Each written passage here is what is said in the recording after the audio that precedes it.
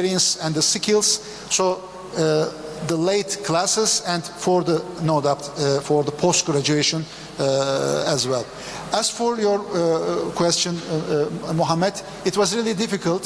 So 10,000 search and rescue staff in the same days, within 3 days, from land, Iran or Iraq or Caucasia or the Western Europe part, or by plane, by ship. So we received then all of our colleagues in our accommodation areas. We recorded them, and according to our national disaster response plan, AFAD identified the gaps in terms of the search and rescue teams. So they dispatched all our colleagues. Turkish Red Crescent Society deal with the Red Cross and Red Crescent partners, and AFAD, Turkish Disaster Authority, deal with the states and the official departments, and we as well as we try to manage the NGOs, and UN immediately set up the OCHA office in Turkey. Then OCHA set up their clusters. Then each leading agency of the clusters lead their own clusters from the UN agencies. So well organized, and it was difficult, but I believe we did it. Thank you. Excellent. I think part of the Malaysian search and rescue team were there, and we were also coordinating well, and as well as the Malaysian Red Crescent Society. Now, thank you, sir. I'd like to ask Dr. Pia. I know active shooting incident, it is not as easy as we think, because you need to act and react on care under fire. So in the context of your presentation just now, what is the preparedness level of tertiary hospitals that you have, and how was your tactical medical team responded to such an event? Thank you. So we have been going and we've created a system where we approach each department, and we bring our university police, our hospital security with us.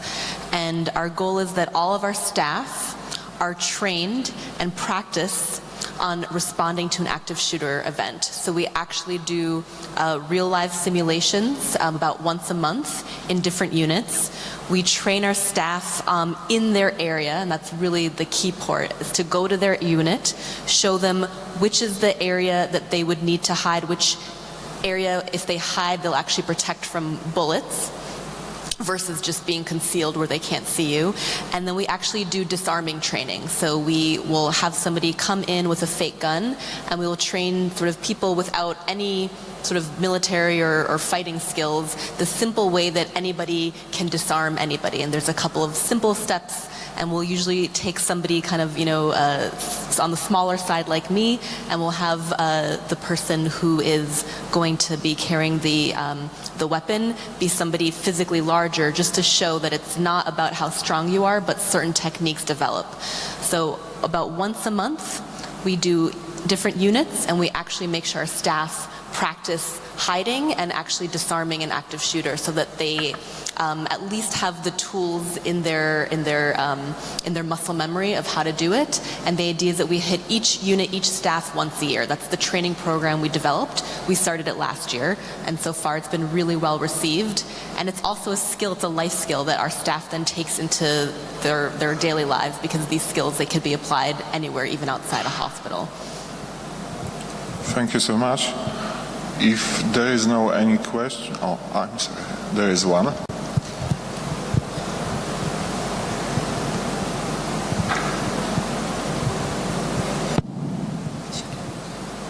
I have two questions, one for Dr. Mustafa Çelikmen.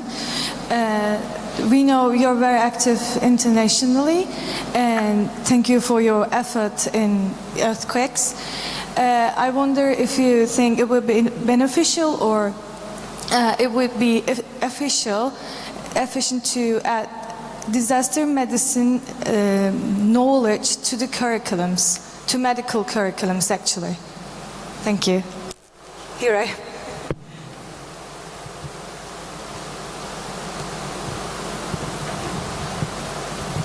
Thank you very much. This is a very important point.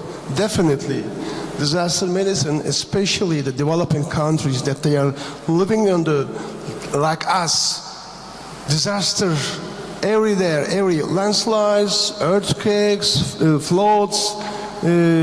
2023 years, we saw all of them. We should get prepared, especially the healthcare workers, medical doctors, paramedics, nurses, they should get prepared.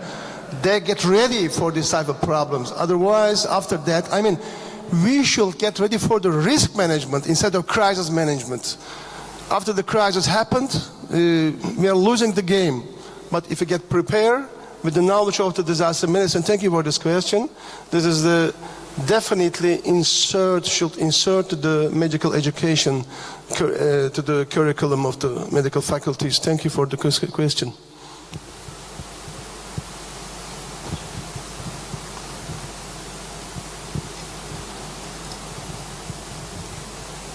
I have one more for Dr. Pia Daniel. Thank you for a presentation in advance. Sometimes when it comes to the violations, sometimes it's not the patient that causes the problem, but it's the come-alongs and their relatives. Do you think it would be ethically or legal or any kind of beneficial to flag these patients as violent, or do you think it would be beneficial to eliminate these patients from the healthcare systems for good? Do you have any studies that based on these cases? Thank you.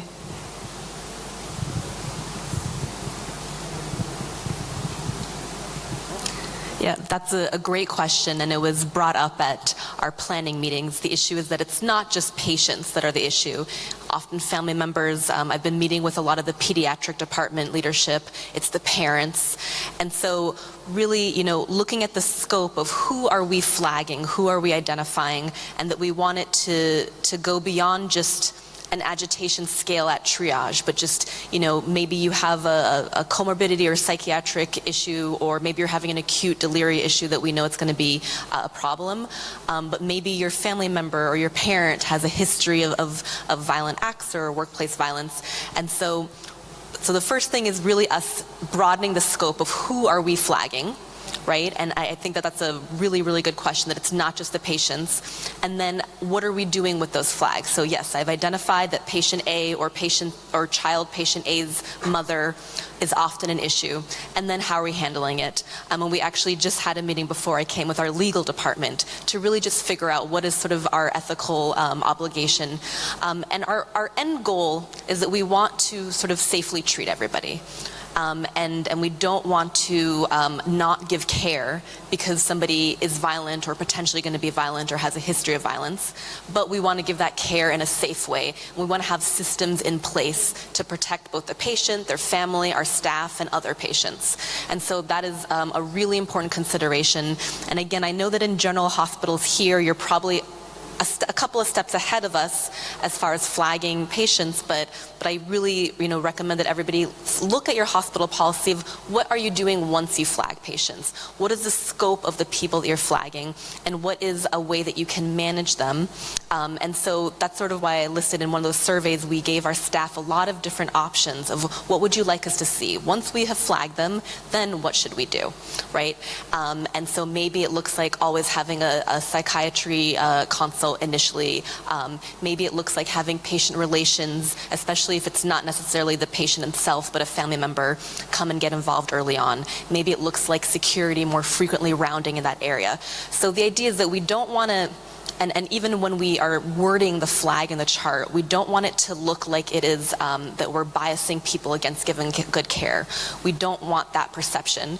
And so we want it to be in a very sort of objective, we are putting this in place for your protection and for our protection. So it's never about you're not allowed here. It's more that we understand that this is an issue. you need care, whether it's just in the outpatient setting or maybe you need to be admitted, and you need to be able to visit your child, right? You're the child's mother, but we know in the past there have been issues, so what are the steps that we can start implementing to make it a much more sort of a pleasant visit for everybody? So I think that's a great question. It's a very gray area, and we're sort of getting everybody involved. But the overall idea is that we want to provide care. We don't want anybody not allowed. We want people's families to be able to come.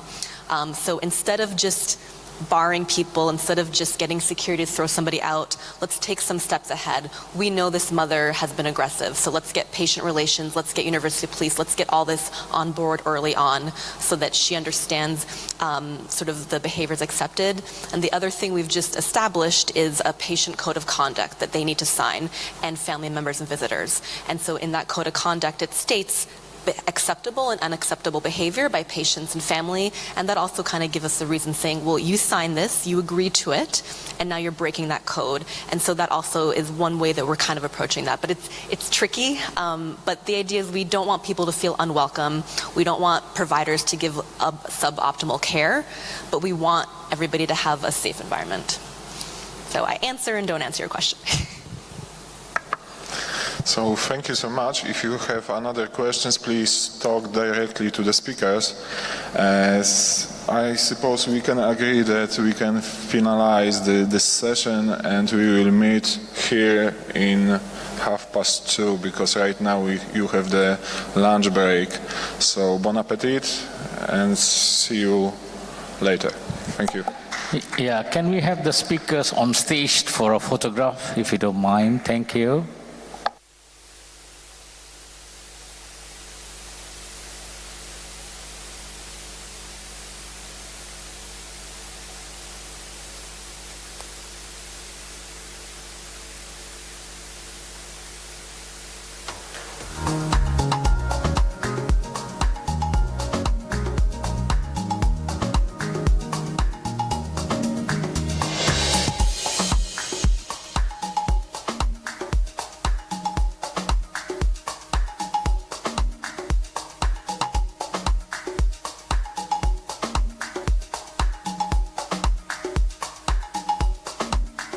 A significant burden, getting financial and other penalties for missing deadlines, and essentially diverting staff from patient care. I was an emergency room physician who was taken out of the ER during the peak of our COVID response for 2 weeks so that I could be in an office helping input this data, because our reporting team wasn't able to catch up with it, and our hospital administration was so afraid of getting penalties. And then when you look at the resources of a facility like ours, where we're sort of independent, don't have a lot of shared resources in the city, and then you compare it with a large network hospital where there's 11 different hospitals across New York City, just looking at the difference in the resources, right? The large network hospital, they had a specific non-clinical 50-person team that could do this reporting. They had a centralized process. It was all automated, automatic updates. Everybody had universal access to it. So the burden for that group was very small on the clinical staff. And then you compare it to the resources that our hospital has, right? We have no dedicated analytic team. The process of getting reporting essentially was decentralized across 17 different clinical departments. There was no centralized place that we could even share information. And a lot of the information was not able to get automatic from our electronic medical record. We had to get it manually. And so it ended up looking like using clinical staff. So the mandate reporting, it really leads to reporting. There's significant reporting barriers, and there's also diversion of resources away from the front line. And when you look at the questions they were asking, when you look at the different agencies, there was so much redundancy. But it was just done in such a way that was really, really difficult to create nice processes, right? So the frequencies of when you report constantly changed, and then the definitions of the variables was either very obscure or constantly changing.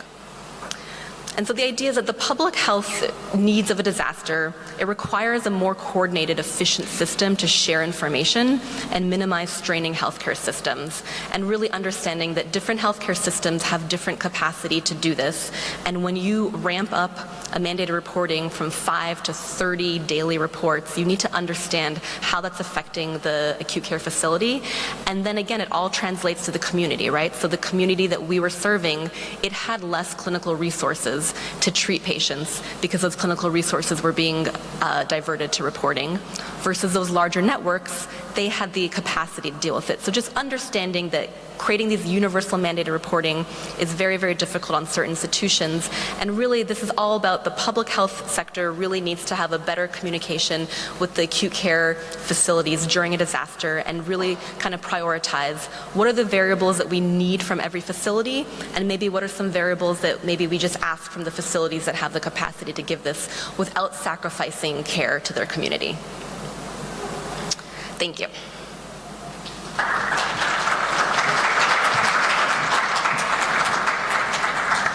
Bravo, Doctora. I can't believe you did that in 10 minutes. Any questions for Dr. Appiah? She deserves that. Thank you, Dr. Appiah. Our next speaker is Dr. Muzaffar Ahmed. Let me see. Dr. Ahmed, are you here? No, Dr. Ahmed? Okay, so I guess now you introduce me. All right.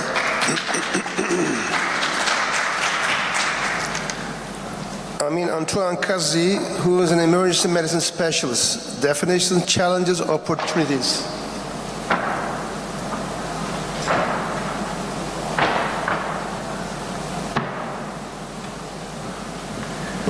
First of all, thank you for having me at WASM and in Turkey. It's always a pleasure to come and see my colleagues, and to be so proud of Turkey has been able to develop emergency medicine faster and more in a more advanced way than many nations in the world. Bravo. Today, I was supposed originally to talk about some type of challenges and something. But I decided to change the topic to something that's more relevant, because I just came from training more than 1,000 physicians and nurses in Lebanon. On Thursday, the Ministry of Health, the Lebanese Order of Physicians, our National Association of Doctors, as well as the MSF, ISF, ICRC, come together to start preparing our physicians in Lebanon for, God forbid, what may be full-scale war. And of course, not only a full-scale war, but possibly whatever other type of internal strife and civil wars we may have in our own country, especially if the crisis lasts longer. Our country has been devastated by a major financial crisis with a nearly total collapse of what we have had before. So we are particularly vulnerable right now in terms of having the resources to withstand an increase in need of resources. So as president of the Lebanese Society and as founding chairman and founding leader within the specialty in Lebanon in terms of developing emergency medicine as a specialty and working with other colleagues to develop the whole healthcare system, we started heavy training in war casualty and ED management of mass casualty incidents. They all come together. There are many aspects of them that go all the way from the field before you get to the mobile unit, from there all the way to the hospitals and the pre-hospital system.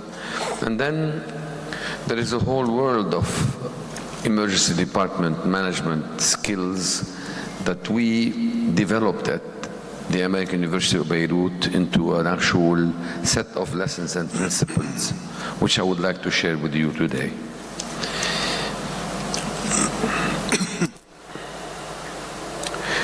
So, just to give you a bit of context to what we're dealing with, we've had fires in 2019, protests and manifestation, a collapse, the August 2020 Beirut port explosion. Our department had more than 800 casualties arrive within hours. We had to take care of these 800 patients, including more than 20 that died and more than 80 that were admitted. So we have been strained, and we've had, in the last 20 years, since I've been back to Lebanon, we've had no less than 30 mass casualty incident activations in our own department, civil riots, internal street conflicts between militias, with tens of wounded and casualties arriving to our department. We had the 2006 Israeli-Lebanon war also, which caused 33 days of heavy casualty load on our department. The difference between prior years and now is that we, since we are board certified, residency trained specialists in the specialty, have been able to really look at what's in common between all of them. We did not rotate for a few years and move on, or for a few months and move on. So this ambiance allowed us to sit and think together what is common to all of them. And today I'm sharing this with you. To start with, why is the emergency department central in mass casualty incidents? It's obvious to many of you, but I'd like to highlight them. One is the identification of the external disaster. That's where the first patients arrive. We're the first to really recognize something is happening. Of course, if you hear a mass bombing, that doesn't mean necessarily it's going to affect you. And that doesn't mean that there are necessarily patients. When they start arriving, the first place that will know about the fact that there is mass casualty is the ED. You're also the place where you'll initiate the process that will activate the disaster plan. I didn't say you will activate the disaster plan, but that's where you will start the process. You triage the mass casualty into different categories. You initiate life-saving, stabilization measures and interventions. You administer emergency department care, and you recognize that, well, it's slowing down after 6, 7, 8 hours, 10 hours, and that's when you start initiating the process to clear the disaster plan and send people home. So among the lessons we learned, that while drills are scheduled, mass casualties are not. So since incidents are different than drills, while we do need to have those drills, we need to remember that they will hit you when you least consider them. And why is that important? Because your own capacity and surge capacity are variables that depend on your load and the time of the day or the day of the week when you're being struck. So what is a mass casualty incident also for your own ED may not be a mass casualty for another. So in a sense, if you have one doctor in any emergency department, you have one doctor, 2 nurses on duty, and they receive 5 patients, 10 patients, to them that's mass casualty. In my department, where in the afternoon we may have 5 faculty, 15 residents, another 10 students, 20 nurses, 10 patients are not a big deal for us. We can handle them. We'll get busy, but we'll handle them. We don't need to activate. So the load depends on your own capacity and your own surge capacity. So if you strike us with a mass casualty incident when we have a full emergency department with bed overcrowding and people staying over for a day or 2, it's a different experience than when you have your consultants available in-house or not available in-house. 2 o'clock in the morning obviously is different than 4 in the afternoon. So you need to take that into consideration when you define your own capacity and the trigger level of when do you activate. But more importantly, when you define your own hospital and regional disaster plan, don't rest, do not. Why? We've looked at this, and I can tell you that no more than 30% of emergency departments in Lebanon have some degree of knowledge of what their plan is. Many people do the plan in a piece of paper or a document that's in a policy in a drawer of someone, but that doesn't mean that everybody knows what it is. And even if The head of the department may know what it is. The head of the department may be in Wasam lecturing. So something else may be happening over there, and everybody should know their role and their duties to really activate. Do you have a plan? Is it an actual plan? Will it work? Has it been tested to match your resource and reality? Not to really be just principles you advocate for that no one knows about.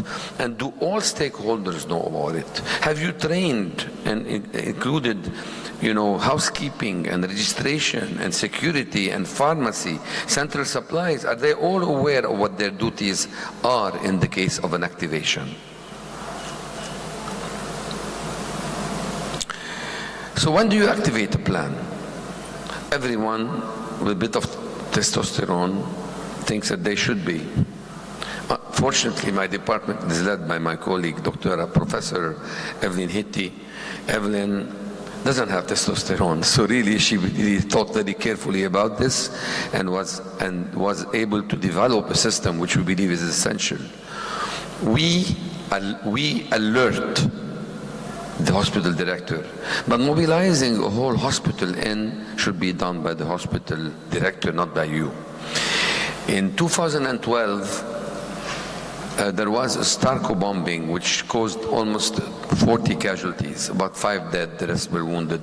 We were the closest hospital. They brought them all to us as usual because they were not, that's what their people tend to go. And that's not ideal, but that's where they tended to go. They had not learned yet to distribute them more properly through a proper dispatch. But patients don't know. They just rush to the closest place. So when we were struck, we realized that if we left the actual activation to the hospital director themselves alone, it may take half an hour to activate, and that half an hour is brutal, because the key element in preparing for the mass casualty second wave of patients, not the first few who tell you there is a problem, the key element is to have these 15 minutes are unforgiving. That's the time when you get ready, set things up, and call people in. You empty the department within this time. So what we realize is that it is essential for the department to retain the capacity to alert the institution, put people on alert. So we have a tiered response. First we go on alert, and 2 we go on activation. The second thing we decided, because we do realize that you have to estimate your capacity, your search capacity, the time of the day. What can you handle? What is the exact number you're predicting of people to come? So you have to assess that before you go to the next step, and the next step is a level 2, not a level 1 activation. A level 2 activation is different than a level 1. Level 1, you activate everybody with the plan.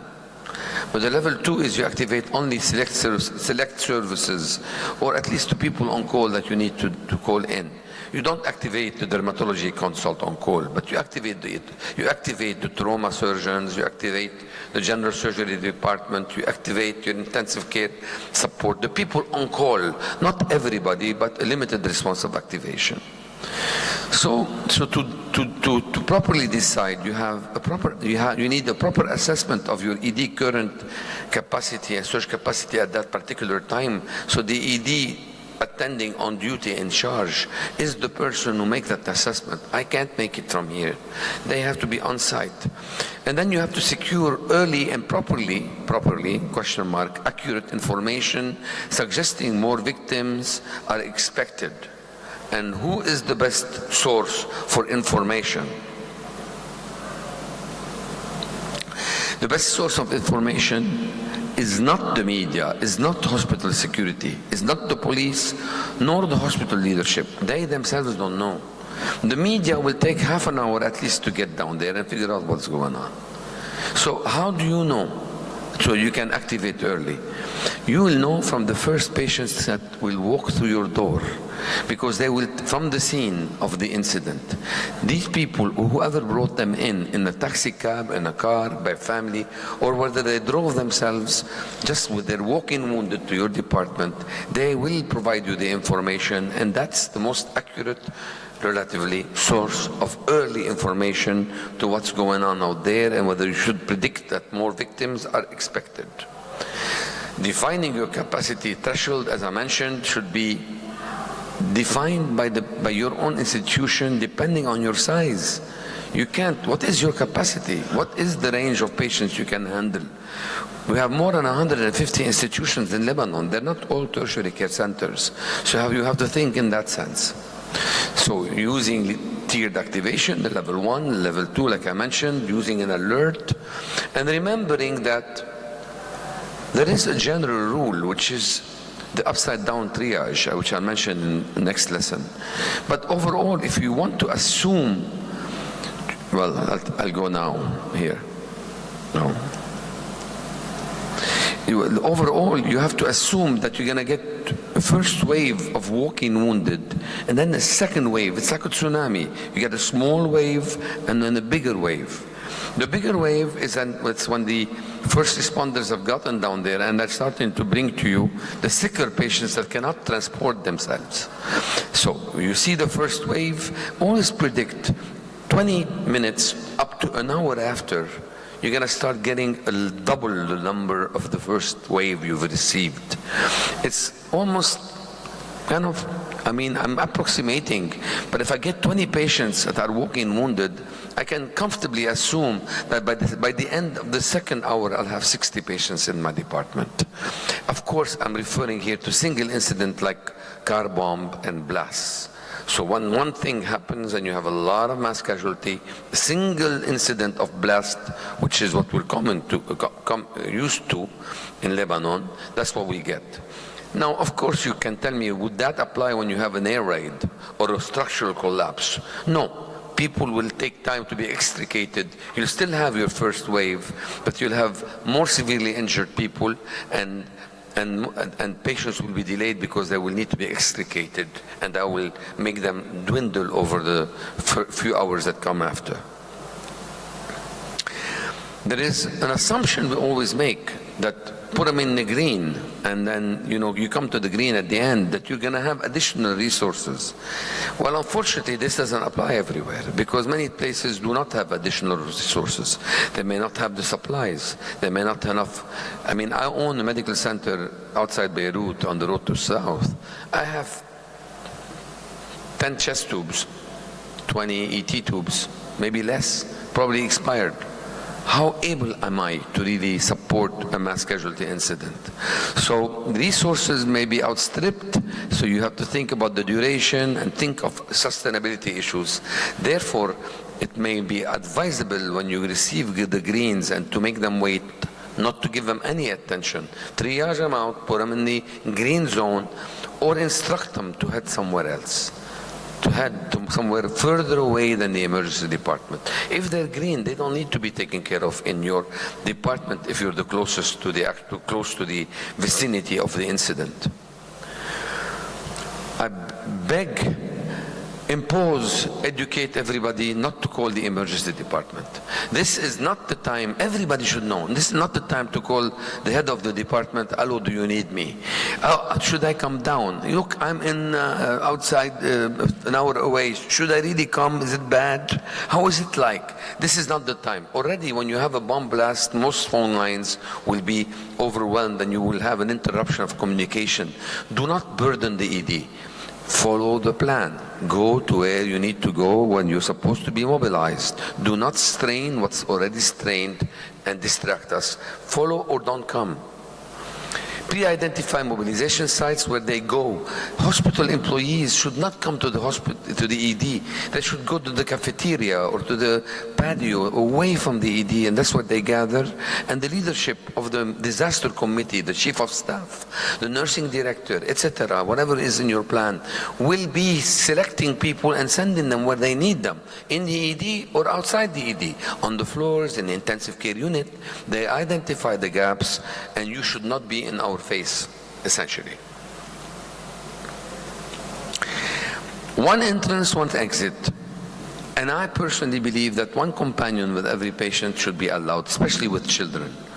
Why? Because you need them as transport to because you need them to identify the patient and that you're giving the right treatment for the right patient. Because patients can go back and forth, move around. You will send them to CT scan. During the bomb blast, we had 3 scanners, the port blast of Beirut 2020. We had 3 scanners operating, and every scan had more than 25 patients in line. We had 1 or 2 patients arrest, deteriorate in line. You have to realize if you send them there, the transportation person will not be able to come back. So you need someone to stay with them to identify them, because identification issues are important. Drill everybody on their duties in every department. The chief of staff, the hospital director, they should not know your plan only. They should know where they fit within the plan. The housekeepers, the nursing director, the admitting head, the support personnel, housekeeping, everybody should be drilled and have their own. We use these categories, all of us, the red, the yellow, the green and the black. Well, I'll tell you 2 lessons. One, when I showed up during the bomb blast to my department, and my juniors, my own former students who now are leaders, but I arrived there and Evelyn told me, I go, where do you need me? I came on my motorcycle so I can squeeze between the shattered glass and all the debris. So I arrived at the department 20 minutes, we had people everywhere already. So when I showed up there, I came from Damour, which is 20 kilometers away from Beirut. So I arrived, I heard the bomb, I just came down. I didn't ask or call. So I parked and I walked in.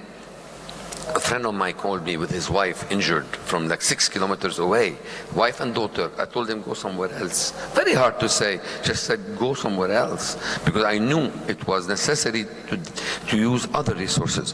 I show up there and she says, I need go to the yellow zone. This is not the time to say, but I'm the one who intubates, I'm the most senior, I want to go to the red zone. Why? Why? Because people are doing CPR in every bed, or intubating and doing primary, secondary surveys. I mean, that's not what we need. The yellow zone is where you salvage people, where you find your own chair of your own department of radiology on the floor, bludgeoned on the floor with his wife, and nobody realizes he's on Coumadin with a brain injury. That's where you can salvage patients who can be salvaged but should be read or resuscitated.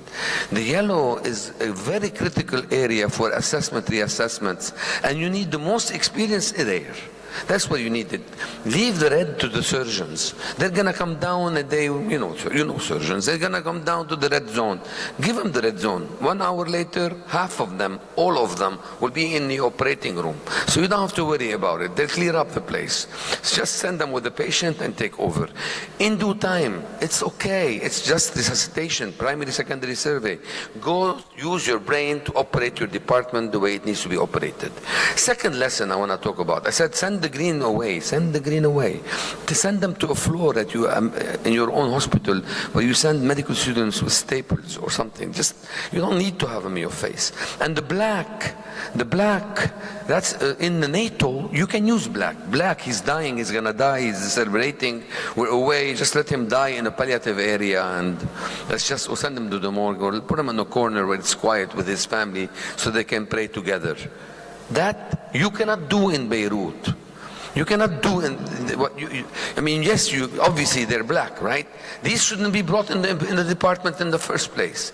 Rescuers should know. But when you see the local mayor of Hamra in Beirut next to AUB carrying his own son with a gunshot wound in the eye and brain coming out from the other side, you don't say, hey, he's dead, take him to the black. You say, come my way, and you take him to the resuscitation room, and you just do barely enough to make sure the father knows that his son has been assessed and that some has been done to really heal them. Otherwise, you will be the next target, and they will blow up in your face. If you want to avoid turning black, do not say black. Do not say black. Use colored colors to tag your nurses if you can. In Corona, it was hard. Everybody was blue. But you really need to tag them so that people know where your nurses are. And it's time for nurses to understand that the junior nurse in my department is their zone leader. Because the junior nurse knows where my medications are, where the supplies are, where the chest tube is, where the phone, how they know the plan of the ED, and they should lead. If you don't have enough people, first thing you need to take care and make sure there is somebody who's a disaster medical officer, also a disaster nursing officer, to clear the department, bring the stock, bring the supplies that you already have on the side, move the chairs out of the rooms, put them in the zone, green zone, clear the ED from every patient, over-admit them or send them home immediately for delayed care. Make decisions. It's not time to charge, just empty your department. That's your first step. Put somebody at the door to do triage. The triage is a different type of triage. This triage is just to look at the patient. This is the triage. You look at them. Are they mentating? Are they posturing? Are they not? If they have cardiovascular collapse, they'll be out. So anybody who's unresponsive, who has decreased level of consciousness, obviously when respiratory distress or unresponsive, such a patient will go to the red. Patients who are in pain but alert and oriented can go yellow. So, and people who are walking, they go green. So you make that decision. Who can make that decision? You don't have to be a doctor. You may need a doctor in the red zone and the yellow zone. That's your two primary problems. So where do you send them? You put a nurse, a senior nurse can do this job sometimes better than your own doctors. That's the order, and then you assume that there will be other people to come and help you. So when Kazi arrives on his motorcycle, go to the yellow zone. Okay? So, and then you have the green and the orange. I mentioned orange, that's actually next to the red. It's an expansion of the red zone. Do the primary in the resuscitation, do the secondary survey in the yellow. If they make it and then don't go to the OR from the red zone or to the morgue. You need a Foley, you need an NG tube, you need the primary, secondary survey. Move them out to a larger expanded area where other people can do the actual secondary survey. Leave a safety stock. Before the bomb blast in Beirut, we had almost 300 enough supplies and stock planned carefully to take care of patients. And we had the safety stock that we replenish every 3 months, and we have it ready. We prepared it 20 years ago. That list can be updated, but it's there. We have pre-registered clipboards and patients that are in the room because they are a different color than the usual clipboards. So brown versus red. You can use color coding to help you know where the patients are. Beware of electronic records. Electronic records can be useful in small scale activations, but when you have 800 people showing up, and what do you do? You're going to use Epic to be able to really figure out what to do? We have Epic, yes. So what do? Epic will go beep, beep, beep, beep, they will blow up. You cannot use Epic in that situation. So that's when you use the surrogate that's with the patient transporting them. That's when you use medical student. 200 medical students can be very useful when they come from medical school. They will accompany, they will stay with the patients or within zones with the sole responsibility of making sure patients are correctly identified. Where do you put the ED triage? Outside your door or inside your door? Outside your door, they'd be stampeded on, so put them inside the door. Put gates with a small opening you open just for the patient.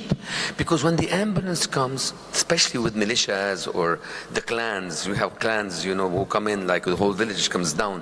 When they come in one ambulance, you open the door, you have 2 casualties, and 10 people on top of them.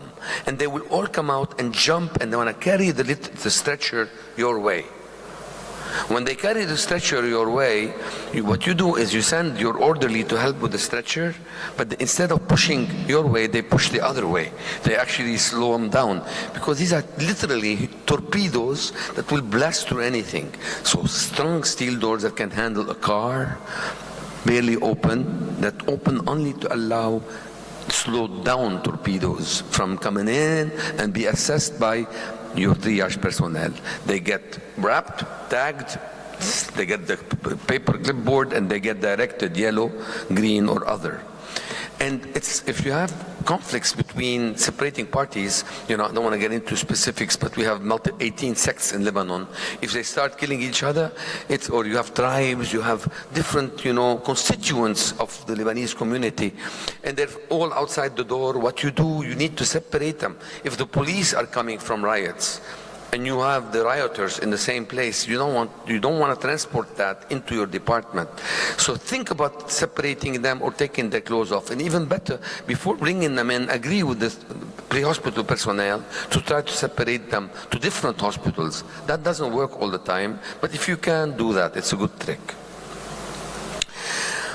Zero tolerance for non-medical questions. If you find people asking questions, where were you shot, how were you shot, who was there, who shot you, get them out of the department. That's your priority. Zero tolerance for non-medical questions.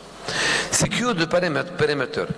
I have started something that is considered probably unethical, but when people show up in my department asking me whether I need them and they're not on my list, especially with the hospital directors, what I do to them, I say, welcome, thank you for coming. Please, can you help the people outside, the security outside, hold the crowd outside?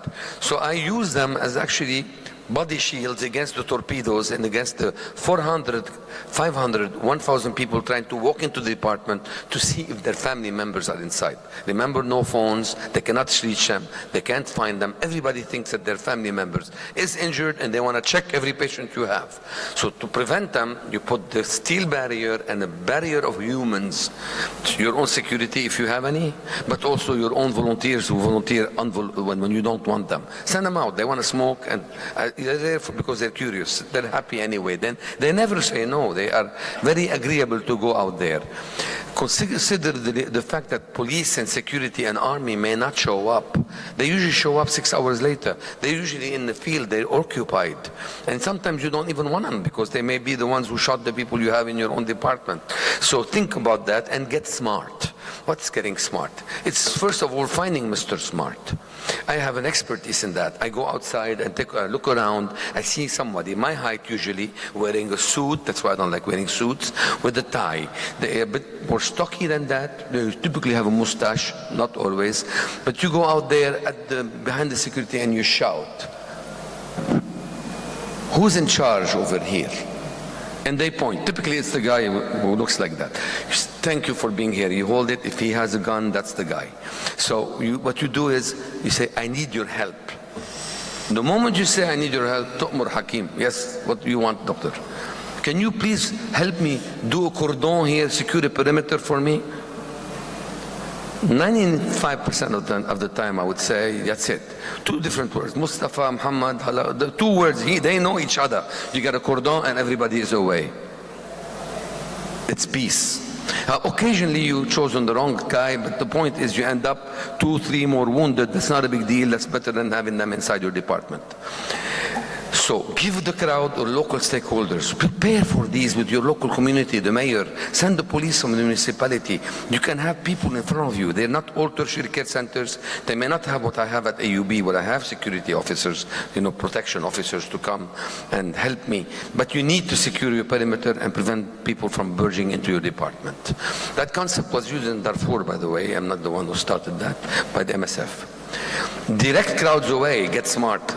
So when they show up, they want to know if my patients, you make a list, even if it's not complete, and you post it away on the other wall, like 500 meters away in the other main building. So they go over there. So there is a list. So they go check the list, and that's better.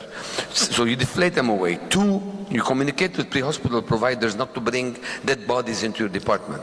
So you don't have these explosions of emotions. And so what you do is you send them to the morgue. It succeeds in 30% of the time. They still bring people into you.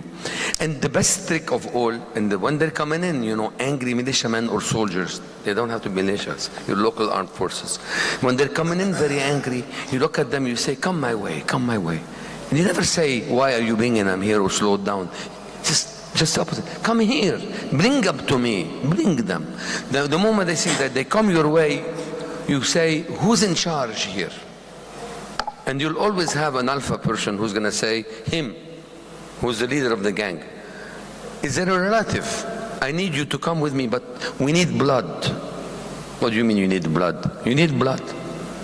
Everybody will stop. The torpedo will take a halt and they'll say, take my blood. And you send them to the 5th floor blood bank on the other building where they hate me and they have a post for me saying dead or alive, wanted. So, I mean, I send them all out there to give blood. So automatically you bring the other two with you and you can this way be able to resuscitate and take care of the patient with you.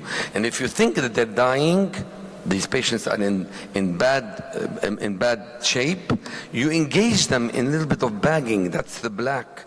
You make them help you, and then you become their friend rather than their target. This issue, oh, he lives or you die, doesn't happen with me because I'm part of the team. They always think of you as part of the team when you engage them as members of the team that's doing the resuscitation. Patients will look like each other, keep the ED records with the patient, keep the actual clipboard with the patient so you can know, check and recheck because they will locate. No media, don't talk to the media, no media. Whatever you say, even if you're in control, they're going to say, hammock, it's a disaster in the emergency department at the UB. They don't want to hear everything is in control. Okay? So it's not your business to talk to the media. You have no time for that. Let the hospital disaster committee and director do that.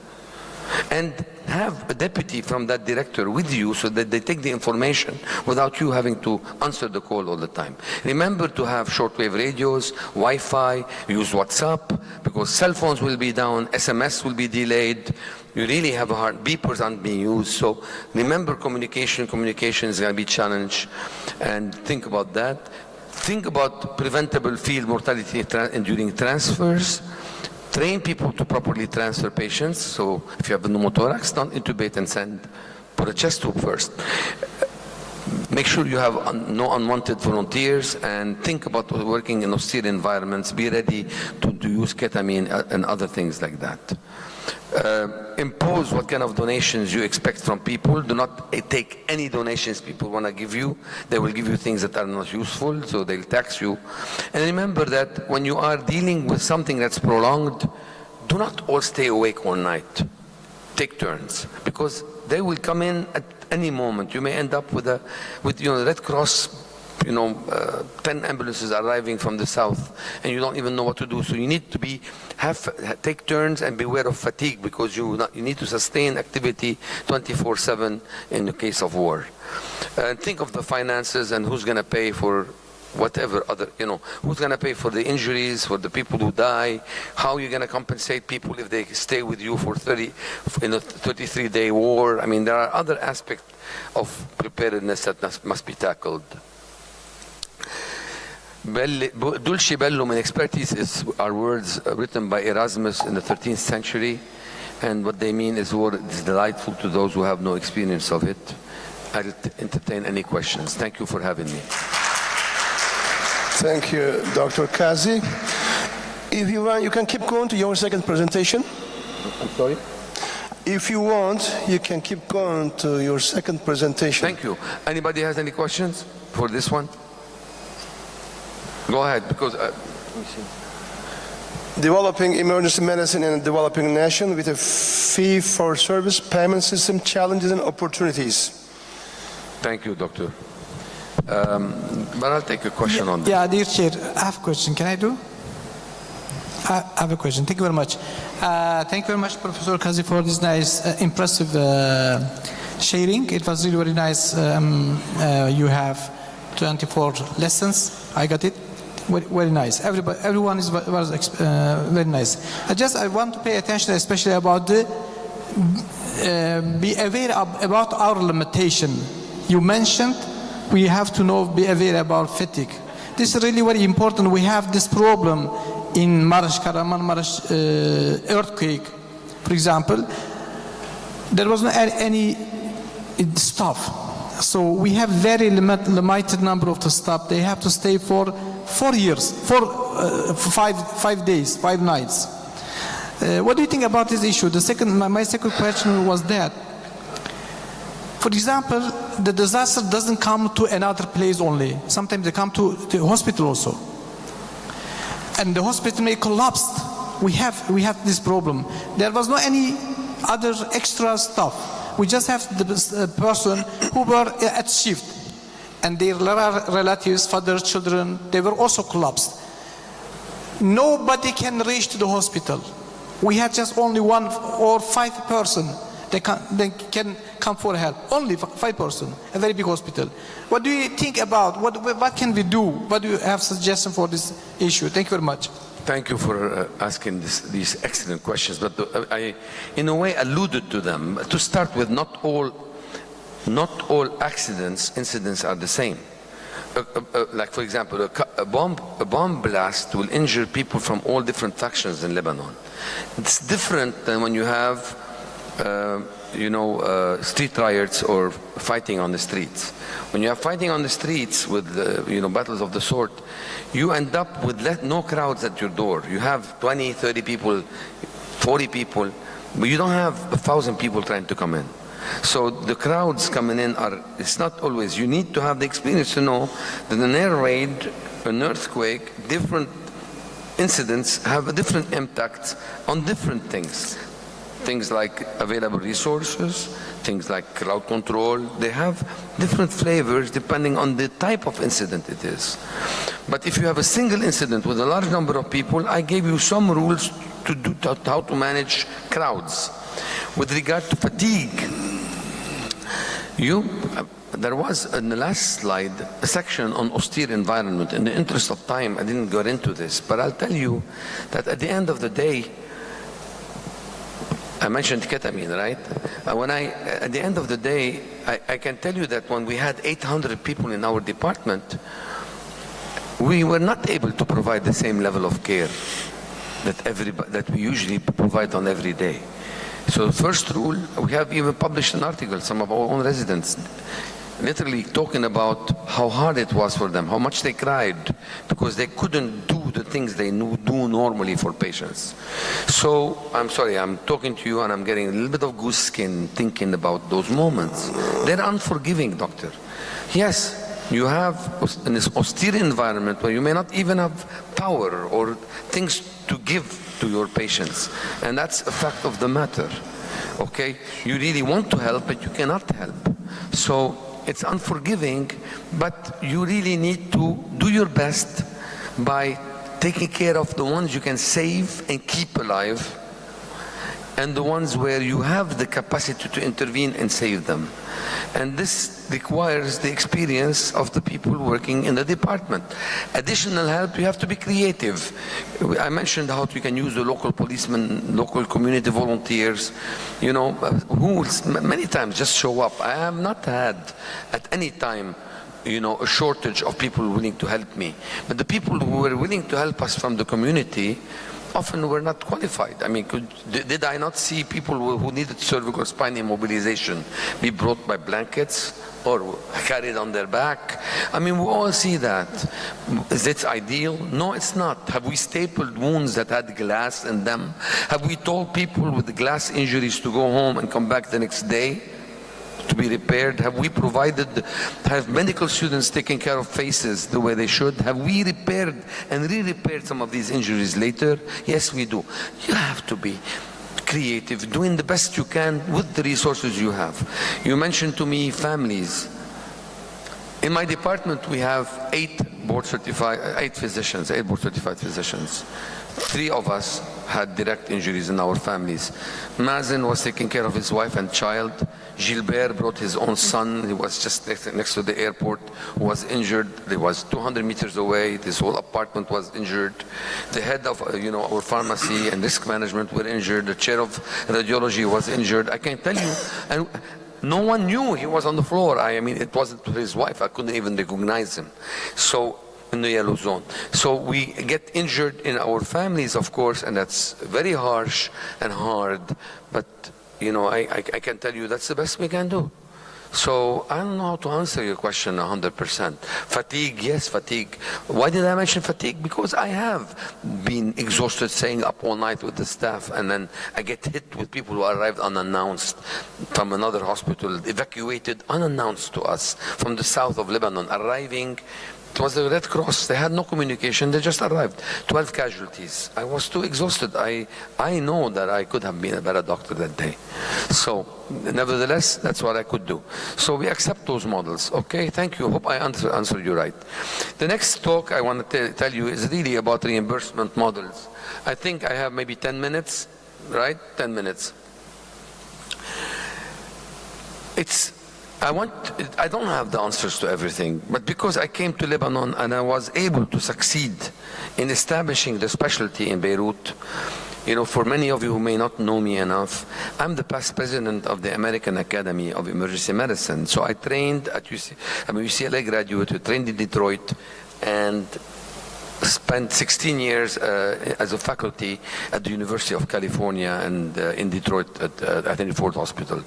So I'm used to the American model, and I came to Lebanon and started alone with residents and developed a residency program that's ACGME accredited.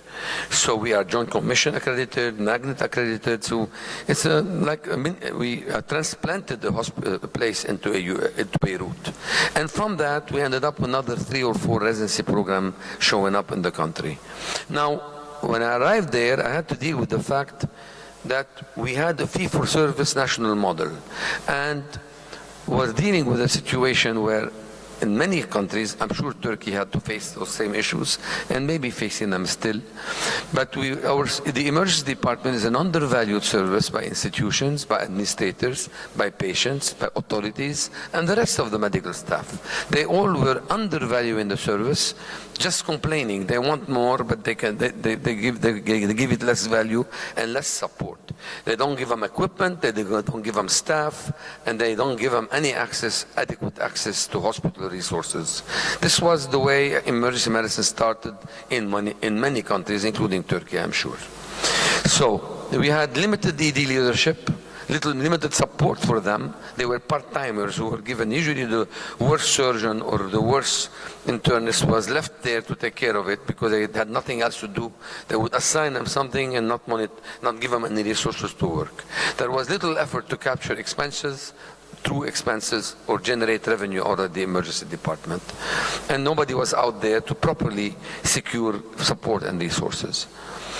The EDs needed support for the structure, for operations, for coverage by attendings, by physicians, by nurses, and needed people to run the place. It's a full-time job when you have 30,000 patients a year. It's a full-time job.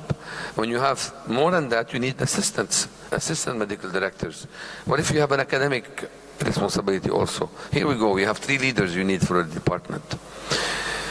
Then there are pre-hospital services that may be deficient. You may not have a proper space, proper design, and you have difficulty with providing proficient, qualified, trained, credentialed staffing by nurses, by technicians, phlebotomists. There is no adequate continuing education, and there is no true citizenship or stewardship. There are no stylets, there are no yank hour suctions, you have no suction, no proper tools. In Egypt, I remember touring with the Minister of Health in their biggest institution. They had no defibrillator in the emergency department. They had to take the patient to the 5th floor. So today, I'd like you to start thinking, what are the models of reimbursement and reimbursement regulations in your own country? Have they helped advance the specialty or impeded its growth? Is reimbursement competitive in emergency medicine with other specialties? Are you being compensated the same way? Is it undercompensated and reducing interest by excellent students and physicians to practice, train, or stay in emergency medicine? What are the strengths, weaknesses, and pitfalls of the compensation system that allowed your specialty to grow? And what are billing regulations that you think that will protect the specialty and you would like to see advanced? These are good points to start to think about. In general, remember, you think of people either paying or somebody else is paying for them, right? That's a simple way. Either they pay or someone else pays. So in Lebanon, we had cash self-pay. We had people with private insurance. You had employees who had developed their own plans of like a cooperative that they administered themselves. And you have then cooperatives of national groups or special industry groups. And then you have the labor ministry has something known as National Social Security Fund, which is almost a third of the population of Lebanon. And what they do is they also set the rates and determine what and how many people can be paid for every admission, who gets paid and who doesn't. You have then Ministry of Health coverage. So the Ministry of Health coverage is when, for example, people have no money. So if they don't go to a private hospital, there are allocated budgets that can be spent on under non-funded patients. And that's the sad trick. So in 2006, I took care of 3,000 patients in my department, including 12 dead and 120 wounded, 270 admissions, and more than 300,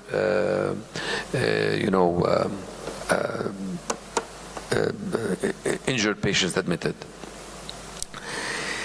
The Ministry of Health paid the whole department for 33 days of work, $260 for 33 days. That's like 8 cents per patient. How can you provide coverage for 33 days? How can you pay people to take care of patients if you're going to give them 8 cents? So obviously it's not, we need to know the details because the devil is always in the detail. It's easy to go on national TV and say, oh, everybody's covered, but de facto people aren't. And they hide behind rules, like things like, oh, the Ministry of Health covers only inpatient admissions. They don't cover outpatient. Oh, you're not on the formulary, your specialty is not on the formulary, so sorry, we don't pay emergency physicians. We pay the admitting doctor only. Let them pay you. Take away from them. So that's not going to happen. And then you have armed forces medical insurance coverage. And we have many. We have the Sûreté Générale, the immigration police. We have the customs police. We have the internal security police. And then you have the Lebanese army. And every one of them has their own form of coverage and rules. Very fragmented. And background, we have 163 institutions that claim to be to be hospitals. De facto, some of them don't exist due to corruption. Some of them are just small little dispensaries or units that are called hospitals just for funding purposes. We have 138 private and almost 25 public hospitals. Public hospitals are supposed to be 100% free. We do have a lot of doctors, two for every 1,000 person in Lebanon, and our pre-hospital sector is based on volunteers. Now, hospital models, we have private, but we have government hospitals. There is also an army-owned army hospital, where most of the time the scanner is broke. And then you have university hospitals that are supposed to be not-for-profit, and that's supposed to be as big. And then you have university, because their bills can be big. And then you have hospitals that convince universities to call them affiliated. So they do exchanges. They provide students, residents that rotate between the two, and they have accordingly affiliation. They work somewhat for profit still. And there are government hospitals that have established affiliation. Again, fragmentation that leads to a lot of chaos in reimbursement models and reimbursement activity. So let's start with everybody wants affordable emergency care. So if you ask people and administrators and policy leaders, politicians, what do you want for patients? Every patient is entitled to affordable emergency care. Ideally, affordable to them means free. Somebody else should pay for it, not me. To insurance patient, affordable means how can I coerce facility and providers to accept the least reimbursement for providing excellent care or care. To the government, affordable becomes restricting access to resources, to limit utilization, to only when it's most needed, and when it's difficult to say no to patients. Outcome, fragmented, heterogeneous, overlapping, where people in the same family or the same person may have national coverage by the fund and have private insurance, where patients have to pay out of pocket in addition to insurance to be accepted for certain specific procedures that are negotiated. A lot of, you go into a private government hospital, but the surgeon will not operate. They'll have their students operate unless you pay them money tip outside without telling anybody. So there is a lot of overlap and a lot of confusion and corruption. The terms of coverage and benefits also change. Pre-existing injuries, pre-existing diseases, the illnesses that occur within the last month, there will psychiatric issues, dental complications. There is coverage that varies from one to the other. And then you have accreditation requirements by heterogeneous entities. So you have Ministry of Health accreditation, you have Magnet, John Commission. There is actually an agency from Turkey that comes and accredits also institutions in Lebanon. And you have diagnostic centers that where doctors send patients to do their labs other than their own institutions. And they do that so they can get the kickback later. You have corruption. You have 5,000 GPs in Lebanon, people who wanted to be doctors. That shouldn't be a lot, these 5,000 GPs, except they're 5,000, but they're more than a third of our doctor population who are still practicing in Lebanon. They're almost 40% of our population of doctors. Some of them are excellent, some of them are not at all. Some of them cannot handle health care or medical care or acute care. Yet there is political activity that puts them in certain positions where they can do that. A lot of bad habits among healthcare professionals who can bill patients while traveling, who can bill patients they haven't seen, who don't come to see their patients where they do overbilling for private insurance. And you come in there trying to fix something, and they all tell you, look, follow the NSSF, National Security Fund. What are their rules? NSSF was established in 1960. There was no emergency medicine. They pay only for inpatient care. You're outpatient. And they don't pay for you because you're not existent yet. And when you are existent, they tell you you're not everywhere. Why should I pay here and not there? And if then they go to, why should we pay you for care? Let them pay you. Why should we? And then you're not on the formulary, or we don't know that they should. And then private insurers use that as an excuse not to pay you. Why should we pay you if the national fund doesn't? In 1960, there were no defibrillators. 1960, there were no CAT scans. There were no thrombolytics. People did not do laparoscopy. So sometimes you have to upgrade your laws and rules and regulations to match the reality. They cap the number of consultants, they chop you off. Your colleagues will conspire to take your bill out. They are all happy with collecting together, but you're the new kid on the block. They don't want you. There is bundling. There is also issue of coverage. Are you really covering the department or not? This is the American University of Beirut. We're a 200-year-old university. And this is my hometown where I live in Damour. Any questions? Thank you, Dr. Kazi. Any question? Not only for Dr. Kazi, also Dr. Daniels. Please. Do you have a question, audience? Thank you for presentation. I have a complicated question about these solutions about the payments of us and emergencies. What do you consider to act behavior to the other administrators, specialties, or chief physicians of the hospital to solve this? Do we act rigid or hard, or is friendly or soft? What do you think? What is the best way to secure reimbursement for emergency physicians in your country? Is that your question in a way? Well, for example, what are strategies? What are strategies to use? Yes. Not to be direct. Soft strategy or to be hard? Okay. I ask for it. I'll tell you how it works. In general, when you have a universal care, when the authority decides payment, the first battle you should seek, the first victory you should seek, is parity with other colleagues. So, parity with other colleagues within the institution where you're practicing. In a sense, you cannot say that every hospital is the same way than others. And of course, you do know that some surgeons working in certain areas or certain hospitals may not be as qualified or as in your university hospital. So you cannot say everybody gets paid the same. You really need to make sure your first goal is to secure that your specialists are getting paid by the payers the same way, whether it's private insurance, cash payer, or the consultation you get should be similar to theirs. How can you cap it in the emergency department?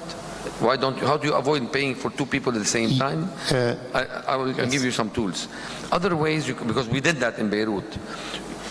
So you collect all the money in a pool every month, and you divide it based on the number of consultations, including your colleagues who come to the department. Why is that important? Because when you give retribution for them for showing up, and you collect the money you collect from the government, from private patients, when you collect the money and you distribute the collection for the patients from month of September 2023, it becomes an open account. Any money that comes in gets distributed automatically via the proportion to everybody who was involved in providing care in that month. And you can then build incentives for higher acuity, for nighttime coverage. It may sound complicated, but it's actually a mathematical formula. I've done that in Beirut for the last 13 years. We never had a problem. So you incentivize people who come from home. You incentivize people who come at night, weekends, holidays. So you give a higher 1.4, 1.2, and the day shift, midday of the week becomes a lower amount of revenue. And you make their share equal to yours except for the coefficient based on acuity and time of the day. So by doing this, you are already making everybody work with you to limit the number of unnecessary consultations.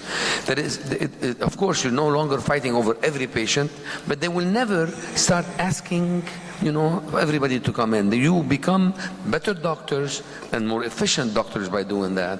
And that's one model that can help make everybody work together. Another model you can use is the issue of competition. Look, we're facing it in Lebanon. At AUB, the biggest battle I won was the battle of reimbursement. When I was able to get the money because the trustees said, give them the money, the government of my university said, give the money to the department, they're your equal. When I won that battle, trust me, I made a lot of enemies. I had cardiologists making money all the way from France. Hello, on the phone call, then the resident or the fellow will come and put the bill. And they were putting an emergency bill. So, and then, there is only one emergency bill. You cannot have many. They are consultants, not primary. So when you want to reorganize that, you're dealing with colleagues who are making lots of money, easy money, on every Foley, every NG. So to avoid that, two tricks to do that, because they said, first of all, you stand firm. We want parity with colleagues. And that cost me my position at the time. I was offered the job, but I had to sign what they wanted. I didn't. I refused the job. So they had to find an alternative, and they had to fight with all my colleagues. I may be bad, not everybody is bad, because when you are fighting for something that is fair for every one of your colleagues, for the welfare of the specialty, your colleagues will be there with you. So we won it a year later and got what we wanted. So this is technical, because what is going to happen is sometimes the institution is going to want to take the money and give you a salary, a very small salary compared to others. No, you're specialists like everybody else. You must win the battle of parity in your institution. How do you do that? What are tools to avoid? Why, Kaiser is an HMO in America. How do they decide what to pay their employed doctors? They cannot hire anyone if they don't pay them similar to the people in the private market. So in Lebanon, I've trained in the last 12 years since we opened the residency program in 2011, we graduated 30 people. We've retained 10. 10 are in the Western world, Europe and United States already, and 10 others are in the Gulf region. And why do they leave? When I started, they used to pay doctors in Lebanon in emergency medicine 10% of what they're getting paid now. In the Gulf region, they're paying them 4 times the amount. So 10%, Congrats. 10% of X versus 4 times X. So the market, the competitiveness will resolve this issue. If you want good qualified emergency physicians, you need to do that. So let the market help you gain these changes. Now, you must also accept the fact that in Lebanon, which is the size of Orange County, 6 million people, we don't need 150 emergency department. You need categorization of these hospitals where the tertiary care centers, where the high acute are distributed properly, that's a national plan for the minister, and where the people there are qualified. Other places can have GPs who have telemedicine support, who have an administrative support. You can create a tier 2. I know it's hard to accept that, but I come from the United States, the American Academy of Emergency Medicine, where only board-certified physicians should do this. In the rest of the world, you have to have a tier 1, tier 2. The tier 2 are going to end up working in the rural places and in less privileged places with support from the main, but also you don't expect them to do the things you do. You need to create a trauma system where patients that have the high stroke units, cardiac cath, are limited to places where you have the best of the best, and you pay the best of the best in parity with the people in that institution. That's it. I hope that helped. Thank you. If there is no question, this session will end it. Thank you. Thank you. Thank you for having me.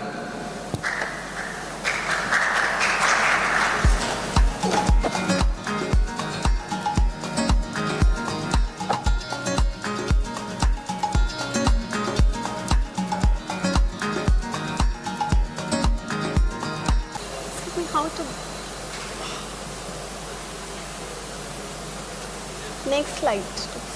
Sorry? Next slide, we have to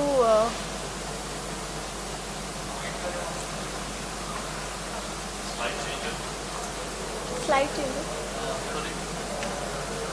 Here, this one? Okay. Green. Green is next, ma'am. Okay. Thank you. A very good afternoon, everyone. I am Dr. Indulata from India, and basically I am an obstetrician and dealing with high-risk pregnancy. And today's topic of my talk is emergency transfusion in pregnant trauma patients. I think you all are dealing with pregnant patients in your emergency department. So there is nothing to declare, and I would like to thank YSM team, organizer, to give me this opportunity to have here. So the objectives of my talk is management of pregnant trauma patients, prevention of RH isomerization, transfusion principles and risk, and blood products transfusion.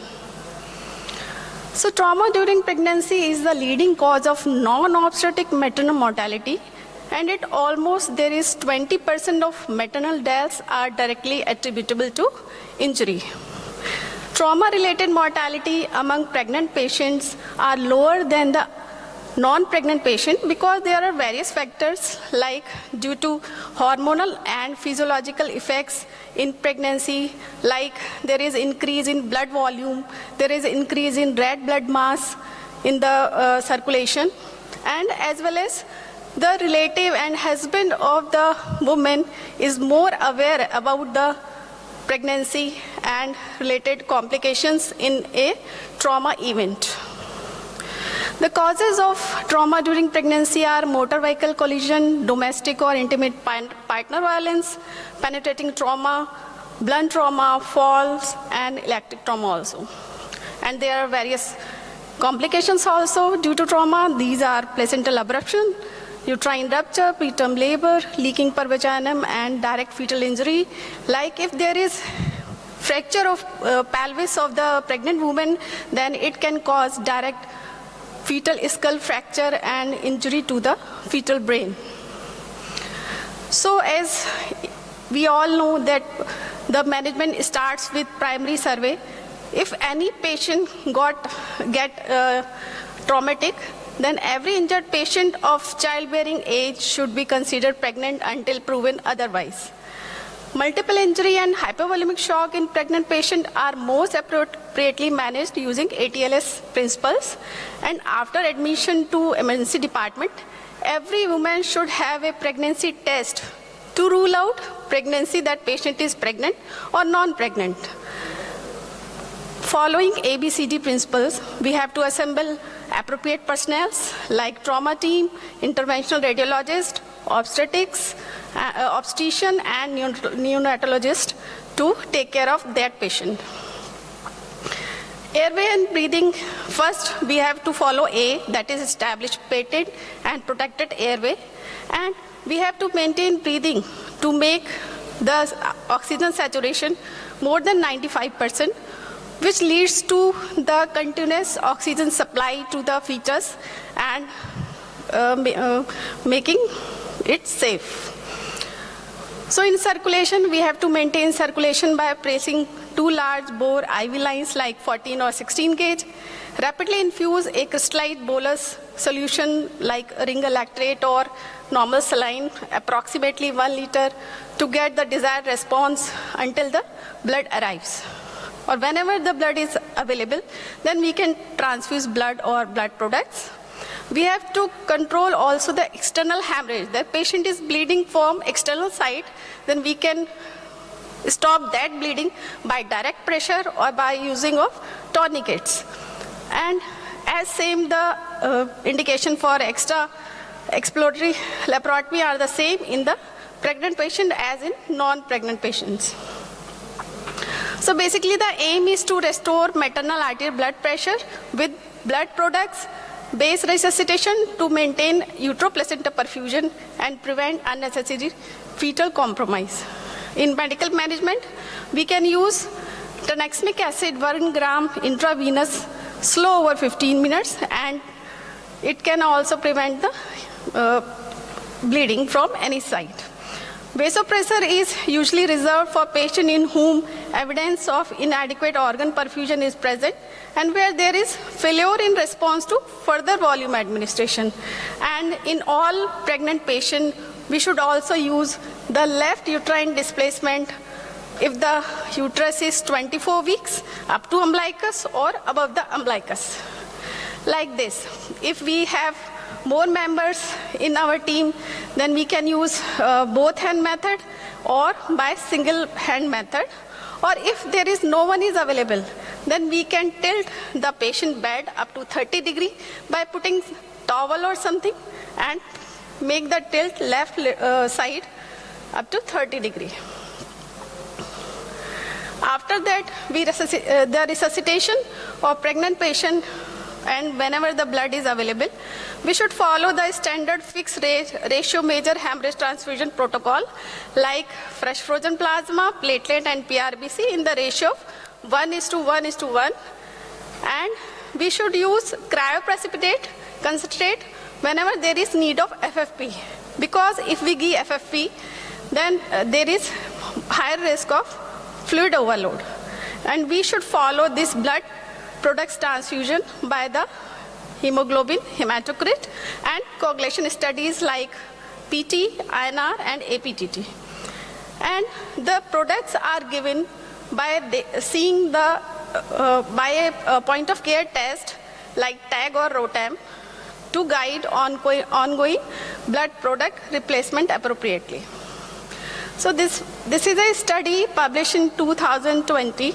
In this study analyzed the 2 trials like CRASH 2 and WOMAN trials, in which they have seen that the patient with the traumatic hemorrhage and with postpartum hemorrhage, if the time from this event to admission to emergency department is more than 3 hours, then there is need of transfusion, blood transfusion.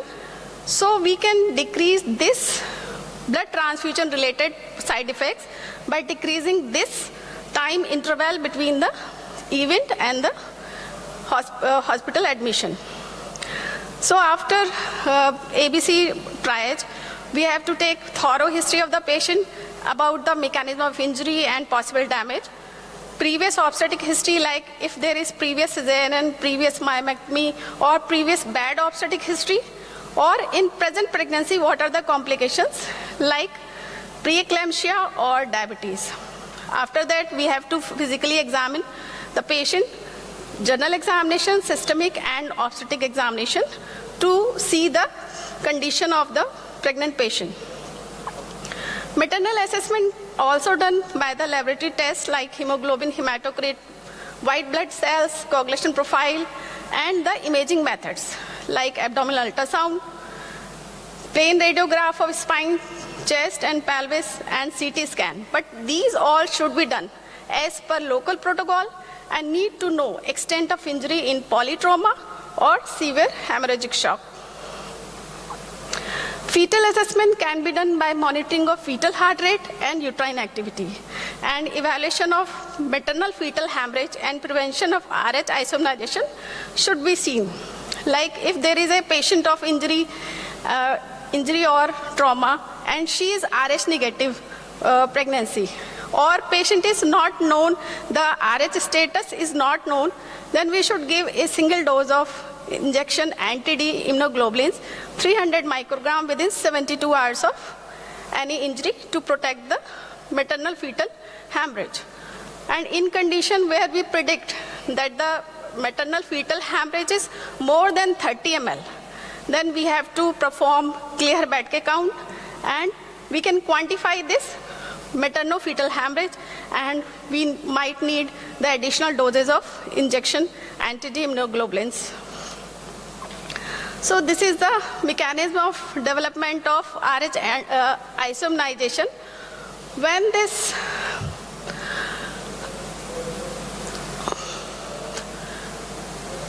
the mother is RH negative and fetus is RH positive, then this RH positive, due to maternal fetal circulation, these RH positive antigen create a immune system response, and these mother body response is formation of antibodies against this RH antigen of the baby. So these antibodies after formation get back into the fetal circulation and causes damage to the fetus. So the principle of transfusion in pregnancy should be, there should be a valid consent, and if the condition is not feasible at that time, then we can inform retrospectively to the patient and patient relatives. Documentation of reason why we are transfusing the blood, we should mention in patient record.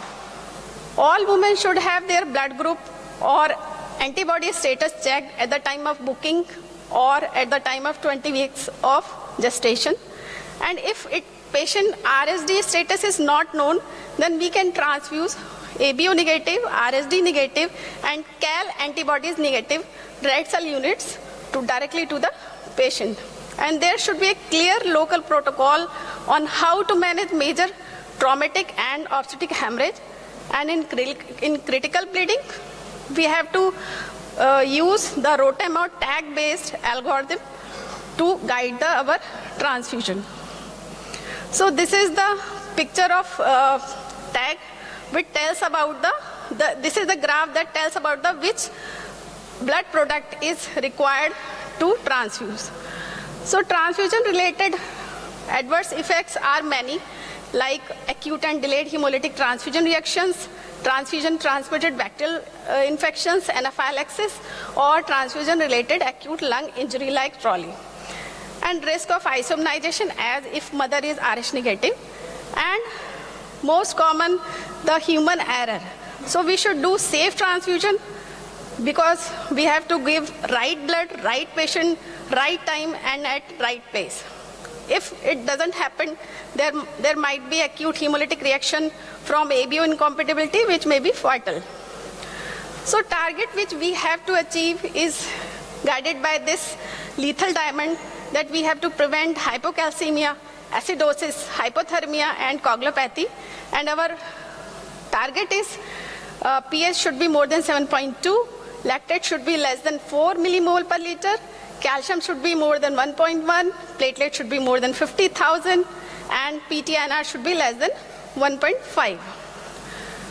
So we can transfuse many types of bloods if patient comes in emergency and we don't have time to cross match and all that, then we can give directly O negative blood group with RSD negative uncrossed red blood cells. Or if we have time, then we can give group specific blood transfusion. And if we have more time to cross-match the blood fully, then we give fully cross-matched blood. We should use rapid infuser and blood warming device to give these transfusion. So in fresh frozen plasma, the dose is 12 to 15 milligram per kilogram of body weight, and it is determined basically the clinical indication, pre-transfusion and post-transfusion coagulation test, and clinical response. And the PT and APTT should be maintained less than 1.5 times of the normal value. The infusion rate should be 10 to 20 milliliter per kg per hour, and FFP should not be used to reverse warfarin. If the patient is on warfarin, we should not give FFP to reverse the action of warfarin. We should give patient prothrombin complex. In cryoprecipitate, the typical adult dose is 2-5 donor pools. That is, one pool of cryoprecipitate contains the fibrinogen, factor 7, factor 13, and von Willebrand factor from 5 units of whole blood. And it will raise fibrinogen concentration by 1 gram per liter in average adult, and it is administered at the same rate as previously. If you intend to use cryoprecipitate, then it should be thawed because it remains in frozen condition. So we have to tell our bank to thaw it if we want urgently.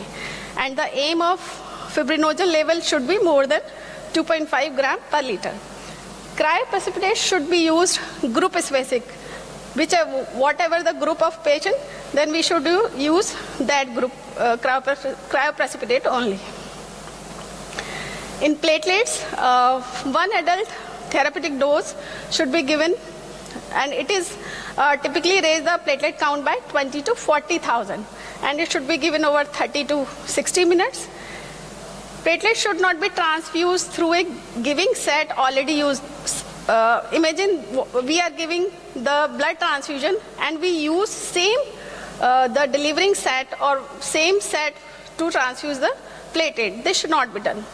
Start transfusion as soon as possible after component arrives in the clinical area. So this is all about the component of the blood products. And we should know we are left with 1 more minute. So we should know the massive blood transfusion, and it may be needed to initiate a major trauma, obstacle hemorrhage. And in adults, massive transfusion may be defined as transfusion of half of one blood volume in 4 hours, or more than one blood volume in 24 hours, or we can define as more than 5 unit RBC in 4 hours, or more than 10 unit RBCs in 24 hours.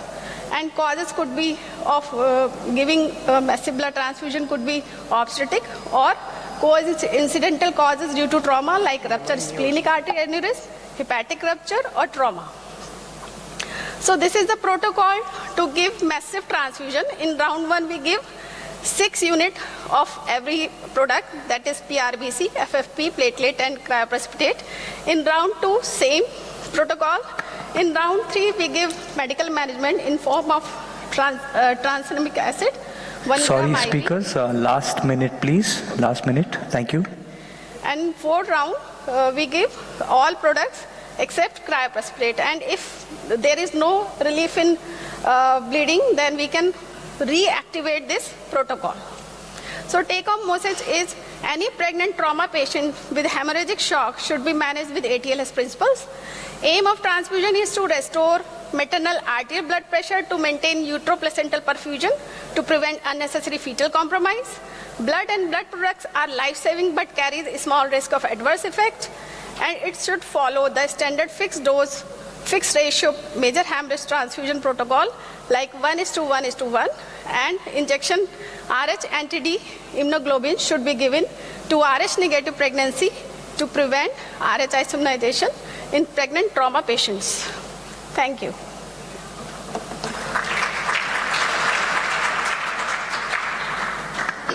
In the interest of time, we'll be taking questions right at the end of the session, if that's all right with everyone. Right? Thank you. Thank you. Thank you very much. Moving on from a vast and general topic to a very specific, specialized, super duper specialized topic. cardiac oncology in the ED. It's Dr. Katia M. Lugo. Thank you. Thank you. And thank you, everyone. It's really an honor to be presenting at WASM 2023. I got appointed with this topic, cardiac oncology, right? Why which one I used to?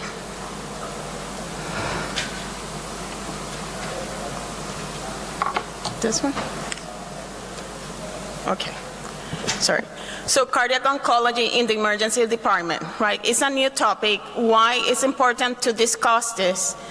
Cardiovascular disease and cancer has been the leading cause of death for years, right? We have noticed a decrease in the cancer death through the years, but we have noticed an increase in the cardiovascular death on the cancer survivor patients, right? This is what is bringing the importance of the cardiac oncology. We need to create a multidisciplinary team to deliver the integrated and personalized approach on patient care. So this is a new topic. It's a new field in cardiology and also hem-onc, and now it's going to be a new topic in the emergency room that is aimed to reduce the morbidity and mortality and to improve the quality of life of patients surviving cancer. They concentrate in preventing, diagnosing, and treatment in the cardiotoxicity and that result from chemotherapy and radiotherapy, right? It's how we're going to identify these patients earlier to start the treatment, the prognosis, and the prevention. And if they develop the cardiotoxicity, to identify early to also minimize the deterioration on their cardiac status.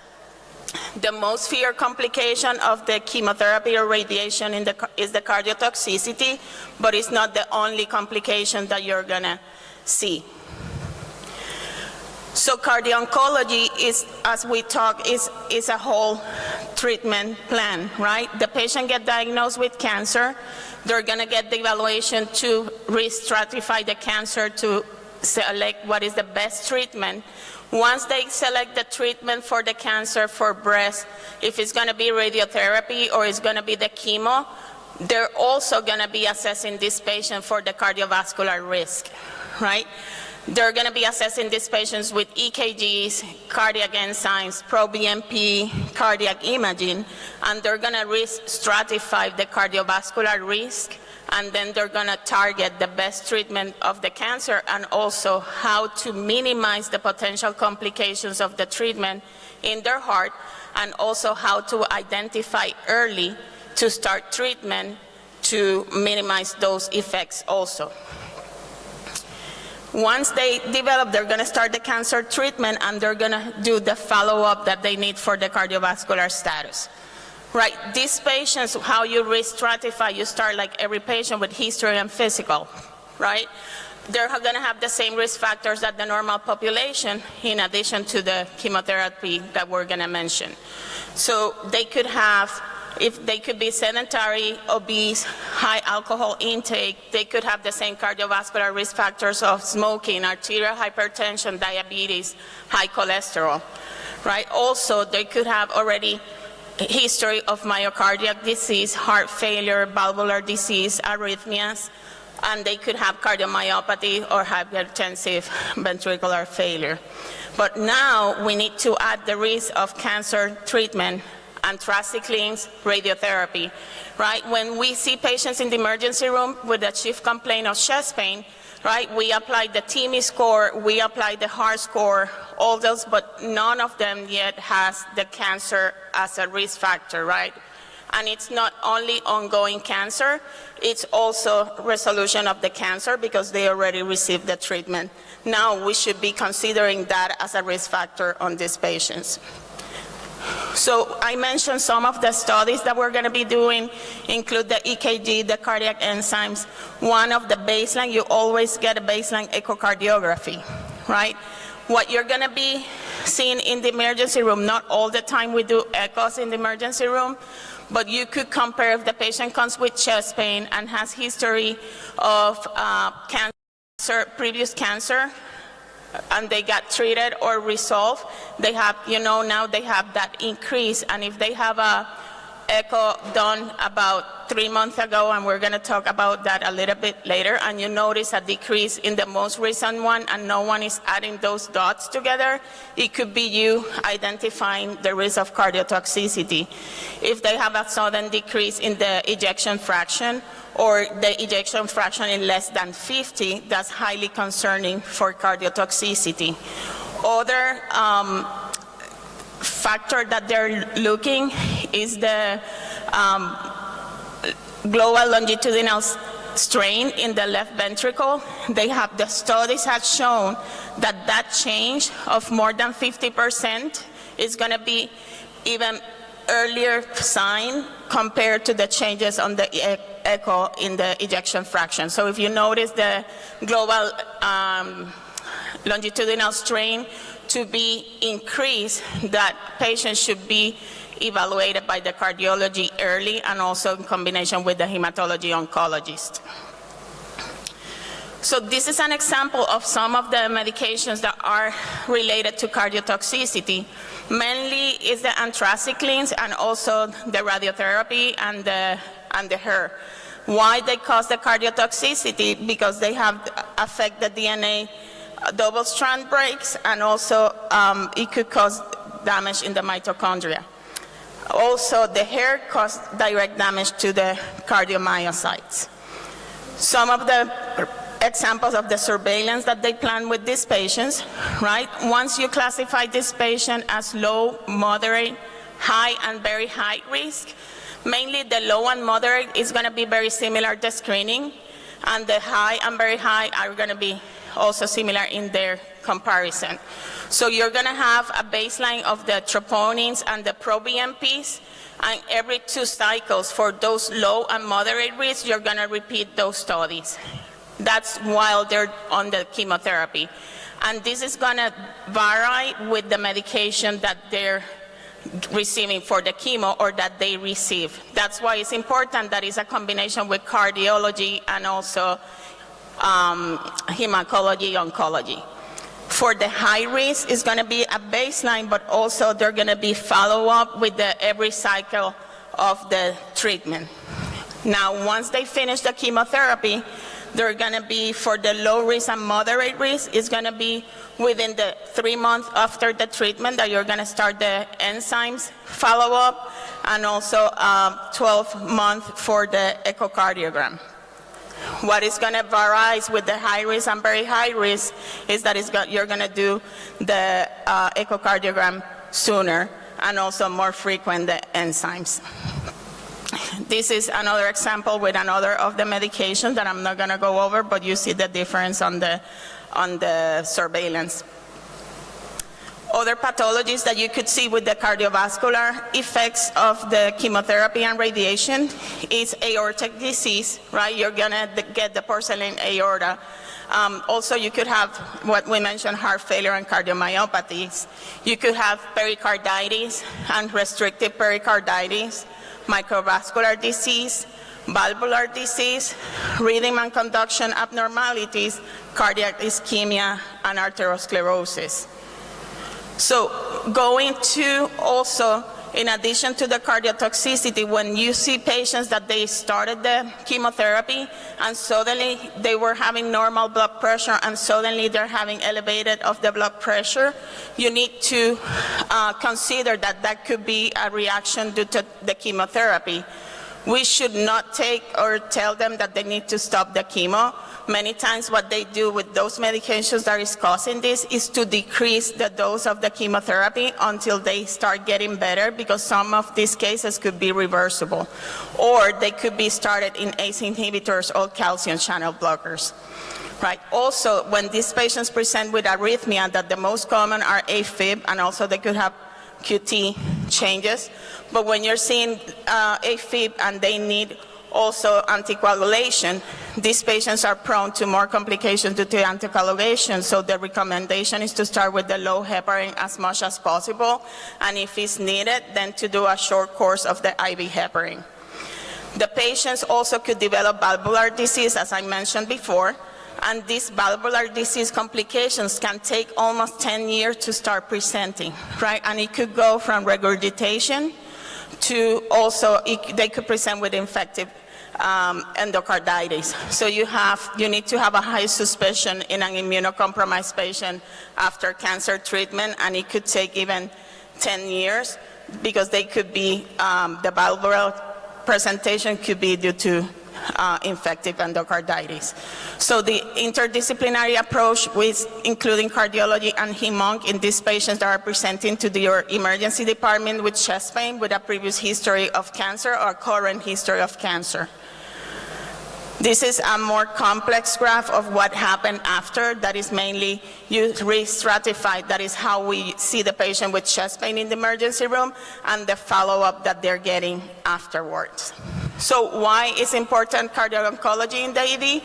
It's, they have the consensus and also how they make the diagnosis of the cardiotoxicity. As I mentioned before, a change of the decrease in the left ventricular ejection fraction more than 10%, or a global decrease in the ejection fraction less than 50 that they mentioned, that is mainly 40, the goal, and the global longitudinal strain, a reduction of more than 15%. It has a high possibility.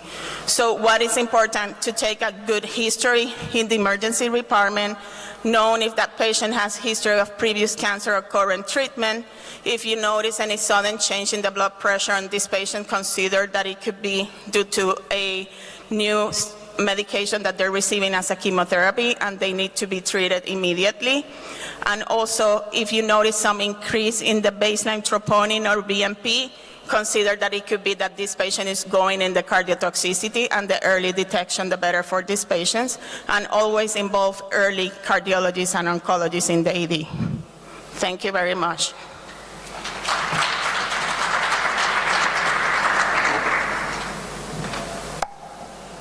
Any questions from the audience? If no, we'll move to the next. Thank you so much. Next speaker, Dr. Sandeep Sahu, whole blood transfusion in trauma shock, current trends.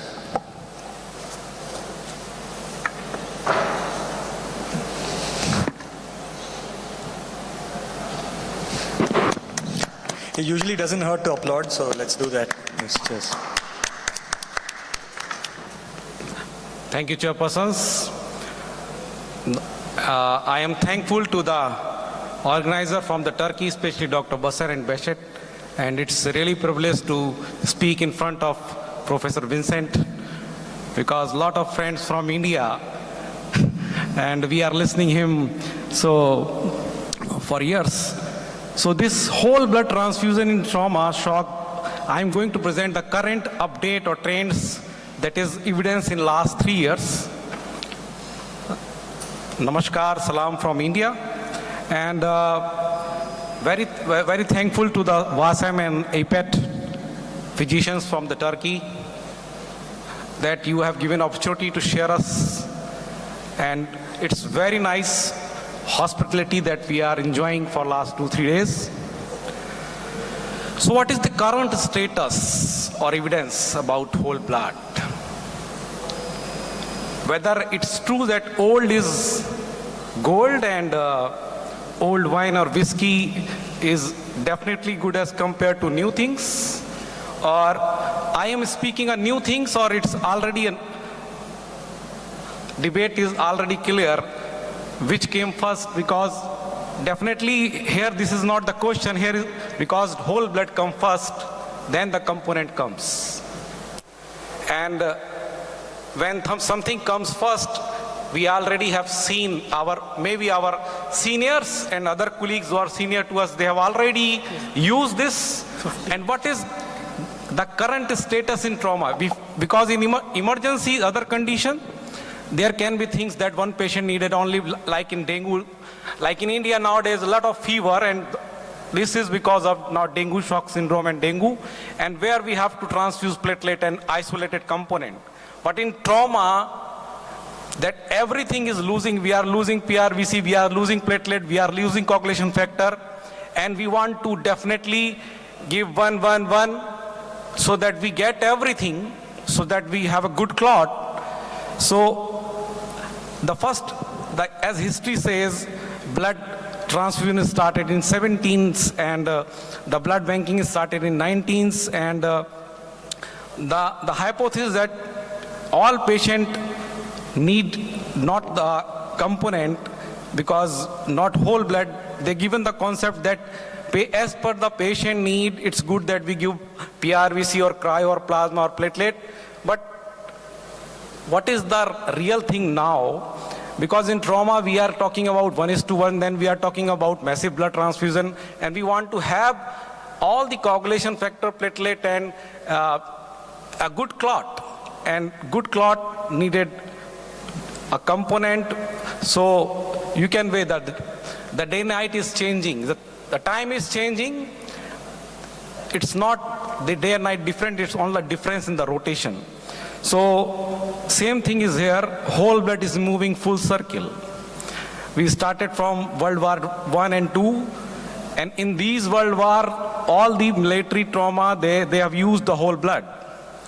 The things moved from 1960s, 70s, 90s, and again, the evidence for last 3, 4, 5 years, 2019 onward, they are saying we should focus on whole blood in trauma. Because one whole blood is not equal to one FFP platelet in PRVC. Definitely. When we want higher hemoglobin with little transfusion, when we want higher coagulation factor that is there in whole blood, when we want give less blood volume because it can take one trolley and transfusion associated problems, the answer is whole blood, because it has everything excess, and only thing is that availability. If human has thought that they want to discover the world, they have done it. So if we reconsider it and we make it available, then we can't compare the whole blood with the component 1:1, because whole blood is better. Definitely there is advantage and disadvantage of both things. But there is advantages of whole blood. And as we are searching literature and we are coming not in medical science, but the social media also, they are saying that one whole blood is not one combination of PRVC, FFP, and platelet. If we are trying to increase or recreate a whole blood, then it is not 1:1. So this proper randomized clinical trial that given us, initially the debate was 1:1 or 1:2, 1:2. So ratio debate is going on from the last 10 years, and ideally whether we are to achieve, especially the developing world. The developed country, I know they have their protocols and SOP, and they were able to do it. Because if we have ratio, then when we had the point of care testing. Because in India, nobody is everywhere. In developed country, they have the developing country, they have the point of care testing to assess the viscoelastic test, that how they can target. So if we say this, the ratio debate 1:1 or 1:1:2, it does not result in significant difference. So research is emerging that shows that whole blood works better for these in trauma patient as compared to fraction component, and it's a rediscovery, it's not a new discovery. And whole blood versus component therapy in transfusion trauma patients, they're saying that mortality is less because you are transfusing less. Even the cost, because medical science, everything is cost. When you give multiple transfusion, every component has a cost, and also the cost to give it. So whole blood was should with the lesser, lower charges and improve logistic, especially when trauma, when we are dealing with massive blood transfusions. This study in 2021, that is a UCENTCOM, that is a Army, US Army, they have done 5-year prospective study and 1,700 patients. Those receive both the component and the whole blood, and they say whole blood use increased significantly with time in last 5 years. And because the supply is also increasing. And without a long-lasting platelet component, that is a problem with the component therapy, because we know that as the components of more than 14 days, this platelet is only working for first week, 3 to 5 days. Another study that whole blood transfusion versus component in adult trauma patient with major hemorrhage. So more than 3,000 patients that is compared in database and more than 1,800 records, 6 studies. So what this study says, no study reported worse survival with whole blood. However, there is significant evidence to support or reject the use of whole blood transfusion as compared to component therapy in trauma with massive hemorrhage.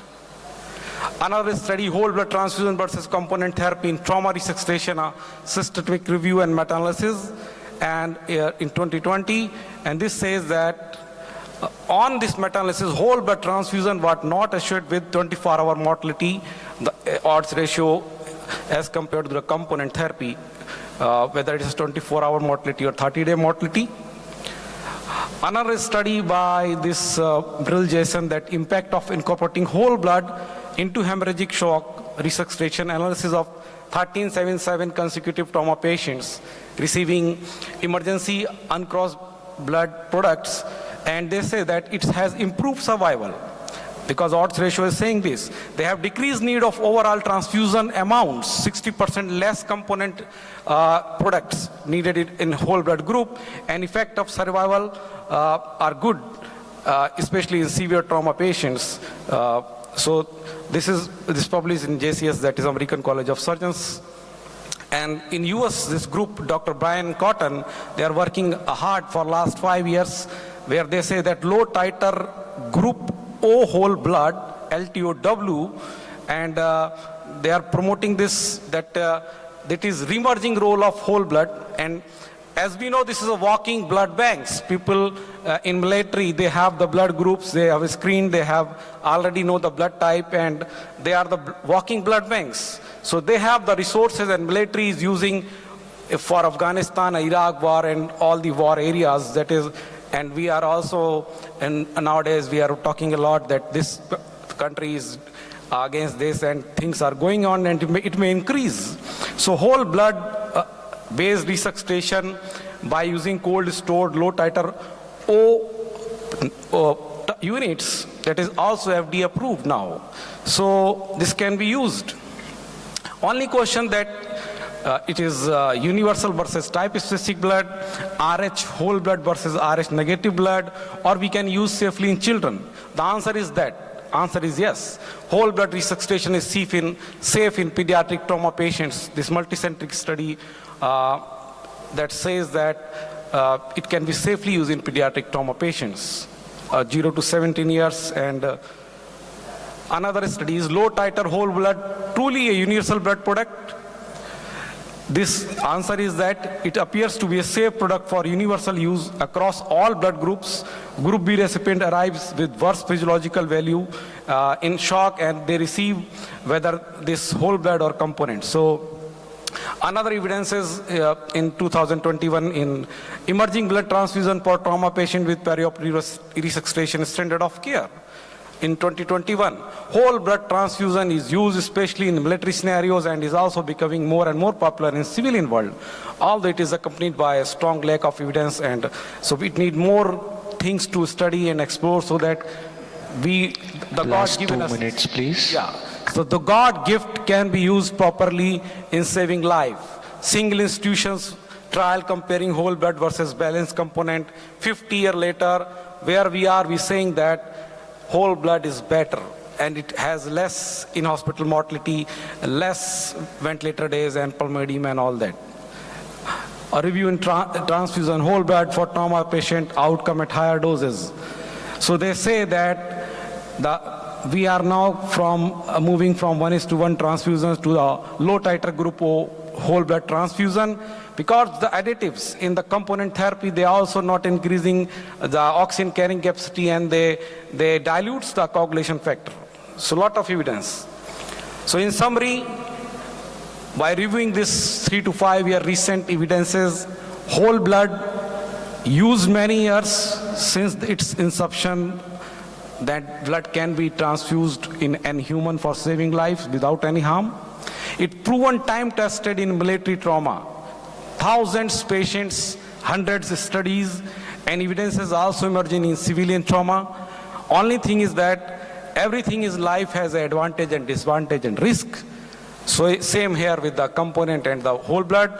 Only thing that availability. If it is available, definitely, because in my residency in India we have used this. Now, if it is available, I think most of you would like to use it as per the evidences, both in adult pediatric trauma patients and in civilian setting also. Thank you. Thank you so much. Thank you. Thank you very much. That was a very holistic talk, if I may say.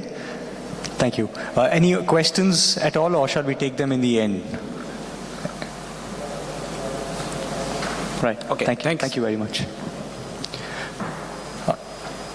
If anyone in the audience has any form of backache, headache, heartache, any of those things, please do not leave this hall. The next talk is on newer analgesic drugs by Dr. Rahul Balasubramaniam.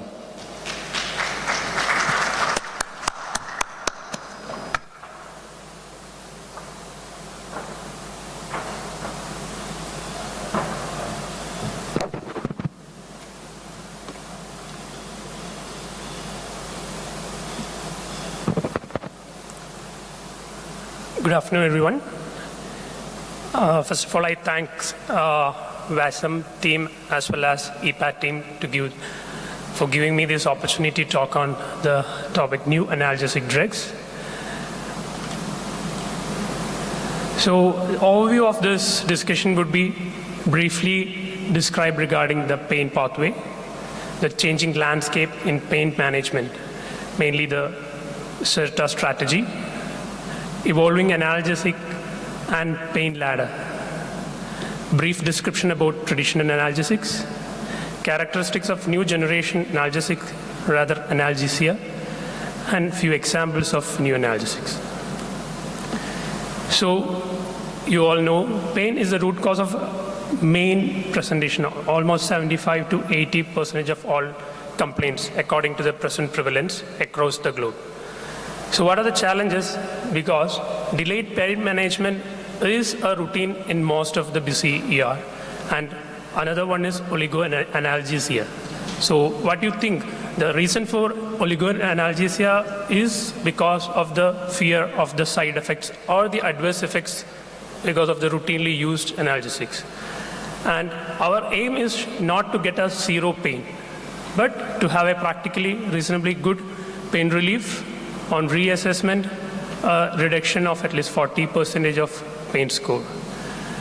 And in the background of opioid epidemic in all the developing countries, even in developed countries, we have a wide use of opioids, which leads to a scenario called opioid overuse or opioid epidemic and its side effects. So to conclude, or in short, we need to have a balanced analgesia. You all know this, the pain physiology, the pain pathway, which is by peripheral nervous system as well as central nervous system. Any nociceptive stimuli from periphery goes through the myelinated as well as unmyelinated fibers, reaches the dorsal column of spinal cord, and then to the brain and the higher centers.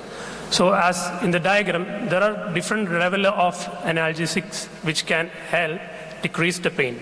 That can be both pharmacological as well as non-pharmacological. So my talk would be not only new analgesic drugs, rather analgesia. So it need not be always drugs which can decrease the pain. It can be some other non-pharmacological techniques too. So to review the pain ladder, so the conventional pain ladder, we have 3 steps to start with: mild, then moderate, and severe pain. Usually we have the conventional drugs. To begin with, the most safest one is acetaminophen, paracetamol, or maybe NSAIDs. Then we move on to weak opioids and strong opioids. So what WHO has come up with is a new addition. In each step, it can be an integrative medicine therapy. And while you leap from step 2 to step 4, we have an additional one, that is minimal invasive intervention. So that can include which we all know now, even after the advent of the ultrasound and easy availability of ultrasound, regional nerve blocks as well as plain blocks are being used, which can be used in order to get a balanced analgesia so that we can reduce the adverse effects of analgesics being used. So what is the armamentarium? We told that the integrative medicine therapy, which we can include in each and every steps of pain ladder, can be a non-pharmacological, which include physical like physiotherapy, osteopathic manipulation, mechanical support, or active mobilization. Direct like heat or ice, acupuncture, all this have got even adequate evidences to use. Transcutaneous electrical nerve stimulation, deep breathing, and ultrasound. Indirect like music therapy, aromatherapy, hypnosis, and even guided imagery, which can actually decrease the pain. Educational and physiological like cognitive behavioral therapy, which been using for psychiatric patients, verbal suggestions, and family support. So this can be integrated to any step of the pain ladder. So it has come to an extent that a virtual reality helped reducing the pain during labor. So there is a Frey and al. Showed in 27 unmedicated pregnant female could decrease the pain and anxiety. And in 2018, a systemic review by Scapin et al., which includes 34 studies, showed virtual reality can decrease pain while dressing changes, physical rehabilitation, and physiotherapy. Coming to this, what is CERTA approach?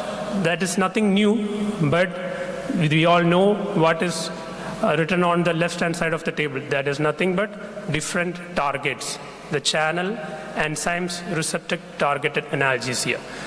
So rather than shooting blindly, we'll narrow down it and nail it. So that's what the CERTA approach is all about. So according from the history and the pathophysiology or etiology which you know regarding the pain presentations, you can actually target or nail the exact cause. For example, for COX and COX-2 inhibitors, we usually use ibuprofen, diclofenac, naproxen. So you can exactly nail the causative inflammatory markers. So coming to a few drugs which are considered new, need not be a newly invented one, which was used previously for some other indications, now being used as a neuroanalgesic modality. So methoxyfluorine, known as green whistle, it is a halogenated volatile anesthetic. It is non-opioid alternative to morphine that is used for acute pain relief. So usually when I talked to some of my friends in UK yesterday, so they were telling they use it frequently in pre-hospital scenario when there is some fractures. So now this is being used widely in New Zealand as well as Australia, but it is banned in United States because of the nephrotoxicity, which was there when used in higher doses. So basically it is used with a puff. You can take 3 ml of the methoxyfluorine in a charcoal container and take the puff 1 or 2 times to decrease the pain. And it is marketed in UK as Penthrox.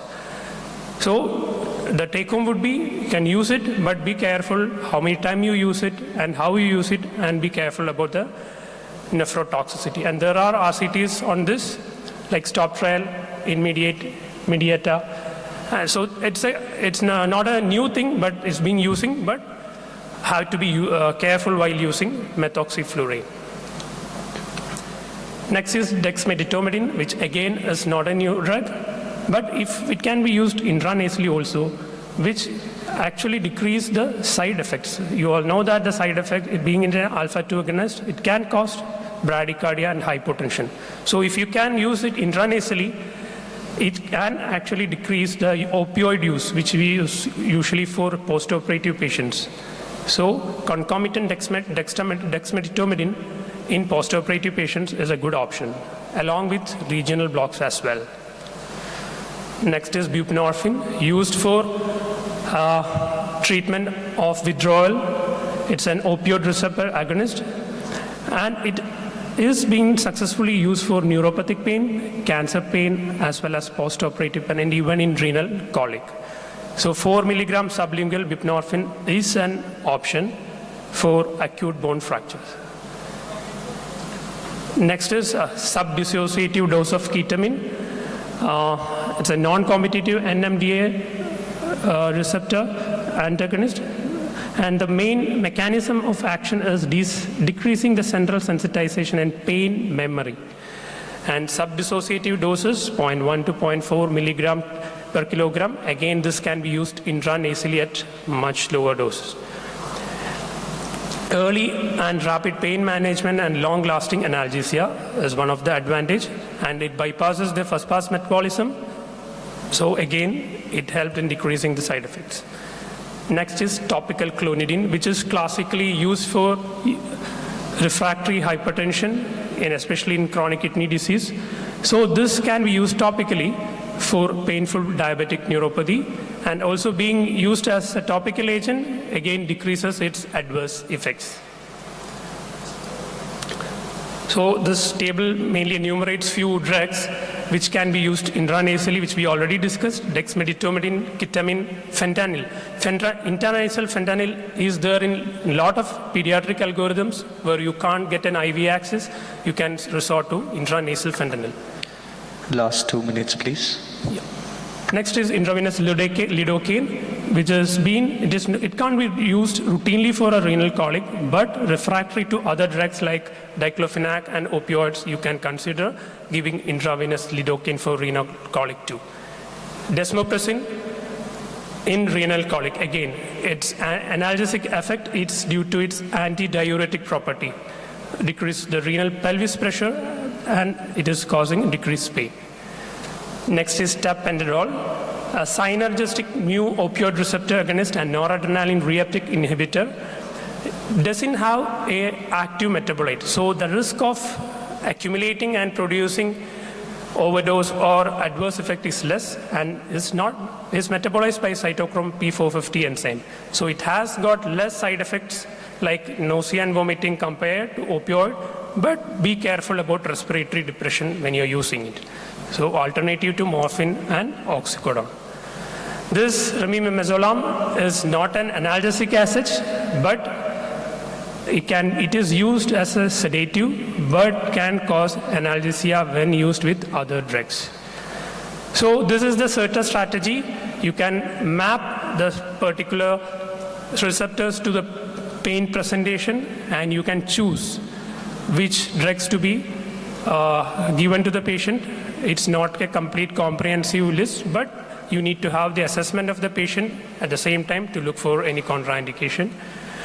So what is the challenges when you talk about a new drug or a new therapy? It is always the cost, the accessibility, as well as the potential side effects.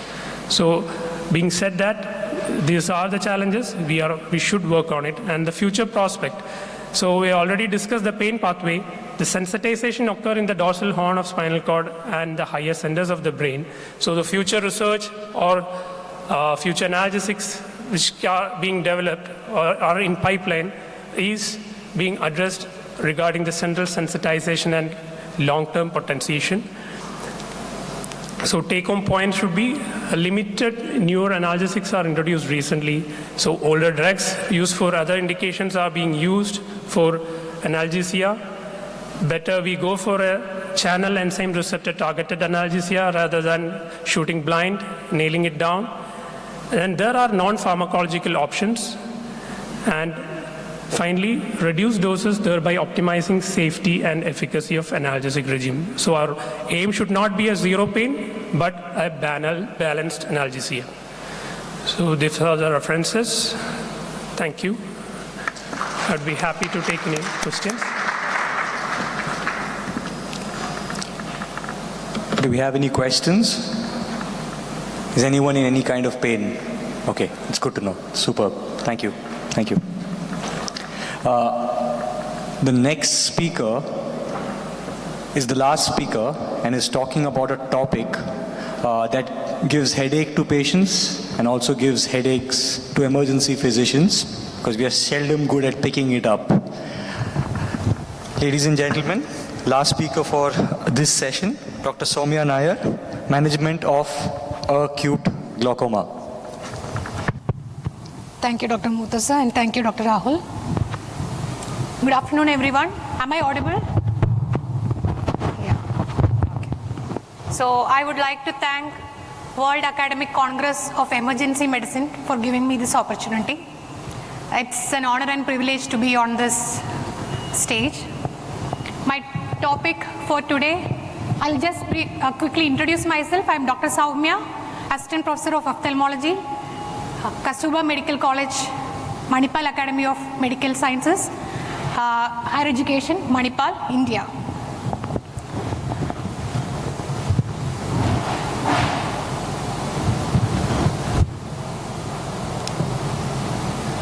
Slide change. Yeah, good. So, the topic of interest today is emergency management of acute glaucoma. Let me start with a clinical scenario.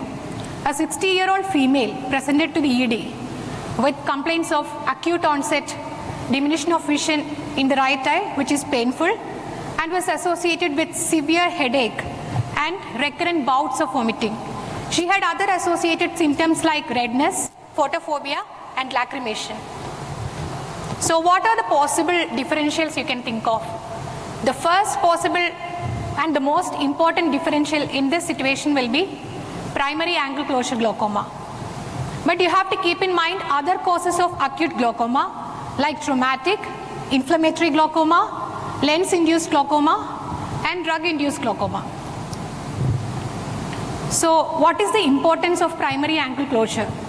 Primary angle closure glaucoma is a sight-threatening condition. As an acute care physician, saving the sight is one of your priorities, isn't it? And acute angle closure glaucoma is a great mimic too. It can mimic many of the emergencies that come into your ED, like neurosurgical emergencies, gastrointestinal emergencies, and tox emergencies. So how can you evaluate such a patient when he or she comes into the ED? So we can start with simple bedside evaluation of anterior segment, anterior chamber depth evaluation, and digital tonometry or applanation tonometry if there is a slit lamp in the ED. The anterior chamber depth evaluation can be done using a simple torchlight. Ask the patient to look straight, shine the light from the temporal side of the patient and look at the anterior chamber. Two things you have to look for. Is the anterior chamber well illuminated? And second, is the nasal iris of the patient seen properly?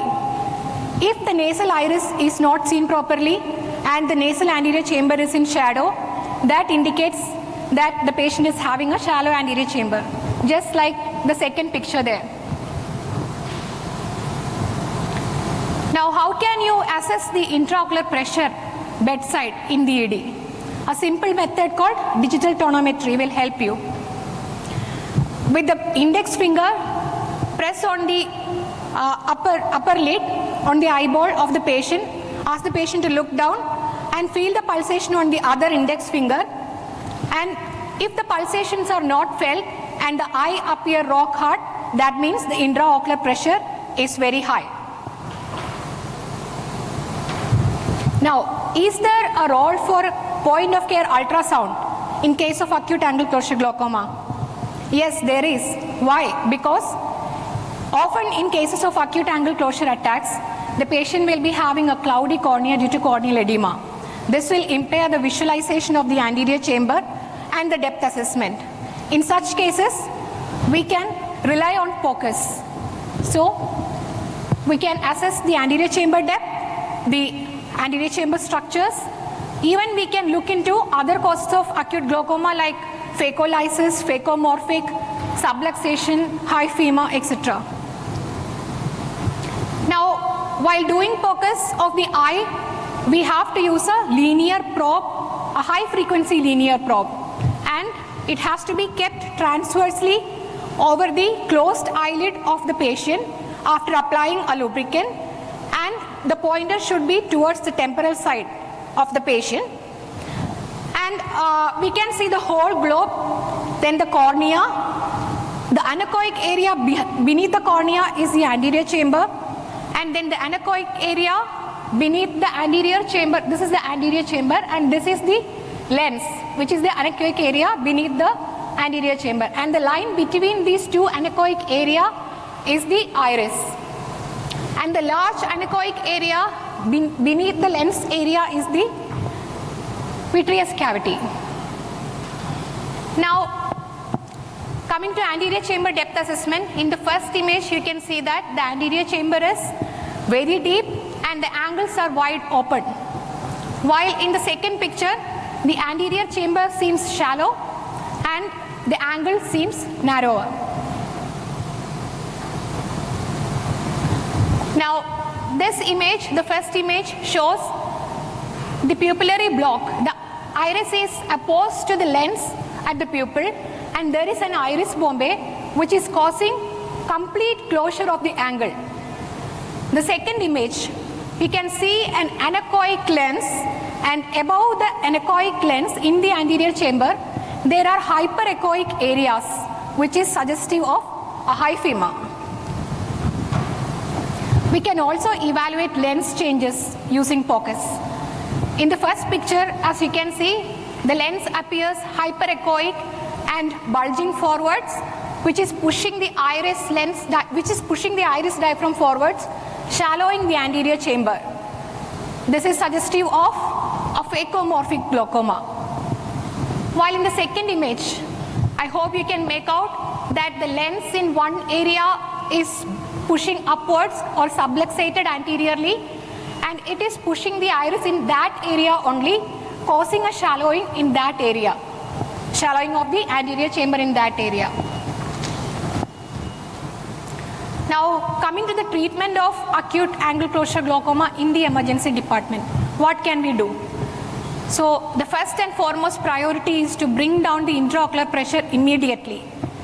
As long as the IOP remains high, the more damage to the retinal nerve fiber layers happen and irreversible visual damage will occur. So, we have to prevent that. The drug of choice is always hyperosmotic agent mannitol. We can give 20% mannitol 100 ml IV over 30 minutes.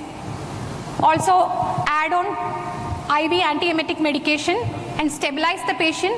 Once the patient is stabilized, we can switch to oral anti-glaucoma medication such as acetazolamide, oral hyperosmotics such as sorbitrate or glycerol. When the patient is in the ED, avoid prone positioning because it will exacerbate the angle closure. Also, if there is a traumatic patient with hyphema, advise head and proctor positioning. Avoid mydriatic cycloplegic medication, which will also worsen the angle closure. And in certain cases, we have to have a high index of suspicion for drug-induced angle closure as well.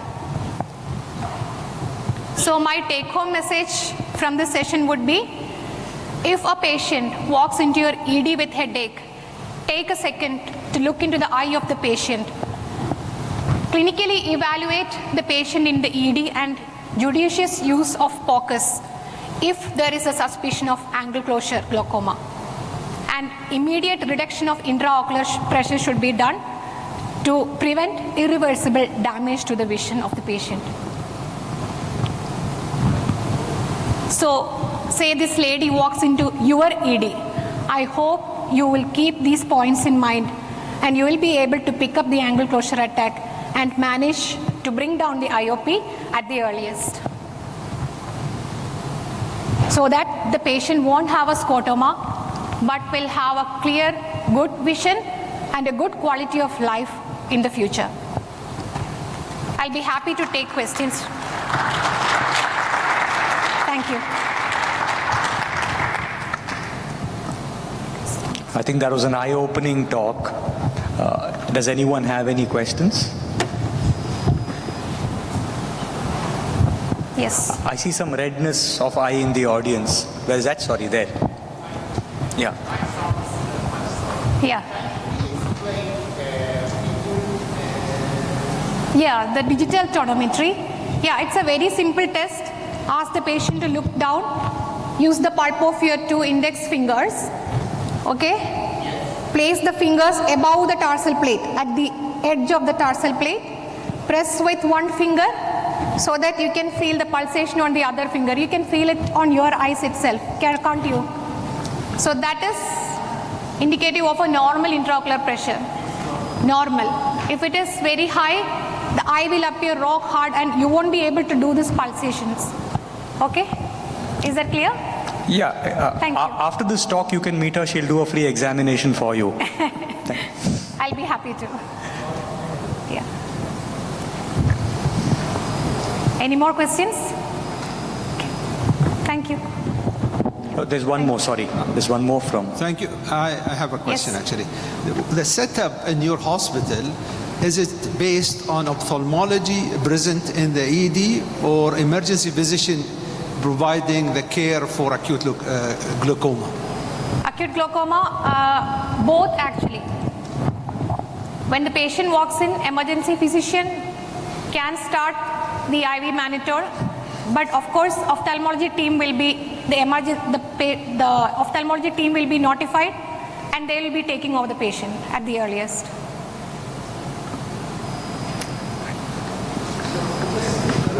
Yes. In-house or home? Yes, sir. The ophthalmologist will be in-house in the ED, or he will be called to come. So time is a factor here. Yes, yes. So what is actually the time factors that will require for ophthalmologist to be in-house to provide the care for this patient? Yeah, so it will take at least 10 minutes for the ophthalmologist on duty to come, but we can save that time also if we are trained to look into the eye and understand that this is an angle closure attack, then no need to wait for the ophthalmologist to reach. We can, that much amount of time can cause that much amount of damage to the retinal nerve fiber layer, so that can be prevented. Yes. Okay. Thank you. Does anyone have any questions for the first 2 speakers? We rushed them because of keeping the interest of time in mind. Any questions for emergency transfusion in pregnant trauma patients? Dr. Indulata is still here. In pregnant trauma patients, emergency transfusions. Any questions on whole blood transfusion? Yes. The question on whole blood transfusion. So, Dr. Sandeep Sahu is here.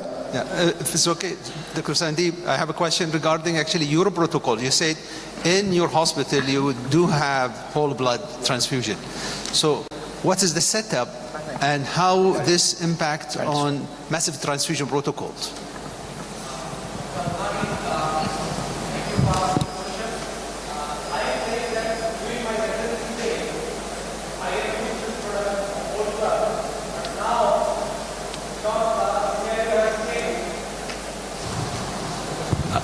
It's around 18 years back in India when I was doing residency at my hospital. That time we don't have the component therapy. So we are using the whole blood for gunshot and all the laparotomies. But nowadays, in other emergency, definitely emergency medicine, we have component therapy nowadays. But I am especially being my primary specialty in anesthesia, and I am seeing day and night massive blood transfusion and severe hemorrhagic shock in the ORs and ICU. And anyhow, I am thankful to my transfusion department, transfusion medicine department. We have to take component, but we have to do massive transfusions. And after all that thing, the only problem that I have, that patient need go in overload. So, and it's again rethinking with the evidences, because I have given task to what is the recent trends. So recent trend is coming back, and even in the wars, that is Afghanistan and Iran war, and even the things are going in disaster worldwide, the blood bank is not available, Dr. Althani, everywhere. And I think if we got the opportunity to have this whole blood, I would like to use, because I have used this during my residency days. So I have that not hesitancy, and you can say the new thing to use, whether it will work and will not work. So sorry, but nowadays in my hospital we are not having whole blood. But definitely I would like to have, especially it's good for severe polytrauma and hemorrhagic shock. Thank you, Dr. Althani.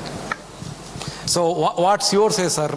Because you are a trauma surgeon, I know, and you work in ED and we have seen your hospital. So what's your thought? I would like to add on this. We've got about 1.5 minutes, so it's not bad.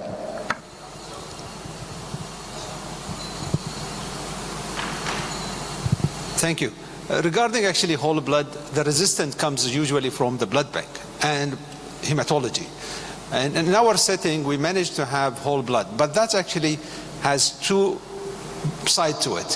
One, you have to have availability of point of care. So in the trauma setting, we have point of care for all actually the point of care required. So we have TAG, ROTAM, INR within the trauma recess in our setting. We have a fridge also, which we have one shipment of massive transfusion plus whole blood sitting in the fridge in the recess. In the OR, we have also a fridge which is connected to the blood bank, and we have this whole setup. The issue is the algorithm that required to run these protocols. And we are actually cautious in these patients because they have, to be taken in consideration their reaction in the future and so on. But we currently have it, and we are discussing this on a regular basis with also a pre-hospital setting possible to have whole blood for this patient. Thank you. Ladies and gentlemen, just like many commercial flights, we have landed our session 8 minutes before time. So I'd like Dr. Beshet, if he's got anything to say in conclusion. Okay, I think the conclusion is this is concluded. Thank you very much. Thank you.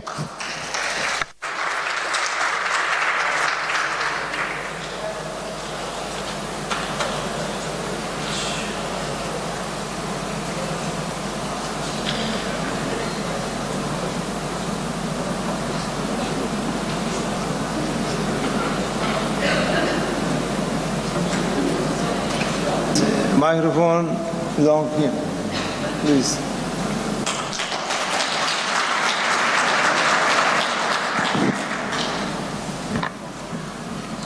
Thank you very, very much indeed for your kind invitation again to this World Congress, and many thanks for these very kind words that certainly please me and honor me very much. I like to speak about one of my favorite topics, sepsis, a terrible problem. And you know that we define it, we have always defined it as a bad infection, as a life-threatening organ dysfunction caused by a dysregulated host response to an infection. That's what it is. For a scientific publication, one could use a score to determine the severity of organ dysfunction. But for our everyday practice, we don't need any score. And that's the same in children. So if you look at the pyramid of severity, starting from colonization, an infection will be characterized by some host response, usually fever, an abnormal white blood cell count. When it is sepsis, there is more. There is organ dysfunction. And if there is septic shock, there is an alteration in tissue perfusion and an increase in blood lactate levels, typically above 2 milliequivalents per liter. So sometimes we identify sepsis in a patient having an infection complicated by organ dysfunction. But we must keep in mind, and this is very true in the emergency department, that sometimes patients come with some degree of organ dysfunction and it's not so clear why they have it. It may be sepsis. There may be a severe infection. And when we speak about organ dysfunction, we need to consider 6 organs: circulatory, respiratory, renal, neurological, hepatic, hematological. And these are the 6 items included in the SOFA score to evaluate organ dysfunction. But I'll focus on management this afternoon, and I will look at the 3 components: infection control, hemodynamic stabilization, and modulation of the host response. So, if you think that antibiotics work, then we should start antibiotic therapy without delay. And we should give the right antibiotic, right?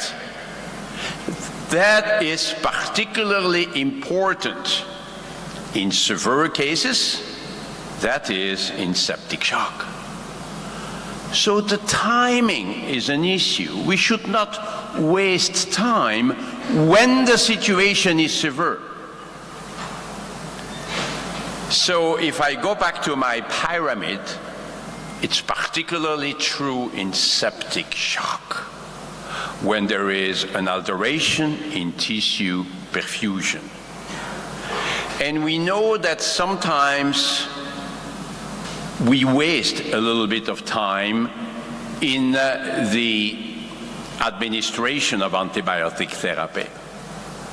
This is a nice recent study emphasizing at the bottom of the slide that this is particularly true in patients with septic shock. Now, hopefully, when there are signs of infection, the antibiotic administration is usually relatively rapid. So you can see when there is hypotension or when there is fever. But still, sometimes we waste time.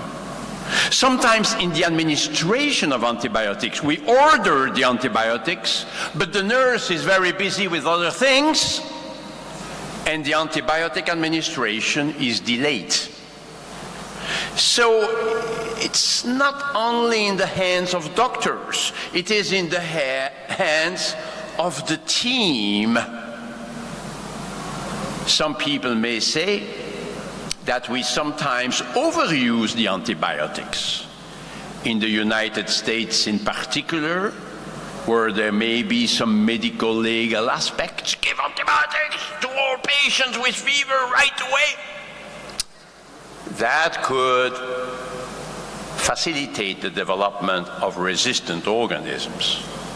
So today we look at this like this, as disease severity versus degree of certainty. So if we are not so sure about septic shock, but if it's septic shock, the severity is there, we should not hesitate too much before giving antibiotics. But if it's not too bad, we may have time for additional tests if it's not septic shock. Remember these important studies showing that sometimes we admit patients in the intensive care unit for likely sepsis, but actually this is doubtful at the end. When we have all the elements, we may think, after all, it was not septic shock. Or here in an emergency department in Boston, they found the same thing. Sometimes we think it's septic shock, but it's not. It may be cardiogenic pulmonary edema. It may be a drug effect. It may be some malignancy. So sometimes we give antibiotics for some patients who may not need them. We must accept it. But the choice is important too. I like this paper published recently, where they showed that if you don't give the right antibiotic, prognosis is worse than if you give the right antibiotics. Okay. But this is very interesting. If you give wide spectrum antibiotics to patients who do not need it, the outcome may be worse. Perhaps because there is a selection of resistant organisms. So the message is, too narrow spectrum may be harmful, but too wide spectrum may also be harmful for the patient. And we should never forget that the antibiotic administration can be reassessed later. So give antibiotics as soon as possible. The more severe the presentation, the more urgent the antibiotic administration. And antibiotic therapy should cover all likely pathogens, not less, but not more. And of course, source control is very important. And here also, we need to motivate the team, the nurses, the surgeons, if there is a need for laparotomy, for instance, the radiologists before that, the anesthesiologist, a team effort. But let's move to the hemodynamic management. My mentor, my teacher, was Dr. Weil in Los Angeles. And Dr. Weil was saying every patient is a VIP. Ventilate, infuse, pump. Ventilate, well, we have good ways to use non-invasive mechanical ventilation today. But in shock, we should not wait too long before endotracheal intubation if required. If we wait for too long, there may be respiratory arrest. So what are the things to look at? With my colleagues at the Surviving Sepsis Campaign guidelines, I said we need to give recommendations to the doctor about when to intubate a trachea. And they said, oh, Jean-Louis, there is no randomized controlled trial on this. I know. But we need to give some guidance. So would it be the degree of hypoxemia, the neurological status, sometimes the PCO2, the hemodynamic status, the muscle function? Are there plans for major surgery? It could be a combination of those.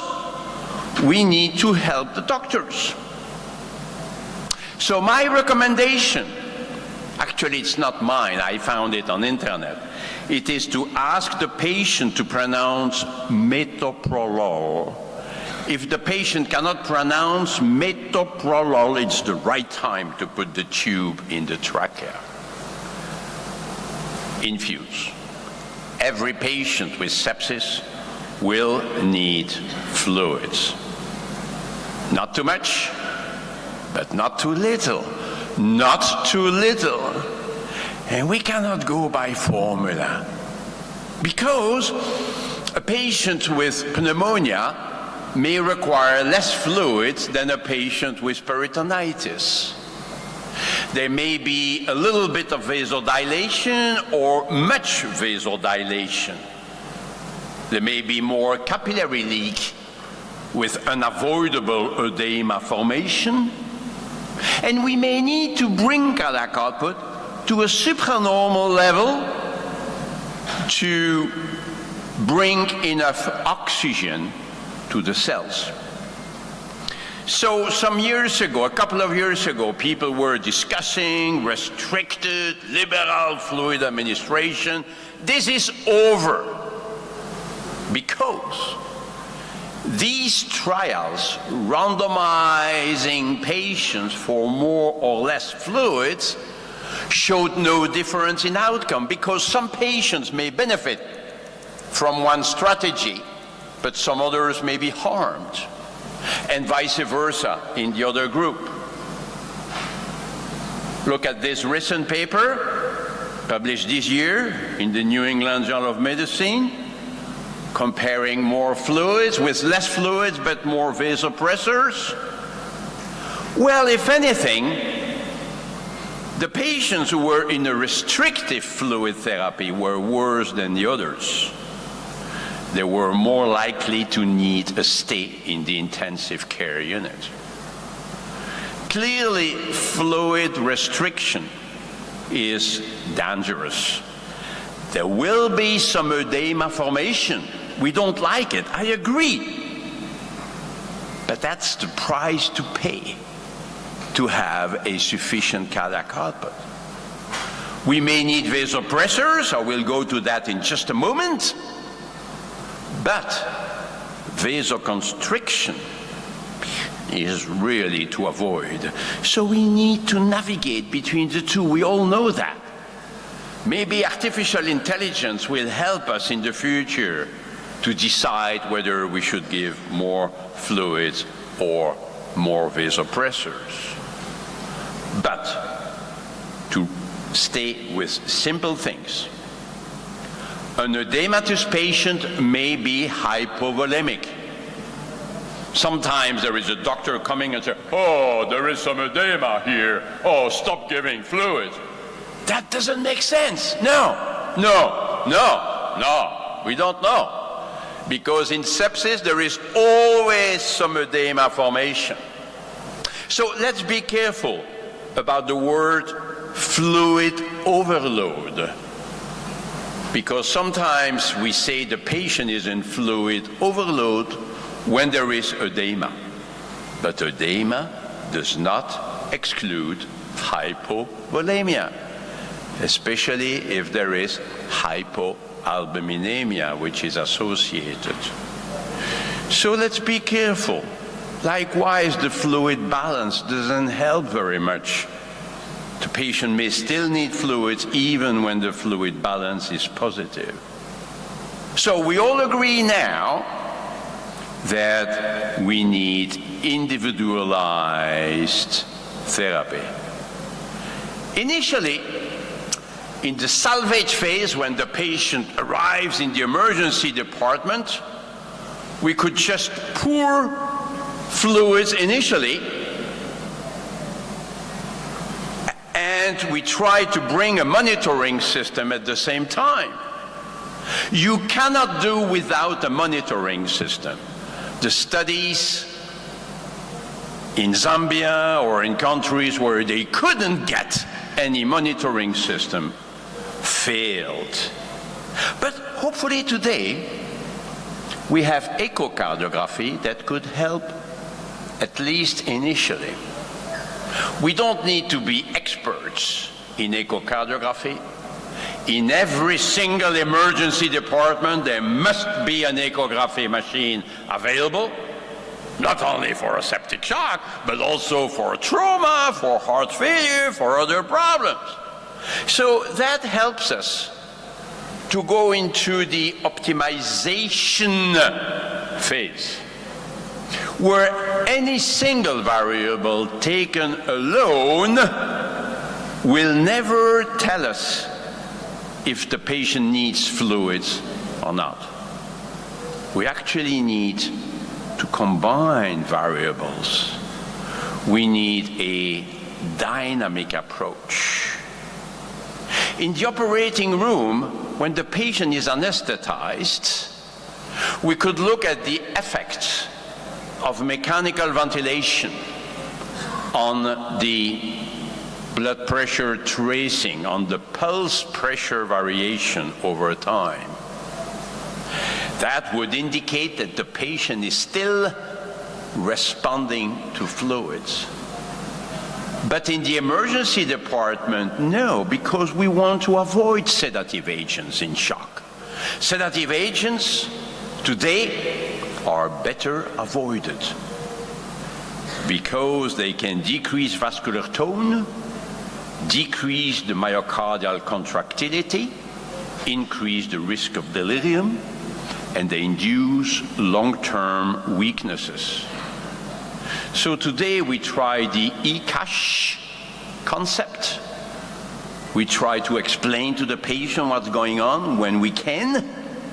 Of course, we control pain with analgesia, but the patient may not need sedation. And of course, the basis for our evaluation of the response to fluid remains the fluid challenge, where we look at an improvement in tissue perfusion and the risk of edema formation. This is based on the Frank-Starling relationship. Every patient is represented by one of these dots and is on one of these lines. So we need to give a bit of fluids and see if cardiac output increases or not. And if we want to assess the risk, we want to have a central venous pressure measurement. Oh, that's invasive! I know, but the central venous catheter can also help to have access to the central venous oxygen saturation, SVO2. It can also help to give fluids quickly. It can also help to give vasopressors safely. Oh, vasopressors can be given by an intravenous peripheral line. Yeah. But one single complication would be terrible. So, the fluid challenge is not the fluid loading, right? It is a technique in which we give a bit of fluids and we assess the patient's response. Sometimes people do it over a too long period of time. I'll try to give fluid for half an hour. That's much too long, because so many things could happen in half an hour. And in the emergency department, the patient may have to go to the X-ray for a CT scan, and we lose that information. So it's 5-10 minutes. In the operating room, it would be 1 minute, because so many things happen in the operating room. But if we return to the emergency department, the studies have shown that giving about 250 cc's in 5-10 minutes is sufficient. So give 200 cc's in 5-10 minutes. If the patient seems to respond, seems to benefit, you repeat it. And during these 5-10 minutes, if you want to assess the patient's response, you should not do anything. Don't touch the patient for 5-10 minutes. What shall we check? Heart rate? Well, maybe, but it's not perfect. The blood pressure? Not really, because the patients in septic shock may respond to fluids by an increase in cardiac output, and yet the blood pressure may not increase much because there is decreased vascular tone. We showed it many years ago. So optimally, we should actually assess cardiac output and see if cardiac output increases with fluids or not. We could use the technique we like. We just reviewed it for critical care medicine, if you like to look at the various systems available. But again, if you are good in echo, you could just use the velocity time integral to reflect cardiac output. stroke volume, and thus cardiac output. Today, it can even be done automatically. There are some softwares available now that can measure it for you. So that's the fluid challenge technique. You can go to that publication if you want to see the graph. It's quite easy, but we need to pay attention to some simple elements. And the most important one is that if the patient does not benefit, we stop giving fluids. The fluid challenge does not encourage to give more fluids. It does encourage to stop giving fluids when the patient does not benefit. Internal fluid challenge can be obtained by passive leg raising, but it's a bit more difficult to do actually, because the changes in cardiac output will be very transient and very mild. If you like, we did a neat chat, you can find it on the internet, with Dr. Monet, who is a world expert in this, asking him, how do you do this? But to go back to simple things, ChatGPT says, the goal of fluid resuscitation in sepsis is to restore perfusion to vital organs and tissues and to prevent organ failure. The appropriate amount of fluids will depend on the individual needs of the person with sepsis and should be determined by a healthcare provider. It is important to monitor the person's vital signs and response to treatment. And it's only then, when the patient is stabilized, that we can think at the stabilization phase and the de-escalation phase with diuretics, with ultrafiltration, if the patient does not have urine output. If you like, we just reviewed it in this paper, the various phases: salvage, optimization, stabilization, de-escalation. Very important to look at which phase we are in. Very briefly, there was a discussion until recently about the type of fluids, the amount of chloride we could put in the IV fluid. That was a question which was overstated, because we know that saline solutions include a lot of chloride. We know that during surgery, the chloride levels will increase after 2 hours if you give only saline. We know balanced solutions include other electrolytes than chloride, and hyperchloremia cannot be good. Any abnormality is associated with a worse outcome. It has been known for many years that hyperchloremia is not good for the kidneys. So I don't know why we need to do prospective randomized trials with saline versus... If there is hyperchloremia, there is more renal dysfunction. But we knew it from the beginning. So we said it's not even ethical to allow hyperchloremia to develop in some patients. Oh, so we should no longer use saline solutions? I didn't say that. I said we need to monitor chloride. Look at that, 112 as a mean value in these prospective randomized controlled trials. More major adverse kidney events. This was expected. So is it so difficult to look at chloride levels?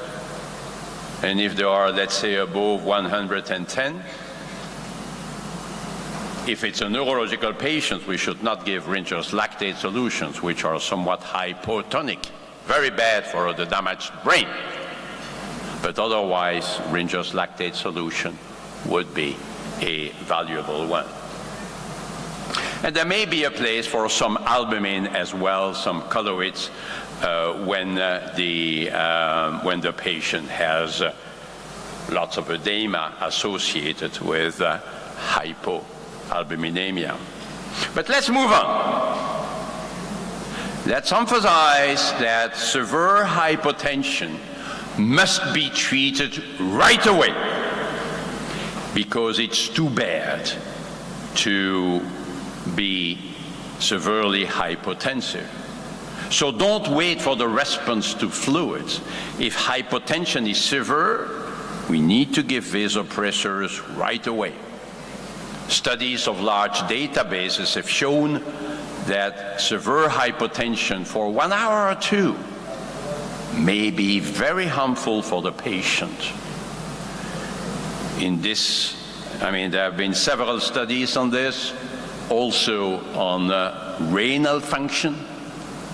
We could even perhaps propose the administration of vasopressors in the ambulance before getting to the hospital. So VIP, the 3 elements, must be managed concurrently. And we know noradrenaline is the first agent of choice. Adrenaline should not be a first agent. This is a small study, quite old now, showing that the trend is going in the wrong direction. Mortality is somewhat going up when you go for adrenaline. And if you go at the target, we usually say that it's 65 as a mean value. But this is a mean value initially. The trials where they randomized patients for a higher or lower target, of course, showed no difference in mortality. But look at the targets, it was even 75 versus 85. Oh-ho. That's how it is. When we target the blood pressure, we tend to overshoot. And yet, in patients with chronic hypertension, 75 was not sufficient. So let's go to a higher mean arterial pressure, right? Well, in some patients maybe.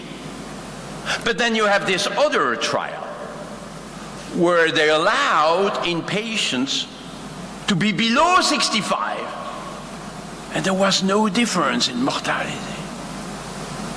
So does blood pressure not matter? Of course it matters, but we need individualization.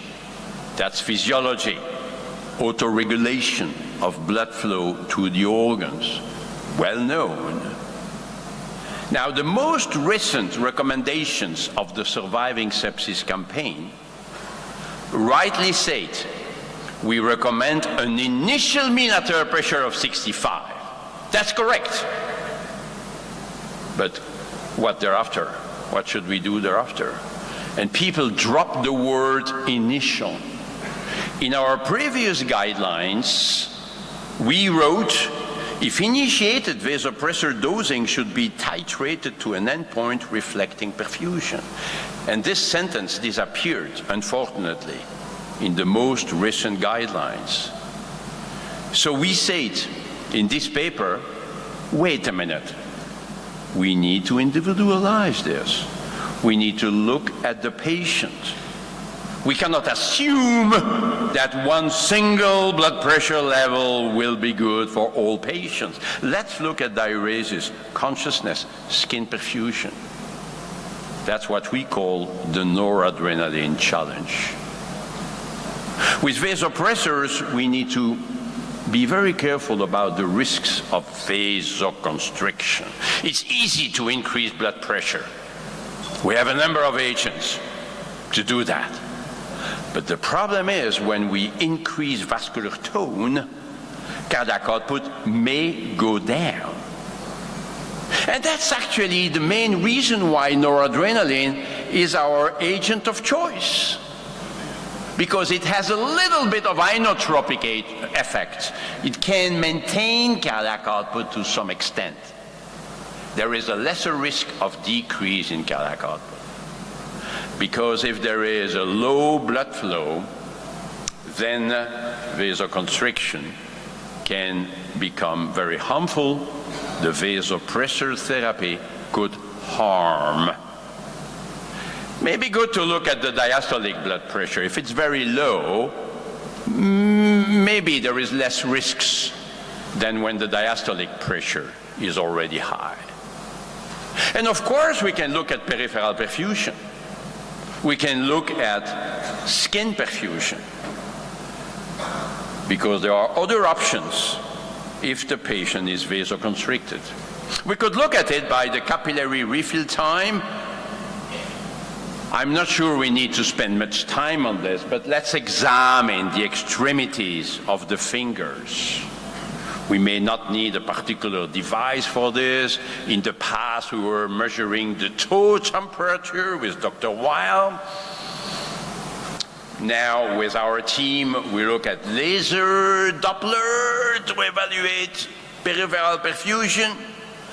The point is that if the patient is too vasoconstricted, it may be hypovolemia, it may be a poor myocardial function.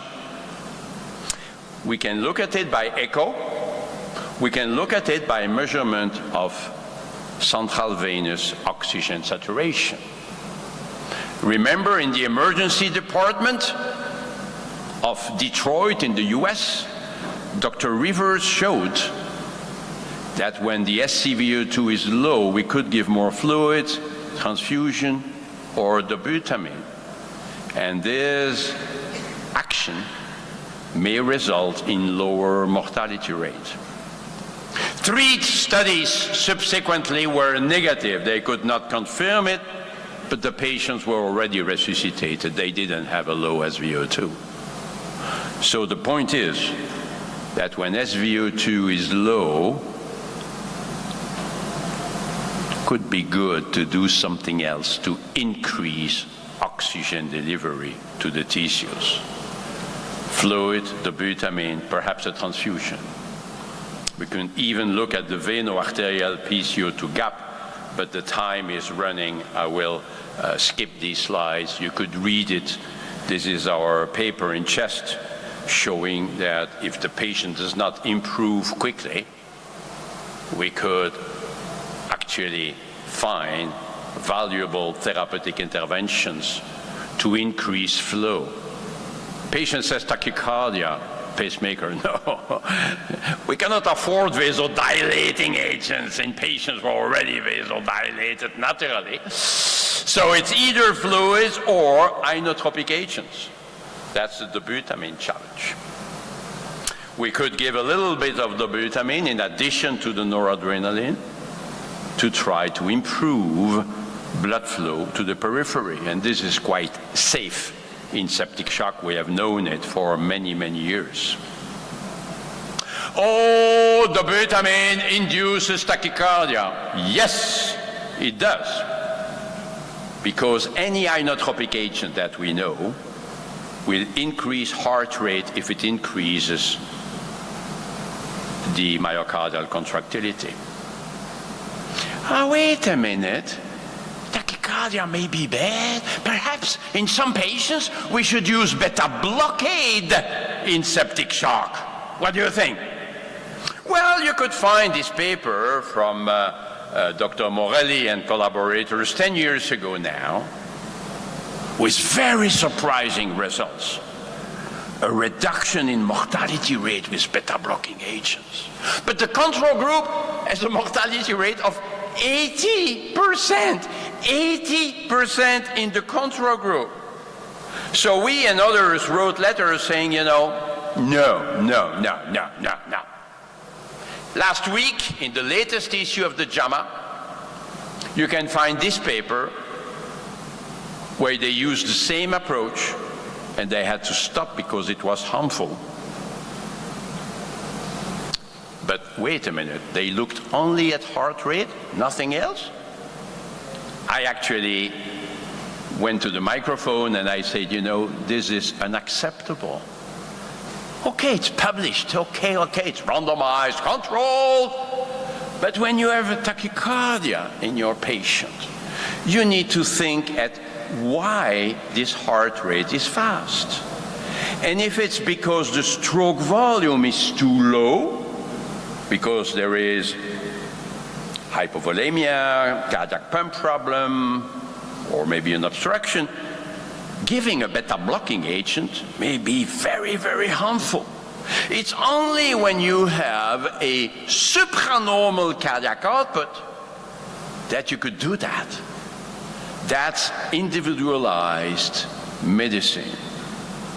So that's something of importance. We spoke about transfusions earlier on, and there may be a place for blood transfusions in patients who do not improve, but my time is really, now I'm reaching the end. Lactate levels in the emergency department, yes, of course. It's not a sepsis marker, no. It's a marker of altered tissue perfusion. Any form of shock will be associated with a high lactate level, typically above 2 milliequivalents per liter. And we can now measure it everywhere in the world. If you cannot do it, go to your hospital manager and say that in Antalya they said we need to have a lactate analyzer. And we could repeat the measurements. After 1 hour, the changes in lactate levels are relatively slow. But the idea is that we would like to see the lactate levels going down with time, not going up. Can it guide therapy? Well, it depends what you mean by guide. It helps to tell us whether we are in the right direction or not. But that's all. We should not wait for the next lactate level to decide what to do. Lactate levels change slowly. I will skip the part on vasopressin, which is not another vasopressor agent. We don't know really when to use it, but it's hormone therapy.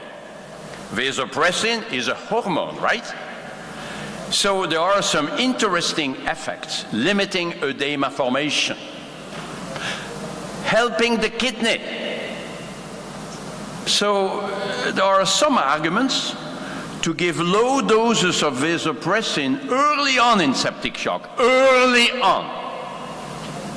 But we must make sure that cardiac output is normal or high. Once again, beware of vasoconstriction.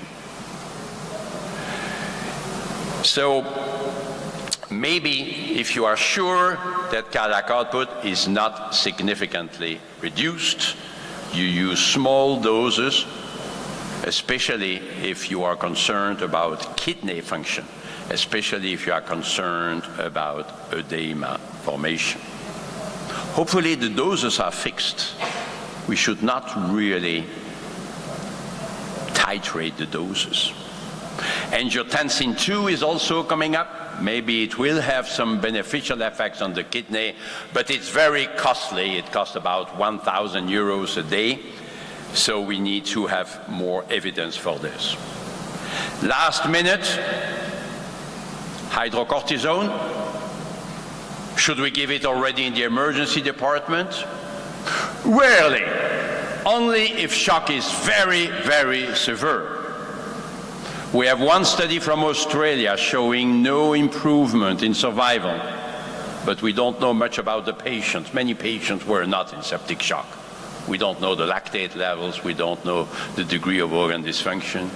And we have a study from France showing that in patients who have severe septic shock with a high lactate level, multiple organ failure, yes, corticosteroids can decrease mortality. So if you put the two studies together, you can see a benefit in the sickest patients, in the patient with the more severe form of septic shock. That's where we are now. We should find some better biomarkers. Right now, it's only the severity. So at the end, fluids, vasopressors, inotropic agents if we fear that the cardiac function is altered, let's look at skin perfusion, urine output, mental status, the three windows of acute circulatory failure, respecting the four phases: salvage, optimization, stabilization, and then de-escalation. And for this, it's quite a bit to do. Infection control, hemodynamic stabilization, modulation of the sepsis response.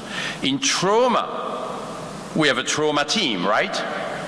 With a trauma leader giving orders here and there. There is the captain giving orders. There are many things to be done. Insert catheters, call the surgeon, call the radiologist, etc. But in sepsis, it's the same thing. We also need the 5 tubes, the diagnostic techniques, the blood tests, microbiology, monitoring, noradrenaline, other agents, antibiotics. Yeah, antibiotics. Don't forget the antibiotics. Oh, there are so many things to be done. I agree. That's why we need sepsis team at 3 o'clock in the morning as well as at 11 in the morning. In our emergency rooms, we need to have teams taking care of these patients for whom time is essential. When every minute counts, it's the same team perhaps for sepsis and trauma and myocardial infarction. Okay, but we need to have these people ready 24 hours a day, thinking at these 3 parts of the sepsis management that must be conducted together. And that's how we can save our patients with this terrible problem of sepsis. Thank you very much.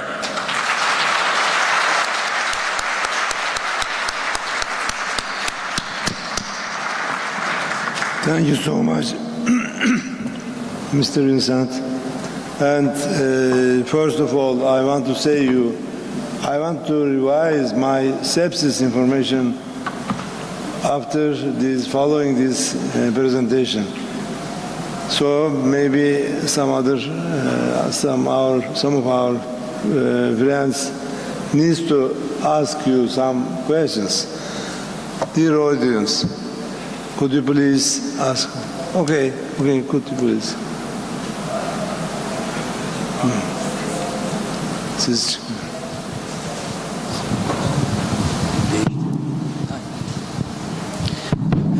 Dear Professor, thank you very much for this great and wonderful and excellent presentation. You explained and summarized the topic in a very short way, and you made me to love this topic. Thank you very much. I'm very grateful about it. My question is about that. I listened to you 10 years ago or 12 years ago. If I listened to you 20 years ago in 2020, perhaps, I may listen different thing. So it seems that in recent years, there are so many changes. My question is that, 20 years later, what kind of change do you expect to be done 20 years later? Thank you very much. Ooh, thank you very much for this question, which is an excellent one. But it's another talk. If you give me another 40 minutes, I can discuss it. But, you know, I think that we would like to be less invasive, but at the same time, we want to be accurate. So at least for some years to come, we will continue to be invasive. The arterial catheter, the central venous catheter will continue to use it for a while, but maybe not in 10 years or 15 years from now. Echocardiography will be automated, as I say it, with AI programs, with artificial intelligence programs. We will see the heart on the screen and the variables being displayed on the screen, and that will help us to treat the patient in a better way. We will have better methods to identify the microorganism more rapidly, and this will help to orient the antibiotic therapy from the very beginning. And even sepsis itself will be better identified by biomarkers. We already have the C-reactive protein, the CRP, we already have the procalcitonin, the PCT. I think what we will do is first to bring other biomarkers, but also to combine them so that we will have a more accurate recognition of sepsis in our patients. I believe that we will have a better understanding of the type of fluids to be given, in particular when to give albumin, when to give red blood cells. Because right now we are in an era where we say, no transfusion, no. But, you know, if the patient has alteration in perfusion, the cells need oxygen. And oxygen is provided by the red blood cells. You cannot change it. So that will be another development. And of course, there will be many developments in surgery, radiology, better antibiotics or newer antibiotics, etc. We will benefit from the progress made in other fields.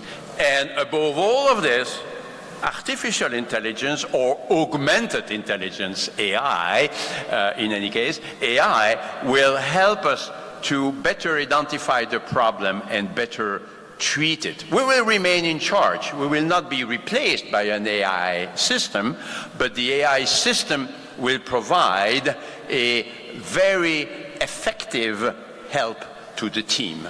I'll stop here. Thank you so much. Please,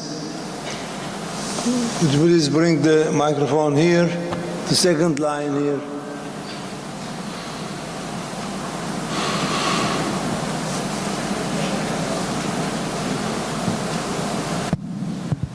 Prabhat Nanekar from Amsterdam. Thank you very much for this inspiring talk. But I just wonder, most of the patient who comes with systemic infection does not end up at the ICU. They stay at the ED and go to normal wards.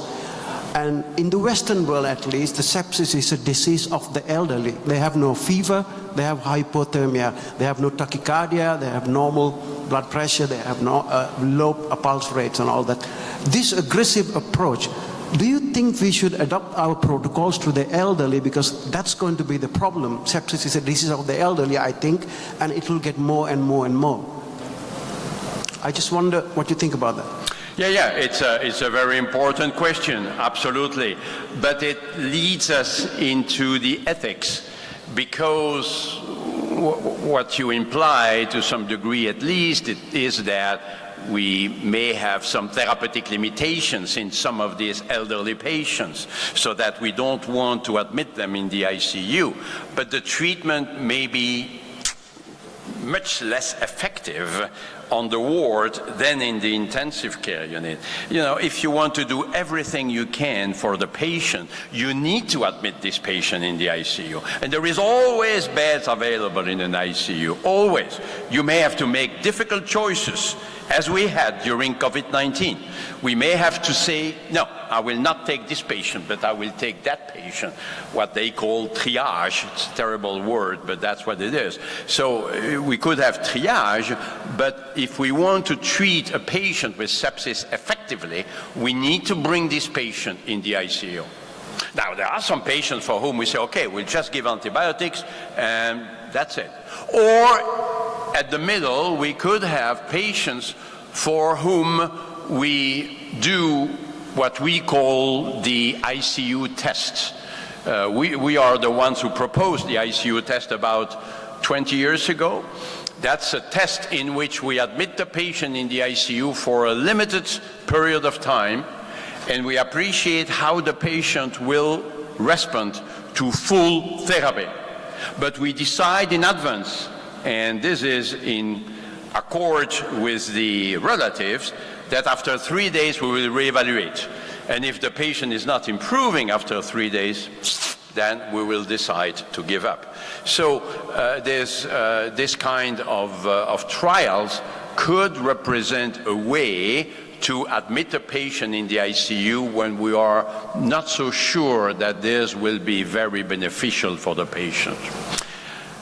Again, we could continue and discuss it for much longer, but our time, I suppose, is limited. Okay, I know and I believe there are more questions about that subject because it is very important, and our guest is very strong in the subject. So please continue to ask the questions in break time. Now we have a second speaker instead of you. Please don't. There's no stage over there. So we have.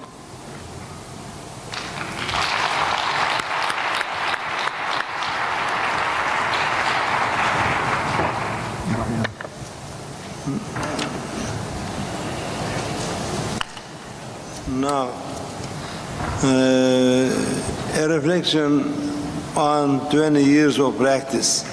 David Kerr will tell us about that subject. Please go ahead. Okay, everyone take a breath in. I'm not going to teach you anything clinical. That was clinical. This is not clinical. I want to start with just asking a question. How many people in the room have been practicing for less than 5 years? Put up your hand. You got to raise your hands high and tall. How many have been practicing for less than 10 years? How many of you have been practicing between 10 and 20 years? 20 and 30 years. The people in the front are starting to get embarrassed. 30 and 40 years. Has anyone here been practicing more than 40 years?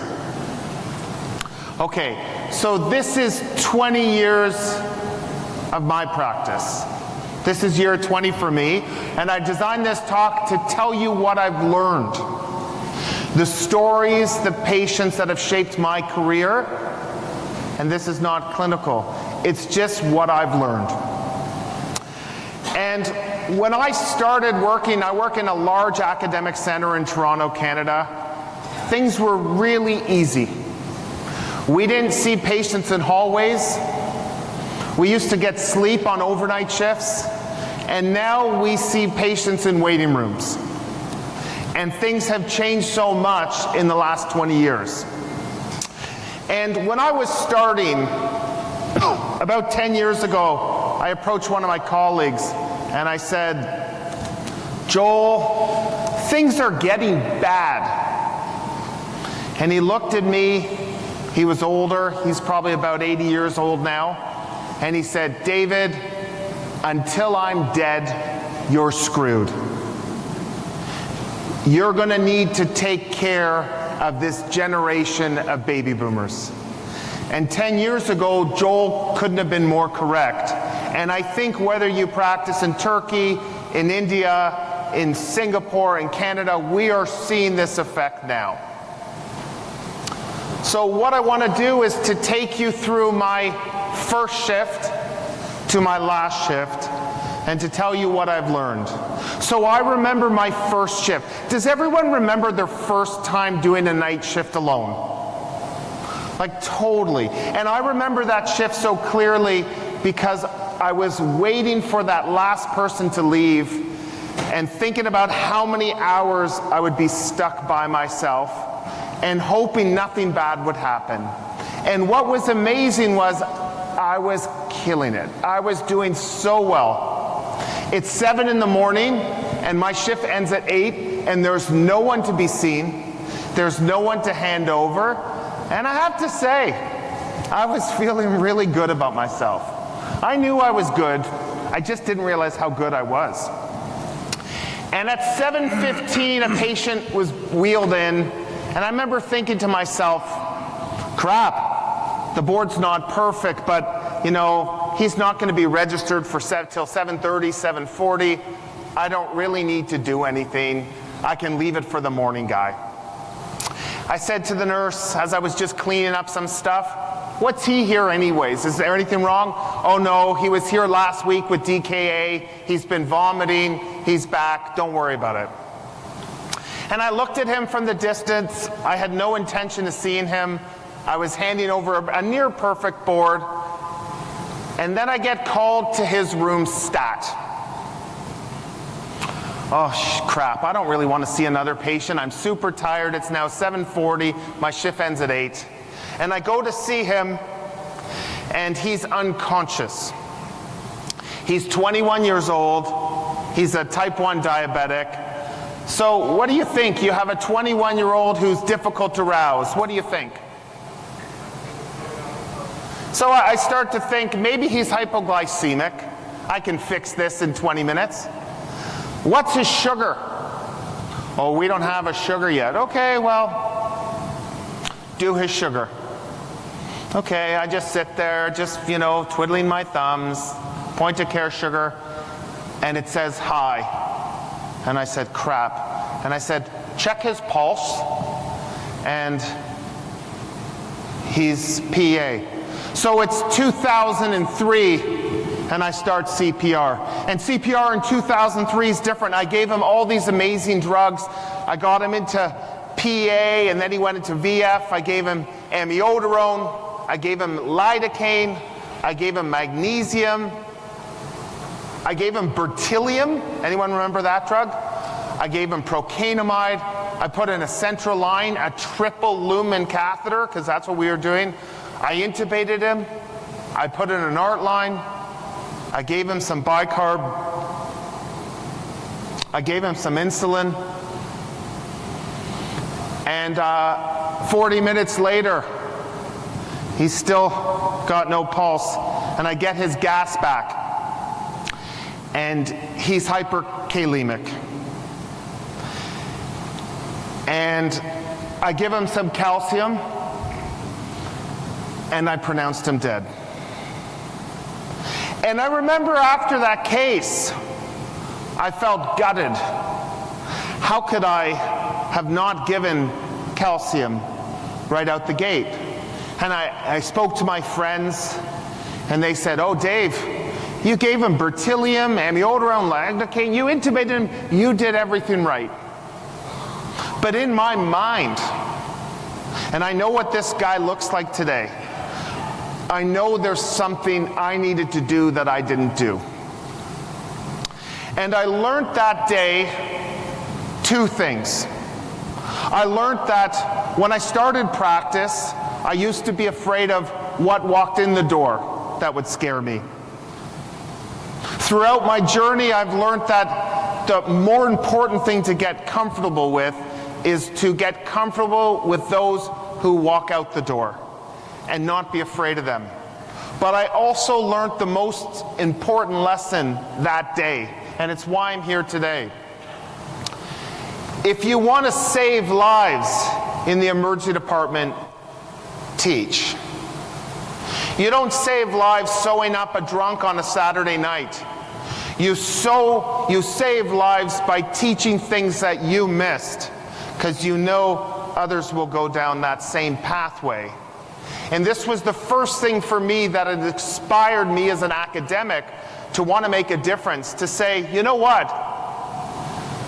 I only used to think about calcium for dialysis patients. Maybe I should be more broad in who I give it to in an arrest state. The other thing I've learned in my 20 years is to listen.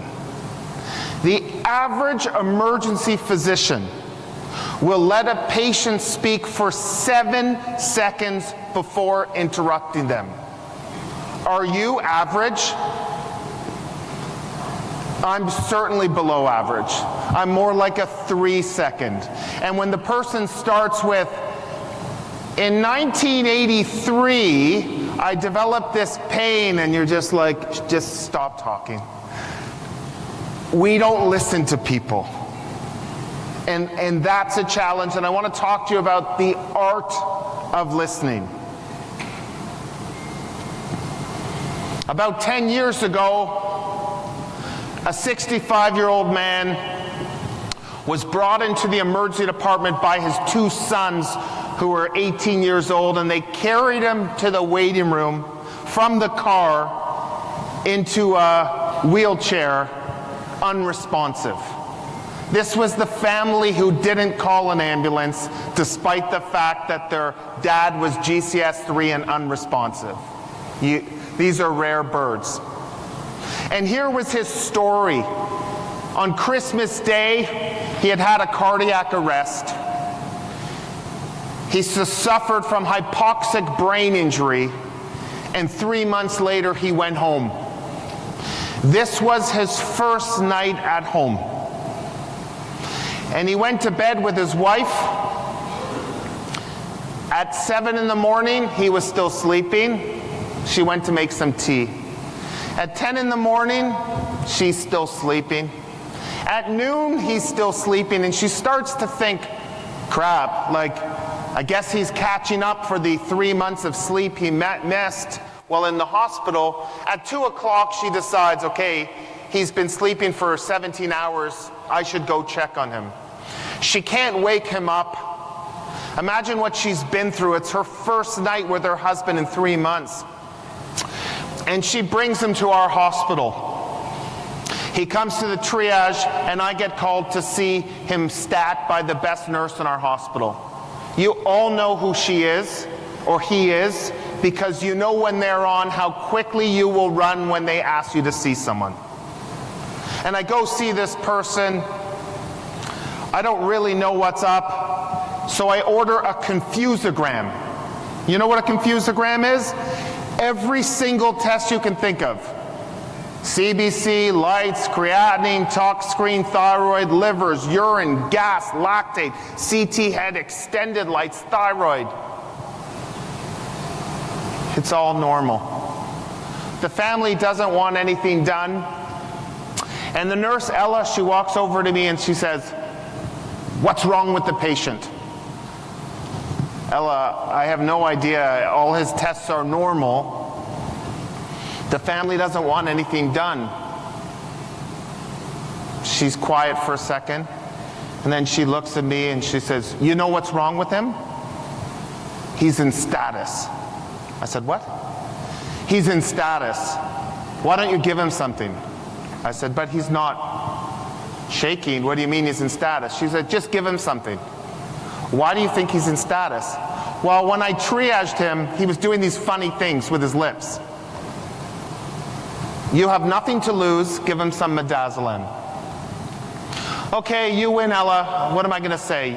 Give him some midazolam. Here, give him 3 milligrams and 2 milligrams and, you know, keep her happy."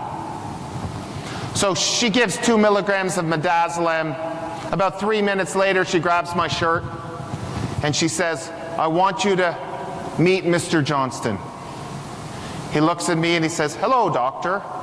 And he was in non-convulsive status epilepticus. I had never seen it. I had never diagnosed it. And it's a big problem in people who've had hypoxic brain injury, of comatose patients in the ICU. This is incredibly common. But you need to listen to others. And listening to Ella was what is the reason that that guy was talking right away. And giving midazolam to patients right before I'm going to give them that intubation has bought me some people from avoiding plastic. Those people on neuroleptics, on antidepressants, history of seizures. Sometimes when I'm about to intubate them because their GCS is 3, I give them that midaz right before, and I wait a minute or two just to see if their LOC is from seizures that are non-convulsive. Do nurses ever ask you to come see them as a patient or to look after their family? Has that ever happened to you? The nurses in the department will say, "Hey, Dave, can you come see my loved one?" What I've learned in all these years of practice is the biggest compliment you can receive as a physician is when a nurse or colleague asks you to look after the person they love most. Don't get annoyed. Realize that this is the ultimate form of flattery when they want you to care for them. Every day we wake up, we have an opportunity to do some good, but there's so much bad that you have to navigate to get to the good. And this is Captain Chelsea Sullenberger, who landed his US Airways flight on the Hudson River in New York City. Sometimes we see a lot of crap, but there's inspiration in all the patients we see. Joe was a guy who came to our Emerge about 250 nights a year. Every single night, the chief complaint was the same: intoxication. I was doing a night shift about 10 years ago. I've seen Joe maybe 60 times in my career. And he walks in, his chief complaint, it was a little different. He had fallen and can't get up. Okay, it's 4 in the morning. He's not gonna go home to the morning anyways. I go see Joe, I heard you fell, you can't get up. Yeah, doctor, I can't feel my legs. So I go and I say, can you feel that? Yeah. Can you feel that? Yeah. Can you feel that? Yeah. Okay, well listen, why don't you sober up and I'll come see you in the morning. And Joe said to me, doctor, I've been drunk every day of my life for the last 30 years. I'm not drunk. Oh, that's interesting. And Joe taught me an important lesson, that sometimes the neurological exam is not just a CT of the head. That my neuro exam was touch his legs, do a CT, he's fine. That sometimes you actually have to examine people. And I said, you can't feel your legs, Joe? He couldn't feel touch. So I took my fingers, do you feel that? So he could feel touch. So I started with pain. No pain to about the belly button. So then I went to temperature, and he had a sensory level of pain and temperature loss from T10 down. And Joe, who had been drunk in our Emerge for 35 years, 60 nights a year, had an anterior cord syndrome. Just because I listened to someone, and just because I decided that sometimes you actually have to do an exam. It was very humbling. This past year, I picked up a chart. The chart was the next to be seen. 30-year-old female with a headache and 36 weeks pregnant. I'm going to say it again. 35-year-old female, headache, 36 weeks pregnant. When you pick up that chart, how much are you hoping that the person beside you picked up that chart instead? That's a tough one, right? I was like, crap, what did I do wrong? So I go see this woman. My first thought, okay, hypertension in a 35-year-old in her 3rd trimester. What are you thinking about? Shout it out. Preeclampsia. Her pressure's 100/60. I thought maybe we could get it higher and then I could refer her to OB, but it wasn't high. And I was like, crap. So I ordered all the preeclampsia blood work. I went to talk to her. I was hoping that her pressure would be higher, because then I could just say she has preeclampsia, but it wasn't. All her blood work was normal. I do a real neuro exam because I sure as heck don't want to CT this woman. There's nothing to find. So I said to her, why are you here?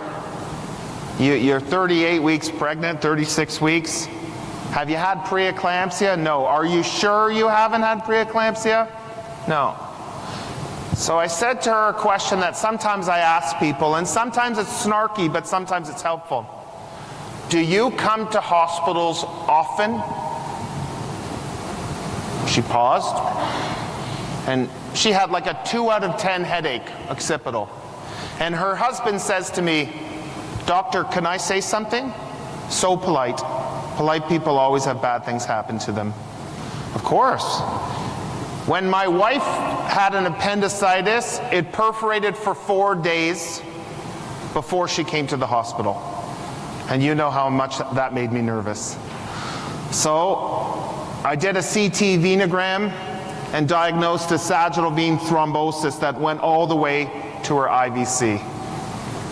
Sometimes you just have to ask people. She had a 2 out of 10 headache that got better with Tylenol. And the craziest thing about this case, and I don't know if you feel this way, but I feel that sometimes emergency medicine is what I ate for breakfast. Some days, for some reason, you connect with a patient and you understand them or you see them and you can figure out that there may be something wrong, and you know in your mind that tomorrow you may not have figured that out. And that's the most humbling thing and frightening thing about our job, is I was so close to sending this woman home. I swear to God, 2 out of 10 headache, better with Tylenol, wanting to go home, but just something. And it's frightening because tomorrow I could have missed that. Nancy was a 74-year-old female. It was a Friday afternoon at 4 o'clock. I was just starting my shift. And the chief complaint said, tired and weak for 4 months, requesting a 4th opinion. Again, who's happy that they got stuck picking up that chart? 4th opinion. You can see the sarcasm in the nurse who wrote it from triage. So I pick it up. I have to go to the waiting room. Mrs. Smith? Mrs. Smith? So I start to think to myself, she must have left. The waits were long. I'm perfect. This is great. But in the distance, I see movement of an old person who looks like Mrs. Smith. I'm kind of hoping it's not her, but she's moving towards me. Crap. Mrs. Smith, come on. So we have a button on the wall that opens the door. I must have hit that button about 10 times before Mrs. Smith made it through the door. I swear I could have seen like 4 other patients. Eventually she comes here. After I've opened the door for her 10 times, I figure I'm going to bring her to the closest room possible so I can get rid of her short, because it took a long time, and this is a 4th opinion. So I go to talk to her and I say, you've been weak and you're sore all over and it's been 4 months? Yeah. And she can tell that I don't really care. Unfortunately, I'm grumpy. The rust and the cynicism has kind of acquired in my tenure. So I ask her all these questions. You saw this doctor and that doctor and this doctor and this person, and how can I help? So then I turn and I say to her, are you depressed? She pauses and she says to me, what year were you born? Okay, think about that. How are you feeling when she says that? Well, I get all defensive. Well, I don't think my birth has anything to do with you, so I'm not going to tell you my birth. Well, she says, I'm going to guess you're born in the 70s. Before you were born, I played tennis for Canada in Wimbledon. Oh, this is not her, that's Billie Jean King. I said, oh. She goes, and I look like looking at you, I'm in a lot better physical shape than you. I play tennis 2 sets, sometimes 3, every single day, 7 days a week, and all I want to do is be able to play tennis again. So you ask me if I'm depressed? I'm used to playing 4 sets of tennis a day, and now I can't even get out of bed in the morning. Of course I'm depressed. Does anyone know what's wrong with Mrs. Smith? I looked at her and I said, I'm going to order 1 blood test. And this blood test is going to change your life. Anyone? I can't hear well, but Mrs. Smith had an ESR of 120, and she had polymyalgia rheumatica. Now, this isn't the most exciting thing in your textbook. In fact, no one has ever in the history of a conference been invited to speak about PMR. But I'm going to tell you something. PMR, next to like a pulled elbow, is the best diagnosis you will make. There is no other diagnosis that will cause gratification. Now, every year, you know, my wife, she's an internal medicine specialist, and every year around the holidays, she gets chocolates, she gets champagne, she gets scarves, she gets tomato sauce. I get nothing. You get nothing. But Mrs. Smith used to buy me a box of chocolates from a really kind of borderline chocolate store in Toronto that your grandmother would have given you chocolates from when you were a little boy or a little girl. And every year, for 10 years, Mrs. Smith bought me chocolates at Christmas. Never saw her again. The only person who's ever bought me anything. About 4 years ago, the chocolates stopped. What's on your differential of chocolate stopped? She's dead. Nah, it happens. We're all gonna die. What can I do? During COVID, I went to see an old man. I walked in the room, he was there with his partner, everyone's wearing masks and gowns and all that. And a woman says, "Hello, Dr. Carr, do you remember me?" Again, a question I hate getting in the emergency department. Do you remember me? You know, with the mask and the gown, it's really hard to tell. She said, "I played tennis in Wimbledon." I said, "Your ESR was 120. I've never forgot about you. Where the hell are my chocolates? I thought you were dead." And last year, the chocolates started coming back. Billy Mallon said, "If you became an ER doc because you love thank yous, boy did you fuck up. Because your best work does not know who you are." And in emergency medicine, it's very thankless what we do.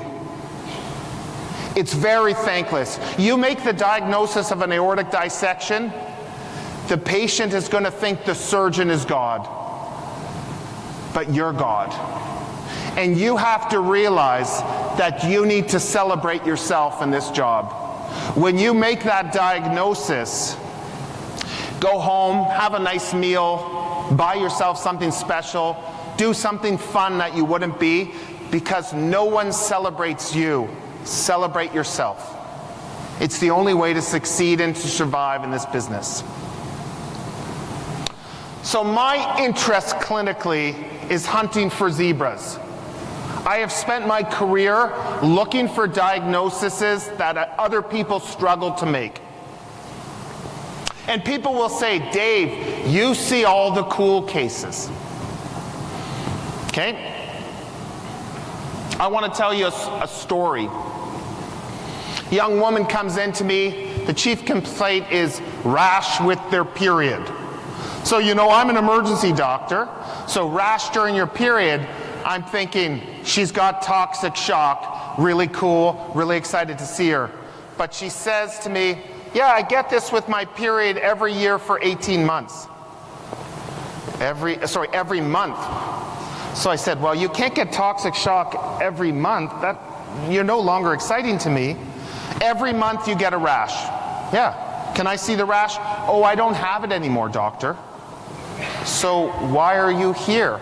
"Well, you know, every month for 18 months, I get a rash right before my period, and then I get my period and it goes away." "And you don't have the rash now? Do you have a picture of it?" "No."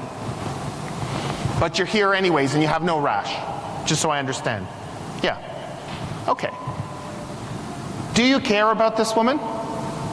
Do you find her interesting?" I see an honest reaction, which is a lot of us couldn't care less. "She has no rash, her vitals are normal. This has been going on for almost 2 years. Why are you here?" Now, Michael DeBakey would say, "No physician can diagnose a condition she never thinks about." DeBakey never had the internet. So what I did, because I thought she was interesting, is I go to Google and I type in rash that occurs before menstruation. And it shows... Mr. David, you have 2 more I'm going to go a bit longer. It shows that she has something called autoimmune progesterone dermatitis. Have any of you heard of this? No. So I walk in the room. I said, oh, sorry about that. You have classic APD. It's classic. Once you see it, you'll never miss it. Your options are either we take out your ovaries, but that seems drastic, or maybe you see your family doctor and go on the birth control pill. But it's classic. What the point of this story is if you want a fruitful academic career, you must be curious. If you're not curious, then you become average. You don't diagnose zebras. I had no idea what this condition was. I may never see it again. But by typing 4 words on Google, I was 100% confident I made that diagnosis. Wild.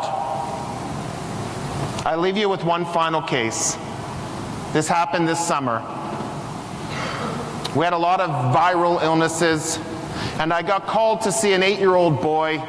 He was wearing Spider-Man pajamas, and it was a febrile seizure. Is anyone nervous to see a febrile seizure? We got this. We see this pretty often. Temperature was 38.5. Apparently hasn't been well for 3 or 4 days. Parents brought him into the recess room, or to the room. He had had a seizure with EMS and another seizure. So I went to see him, getting a little bit of the story from the paramedics, getting a little bit of a story from the family, and all of a sudden, he has a cardiac arrest. I've run a lot of arrests in my career, but I can count in one hand, and not even all of it, the number of arrests I've run in children. And I can't count any of them that I've seen talking to me who've arrested. My brain was like mush. There are all these formulas you knew for ET tubes and chest tubes and medications. My brain was nowhere. I pulled out this Breslow tape and I ran this arrest. And, you know, with adults, we take so much pride. We don't ask for help in a cardiac arrest because they're kind of supposed to die if they're 90 and have a cardiac arrest. But the pediatrician came down. I was running this arrest, and she said, why don't we call the intensive care pediatrics at the other hospital? Because I didn't have pediatric ICU at my hospital. And they walked me through that arrest. And I did everything I could. And we did everything we could. And I knew where this was going. And I looked at the wall for something that I've done so many times in my career, and the parents were in the room, and I couldn't say the time of death. I couldn't say that number, and I still can't say that number. I didn't know what to say with these parents of this 8-year-old here. So I just kind of said, you know, I didn't say the number. I just said, okay, we can stop. I didn't know what to do. And then, you know, you haven't seen a patient for an hour and a half. Someone comes to you and says, I've had back pain I've been here for 9 hours and I've had back pain for 2 years, and somehow you have to smile and you have to pretend that that didn't affect you. And then a nurse says to you, Dave, our nurses are really upset about this situation. Do you think you could do a debrief? And it's as if we're supposed to be immune to this. Because we're doctors, we're not supposed to be affected by an 8-year-old boy who dies. But the nurses are. And I said, I'm the same as you. Hug your child. I don't know what else to say. Everyone did well. Life is very short. It's very tragic. You will never forget this kid. I can think about every kid I've lost. I know all their faces. It's just what we do. And how do we get through 20 years, 40 years? Is you need to have a team of support. Sarah Gray, who's the one who is in the front, came up with this concept of having failure friends. You need to know people in your group that you can call when life's crappy. And you might need a failure friend for your marriage. You might need a failure friend for your divorce, for raising children. I have so many failure friends. And you need a failure friend for when that patient didn't turn out the way you wanted to and you feel gutted and you feel crap. How many of you have a mentor? How many of you are a mentor? Good. These are my two mentors. This year, they both retired. I feel like an orphan. I've lost the two people. And I remember saying to Anil once, I said to him, how can I thank you for what you've done to help my career? You know, I was trying to see, does he drink? Does he like chocolates? Does he like golf?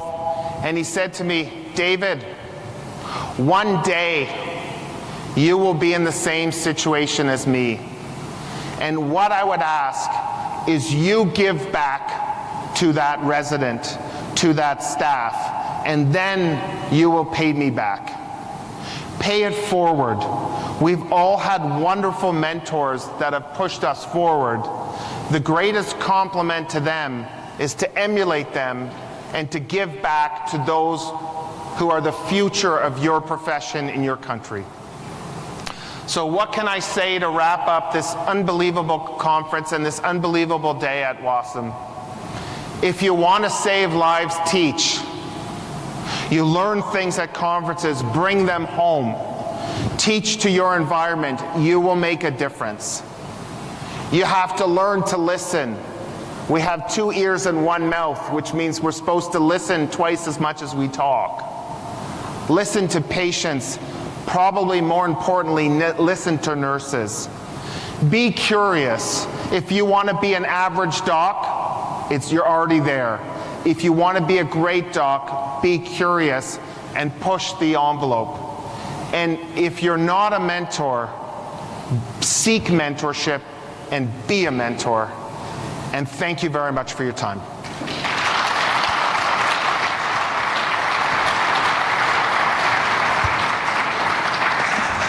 Thank you so much, Mr. Kerr. And they were, all the slides almost, were very nice reflections about life. It looks like there's a big party tonight, a big gala. Right here, 2015. What's the dress code, Bashar? Do we have to dress up nice? A tuxedo? Everyone come celebrate tonight, 10:15, 8:15, and we'll see you all later.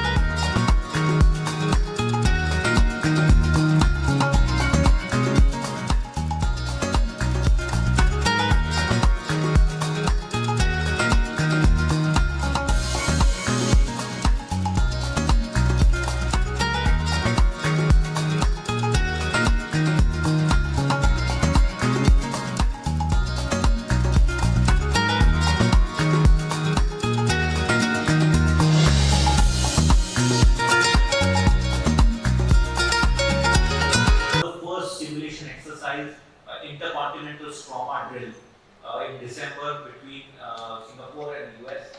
We'll tell you the results of the trauma drill, which will lay the foundation for our paper. So we are going to do the experiment of trauma alert and see where we fell off course, and then we will start building the evidence, and we plan to, before the next meeting, have the trauma alert published out. It will be published at the same time in two journals. So Eurasian Journal of Emergency Medicine, which is now a WASM journal, it will be going to PubMed next year. And our Journal of Emergency Trauma and Shock will publish those papers. We'll ask JTEC whether they could publish it. So the more the journals publish it simultaneously, the more it will look nice. So JTEC can also consider this is the Qatar Emergency Trauma and Acute Care Journal. So that's where we are right now for collaborative work. So I commend Dr. Fatima. Fatima is coming back to us after a couple of years. And Dr. Desi. One thing you might want to think about, Sasha, is just a similar protocol for cardiac arrest and trauma, because that work is on that a bit.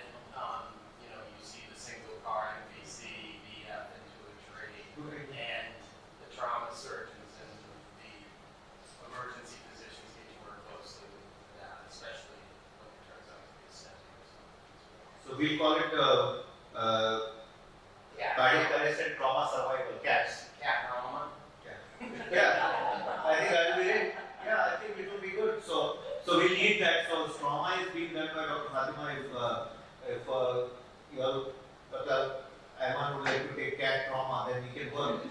Yeah, so we'll have to do a sim drill. So we'll plan that drill also.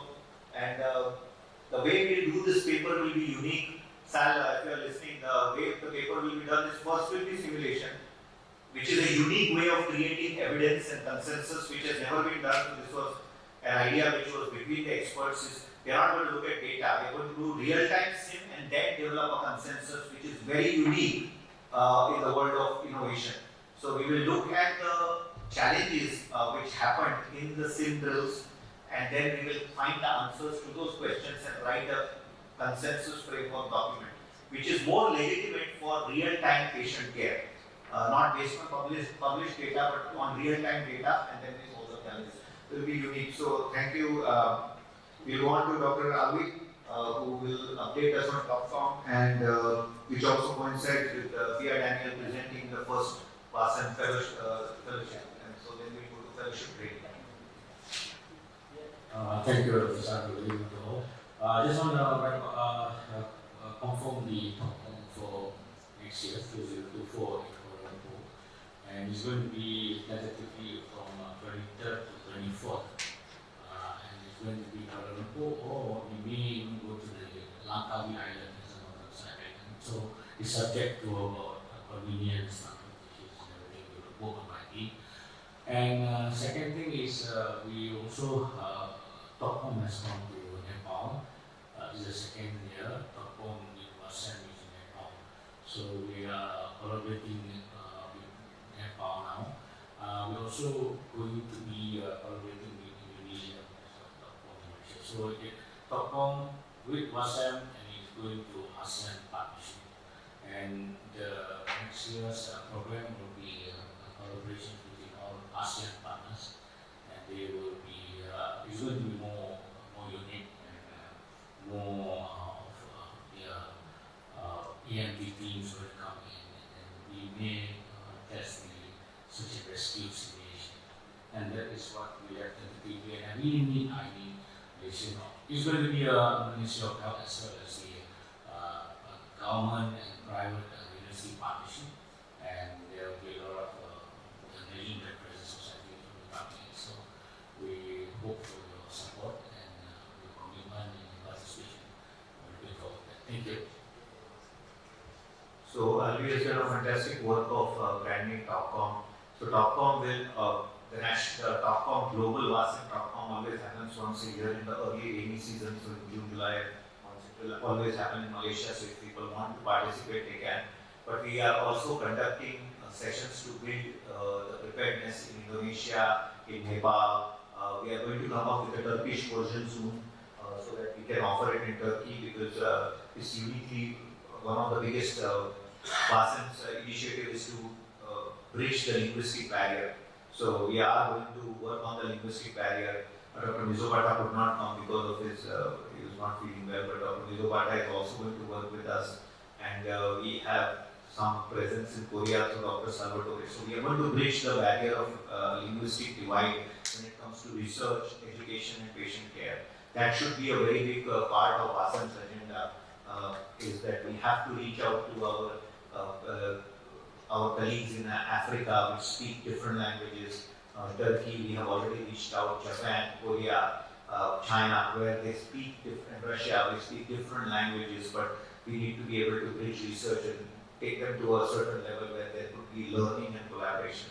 So that's what TopCom is doing. We are helping Nepal, we are supporting Nepal in fact. We must commend the leadership of the women leaders of Nepal who have taken this leadership to establish emergency medicine. They are trying to establish the board there. They are trying to build science in Nepal, and that's a very big achievement. I also want to inform the board that the Female World Women Leaders Conclave was a blockbuster event today, and Dr. Pia Daniels has informed me that they are going ahead with the Female Leadership Academy for Medical Excellence, will be established at the WASEP. So we have two new alliances coming up in WASEP, which will be the two new pillars, which will be WASEP, which we will announce. So the Female Leadership Academy will be one of those pillars. There will be a wellness pillar. So from 4 we will be expanding to 6 pillars, and the 7th pillar, Dr. Althani Vansi confirmed with the critical illness and injury. So we are literally in our 10th year, we have doubled our pillars, and that is a very big achievement for the group when it comes to things. I would like to request the board, one thing is the agenda item is to think before the paper and start publishing more articles collaboratively with WASEP names. So that is very, very important, that it has to be a World Academic Council statement on this meta-analysis or this joint studies and surveys. So that will be very important. So when the trauma study or the CAT study will be published, it will be a WASEP initiative. So things like this, try to come up with white papers, documents which can be published. We have access to journals. With his journal, with the EPAT journal touching PubMed very soon, and JTAX we are going to also support for their quest to PubMed. Once we go to PubMed, we will be having at least 25% of the publishing market under WASEP, because we have up to, with Industry having about 15 journals in PubMed, and we have about 18 to 20 journals in our reach, which is a huge market for us to publish, and I think we should work on that. So that is the most important part. Now we go to the two agenda items which are unique. One is the WASEP Disaster Fellowship, which is very kindly being given under the WASEP name, and the WASEP Collaborative Fellowship in Qatar for trauma critical care for nations where trauma critical care has to be built. So I will first give to Dr. Hassan Thani and DMS. Thank you. This actually fellowship, as you remember, we discussed it so many times. It's a mini fellowship. The plan was we currently have a full fellowship, which is actually 2 years, a critical care fellowship in trauma. But that's a different fellowship. This is a fully paid and sponsored fellowship. Whereas the mini fellowship is actually plan to have exposure to the trauma system from pre-hospital all the way to rehab. It's a 2-month fellowship, and we actually secure the financial support for it for 12 candidates per year. We secure also the approval for accommodation. We stuck with the license. The license is an issue, and we try to see if we can get a license that allow observership rather than a full training. So we are negotiating with medical education for observership rather than full fellowship. That's the hurdle that we're trying to come over. But the others are already aligned, the curriculum and everything is set for more than 2 years now. Unfortunately, it's just the licensing issues which is we're trying to solve it, and hopefully if it's solved, we're trying to education, then we should start soon. So, thank you. Thank you, Doctor. So, Dr. Althani, once the fellowship is announced, we will work on the agreement that WASEP, the conduit that WASEP will publicize it on the website, and the selection will be jointly done to make this happen. Because I think exposure to an American-style trauma system, which is so uniquely and Joint Commission approved, ACGMI approved, existing in Qatar, will be very big for Asia and Africa. I think that is very, very important, because we need the support also to develop emergency and trauma system in the whole of Africa. That is also a very big area of need right now and a very big area of growth where we could make a difference. We have our partners, Dr. Joe Boni and Anna, Dr. Boten, who could not get a visa to come to Turkey. They were trying to get a visa because they have to, there's a process, a paper visa. So we have our presence in Ethiopia, Kenya, and I am going to have a meeting with the Kenyan Health Minister soon, so we are going to have a presence there in a very big way. And I think that many fellowships like this, and it's when what PI is going to present is going to make a huge difference. So I think observer model also will work. Tomorrow, if it works out to be a clinical model, that also works. But we are just getting exposure to the research division led by Dr. Alvenia and seeing what you do and understanding the processes is very important. Clinical skills they can do in their country, but the process management, operations management is very, very important. Before I go to Dr. Qazi, I'll tell you, in my experience and our studies conducted across the world, we realized that the greatest problem to developing emergency medicine was the lack of understanding of operations management. Everybody knows how to manage a trauma, everybody knows how to treat a chest pain. They just didn't know that ER has something called, and trauma has something called operations management. There's something called as patient flow, there's something called as metrics, there's something called a movement. They just did not know. And it took me 18 years to realize that all our work on training them on clinical systems was a waste, because 90% of the world of non-emergency medicine and trauma does not understand how to operate a trauma center or operate an emergency department. You'll be shocked, Dr. Abdani. All this ADLS is of no use. It's of no use. They just don't know how to operate it. They just don't know how to run it. They don't know process management. They don't know metrics given care. They don't know how to audit it. It's unique. And there are countries where they are doing color coding system. But that's only to get in. What do you do after the emergency and trauma resuscitation? How do you move those patients? How much do you CT scan? And that is a monumental failure for Dr. Eliza, you'll be shocked. It's a monumental failure that we did not recognize that the growth of emergency medicine was stagnant because zero operations management acceptability or training. So last 1 year, we have started training emergency physicians in India on operations management, how to run the department, what is the difference between policy, what is the difference between process, what is the difference between protocol. These are three different things, and there was no concept. If you ask any doctor in trauma or emergency medicine, what do you do for a motor vehicle accident? I'll change my name. The answer will be COVID, run ATLS, temperature, pulse, blood pressure, respiration, primary service. I can ask you that. How are you going to, what is your policies on managing this trauma? What is the process you follow to manage this patient? And what are the protocols? So you will only know the protocols, but that is very different from the policy, that is very different from the process. And that was one of our greatest failures, which I humbly accept, is now we have quickly moved away to that, and now we are focusing on operations management. So that should be a part of the fellowship. Thank you, Segar. Thank you, Lisa. Dr. Athani, I actually have two items to talk about. One, I'm talking about the emergent items. I think it's very important to discuss. It's going to be a little bit of bomb in this meeting, so I will have to come back to it. There are some question about Dr. Athani, you just said here.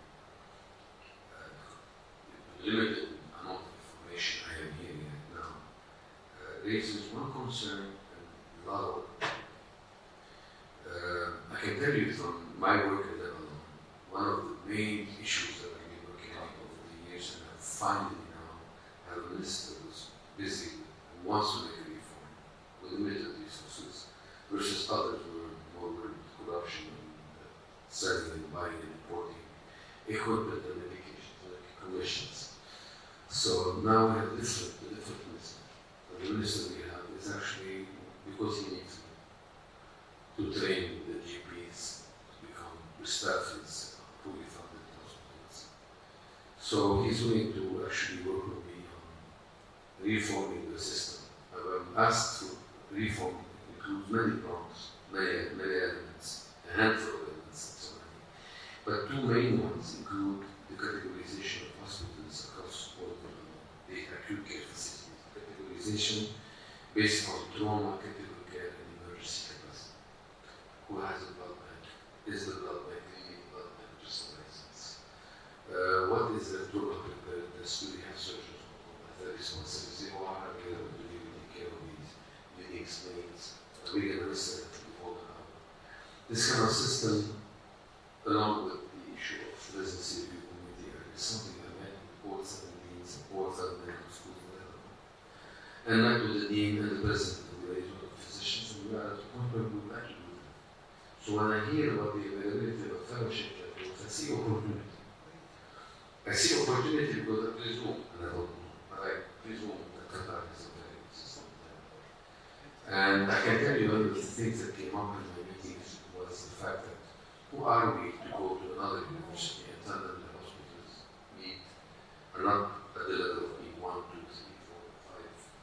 So the discussion with our Saudi friends in the AMC, in Rhodes, with Dr. Majid Salami and others, was that potentially we could, that's what there is a role for Wasam and for Qatar, was to really have non-Lebanese come to Lebanon, and the Lebanese come to Saudi Arabia, and the Saudi, do this exchange where we have people voting and then deciding on the category of, on the credentialing of these categories. And I'm not talking about commission accreditation, I'm talking about really categorization based on capacity of preparedness. So you bring us a very good opportunity.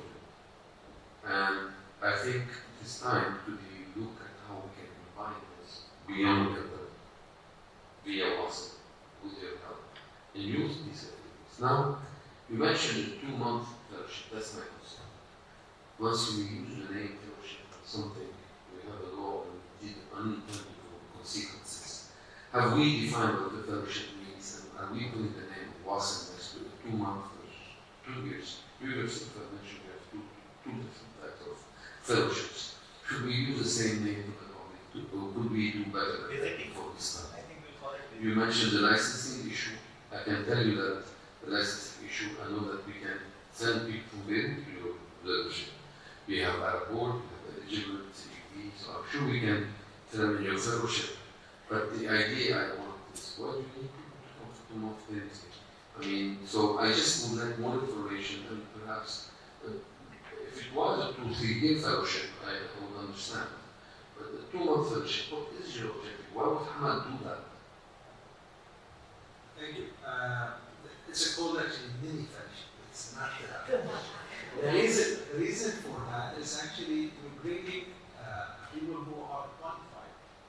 It's not to enhance their training. It's only to actually go through the system. It's just, unfortunately, in our region, there's a fragmentation of the trauma system or emergency system. So we have EMS under different umbrella, we have emergency under different also organization or authority, and then we have rehab and then also the different. We are lucky in Doha because it's a small country and 95% under the same umbrella which look after the whole service in the country. So ambulance service, hospital service, rehab, integration with the community is under the same head. And that's actually give us the chance that we have to go through the whole system, the North American system, which is under the same umbrella. It's a national ambulance service, it's a national drone service, and it's a national rehab support. So all the things under the same umbrella. And so the one who will come for 2 months is not somebody going to know how to do resuscitation. It's just to see how ambulance service work, how the National Command Center coordinate, the dispatch system in the country, and then how the trauma system in Hamad works, all the components of the trauma, and then the rehab system. And during that time, they also can go and do some research at the same time. So we have also a small national trauma database, which is actually we work with North American National Trauma Data Set with the equal also with American College. And this is the only center outside North America submitting this from 2011. So that's actually what's the benefit. I think that the one who's coming mature will have a chance to go through this without going to North America. That's the only thing. But we can discuss also the application for the formal fellowship, which usually is very tough because most of the candidates is from within Hamlet. It's too old, but it's very difficult. Thank you. Yeah. Can I just say one thing related to that?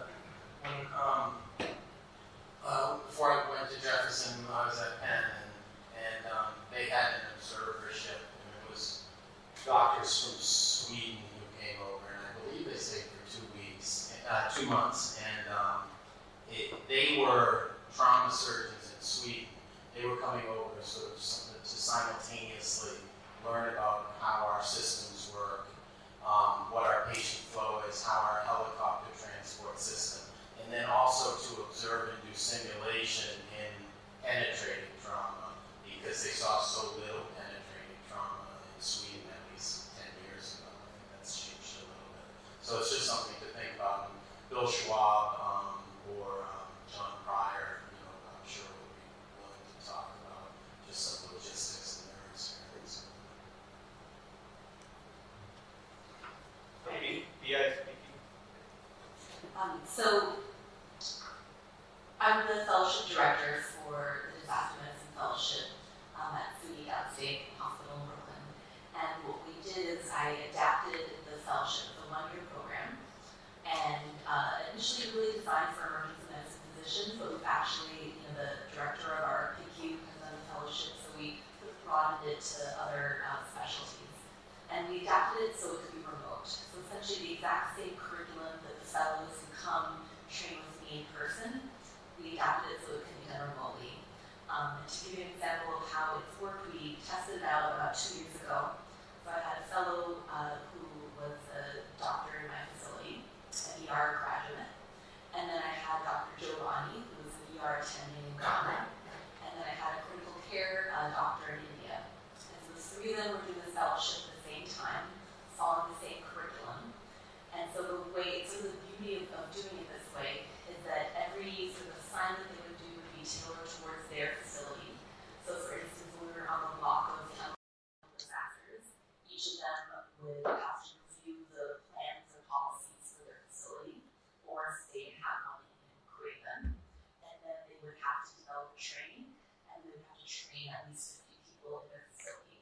And through that block, we would meet once a month, and each fellow would then present through what their institution was doing. So not only were the fellows learning the knowledge, but the institutions they worked for were benefiting, were getting a new plan, were getting staff trained, and they were learning from each other and seeing, okay, what's the difference between the policies in New York, in Ghana, and India.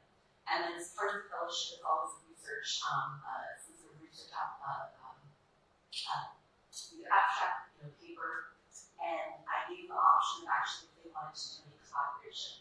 And so each of them did their own academic project, but then we started to look at creating databases that kind of included all three facilities, and sort of looking at doing joint IRBs between them. So it really, it's a one-year fellowship. The curriculum is accredited by my academic institution, SUNY. It's the exact same curriculum that the U.S. doctors say when they rotate with me, but it is always directly applicable in real time to the facility of the participant. And so that's the model that I've done so far. A newish model that I'm developing with Dr. Ali that hopefully will be starting in January is that Dr. Ali would like to give me 15 fellows that are going to be doing it remotely. There's going to be it's going to be more diverse, so there'll be a mixture of ER physicians, other types of physicians, maybe some other healthcare sectors, and public health, etc. Again, everyone will follow kind of the same topic month by month, but sort of approaching from their sector. And the beauty is that when we meet virtually once a month, we kind of review things. So by having sort of one country with multiple sectors, now they're going to be able to kind of see what other sectors are doing. And so after the sort of pilot version of this program, the idea is that in the coming years, we'll have, again, multiple countries, again, everybody learning from each other, doing collaboration, trying to take their research projects and see how they can kind of collaborate that. So far we've tested it was just, one fellow from 3 different countries at the same time worked really well. And then this next year I'm testing it with 15 fellows from the same country, but from different kind of parts of the healthcare sector, to see how that goes. And then the goal is eventually to kind of do multiple countries, having multiple sectors from each country. We're learning from each other. We have joint journal clubs, and then ideally joint research projects. So she will put up the curriculum to the circulate to the group. So the curriculum is there. Both the curriculums will be circulated, and then we will certify them. So hopefully by this year, now that we are all meeting in person, we should be able to get it done. We have already discussed about the ultrasound in the video, as you said. The other part which I want to inform the board is the mic. The part.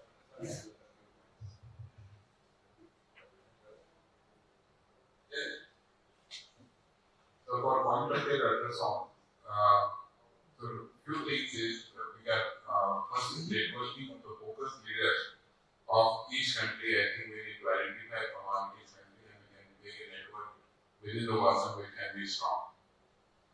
Number 2 is developing a common agenda for working on education, training and research on focus. At least the participating country, after we meet the networking of leaders, we can develop that.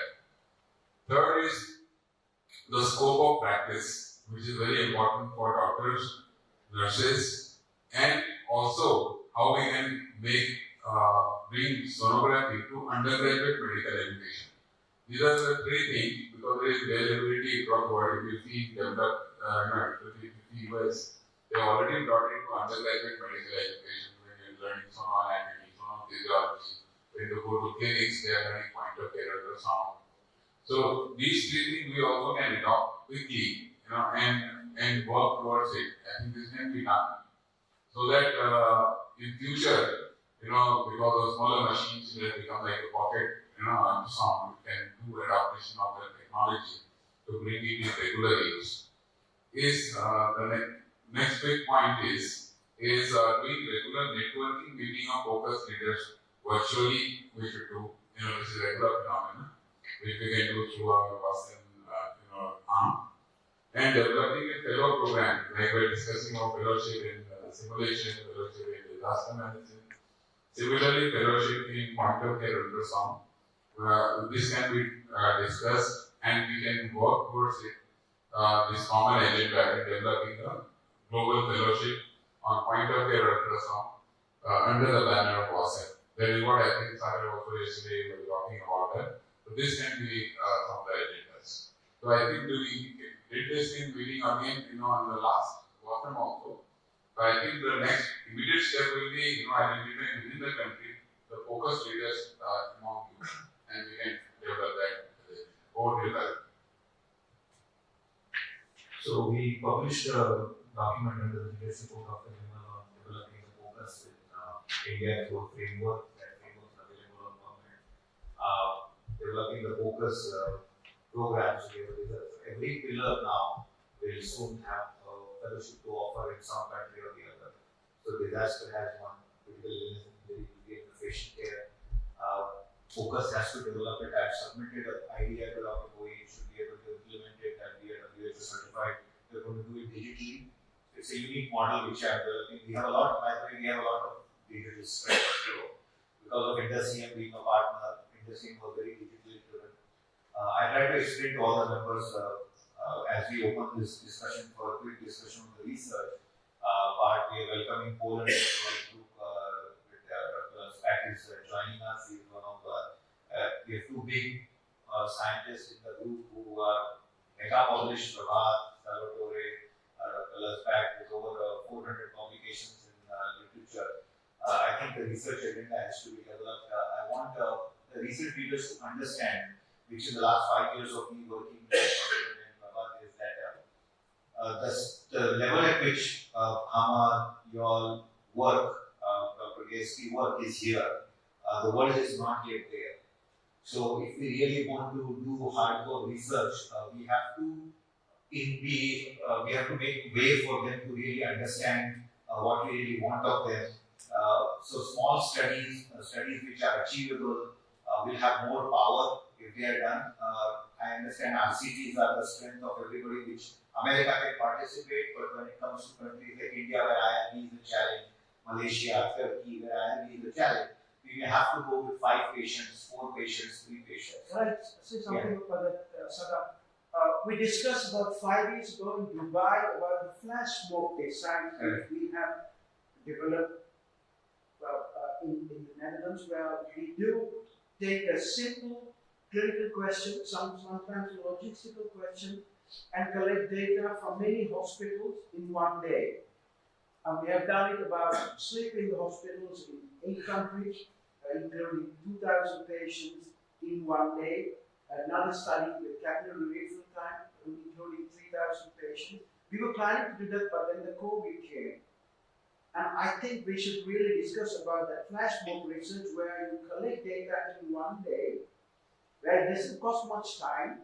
We have enough experience to share with you our knowledge. And you were talking about, funny you said, when you talk about research, you said big data.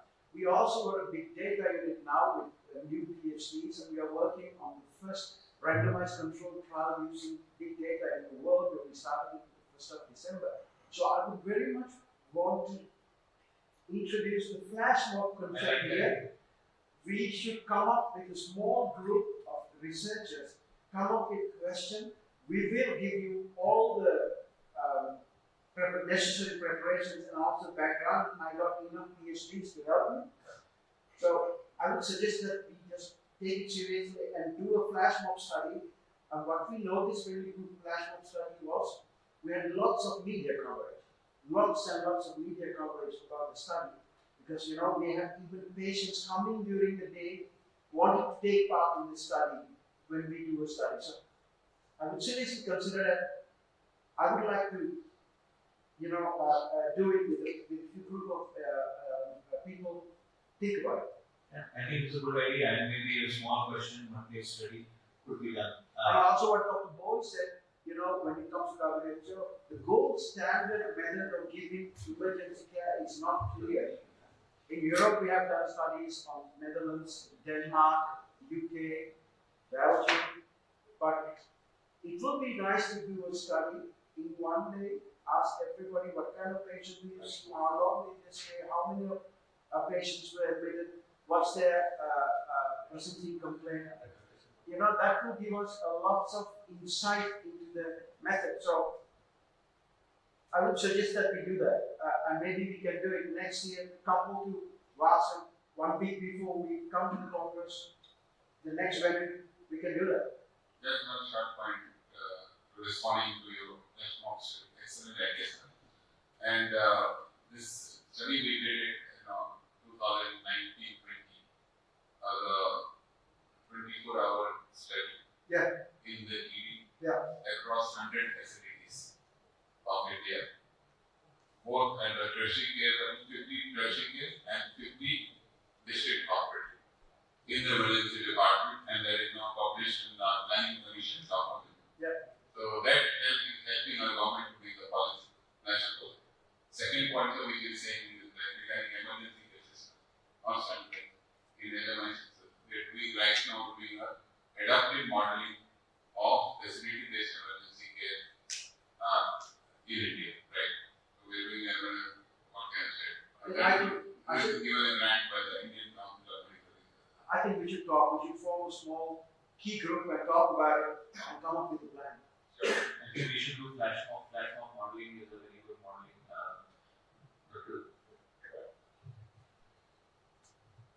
Sure. This is a great idea, and I think we can cooperate. If you are ready, or you scan all contacts, and we send you the email about cooperation, because firstly, cooperating also with many hospitals, even looks like my company has on 15 hospitals in Poland. And besides besides, I think I'm moving meta-analysis, so if you, in future you will have some ideas for meta-analysis, I can contact it, get a review, and then, for example, send to you to create some draft, and it will be also fast way to increase the number of publications. And I think, as we're sitting here, if we publish any articles, maybe we will agree that from today we will also sign the affiliation of us and our names. And for example, after the full name of the list, we should put that this is the team of us. Yeah, you know, it's like what we do is we have lots of collaborators. We give them all collaborators, so they will all get the qualification of format. We'll be doing a flash mode in a couple of months in the UK and Denmark. Maybe after that, next year I would say we'll prepare well. We'll talk about a research question. We need to have ethical approval. We have enough experience with doing this multi-center study. We could do something nice together, and then we can propagate it through Acil, flash mode. Almost what I want to say is already said, but I think that the research effort will be very good in audience where we have a dedicated research task group led by somebody and has a team with them to distribute the work, to organize the work, not only the work as a solo from scientific, and also this will be dedicated to have at least every 6 months one paper published, and it will be, we are also working on the Western reader, and it will be seen by the whole Western task group. And this will open the gate for the future. We can have fellowship and peer research. We don't need to license, and it will be easy if this task group of research can be the fellowship and fellowship. It is a good idea. But first, we need to have a dedicated group to be committed to have this. So I'll create an email group between the three. Anybody who wants to join can join, and then we'll distribute the work. And we can offer PhDs also. In our institute also, we can offer PhD to students who also come and do research. So I will create a research group. So we create a filler is already there, so we can have a team of top people who are good at data analysis, good at processing, and maybe one meta-analysis a year and one real-time study a year could be, or once in 2 years. It doesn't matter. We have a meta-analysis team also. So I suppose one meta-analysis will be not problematic because I publish a lot with around 100 publications. yeah, but for the Vasan's sake, Yeah, but from this day, each publication will be also publication of Vasan. Yeah. If we increase and we cooperate together, the number of publications will increase diametrically. So, and we have a full portal where we list the publications. We could do that. We should send a research letter around once in 2 months when we start something new. So if you want to collaborate, we can collaborate. Okay. And I think we should do that. And all of you have the email, so you are all on the group email, the readers. So you can email back to the group. Just change the title so that the stacking of the email doesn't happen in the emails and doesn't get lost. We have a group email. Yeah, group email is there. So we put you in that. Yeah. So yes, Aruna, you have one. We have to move fast from the agenda. So please. I just want to say, actually, your whole words about process management, which we have been doing in Sri Lanka, recently started, right? And the other thing is about this focus. Although we could not come there physically with our economic decision, but we have enough expertise and we can train many people from big people across the world, provided that you allow, you give them some scholarship and some other side. Because Sri Lanka money is very cheap now, right? So in that case, you can organize many training programs throughout the world for people from many institutions throughout the world. And the biggest thing is that new house administration as a doctor, which we will do every week. And he knows manager to use next to the largest manager bureaucracy in the world. So in this, we can have a very nice future. Thank you everyone for offering trauma and the other fellowships to Dr. Azani. Hope that we can work collaboratively in the future. Our organization will be over by 3 months time expiration. So after we can work together, and such time I am willing to gain as many people as possible from other countries, provided that we give them some kind of study. That's what I would say. And you are again emphasizing the process management principle, which is a must. I'm actually on this business management as well as some of also. And that must be incorporated into curriculum or emergency or trauma care or whatever the algorithm system or whatever. And my friend Professor Babadanek has concept of national and we incorporated in training course as well. Thank you. I know Sri Lanka, I'm Sri Lanka too, so Thanks.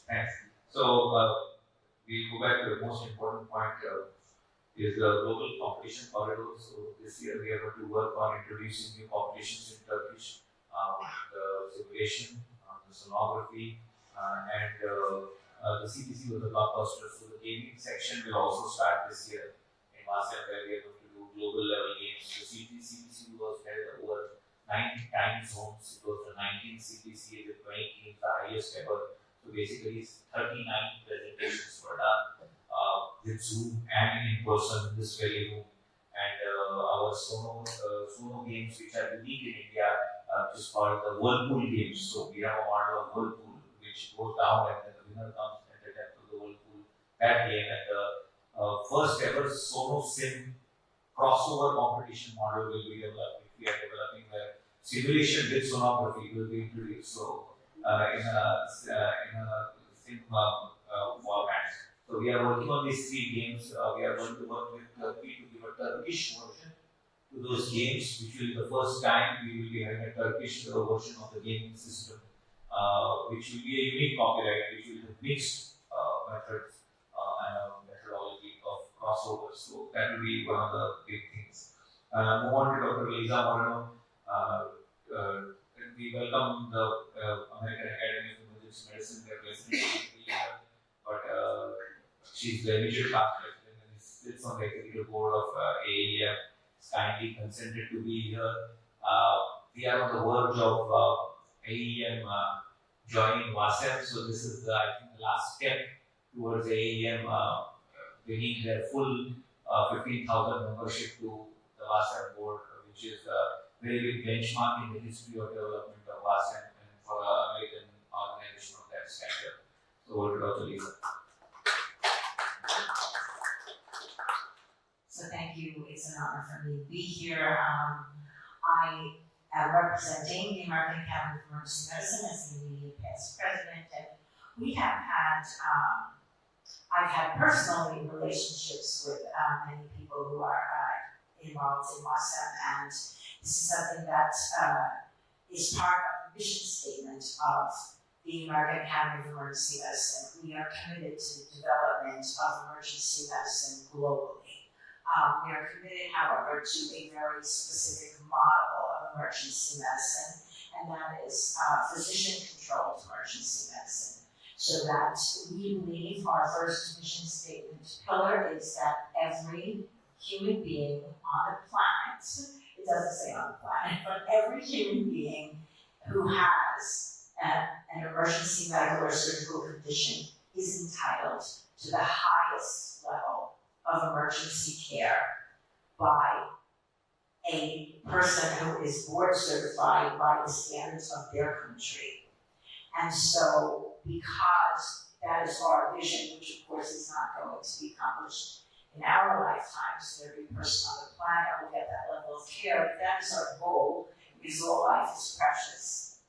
And so, we are committed to assisting in the development of emergency medicine globally, according to a model where, based on the resources and based on the culture of that country, there is a training process put into place and a certification process put into place. And this is something that another past president of AAM, Dr. Ghazi from Lebanon, it was also board certified in the United States, has had a vision for a long time. And this is something that we've also been talking with Dr. Sagar about. We believe that WASM has several advantages for us. Number one is the fact that WASM believes in the dignity of all human life and the entitlement of all human beings to have the highest level of emergency care when they experience a medical or surgical emergency. We also know that WASM is committed to scholarship. It is an academic council. And so WASM is committed to training, to learning, and that's what's been going on at this meeting the whole time. We at AAM are vehemently opposed to the corporate model of emergency medicine. It's interesting that you mentioned earlier, Dr. Sagar, that all these years you didn't understand why the teaching that you were giving wasn't taking hold. And the reason it wasn't taking hold was because in many countries they do not understand the operations management portion of emergency medicine, which is a critical part of running an emergency department. The absence of that understanding creates a gap into which corporate medical groups predatorily enter. So it is the fact that there's an absence of understanding that there is an organization management piece that is critical. These predatory groups come in and say, we know how to do this. We're not physicians, but it doesn't matter. We have experience in medicine, in emergency medicine, and other hospital-based practices, and we can step in and do this for you. And what ends up happening then is that it becomes a for-profit model, which is completely opposed to the concept that every human being, it doesn't matter whether they can pay, it doesn't matter who they are, it doesn't matter what value society places on their life. Their life is valuable and they deserve the best care. And so AAM is extremely committed to these values and extremely committed to the fact that we do not want to see the predatory behavior of corporate medical groups that has happened in the United States to happen in other countries because of the gap that is present. Not every emergency medicine group in the United States feels the way we do, believes the way we do, and so it is critical for us in forming an alliance with WASM that alliance would be unique. So that if we form an alliance where we support WASM and WASM's meetings, and WASM supports AAM and AAM's meetings, and then we also go forward with other plans for global training, global board certification, that the relationship be exclusive with AAM so that we can ensure the absence of corporate, non-physician-led groups stepping in and having an influence in other countries. So I am actually flying from here to a board meeting of the American Academy of Emergency Medicine, and I would like to present a proposal to them for a formal memorandum of understanding, a formal collaboration with WASM, where we share resources, we share training, we work together for the global development of emergency medicine in a physician-led model. And that's what I want to propose. Thank you, Lisa. As we have had discussions, I'll brief the board.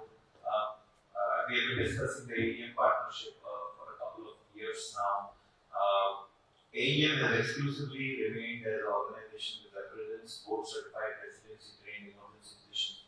That is their local responsibility towards the United States. But AEM also was the pioneer of international emergency medicine in the world.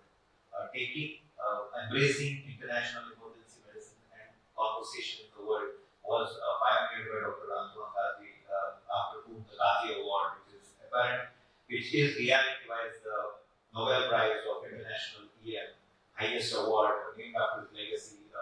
He wrote the first script of internationalizing emergency care through emergency medicine. So that is their international responsibility.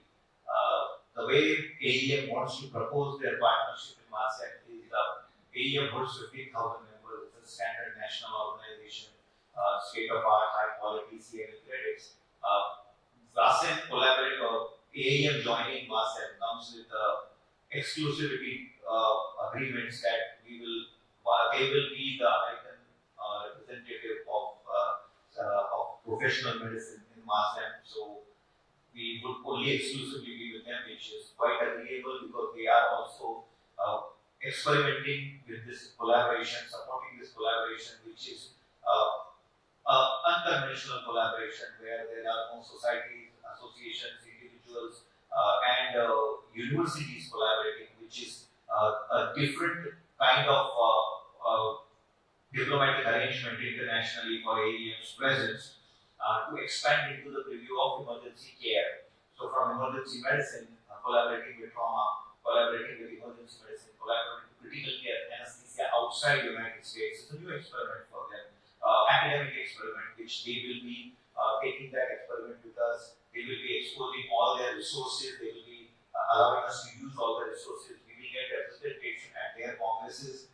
Also, the membership will have an opportunity to enter, to attend MASEM conferences and indulge in development of emergency trauma, critical care outside in the world, which is a big gain for American academic faculties to work with the world in different areas and not stick to chest pain, shortness of breath, UTI, that kind of model. So it's a huge global development model which is coming. But there are some non-negotiable clauses which have been put, which Dr. Lisa wanted me to highlight. One is that they will have exclusivity when it comes to AEM being a partner in the US, so we can't go with other organizations. We will only maintain our universities and all is fine, but when it comes to professional body, they will be the only professional body we will go with. That's agreeable because that's a huge benefit to MASEM. But we maintain that exclusivity also maintains with us in this kind of model. The second, this is still subject to approval by the board in AEM. The second model is, which will come, but I want the board to know, is that they would like us to bridge resources. So they do an annual Congress NEMC in the Mediterranean, in the European regions, which is a big congress. So they do it in the odd years. And they want us, which is a good idea, which is quite acceptable to me at least, is that we save resources of doing the World Congress every year, and they will brand it as a World Academic Congress, NEMC Joint Congress. So it will be a WASEM NEMC Congress every year, every odd year, but they stick to Mediterranean. So they will, European Mediterranean region. They don't mind if we go to another European, but they will stick to their tickets, which they have a full-scale workforce. They have established attendance of 400 to 500 people every alternate year. Sometimes they touch 1,000, which allows our faculty and to attend that meeting. But then, the odd year, in the even years, we do WASEM at our location, where that will open it to AEM members to attend our meeting. So every year, AEM will be able to offer them an international destination, an international meeting to attend. Whenever they attend, we attend their meetings. We come up with a joint agreement on the rates and the registration process, which should be discussed. And when they come to us, of course, we will all get registration the way it is done. So that will be a very big benchmark for us. Once the board approves, we will decide which year we will kick it in. I don't think this model will kick in till 2025 or 2026. So 2024 will run according to the WASEM format. They will change presidency this year, so I think that will also come in the new president's agenda for next year. So the board meeting will come to know more. But I think till 2024 we are all fine. And 2025 also, Prabhat knows that if this model comes, so the board is quite okay with that. But this year also we are going to start a backup site model. So there will be a first site and there will be a backup site, so that we all know that the WASEM will happen come what may.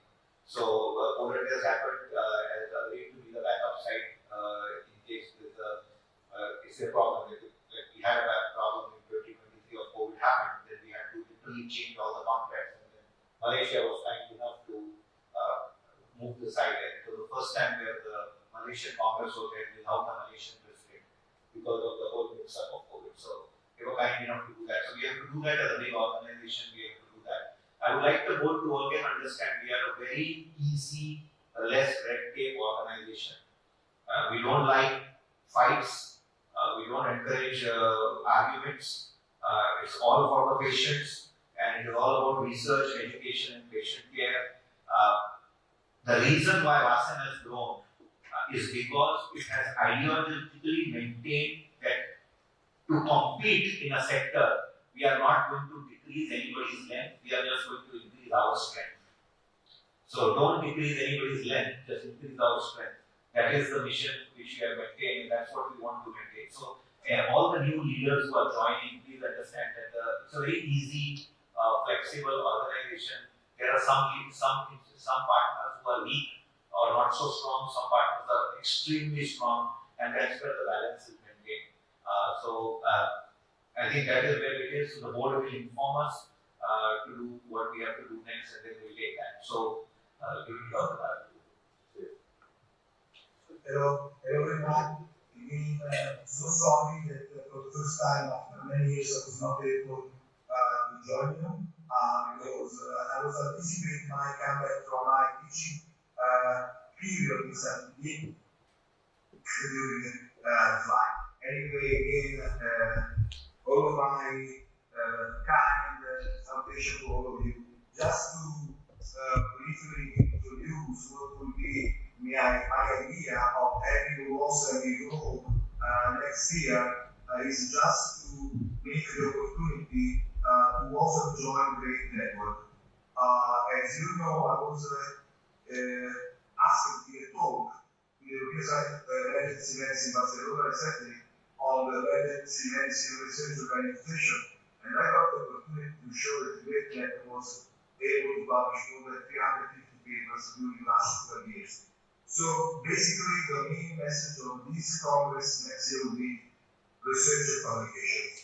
And in this field, the period will be September 26 until September 30. So the first 2 days will be a great young research meeting, and it is only to accept from the young people from all the Muslim countries to participate in submitting abstract of all the publication. We have not so many lectures, just 1 or 2 by senders. And then the other 3 days will be again talks about innovations. So this is the week we agree to adding some hot topics that are either in emergency medicine and telemedicine and emergency medicine. Moreover, we are really like encourage all young people from your country to submit contribution. And if they are going to submit contribution, I got 80 journals ready to accept. So these young people, they can come below just having the papers, if accepted, ready to submit.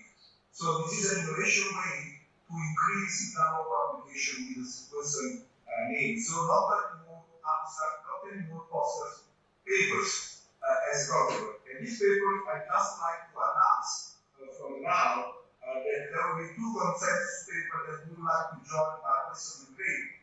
One is artificial intelligence in emergency medicine, and the other one, laboratory medicine in emergency medicine. These are good topics that actually this has been not covered enough, and will be really something where also can make a difference in the future. Just to conclude my presentation, I would like to say that from now, I need Sagar to send me immediately the name of the speakers that I have to include from your side, from the date from 28 to 30. And also, I would like to ask you to provide a board group of also to join the board group for starting from tomorrow when this preparation can be the meeting. On the Emergency Medicine Society from the world will come. I am not sure that I will be able to 1,200 people like in Turkey, but I hope that there will be really a more global presence of the rest of the world. So this will be an opportunity to increase the same participation of other countries. You mentioned already Korea and the US and definitely I'm moving also more in the Asia Pacific area, and this will be more likely for me for publication. Last part would be that we have a monthly Zoom meeting to prepare this conference. So I hope that you will enjoy Rome as an opportunity to have, I think this will be the first European meeting, right, Sarah? Yes. Of course. Yes. And this is really something that I hope that all the people coming from so many countries will be happy about that. So waiting for you to, not from now, just up to this was in 2024 with the great network. Thank you, Sarah, for the opportunity. So I want to put a word to the board. This has been on my mind for a long, long time. Dr. Salvatore has given a career to publications, the existence of BNP in our work that he has done in BNP, Procalcitonin, the biomarker circuit, this legacy is there. I would like to propose to the board that he's God given great life, but I think time is soon coming that Sal is going to love sailing and enjoying his life from science. So the 2024 meeting should be dedicated as a legacy to the research of Dr. Salvatore as he hosts his last global meeting. He has told me that he is hosting this, and this will be his last global meeting before he leads a life after this. So I would ask the board to support me with the board whether Masimo approves that the 2024 will be a legacy meeting dedicated to Professor Salvatore. And I would request him that the first 2 days workshop should be on longevity, where he has started research on living beyond 100 years. And he has got funding. So we would like you to work with Dr. Fatima also, because she has launched the Wellness Alliance for longevity. If we can get the Global Alliance in your study, where you are collecting blood on all the people who are 100 years old and who have no disease, to find out how they are living at 100. So we would like you to please include that, and we will share. So we have a research committee. Dr. Zampek is there from Poland. I think you know each other through publications. He has joined Varsan now. Dr. Prabhat is there, and Dr. Ayama, you know very well. So I think the whole team should be there, but a unique design of everybody should bring some study they have done to be a presenter. I think will be a phenomenal benchmark. And if the AEM comes through, then I think that opens up the doors to all their members to be presenters. So I think that will also be a help. So the invited faculty will have a different path, and open access faculty who can apply will go through the registration process. So I think that will be great. Sal, I hope you get well soon. And I was a little shocked that you got COVID. So yeah, it was strange because I think I took my flight from San Diego to London and to Rome 4 days ago, and I got fever and throat pain. But anyway, I'm really that I'm recovery soon. And as you say, you're ready for a new life, but not without science. So yes. Some other science, longevity, that's your new science to live a life. So I know what you're doing, so that's good. And we would like to taste your Mediterranean diet also, which you propose a lot, right? So Dr. Kazi, please. Thank you. I just actually want to take a moment to raise some comments and observations. I see the dynamics that have gone on in the meeting in Malaysia here. I've seen the conferences and successes of the conferences, and compare the experience we've had in the organizing international meetings through AAE and across the world. We've done in Argentina, we've done in the Caribbean, some in the MEMC, the American Academy has done a lot of international activities, and we've gained experience the last 20 years plus. You mentioned the Nobel Prize, I would please, that's a bit too much. So, what I can tell you is a word that carries my name, that perhaps 8 years long to be dead to join Giorgio Salvatore is Mediterranean diet. The point is, when you usually give a diet and name an award after someone, you tell them they shouldn't be alive anymore. Anyway, so I don't know why they tell you did that, but I actually know why they did that, because Redo Benediti Vici, in Rome, 9 years ago, and Salvatore was there.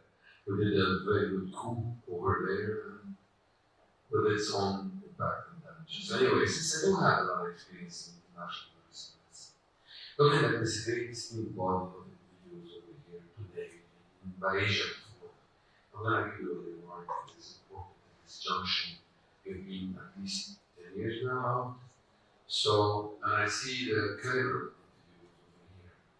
I can tell you from the outside, I'm inside now, and from the outside, what I see is a potpourri, a conglomeration of institutions, nations, societies, and institutions, and individuals.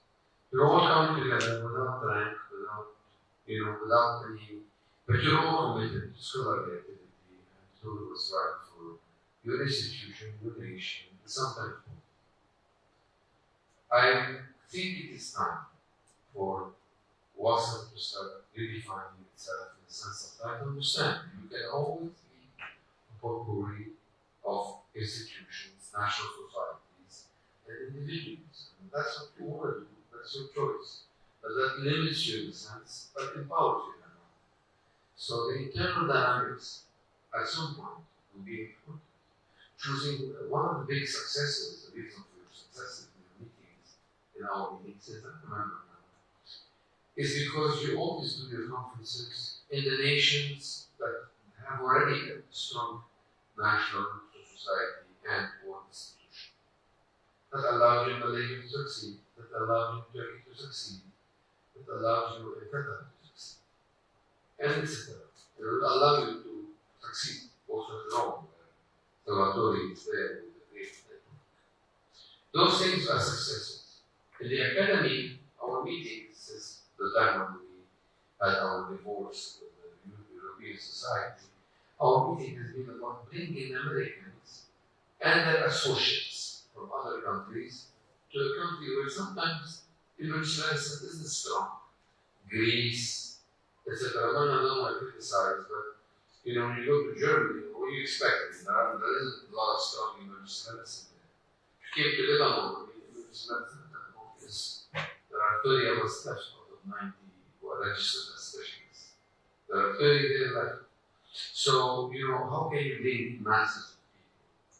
So, those are things that if we measure the success of meetings by the number of attendees, you are forcing yourselves to go every 2 years to a country where you have a strong national society and to append yourselves to the national meeting.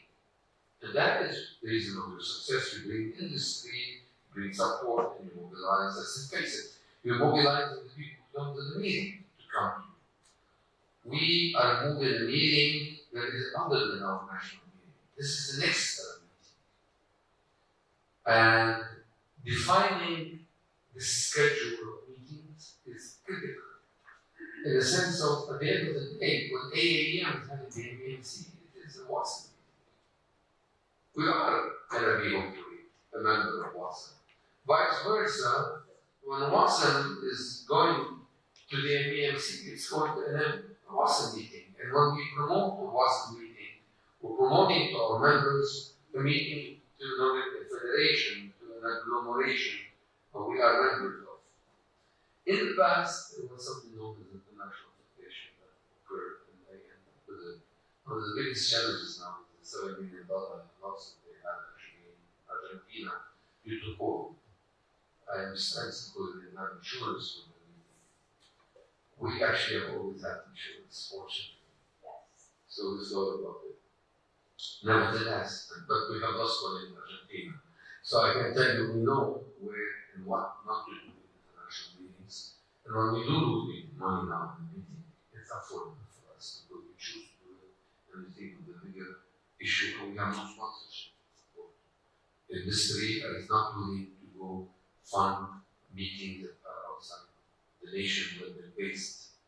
So they don't want to fund Americans in Europe, but they want to. It's I think it's obvious. People want to fund people who are from their own countries, coming to their own meetings. So industry support is a bigger issue. We may change this ultimately together if we work together. Now, So I'm saying that it is time perhaps to also decide to define itself or to build the bylaws that we require to better understand who is joining what. In fact, some of the problems I mentioned earlier, the unintended consequence of calling it a 2-month fellowship. Maybe fellowship is not the word, sectorship, other things. These definitions, we need to do them together. I don't say that I have the alternative. I do know the value of what you're doing, and I would like to send you at least half a dozen from my own country to really benefit from what you have to do. I will use it in their own area. They actually need it. So I'm not being critical, I'm just advising that we should really start reorganizing and organizing and taking the opportunity, because if we don't take the opportunity will go somewhere else. There is an opportunity for the creation of an international organization that brings emergency medicine together. It is time, and we're in an equalitarian way, where we all do it together. And I can take it a step further. It is time also to think not only of emergency medicine, but of acute care. You know, when I'm the chief editor for a journal, I started for the academy called the Mediterranean Journal of Emergency Medicine and acute care. 50% of the editorial board must be non-emergency medicine specialists. Why are we doing that? So it's because we need to remember that this fermentation is critical for the development of acute care medicine. So these are things that I've learned from Salvatore. I've learned them from my colleagues. I've learned them from Dr. Alfano, the surgeon who could do this. No, he chose to do it with us, to help us. So how to retain and bank on this to make us stronger is an element that really requires some retreat time, some 5-year, 10-year, 20-year strategy. I know we will not be there, probably, unless we eat the diet of Salvatore. But the point is, we need to start recreating ourselves and thinking where we're going. What's awesome? You really need to think, where will it be? And where will you be? What if you are in a Malaysian society, Dr. Ali, and someday somebody in the Malaysian society will replace you? What happens to you? One of the things we need in the academy to retain the value of people like me. I'm a past president from 20 years ago for the academy. I'm called that the president council. We created an actual council which we tapped on specific missions. You may want to create the same model because you need more at some point to create venue for new blood, yet retaining the value, the respect, and the courtesy for your older blood. It's time to create awards. It's time to create, more products within WASM than just conferences. These networks are not very obvious sometimes. So you talk about the journals you have. I can tell you, they're not very obvious to many of us. So how can we promote ourselves? That is also important. Part of what I recommend to be more than just an hour meeting or 2-hour meeting every year or two. I think we need to have Zoom meetings. I think we have to have task forces that are dedicated for to do a retreat. Maybe we go to Qatar, where we will go somewhere down and think, what can we do for the global development of acute care under the leadership of WASM? I think those are fantastic points, and as the relationship evolves, we will progress in that direction. I think, awards, we have the WASM Leader of the Year awards as we grow. As you know, the system by which WASM was developed was a very different system, and it will evolve as we move along, as more and more members come, more and more hands come, more and more brains come. We will develop that further. I think developing a relationship with AEM is a very big step for our evolution. It is a very big step for AEM's evolution because I am myself an AEM member, and I am also a recipient of the Canlı Award. So I value what AEM has done for the world, but I think their understanding of extending the conversation to include emergency trauma, critical care, anesthesia in the international market is a huge out-of-the-box thinking for American medical model, which is more like a focused model, segregated model. So taking the silo is what AEM is doing now. I think this will open the doors for AEM to have a better understanding of the world. They will be doing things which they have not done. So I think that is a very big thing for us. I would like Dr. Zalbek to say quickly a few words about his society before we change the call sign from Turkey to Italy. Sal would have been there, he would have had the handover ceremony, but we will replace the chairman's seat with the Italian flag. And the flags are already here after your brief comments. Okay. So one more time, I'm happy to be with you here. I represent, I think, 3 organizations, because as I say, I am president of Polish Society of Disaster Medicine, and we are working in the field of emergency medicine. We have even our own journal, Disaster and Emergency Medicine Journal, to which I invite you all the editorial board if you want, of course. And secondly, I am vice director of the Polish Society, the EMS dispatcher in Warsaw, and we have 88 ambulances. So this is the biggest EMS dispatcher in Poland. My third position is the director of clinical research and development in LuxNet Group. And as I say, we have our own 15 hospitals and 270 private clinics. And the last, not least, I think, I'm vice rector for science and cooperation and Secretary Medical Academy. This is private medical university in Warsaw. And I try to combine all those positions to increase the number of research, increase the knowledge of the emergency medicine and disaster medicine. And I think it's going forward because, as I say, I publish a lot. I currently have over 700 scientific publications, and I hope the next publications will be with your co-authorship. Thank you. So thank you very much. We'll come to the end of the meeting. The call sign has changed from Turkey to Italy now.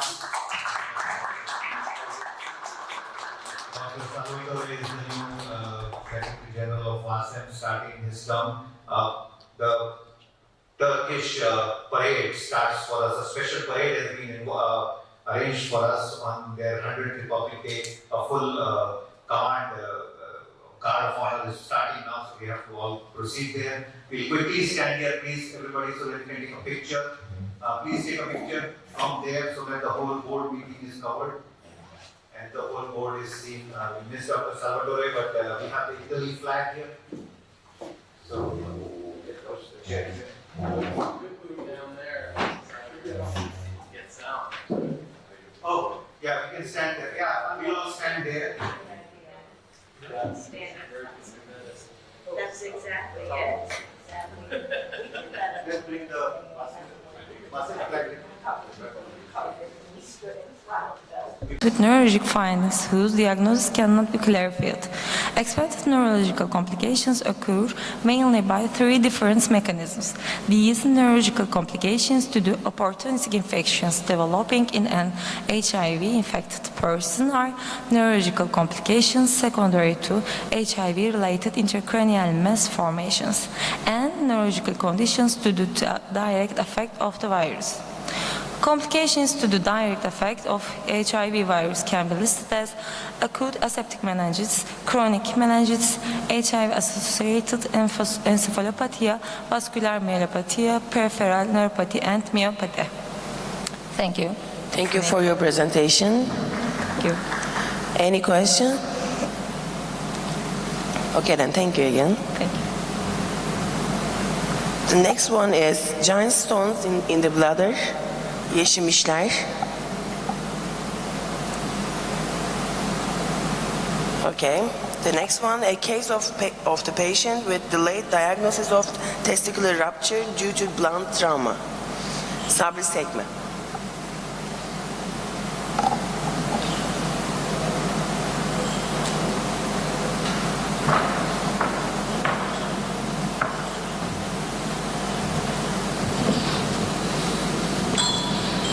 Good morning. Welcome to my presentation. I will talk about a case of the patient with delayed diagnosis of the testicular rupture due to blunt trauma. Testicular rupture is negative affect fertility and the patient's social life. It's an important urological emergency. It's mostly seen in young adults and adolescents. Blunt or penetration scrotal trauma can cause testicular rupture, and testicle be painful, ecchymotic, and ödematosis, like the other acute testicular pathologies.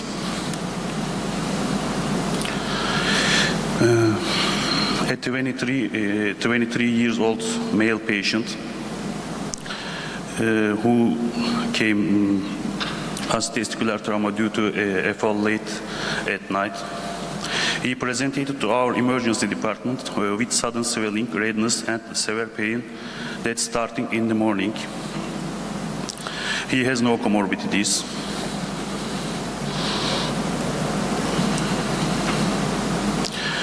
His right testicle was edematous, painful, and ecchymotic. The cremaster reflex of the patient, whose testicular pain was not revealed by elevation, was normal.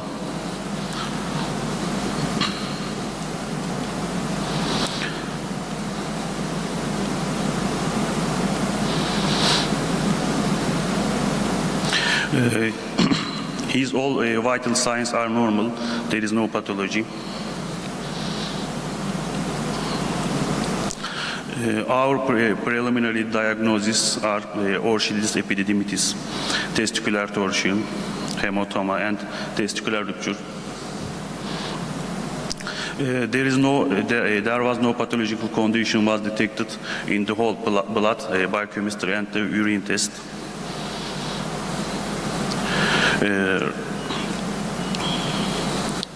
Right testis had increased herniated testicular tissue with a diameter of approximately 2 centimeters was observed in the upper pole of the right testicle. No blood supply was observed in the herniated testicular tissue. Compatible with testicular rupture in scrotal color Doppler USG. Patient was consulted to urologist and underwent emergency surgery with the diagnosis of the testicular rupture. Urologist planned emergency surgery. Patient lost his right testicle. If the diagnosis and treatment of the testicular rupture is delayed, it can cause conditions such as testicular atrophy, infertility, gonadal insufficiency, and they may result in loss of the testicle. For this reason, testicular examination should be done carefully and in blunt traumas of the genital area. Further examination should not be avoided when it necessary. Thanks for your interest. Thank you for your presentation. Any questions? I have one, actually, not a question, but mostly a thought. I think you need to use a radiological picture or image to make your point clear. Because right now it's just a sentence that we need to understand, but maybe you can use a picture so we can understand better. There is a problem for this.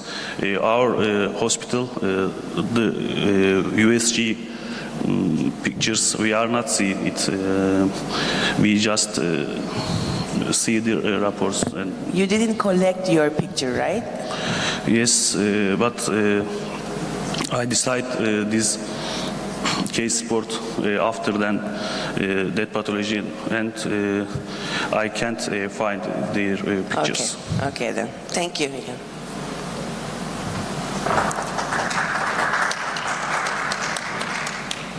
The next one is bilateral testicular dislocation after traffic accident. Sümeyye Tuğba Sarkıcander.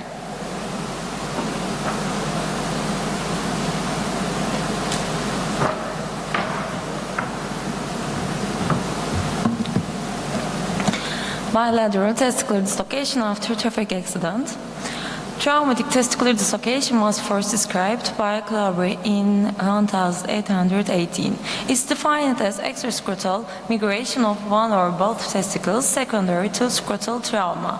Traumatic testicular dislocation is a rare complication of blunt scrotal injury and can easily be overlooked due to the presence of other serious concomitant injuries. In most cases, an operation is needed to prevent malignant change or infertility. Traumatic testicular dislocation is a rare consequence of blunt scrotal trauma. Case: a 21-year-old male patient presented with complaint of inguinal pain after a motorcycle accident. Physical examination revealed that both testicles were not in a well-formed scrotal set and he had bilateral inguinal swelling. Glasgow Coma Scale score 15, conscious neurological examination is normal.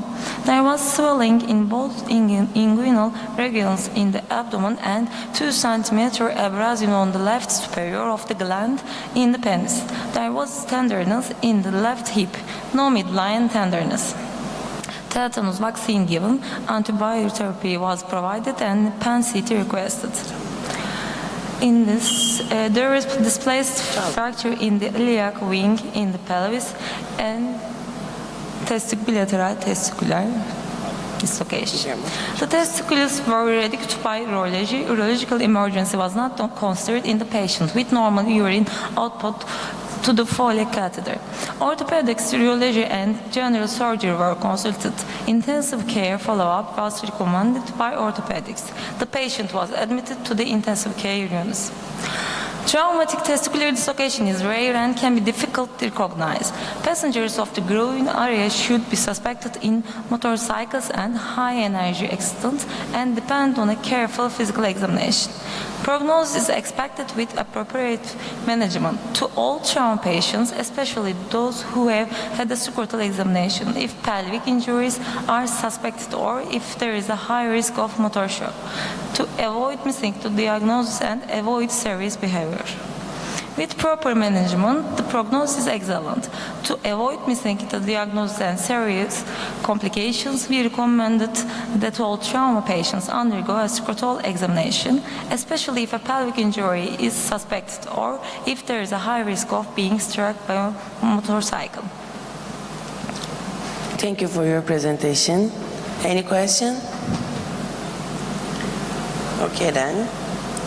The next one, complications of dorsal split circumcision as one of the reasons for admission to the emergency clinic. A retrospective cross-sectional study. Tugay Aksakal. Okay then. The next one, a rare case of ovarian torsion.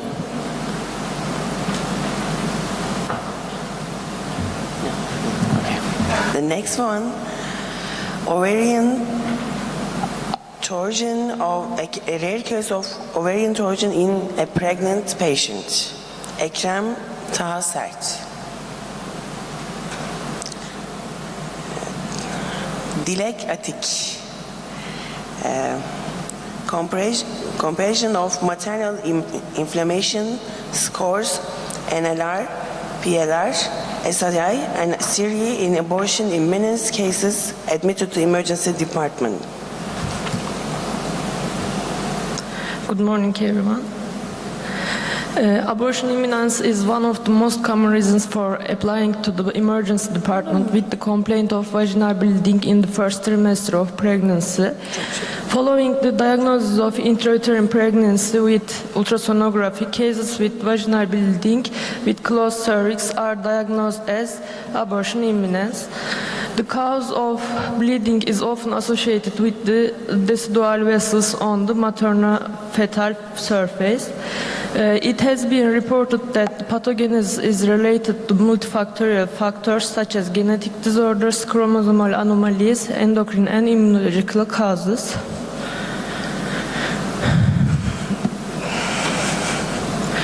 Between 2022 and 2023, 60 abortus imminens cases admitted to the emergency clinic who were hospitalized between 7-12 weeks, and 59 pregnant women of control group who were followed up in the obstetrics outpatient clinic were participated in the study. Cases that presented with infections and inflammatory diseases with multiple gestations, mother under age 18, were excluded from the study to avoid confounding factors. Other exclusion criteria was the use of anti-inflammatory and corticosteroid therapy. When evaluating of the mean age of the participants in the study, it was observed that the abortus imminens group had an average of 29.1 years, whereas the control group had an average age of 29.8 years. There was also no statistically significant difference between the groups in terms of parity, body mass index, and elective curettage numbers, as shown in Table 1. But when the previous abortion histories were compared, a significant difference was observed. This is the table of the demographic and obstetric variables of the pregnancy. In addition, leukocyte and neutrophil counts were found to be significantly higher in abortus imminens cases, but no significant difference was observed in lymphocyte and platelet counts, as demonstrated in Table 2. When we compared the neutrophil lymphocyte ratio and platelet lymphocyte ratio values, we didn't see any difference. This is the Table 2. ROC curve and AUC cutoff sensitivity and specificity were analyzed to differentiate the leukocyte, neutrophil, and systemic immune inflammation index parameters of abortion imminens patient to guide the clinician about the patient's condition in patient follow-up. And this is the ROC curve. This study aimed to compare pregnant women who presented to emergency department during the first trimester of pregnancy with complaints of vaginal bleeding and were diagnosed with abortion imminens with those who didn't receive this diagnosis. In another study, 121 abortus imminens cases were followed up, and 60% of them ended with abortion, and 39 of them continued until the 24th gestational week. In a study conducted an evaluation of the impacts of systemic immune inflammation index and systemic immune response index on the maternal-fetal outcomes of cervical circulation in a cohort of 374 pregnant women. The study examined the duration between the placement of the circulation and the subsequent birth in the group of 2,068 pregnant women who had successful circulation. The findings of our investigation also demonstrate that the levels of inflammatory markers seen in abortus imminens cases are consistent with the findings reported in the previously mentioned studies. Thank you for listening. Thank you for your presentation. Any questions? Okay, thank you again. There was a presentation before, missing presentation. Now we're gonna announce him. Kurtuluş Açıksarı. It's gonna present it by Bilgehan Ahmet Cumhur, I guess.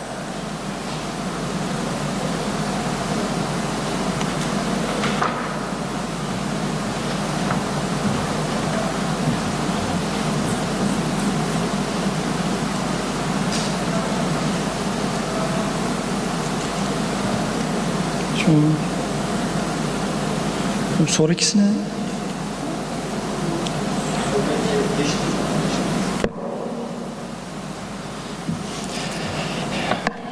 Good morning, I'm Dr. Ahmet. Thank you for your attention firstly. and I'm working in Istanbul Medeniyet University Medical School Hospital. And I'm going to talk about the effect of hydroxychloroquine and zinc therapy in a rat model of sepsis created by chacal ligation and perforation in rats. First, I want to introduce that sepsis is defined as life-threatening organ dysfunction caused by a dysregulated host response to infection, which is a big deal for most of the countries and also developed countries. Approximately 40% of the septic shock patients cause with a mortality.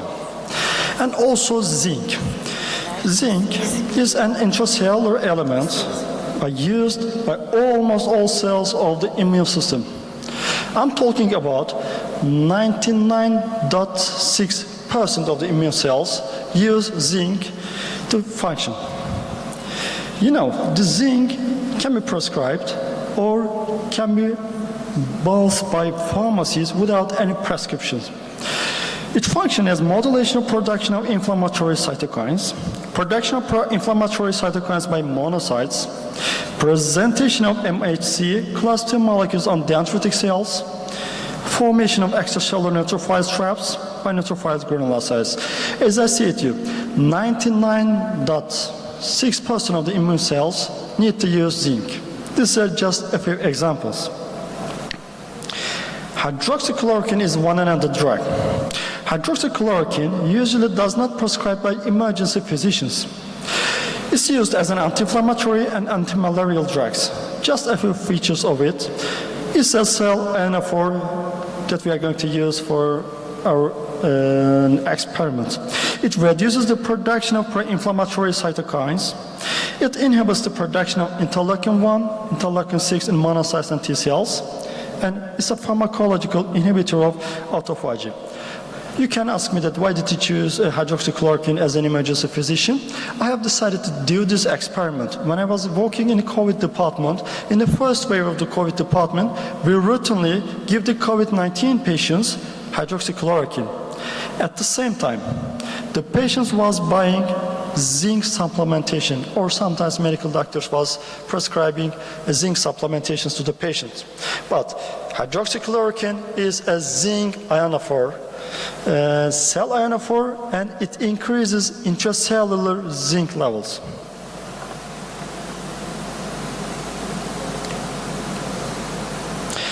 Aim of this study: hydroxychloroquine is a cell ionophore.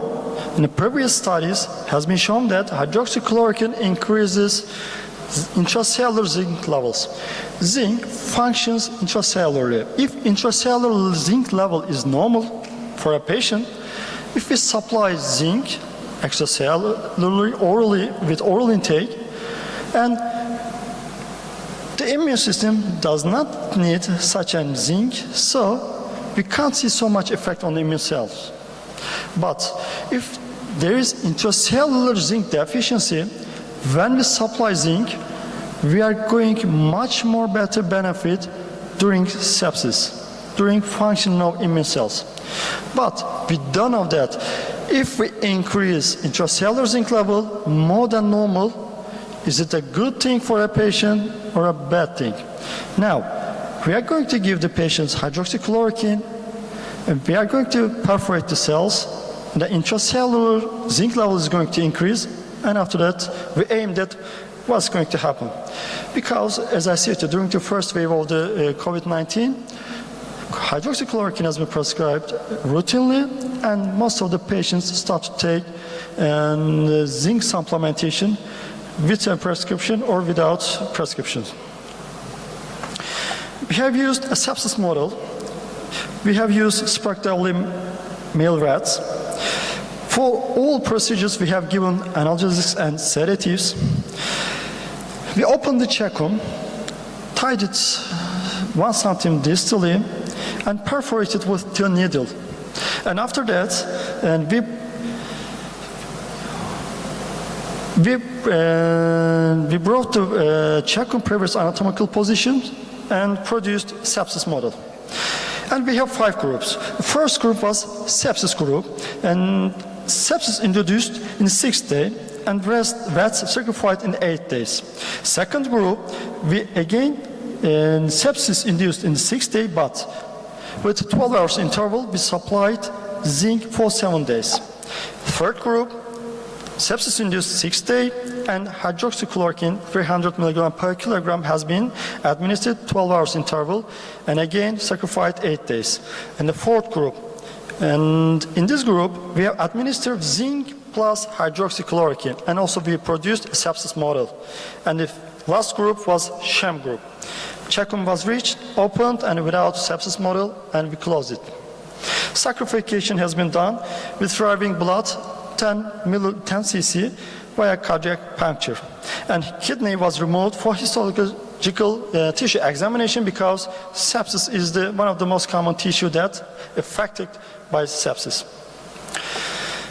Let's talk about the results. We have checked histological parameters, and we have worked with biochemical parameters. And interleukin-6 and procalcitonin, one of the two of our biochemical parameters, but unfortunately our biochemical kits didn't work. As you can see the results, there is no difference between the sepsis and the sham groups and also treatment groups. All the results were the same. This is a failure of a kit. But we have also checked white blood cell neutrophils and lymphocytes. As you can see the results, in the sepsis group, we can see the elevated white blood cells, neutrophils, and lymphocytes. And in the treatment groups, both three groups was much more better and has benefit from the treatment. And with these results, we can say that sepsis model has been established successfully. And our histological examination, we have checked tubular dilatation, tubular epithelial necrosis, cast formation, glomerular vacuolization, free Bowman area, glomerular atrophy, and monocyte infiltration and hemorrhage inside of the tissues.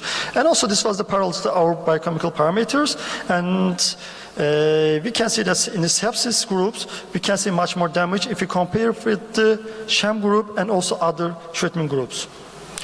Discussion. We have checked histological examination and biochemical examinations. In the whole sepsis groups, in the whole histological groups, we can see that sepsis damage on the organ or the tissues is higher than the treatment groups. But if we check the treatment groups, means that hydroxychloroquine, zinc, and hydroxychloroquine plus zinc group, there is no significant difference between each treatment groups. But sepsis group, as expected, P lower than 0.01.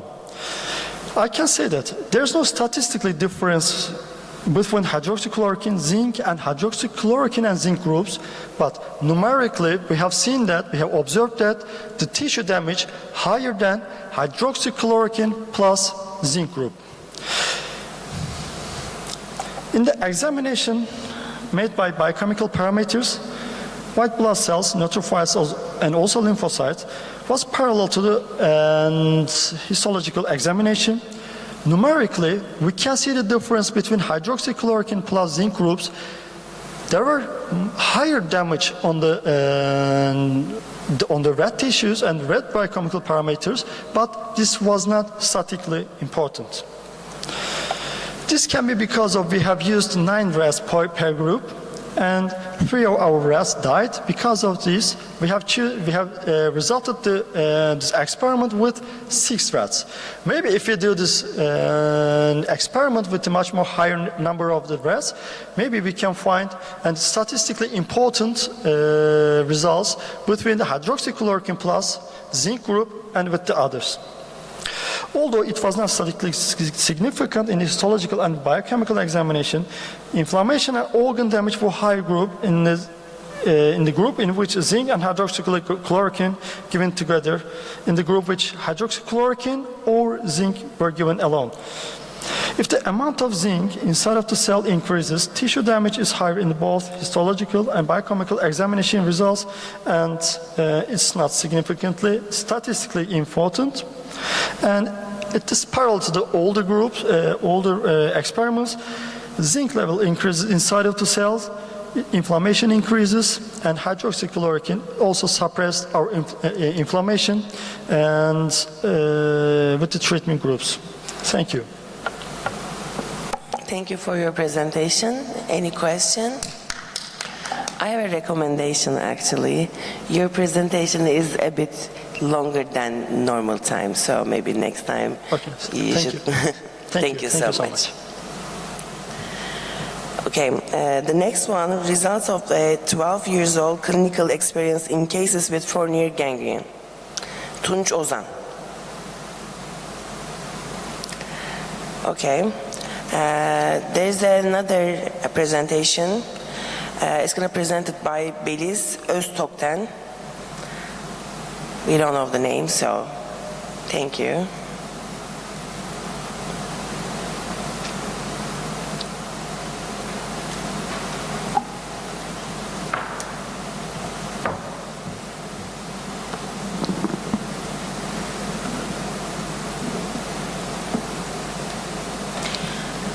Good morning and thank you very much. I'm Beliz Öztoktek'ten. I study in Bolu İzzet Baysal University in medical department. I will talk about a case report we have seen in emergency department. It was invasive fungal sinusitis. Nasıl ilerletiyorum bilmiyorum ki. You can use the green button. Yeşilim. Okay, sorry. Fungal sinusitis are rare infections caused by fungal organisms and in nasal cavity and paranasal sinuses. There are fungal sinusitis are divided into two groups, invasive and non-invasive. Invasive fungal sinusitis often cause, generally we see that in diabetic patients or having corticosteroid treatment or immunosuppressed patients. Generally, they have non-specific symptoms like bacterial infections, fever, headache, or epistaxis and nasal congestion. And fungal, especially invasive fungal sinusitis, have a high mortality rate, 85.100%. For early diagnosis in emergency department, we can use only three ways: endoscopic examination, computer tomography, and magnetic resonance imaging.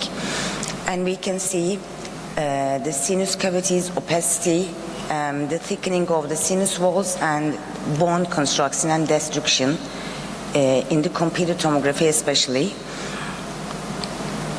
For definitive diagnosis, however, it's not so possible in emergency department. We can use both histopathologic examination and microbiologic examination. For treatment, we have two choices, systemic antifungal agents and surgical approaches.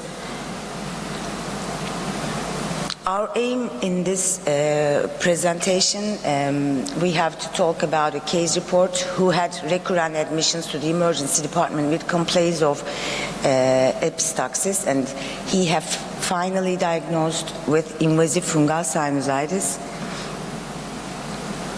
He was an 81-year-old male patient, and his history was recurrent admissions to the emergency department with epistaxis.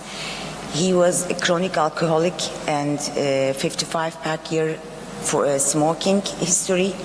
He had hypertension, but no regular anti-hypertension agents using, and he didn't use any anticoagulant or antithrombotic agent use, and he hadn't a history of trauma of all admissions with epistaxis. And we had after our first examination, we had otorhinolaryngologist consultation, and they had nasal endoscopic examination. They saw the mucosal erosion, purulent secretion, and fungal hyphae. And then we both think about seeing a computer tomography, and we saw paranasal computer tomography, and we saw left maxillary sinus walls and soft tissue had destructive lesions, as you can see here. Şuradan gösteremiyorum herhalde. Left maxillary sinus walls destruction, and invasion from left maxillary sinus to the left orbit and left middle cranial fossa. He was interned in otorhinolaryngology service and was started systemic antifungal treatment as voriconazole. Fungal sinusitis should be considered in the paradiagnosis of patients presenting to emergency departments, especially with recurrent epistaxis and who has risk factors. We have to think about these fungal organisms, especially having diabetes or immunosuppressive patients. Early diagnosis and treatment of life-threatening invasive fungal sinusitis are vital, and these patients should be evaluated by otorhinolaryngologists.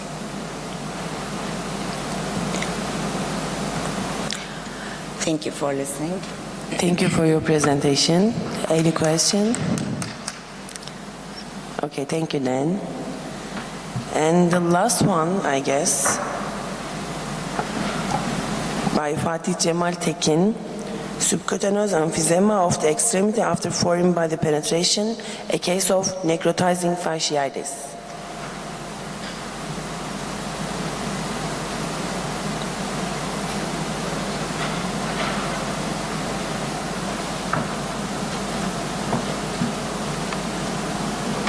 Good morning. Thank you for your attention. Foreign body penetration is a prevalent cause for individuals seeking medical attention at the emergency department. Superficial traumas, particular case of nail penetration, are commonly found within this context. In these circumstances, dressing, tetanus vaccine, analgesic, and antibiotic therapy are typically considered adequate treatments, unless the patient has comorbidities. The purpose of the presentation is to highlight the potential development of severe complications in patients who present to the emergency department with nail penetration, and to underscore the significance of doing a comprehensive physical examination. 22 years old male patient was admitted to the emergency department with swelling and redness in his leg and was informed that he had a nail had lodged in his leg. On examination, diffuse heat increase in the right leg and redness around the area where the nail was inserted were noticed. In addition, crepitation was felt under the skin from above the knee. The tetanus vaccine was administered 3 months ago, and antibiotic therapy and analgesic treatment was started in the emergency department. In the image examination, diffuse foci were observed around fascia and vascular structure of the muscle in thigh, extending the right iliopsoas muscles, and were evaluated as necrotizing fasciitis.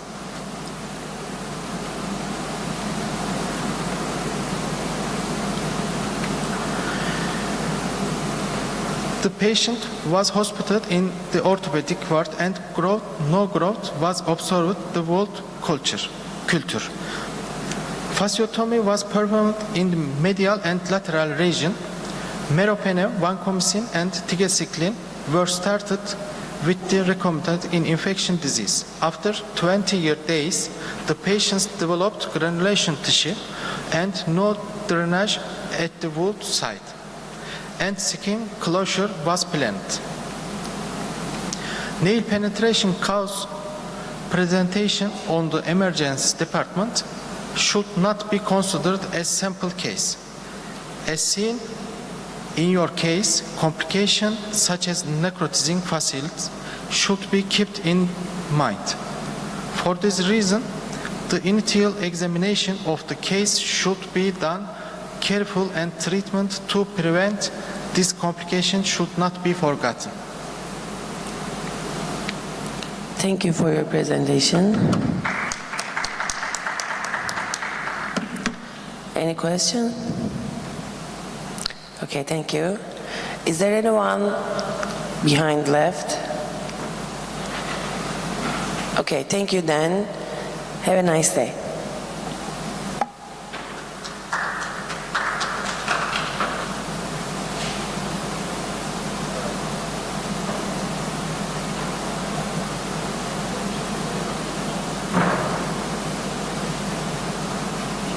In Singapore, we have 3 medical schools there, and I'm an emergency physician for 33 years.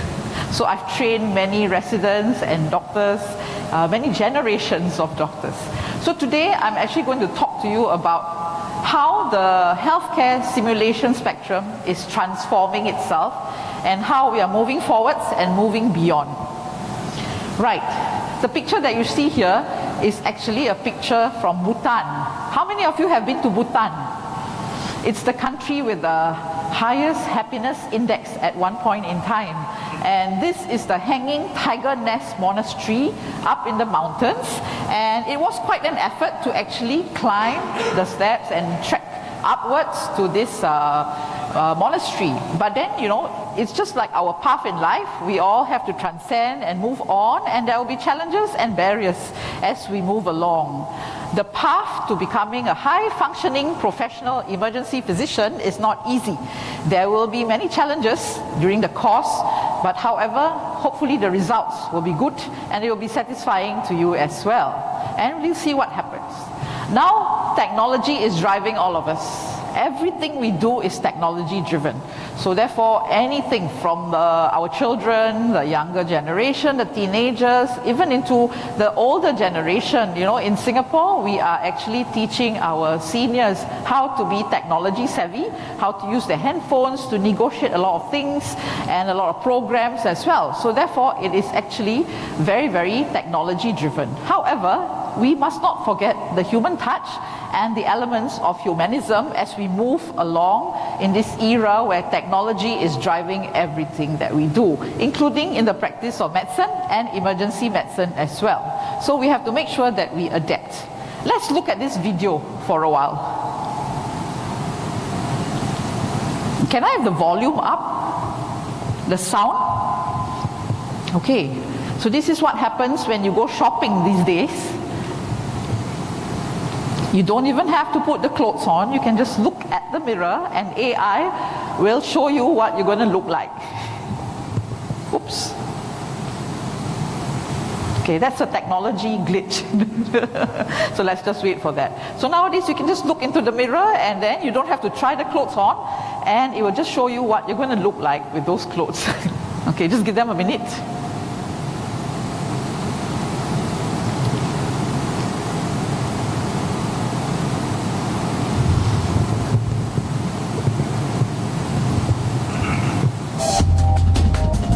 Yeah, we got the volume up already. Thank you.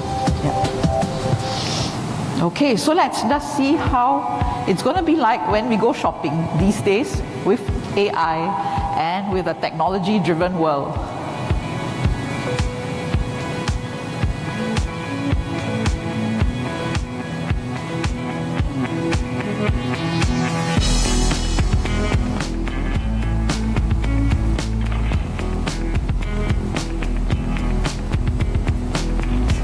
Show me skirts. Okay, so all the skirts will come up. And that's how you're going to look like without even having to try the clothes on. You can actually see what you're going to look like, how color coordinated you can be. And this is really not the future anymore, it's already here. So therefore, technology is indeed driving us in all aspects of our lives.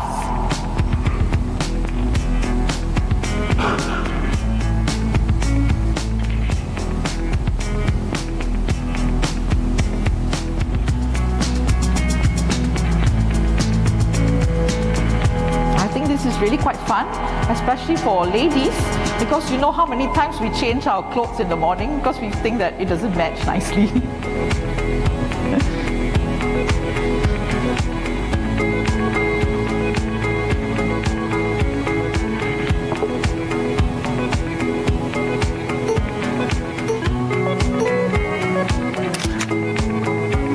can also take a photograph for you. Yes. In case you want to ask for your spouse's opinion. With different backgrounds as well. So this is actually quite interesting, and this is already around.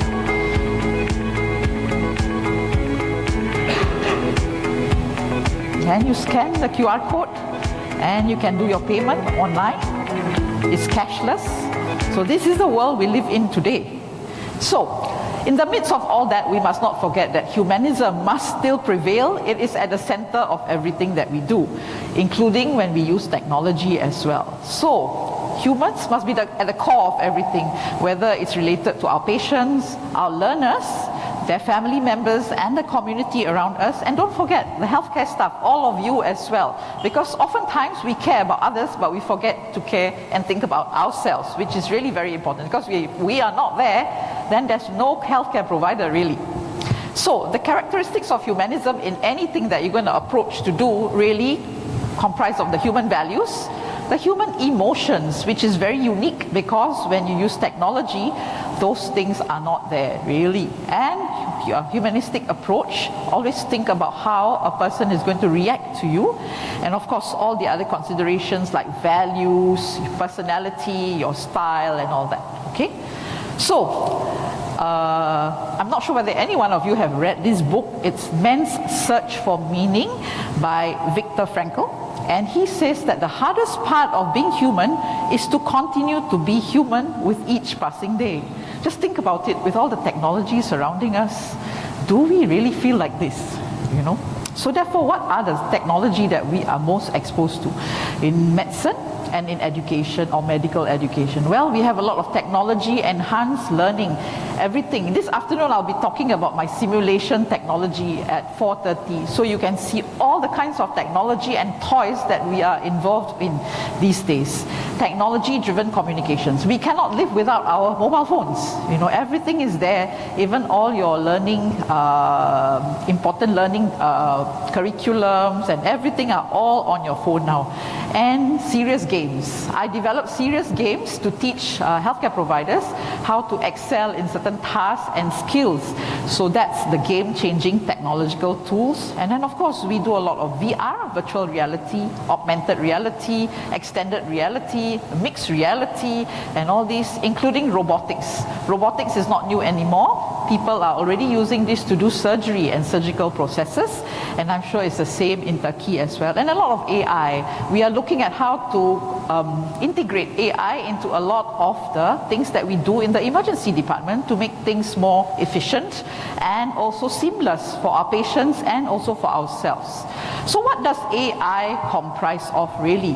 You know, we talk about AI all the time, we talk about smart technology, but then do we really know what we're talking about? Well, so AI really comprises of computer controlled processes. So there's algorithms, there's a lot of mathematics and physics involved, there's calculations, for example. You can have an AI algorithm for assessing how likely is your patient with a right lower quadrant pain likely to have acute appendicitis, or a right hypochondrial pain likely to have gallbladder disease or hepatobiliary disease. There are mathematical algorithms to help you with this, and it's run by AI.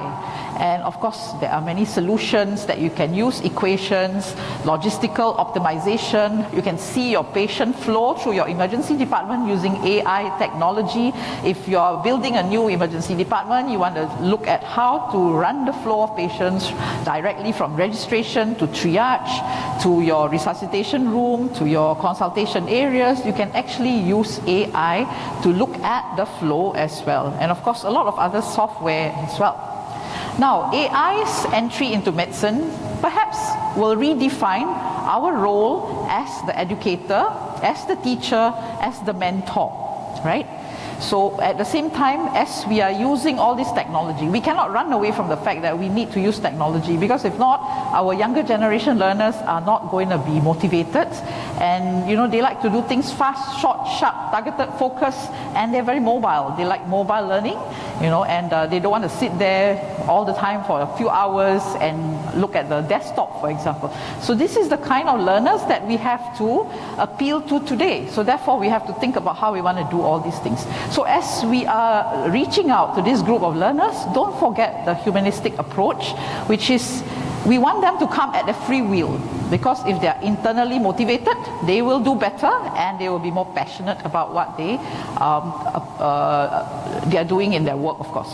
And then, of course, the emotional and the motivation part is very personal, very human. These things you cannot duplicate with technology. And of course, with the changing face of technology today, we find that we are learning more in isolation. We can do it on our own. We don't have to have group learning anymore. We can have our technology devices in our own homes, and we can study anatomy by putting on a pair of spectacles, which is AI savvy, and you can actually learn anatomy on your own practically. So people are becoming isolated. People don't talk and meet face to face anymore. They can interact through their mobile devices, for example. So therefore, think about the human to human interactions that we have. Our patient contact with the physician, that's important. I mean, that is something you cannot run away from, because I think in medicine, no matter how much technology we have, the face-to-face contact is still definitely important.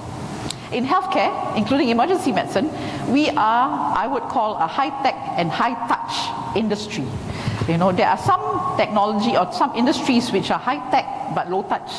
But for us, we are high-tech and high-touch, because we need technology, it has to drive us, but we also need high-touch because we need the personalized approach to patients, we need to have the face-to-face contact, we need to have the therapeutic touch as we manage our patients, for example. So therefore, I like to term it as high-tech and high-touch in terms of using technology in medicine, including emergency medicine. And as AI move into medicine and into medical education as well, the human touch must not be a casualty. So don't forget about that part of it, because you know, in Singapore, all our emergency departments are computerized. You know, everything is computerized, everything is digital. So therefore, what my medical officers and residents do is that when the patient comes into the room, it's a consultation patient, not a resuscitation patient lying on the bed. Then they will be typing at their computers, you know, the history, the physical and all that. And sometimes they forget to look at the patient. They forget to look at the patient. And we get complaint letters.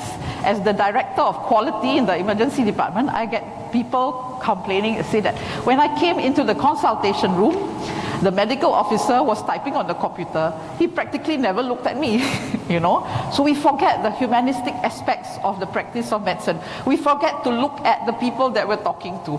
And because we're so driven by the task that we want to do, we're just typing on the computer, you know. So don't forget those elements. And robotics is already in. So this is a picture here about how robots are being used in seniors rehabilitation.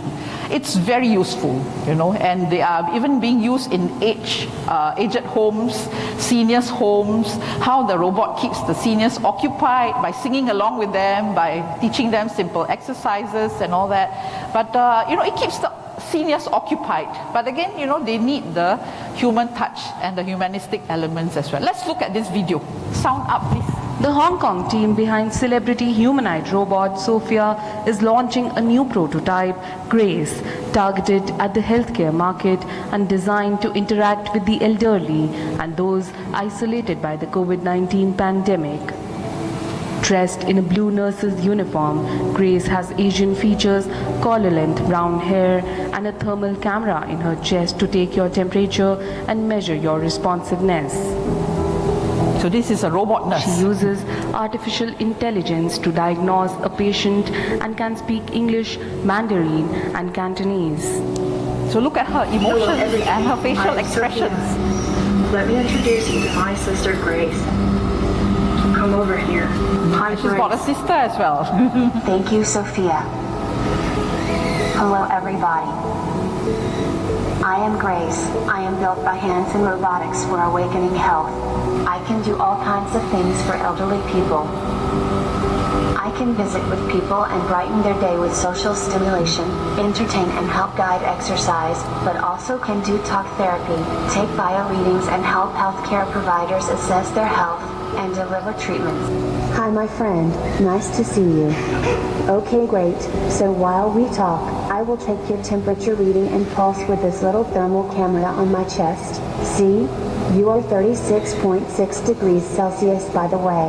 No risk of COVID. Also, I note that you are responsive and So this aware, robot can be which is taught good, and to they speak might different share that languages. important data back So to in the Hong doctors and Kong, nurses they've at the actually institution. taught them how to speak Cantonese Traces because that's resemblance a to Chinese healthcare dialect that is professional very and commonly used capacity in for Hong Kong, social for interaction example. is So you can viewed customize as your relieving the robot, burden of frontline personalize it hospital as staff well. overwhelmed during the pandemic, said founder David Hansen.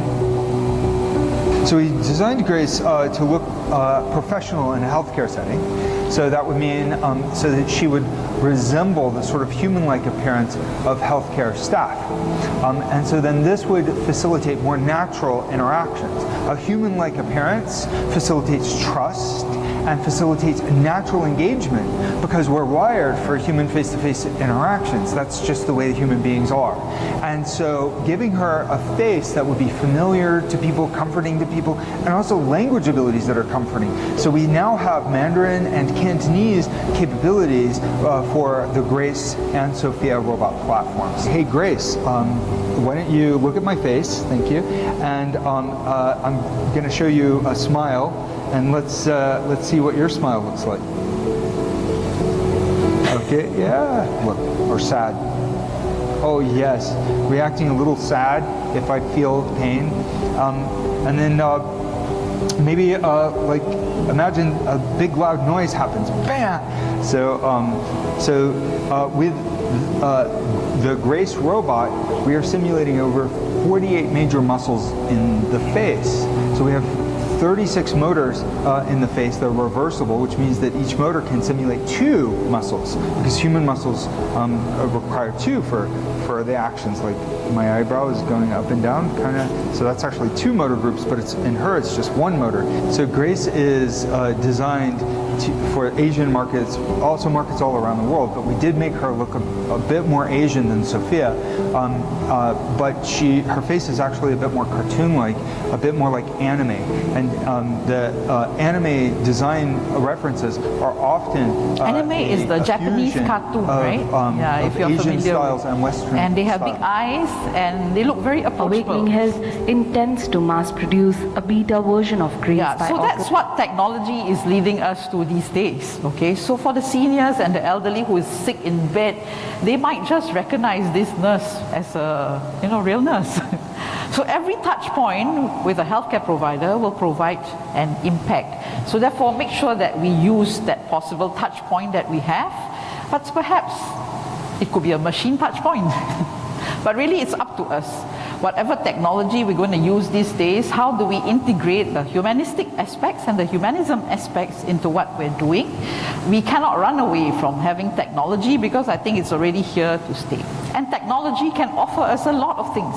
For example, during the pandemic, that has given us a booster with the adoption of technology in healthcare. Healthcare was lagging behind in terms of technology adoption compared to other industries. But I would say COVID-19 has given us a booster, and really I think it is going all out, and the trajectory is a correct one. And of course, technology can provide us more time. We're always busy. It makes us do things faster. We can create more free time for ourselves. It's environmentally friendly. You don't have to have so many papers and to carry all those heavy load and files that you have. It will also allow for repetitive practice. So if you have simulation, for example, you can practice again and again and again without hurting any patients, and you can do it until you reach a proficiency level or a mastery level that you would like to attain. Of course, it will save on storage space. You can do it on your own free time as well. So people are very mobile nowadays, especially the younger generation. In Singapore, we have a smart nation move, which is to make everything more IT driven. So therefore, these are all on the agenda for different institutions, different industries and all that. But what technology cannot really offer well is really the relationships and the interactions that we must continue to have.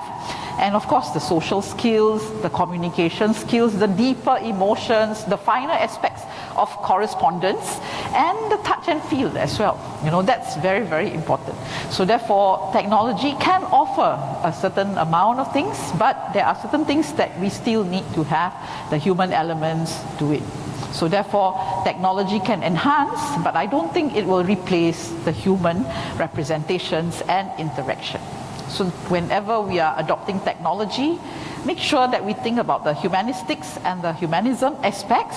It's a very interesting area. And of course, these aspects of humanism are very culturally driven. How it's driven in Turkey, for example, could be very different from how it's driven in Singapore, because we are all culturally different, and in multi-ethnic, multi-racial society, we have to think about those aspects of practice, of interaction with different people, different age groups as well. So that's really quite an interesting element to think about, as well as we're moving into the future. Now, in robotic surgery, a lot of things are programmed. They use a lot of AI, a lot of computer software to program every step, which is done with precision, a lot of precision, better than the human cut, for example. But the important thing is that the human controls the robot. The human controls the computer software. So you still need to have the human elements there. So, if we look at this trajectory of the path to humanism in the world where technology is being adopted, make sure that we look at some of these things to make sure that our learners are taken care of. They have the human elements and the humanistic aspects, and they also can experience the joy in learning, the wellness, the comfort, the ease and all that. That cannot be machine driven. In Singapore, we have a movement called the Joy at Work movement. And this Joy at Work movement is about maintaining psychological safety amongst healthcare providers. Nobody has really looked at the psychological safety of healthcare providers until COVID struck. And then people became more concerned about our psychological well-being, whether healthcare providers are doing well, are okay, are breaking down, are burning out, So I think COVID-19 has brought certain positive elements to our practice in medicine as well. So all these things are still very human, and technology may not be able to do it all. So therefore, for all of us, it's about a balance, how we want to create that balance in the work that we do, in the practice that we have, for example, and really we have to be conscious about the human elements. So when I'm using simulation to teach my residents or my doctors or even faculty, so I will inject situations and scenarios to make it more human. How do we do this? By injecting narratives to humanize the experience. Because when you write scenarios for simulation, you will actually write from experience that you have had in your emergency department, where a patient comes to life presenting with acute myocardial infarction in cardiogenic shock, or diabetic ketoacidosis, with severe sepsis, So those are the stories, the narratives that are very important, that helps us to keep our scenarios and our simulation human. When we do debriefing after the simulation, we are usually doing it face to face. That's the best. And of course, there are virtual debriefing sessions, which we have done during COVID especially. But again, there are certain limitations to it, but it can be done. It still works, and I've done many of those virtual debriefing sessions as well. But of course, it will be more satisfying if you can do it face to face. And then of course, we can use hybrid simulation to humanize our simulation sessions. I'll be talking about this in the afternoon at 4:30. If you're interested to see how we integrate a lot of different tools and toys into simulation by using hybrid simulation, do come for that session later. And of course, we can combine live and virtual sessions together to make it more humanistic as well. So, the way to go forwards is to balance the technology adoption together with the human elements, and then of course maybe to even have smaller group for bigger interactivity, and let humans be humans and let machines be machines. But when they work together, the outcome of the integration can really uplift the level of intelligence. And this is another interesting book. For those of you who are interested, you can actually check out this book, Deep Medicine, How AI Can Make Healthcare Human Again. Quite contradictory as the title, but I think it's quite an interesting read for you who have the time. Again, I cannot overemphasize the need for balance with technology and humanism. Moving forwards, I think the digital economy is here, the green economy is here, the care economy is here. But in all the things that we do, make sure we consider the human elements. So the 3 S's to remember will be safe, smart, and sustainable, because we definitely want to save the earth and make sure we are green. So back to that hanging tiger nest monastery in Bhutan, the country with the highest happiness index at one point in time. So I mentioned earlier that I actually climbed all the way up using your own 2 feet. You climb. Of course, it's a lot of effort to climb, but then, you know, at the end of it, you actually get to see a beautiful sight, and you get to go into the serene, calm monastery, and perhaps technology will now be able to get you up there sooner. You know, perhaps there'll be a conveyor belt, perhaps there'll be a cable car, a technology-driven vehicle that can bring you up there easier. But just ask yourself, will you be more satisfied when you get up there? Will your inner satisfaction and motivation be as good as if you had climbed it yourself? So that's a question for all of us to answer.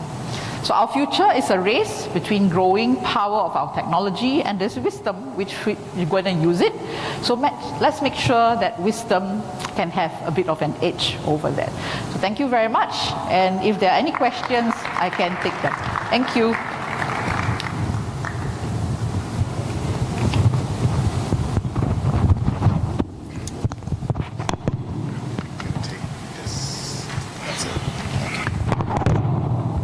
Our next speaker is Dr. David Carr. You guys know him already. So he's going to have a long tutorial session with you on dermatology, because I think we only have the 2 of us this morning at this session. So if you have any questions, just ask him. So David, over to you. Good morning. Thank you for coming. It's early, and it's amazing to see, I don't need, no, I'm okay. It's amazing to see so many faces I met in the last 3 days here this morning, because that inspires me to do better, to see my friends here. And it's been amazing to be part of this conference for the first time, to be part of your country, and to be welcomed so warmly. So thank you all for that. Yesterday, I gave a talk on 20 years of my career and what I think about. Today is different. Today is 20 years of my career in pictures. This is it. These are 20 years of rashes that I've captured on my phone or my camera that made a big difference to me. And what I'm going to do today is I'm going to show you 16 rashes. In front of you is a piece of paper and a pencil. You are going to take this as a quiz, and you're going to write the answer to all 16. My hope is you get 0. If you get 0, I've taught you 16 things. The wonderful thing about dermatology is once you see it once, you don't forget it. So the lower your score, the better my talk. So don't feel threatened. And what I'm not going to do today is talk about treatment, because I believe this kind of treats almost everything. You know, I once, when I was a medical student, I did a rotation in dermatology for 2 weeks. And I went to see a patient, and the dermatologist said, "What do you want to give the patient?" I said, "Some hydrocortisone cream." And she looked at me and she said, "That is a great answer, but if you write hydrocortisone cream from a dermatologist's office, people aren't going to think we're dermatologists. You have to write something different to confuse the other people to think we're specialists." So we're not going to talk about this. 16 pictures. Is everyone ready to go? Okay, so what I'm going to do is I'm going to give you 16 pictures with 16 stories. I'm going to go quickly in my Turk English. I'm going to go slow, and then we're going to come back and we're going to make it like a quiz. Now, you in the purple shirt in the back, do you want to come closer? Or you this is a really fun, intimate session.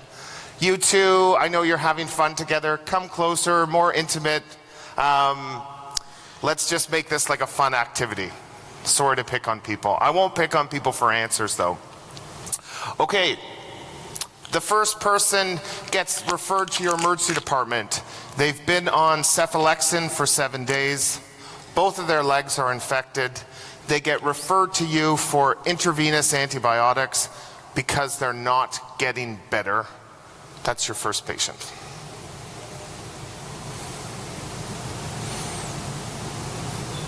So jot these all down. Your second patient, the nurse asks you to sign an EKG. In Canada, we have to sign every EKG the nurse does within 10 minutes. Do you guys have to do that in Turkey? Yeah. So I get shown the ECG, the heart rate is 170, and I said, what's the story with this kid? He's 20 years old. Oh, he has a rash. He was tachycardic. So I did an EKG, and can we give him something for pain? His heart rate is 160, 170. His blood pressure is about 90/60, and he would just like something for pain. Do you think I could give him some Toradol or morphine before you see him? He's just got a rash on his leg.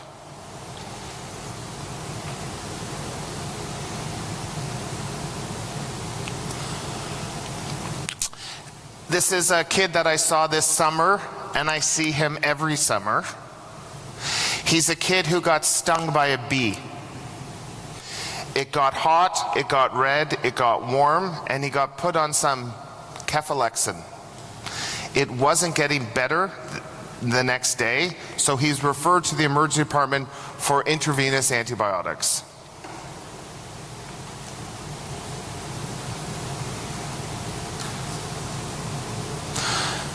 This is my daughter Dylan's foot. Dylan and I were at the basketball game. We're big Toronto Raptors fans, and Dylan said, "Daddy, my foot is so itchy." I'm watching basketball. I don't really care about her foot, to be honest. And she kept, "My foot's itchy, my foot's itchy." I'm like, okay, the game's on. We're not talking about your foot. Everyone has that one child who, she's my one child who kind of always, "Daddy, daddy, daddy." So I said, "Dylan, we'll deal with your foot after the game. Can we just watch the game?" She said, "Can I take my boots off?" I said, "You're not going barefoot at the basketball stadium." So the next day, her mother sends me a text that says, "I understand Dylan told you her foot was bothering her. You didn't look at it. I thought I would send you the picture. What's wrong with Dylan's foot?"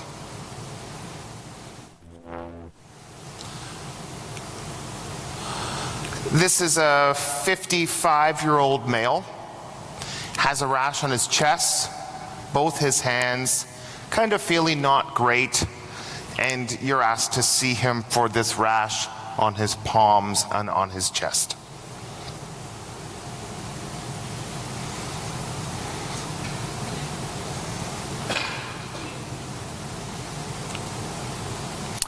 This is one of my favorites. This is the patient's camera. The picture on the left that looks pretty good with the piece of gauze is when he presented to the emergency department.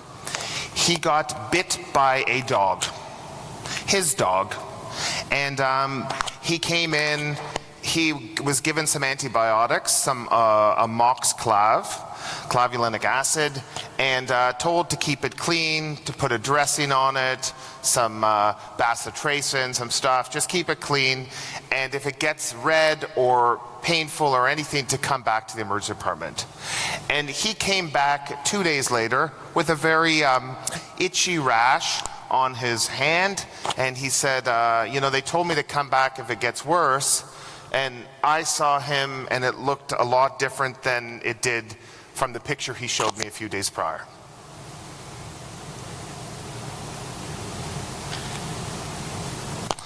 So this is a 50-year-old male who comes in with the chief complaint of, my wife told me to come to the emergency department. Now, I don't know what it's like where you're from, but in Canada, men are the inferior gender. And if they say stupid things like this, trying to blame their wife, it's a sign of insecurity. But nonetheless, he comes to see me under the auspice of my wife sent me here. Already I thought he was pretty meager. And he said, I've had this rash on my legs for about 2 weeks and I thought I should get this checked out.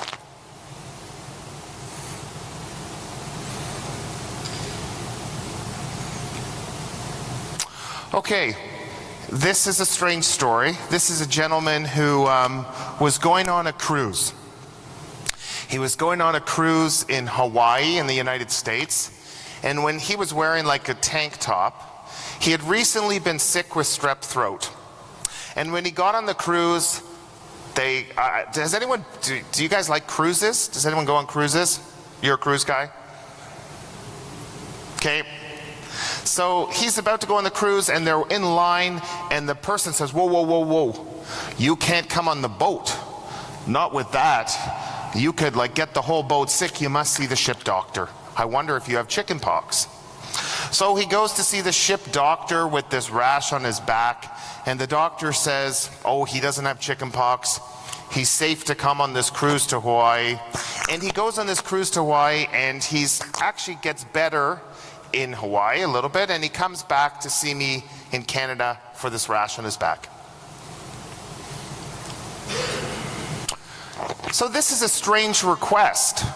This is a woman who comes in saying, can I have a prescription renewal?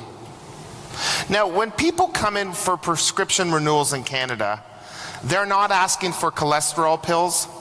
They're not asking for thyroid pills. They're usually asking for either opioids or benzos. This woman says, requesting valcyclovir. So she says that she has had shingles every month for the past 2 years. And she gets shingles on her butt. This is her left buttocks. And she gets shingles every month, and she's visiting from out of town, and all she needs is a prescription for valcyclovir, and she wants to go home. So every month she gets shingles, she just wants valcyclovir, she's ready to go home. This is an 8-year-old boy. You can see he has an IV. Kids don't usually get IVs, which means he's sick. He has a fever, not feeling well. He has a history of atopic dermatitis, and it seems to have broken out, and he has this rash that's all over his arms and his body, and he doesn't look well. And his mom brings him in to see you. This is sorry for all the buttocks pictures. This is a 6-year-old child. His dad is one of our emergency doctors, and he's had this rash on his bum for a while. So at first, the dad just gives him some hydrocortisone. Maybe it's a bit of dermatitis. Then the dad says maybe he has a pinworm. Any parents here? Have any of you ever tried to look for pinworms in children?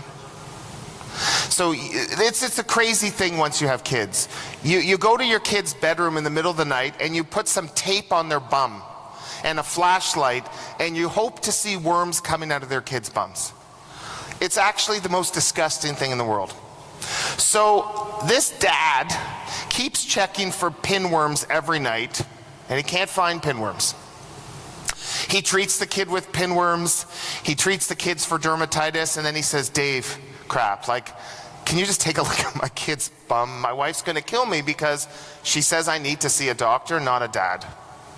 And he comes to see me. Okay, this is a bizarre story. 2 pictures here. This is the referral letter I get, and I want you to think about what you would think when you read this letter before you see the patient. The letter says, I have seen this young 25-year-old Filipino male twice in my practice. He came to me 1 year ago with an abscess on his neck. I performed an incision and drainage. That's on his right side. Today he comes back with another abscess on his left side, and I think he's going to need a skin graft. I'm reading this note, and I go in to see this patient, and I put him in a gown, I take off his shirt, and he's like Frankenstein. He's like, he can't even move. So I say to him like, whoa, what the hell is wrong with you? And how long have you looked like this? He said, I've had this for a year. I said, what? Have you seen a doctor? No. You've looked like this for a year and you haven't seen a doctor? No. Can you fix my neck? So I feel his neck and swollen and a bit cold, and I said, hold on a second, I'm not cutting into this. That's him. Next one is a 25-year-old female.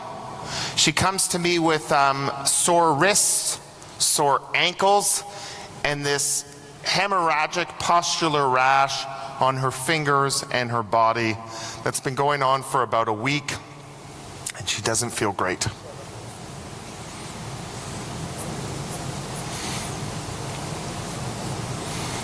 So this is a guy I saw last winter. He's a marginalized individual who lives, he's homeless. We have a large homeless population in Toronto. And he came in with some bleeding gums and this rash on his legs. I kind of looked at it. I figured, you know what? He's a drinker, maybe has some bone marrow problem. I order some blood work. I get the CBC, thinking this is going to be a slam dunk. His platelets are 350. They're completely normal. And I look at his rash, hoping it was thrombocytopenia, but it ain't. And that's his rash.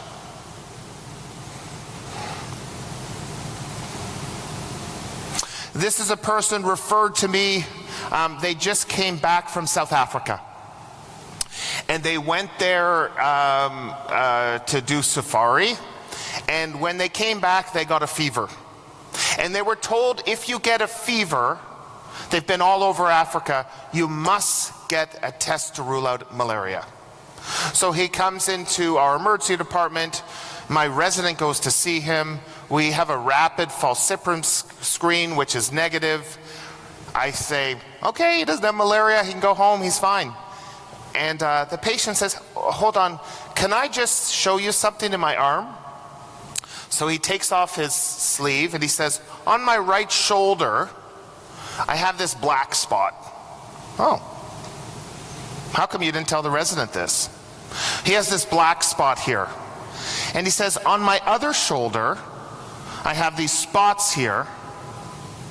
And those spots are what the black thing used to look like a few days ago. That black thing used to look like those spots. I thought they might be a bite or a reaction, but now it's got this black thing here. What is it, doc? And the last, number 16, is a woman with a history of hypertension. She's on Ramipril. She has a history of seizures. She's on phenytoin. She has a history of high cholesterol. She's on a statin. And she comes in with a fever. She's not feeling well. And she has these big swollen lips. She kind of looks like Angelina Jolie. And she comes to see you to say, what's going on with this, my face? Why is it so puffy? And why do I have this rash on the body? 16 pictures, 20 years. Who got 16 rashes correct? Do we have 8? Do we have 4? Good. Perfect. This is what I want. That means that if we're mean average of 4, I've taught you 12 things. Okay? If I can teach you one thing this morning, if you take one thing away and nothing more, you take away this. This is the most important thing you will learn by me this whole conference.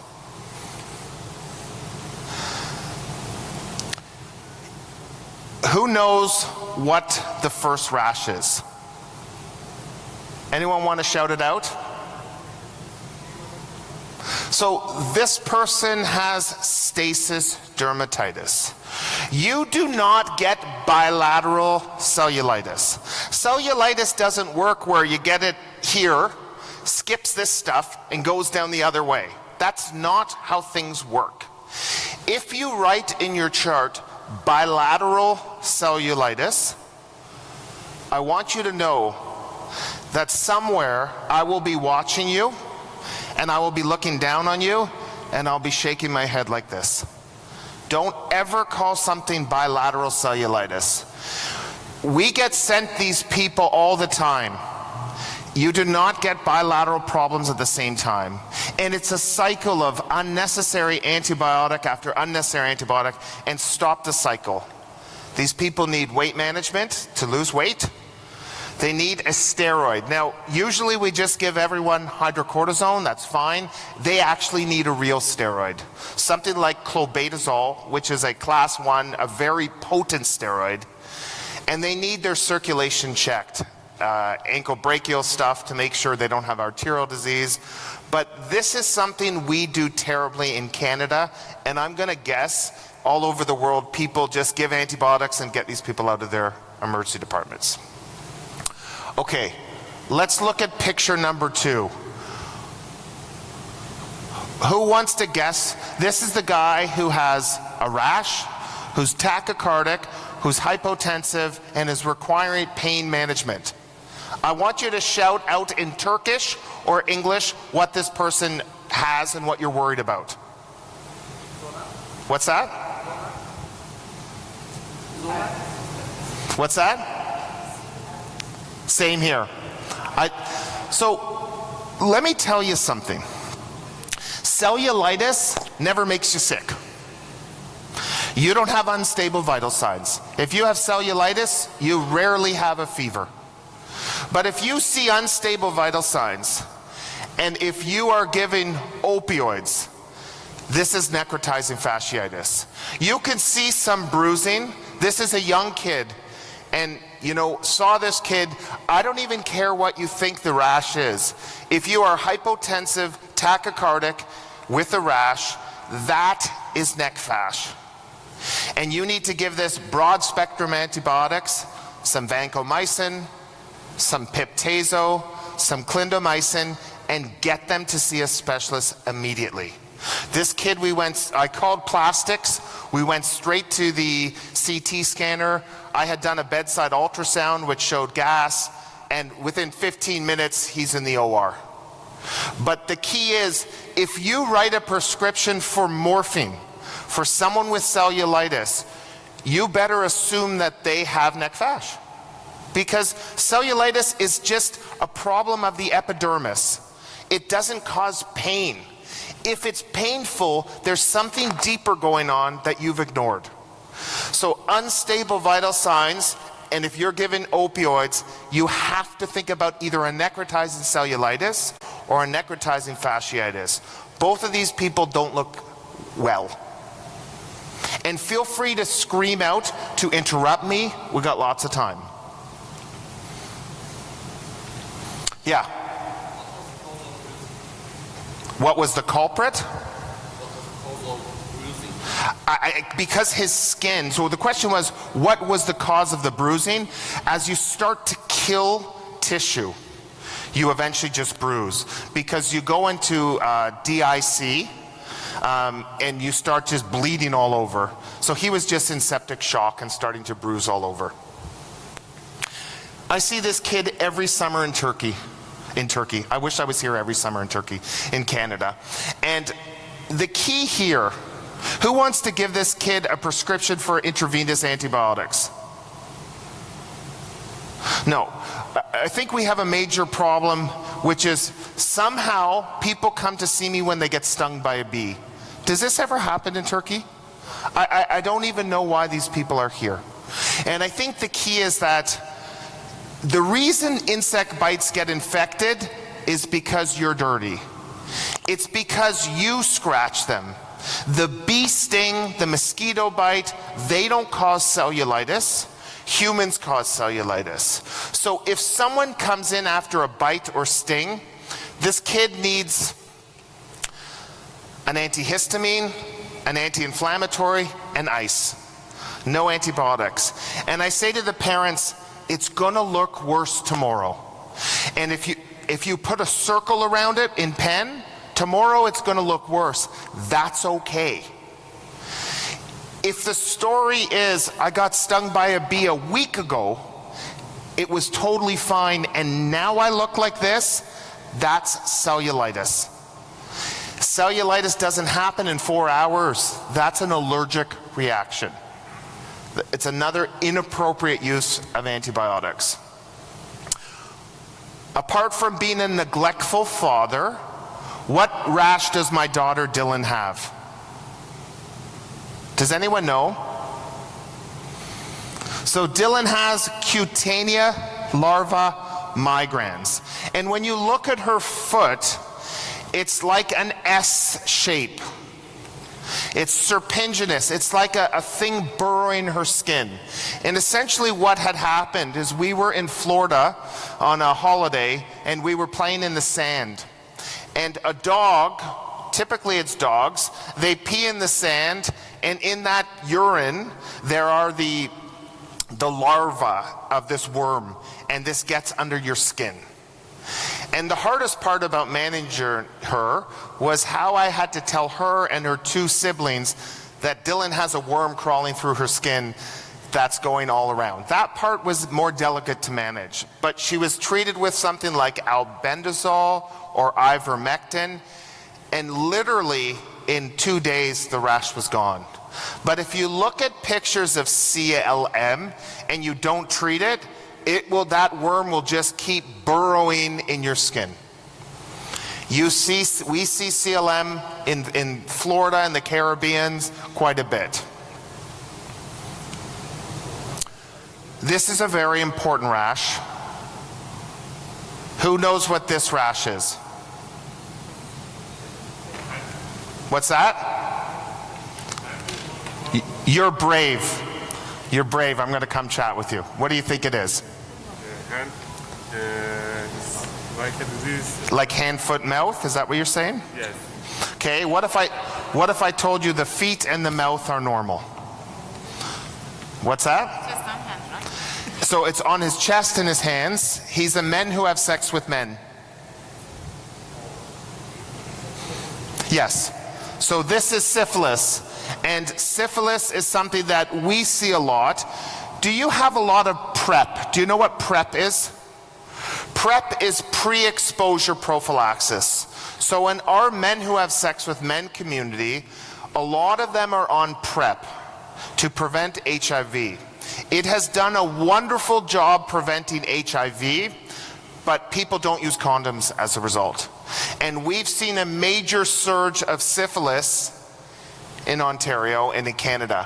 What we know about syphilis with our data is 98% is male, and 91% of our syphilis is in men who have sex with men. The most interesting thing for the residents and the learners is you're always taught that syphilis has this chancre on the genitals before. But what's startling is that 85% of women and 65% of men never had the chancre, which means it's not that relevant. It's the classic description of syphilis, but it's not the common presentation. We see tons of this.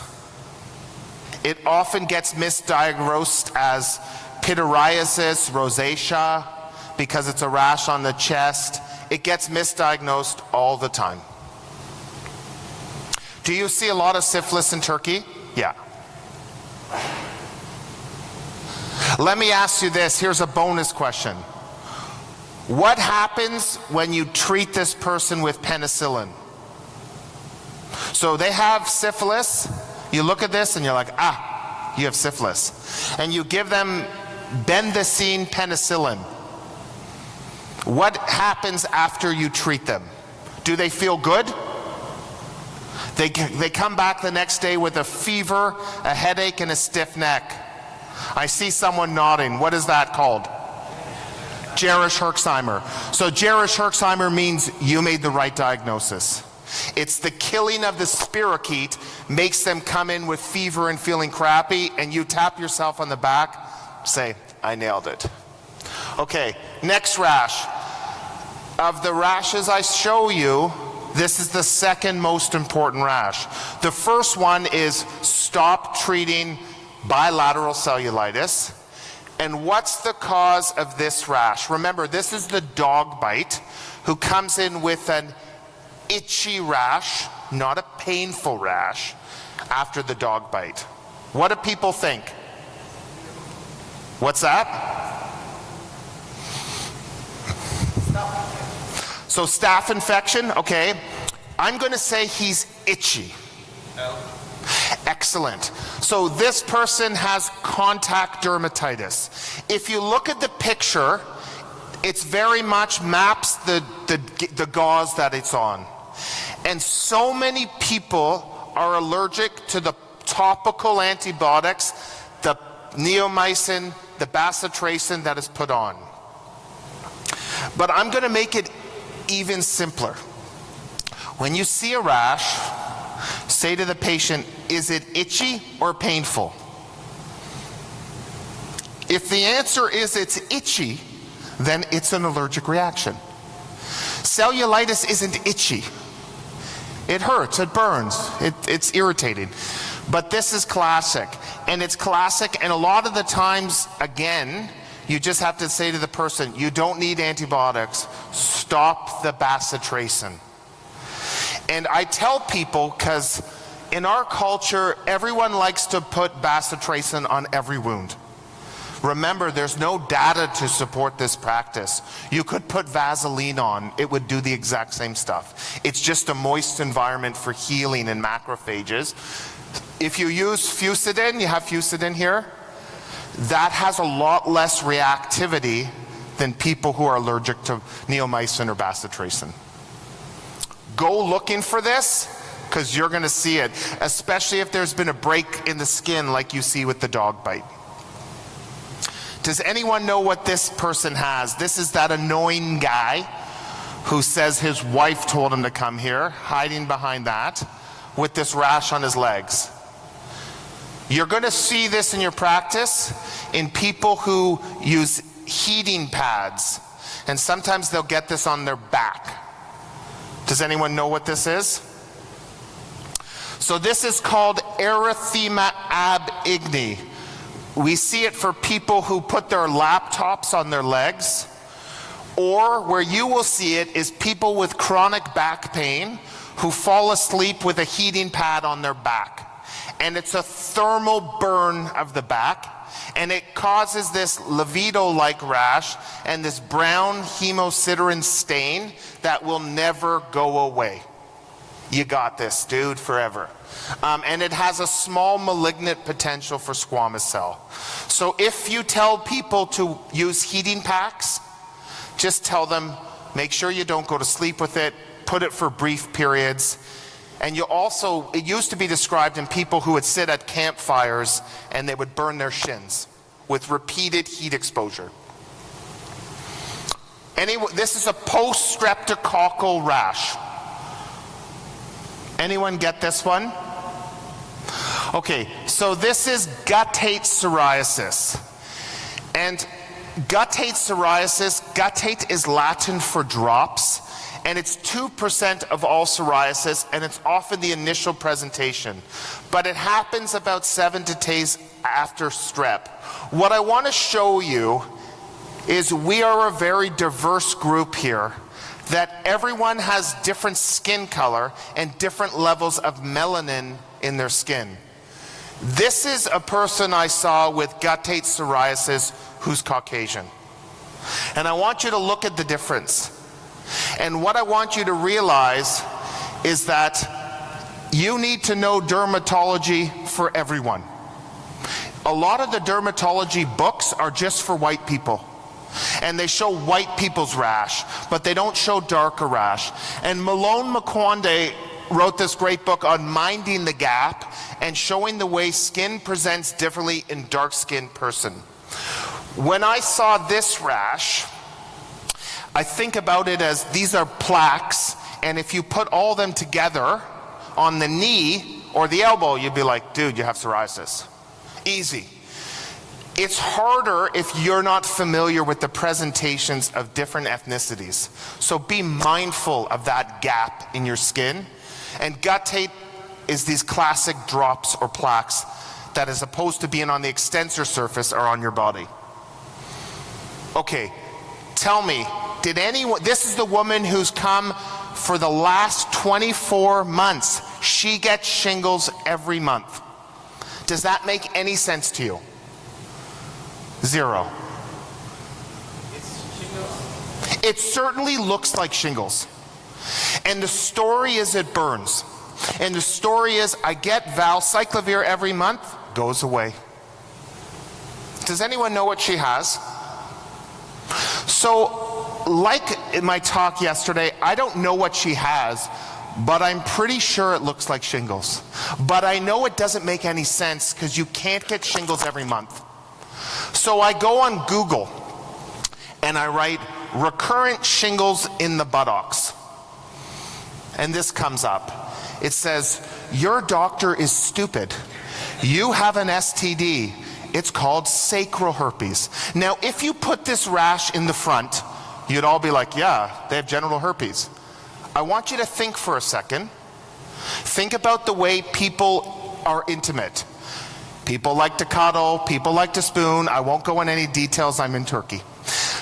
But you have to be imaginative, bitches. If this was on the front, you would know this is an STD that's the same friggin' dermatome. Be creative. This is sacral herpes. You don't need Valtrex. You need to be Valtrexed forever. You need daily suppressive valcyclovir. You have an STD. What happened 2 years ago? Well, I met my partner. Herpes, unfortunately, you got it for life. It's the one thing you never want because you don't shake it. Okay, this is an important one. Kid with the rash, kid who has sick, kid who has a history of atopic dermatitis. Does anyone know what this is? So this is eczema herpeticum. So what happens here is mom has HSV1, mom has a cold sore, child has eczema, mom is snuggling with child.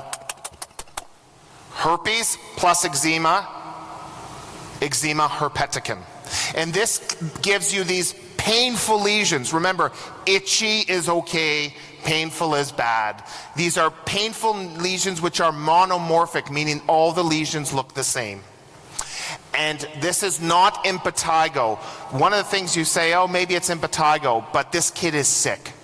And they need IV antivirals, which can precipitate in the renal tubules, so you have to give a lot of fluids. Anyone know what this kid has? This is the one whose father has a doctor in my department who's tried steroids, who's tried pinworms. The kid's not getting better. So this is perianal strep. This is after a strep throat infection. About 6% of children will be positive if you swab their anal region. This is very red, it's very painful. One of the things is we don't like to look at things, oh, a kid has a rash, just try this medication. We don't look. But unlike, this is a very red, painful rash, and in the kid who's not getting better with a diaper dermatitis, swab the bum for strep, and you have to think about treating household contacts. I feel like I'm in a part of the world where you may see more of this than I do. But this is the first time I've seen it. This is a Filipino male who's come in with this abscess on their neck and a recurrent abscess. Does anyone know what this kid has? What's that? Yes. So this kid has scrofula. For me, in Canada, we don't have TB, but I'm going to tell you something. You don't have to travel. You have to look at who these who are the ethnic groups? Remember, 1 billion people in the world have TB or are carriers. So if you hang out with a high-risk community, you could be exposed to TB. And this person has had this for a year, and it's spreading like wildfire. He's been untreated, living with multiple people, working. He's just exposed the world to TB. No blame, but the point is, I think we're all good at realizing that if someone comes in with a cough and shooting up blood and they're in a high-risk group, you think about TB, but extrapulmonary TB is something you have to worry about. I think I have a couple more. Young woman, arthritis, rash. Anyone got this? You see where I'm focusing on today. This is disseminated gonorrhea. And I think the key thing about disseminated gonorrhea is it happens about 3 to 4 weeks after the initial infection, and there will no longer be urogenital symptoms present. So if you ask her, do you have discharge or odor? She'd be like, no. But if you say, in the last month, have you had an STD-like symptoms? She would say yes. And for some reason, it's much more common in women than men. 4 times more common in women than men. And they get this arthritis dermatitis. So they get these hemorrhagic vesicular pustular lesions, and they're just sore joints. And they obviously need treatment. I think we have 2 more. Has anyone seen this, or did anyone get this? This is a homeless guy who came in with bleeding gums and this rash. What's that? Okay. Yes, vitamin C. So this is scurvy. And I thought scurvy was something you read about of people who were sailors that's 300 years ago got. I actually saw my first scurvy this year. You will see this in people with precarious social circumstances, and they get these S-shaped hairs. If you zoom in on this photo, you will see that the hairs of the leg are like the letter S. And in between them, they get these perifollicular hemorrhages, and they will often have bleeding gums. And you will see this in your marginalized population. It's not just on sailors who haven't had sunlight and fruit. This is our traveler who's come back with the fever, who doesn't have malaria. What do you got? He has an eschar. There's not many things that cause an eschar. And if you Google search eschar after return from Africa, you find out that he has African tick bite fever. If you work in this part of the world, or you do global health, you're like, yeah, we see this all the time. If you work in Canada, you're like, what the hell is this? If you want to be a good doctor, you need to be able to look after people from all areas of the world. And this is a classic African tick bite fever. I remember I looked it up. I took a picture on my phone. I was so excited, and I called infectious disease, and I said, this is African tick bite fever? He's like, yeah, obviously. He ruined all my excitement. He's like, yeah, everyone knows that. And this was classic. I gave him some doxycycline. I actually called this guy to see how he's doing, because I was really happy, and he was totally fine within a week. And the last rash of the day, rash number 16, anyone know what this is? This is a person who's on an ACE inhibitor and is on phenytoin dilantin and is sick. It's a bit of a trap. The trap is, I want you to say that she has angioedema. That's the trap. She doesn't. If you have angioedema from an ACE inhibitor, you don't get a fever, you don't have a systemic rash, your face is swollen, your uvula can be swollen, but you're not sick. She has something called DRESS. Has anyone seen DRESS? Yeah. So DRESS used to be called delayed phenytoin hypersensitivity reaction. It's often started, it's a late effect, so delayed reaction usually after starting phenytoin, and these people are sick, and DRESS stands for drug rash with eosinophilia and systemic symptoms, and they're sick. There's not a lot of rashes that make people sick. In my talk, we talked about neck fash. We talked about dress, but most people aren't sick. That's 16. If you got 0, I'm delighted. If you got 16, you're crazy. If you got 8, 4, it doesn't matter. I want to just say thank you so much for having me, for learning with me, and for listening to me in Turkey. I hope to see you all soon. Thank you so much.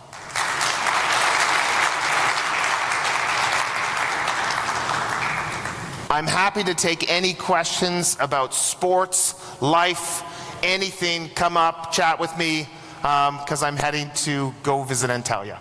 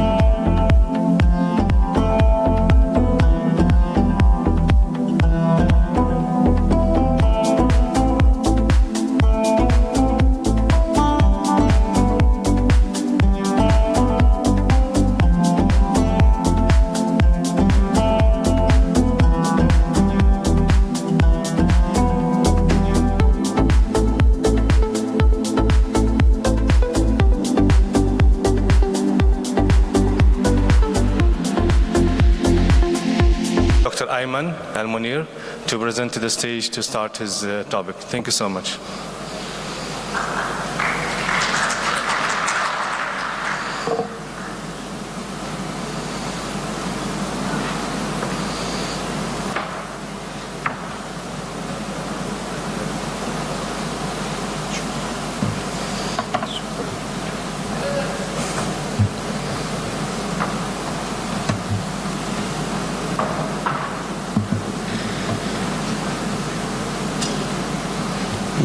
Good morning. My name is Dr. Ayman. I come from Mohammed Medical Corporation in Qatar. I'm working as Director of Clinical Research in Trauma and Vascular Medicine with background of cardiology. So I would like to thank the organizing committee and the panel, and I will talk today about the utilization of artificial intelligence and the machine learning in trauma. So how to utilize the machine learning in the diagnosis and the prognosis of traumatic injury. So artificial intelligence, it's like the intelligence or behavior pattern of human. It is a program that can sense, reason, act, and adapt. So this is to summarize how the machine learning is working. So machine learning is a technique by which the computer can learn from data with using a set of different rules. The performance of models improve as they are exposed for more data. The problem of our analysis, the conventional analysis we are using, that when we deal with the big data, we have a problem. Also with the connected data, again the software available like SBS or R or so on have a problem with the big data and the connected data. So the machine learning has solved this problem. The other type of machine learning is a deep learning, which is a multi-layered neural network that learn from huge amount of data. So as I mentioned, artificial intelligence, the privilege of using artificial intelligence is to use more data, better quality of data, and more connected data. And as these psychologists they say, that when human can handle 4 independent variables, and when we go for 5, we lost. So this means that our capacity to analyze is limited by the number of data we going to use it. But machine learning or artificial intelligence is solving this problem. So I'll quickly summarize what is how to start doing the machine learning in our analysis. So first we have the problem selection, then go for the data collection, then we have the model development. Model development we created after collecting the data and specify the inclusion and the exclusion criteria. Then the system will be trained and validate the data you entered and give you a certain model. From this model, you can choose which one is the best to use. The example of using the artificial intelligence is the matching patient condition to appropriate physician and intervention. So it can quickly when you enter the data of the patient, the machine learning can quickly give you what is the best physician or timing or whatever you want. This according to the predefined data you enter to the model. So it can help the physician for patient diagnosis, patient prognosis, organize the images. It is very important, machine learning, when we go for imaging. It helps a lot to let you understand what is the problem or where is the lesion in the imaging. So instantly find the physician, I say, and also it can schedule the appointment with the physician. The assisted doctor for searching which protocol can be applied also.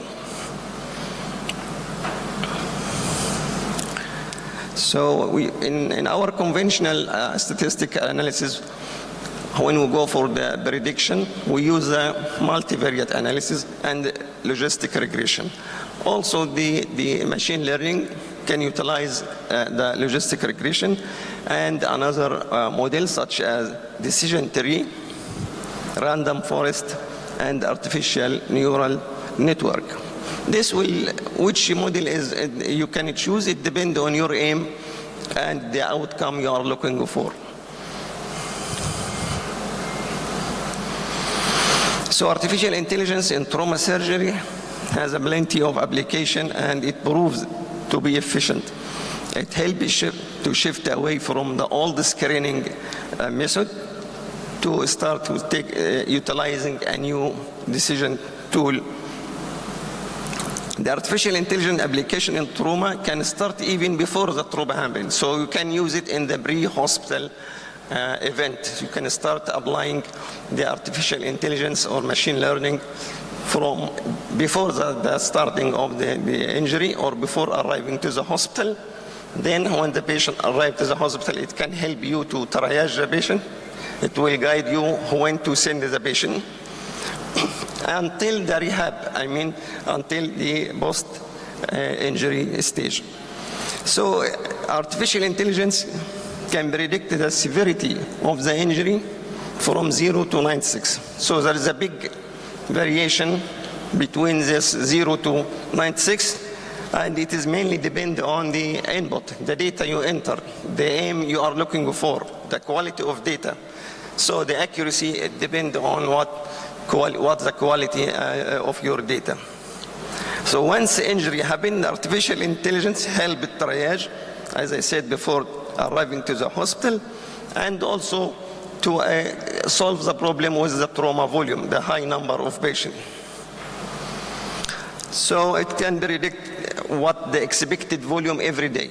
So you can the machine learning can tell the physician or the administrator how many or expected cases will come tomorrow, for example.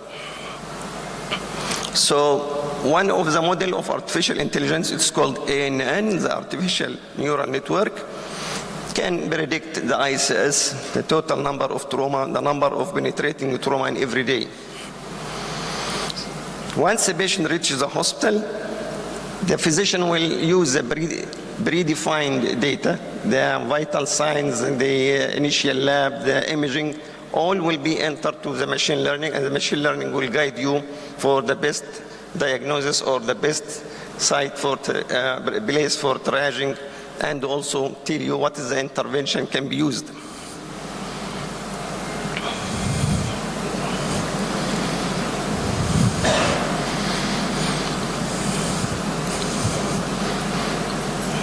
So this is a good example of how the artificial intelligence can be used before the accident. For example, in Sweden, they are using artificial intelligence to predict when the collision or accident happen on the road. So it can predict tomorrow or next week what expected accident and where and what is the volume of the injury.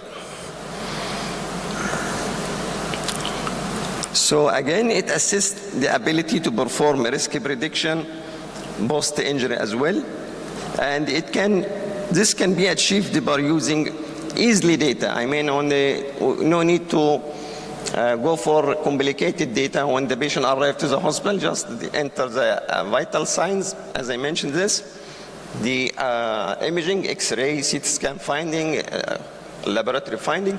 All this will be entered automatically in the Cerner, for example, and the machine learning will tell you what we can do next step.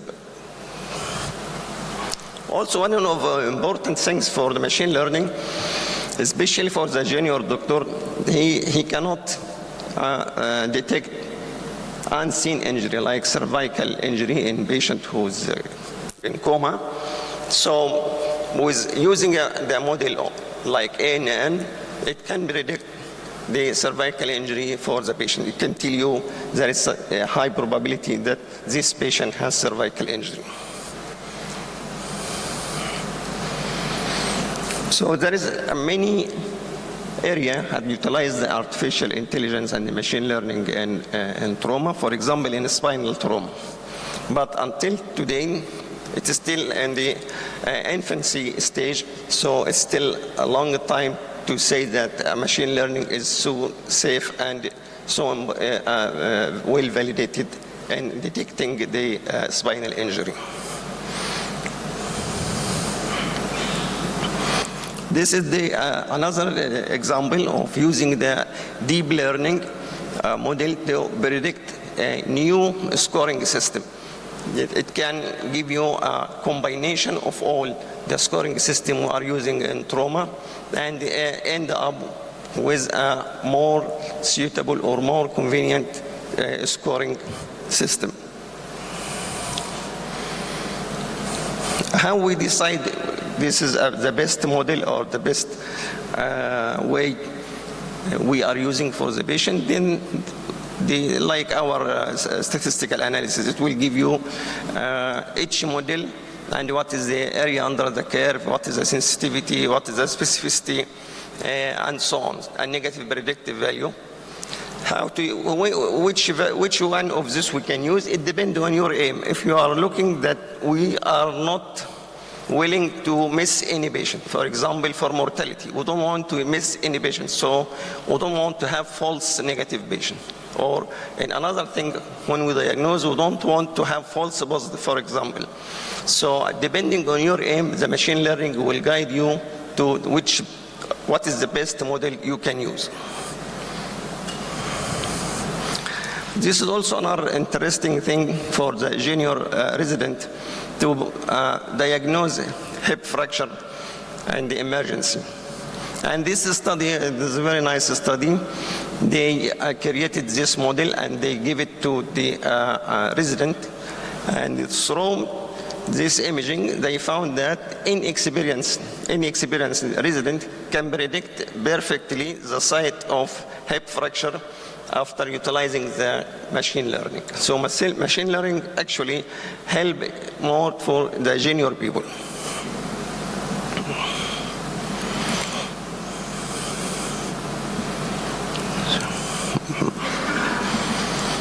one of the also important utilization of machine learning is the musculoskeletal trauma for ligament injury, for muscle injury.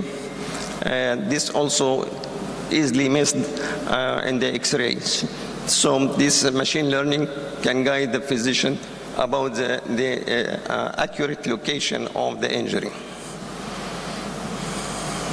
In traumatic brain injury, it is very important because there is a limitation to predict what is going on or what will happen for the patient with brain injury, because a lot of factors will play in the prognosis of brain injury.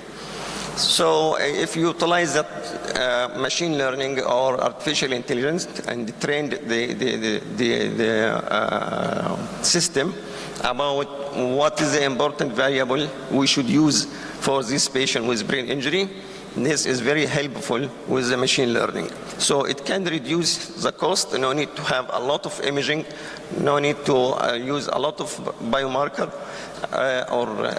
you can save the cost, the resources, and also it can save the life of the patient because this will be done in few seconds. So we will save time also.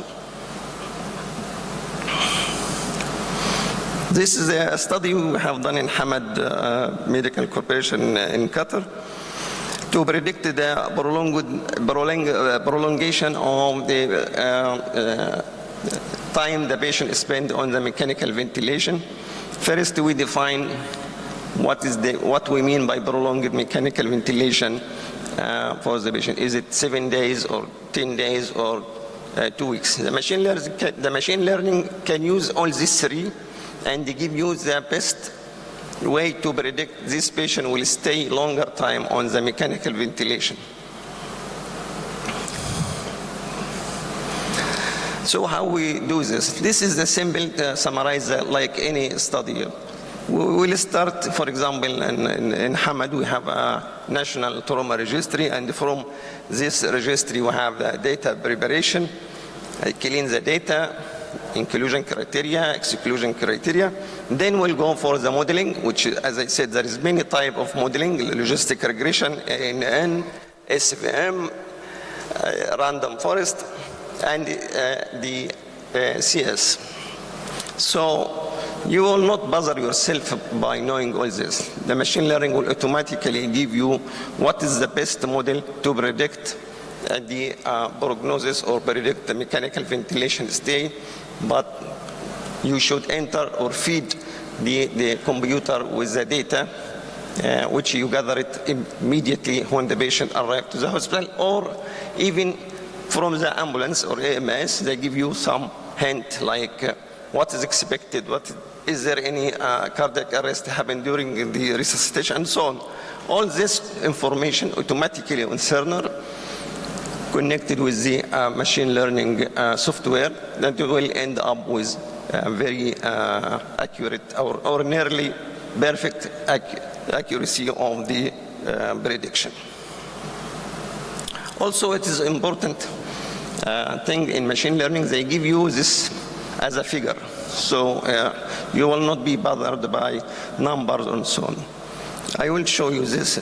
This is another example of how we can apply the machine learning. So if you have 1,000 patients, for example, the machine learning will do what is called a training. Use, for example, 30% and 70% versus 30%. This tested and the training. So this information, we should make it easy for any physician or healthcare provider to understand what is the data and what we mean by training and what we mean by testing data and so on.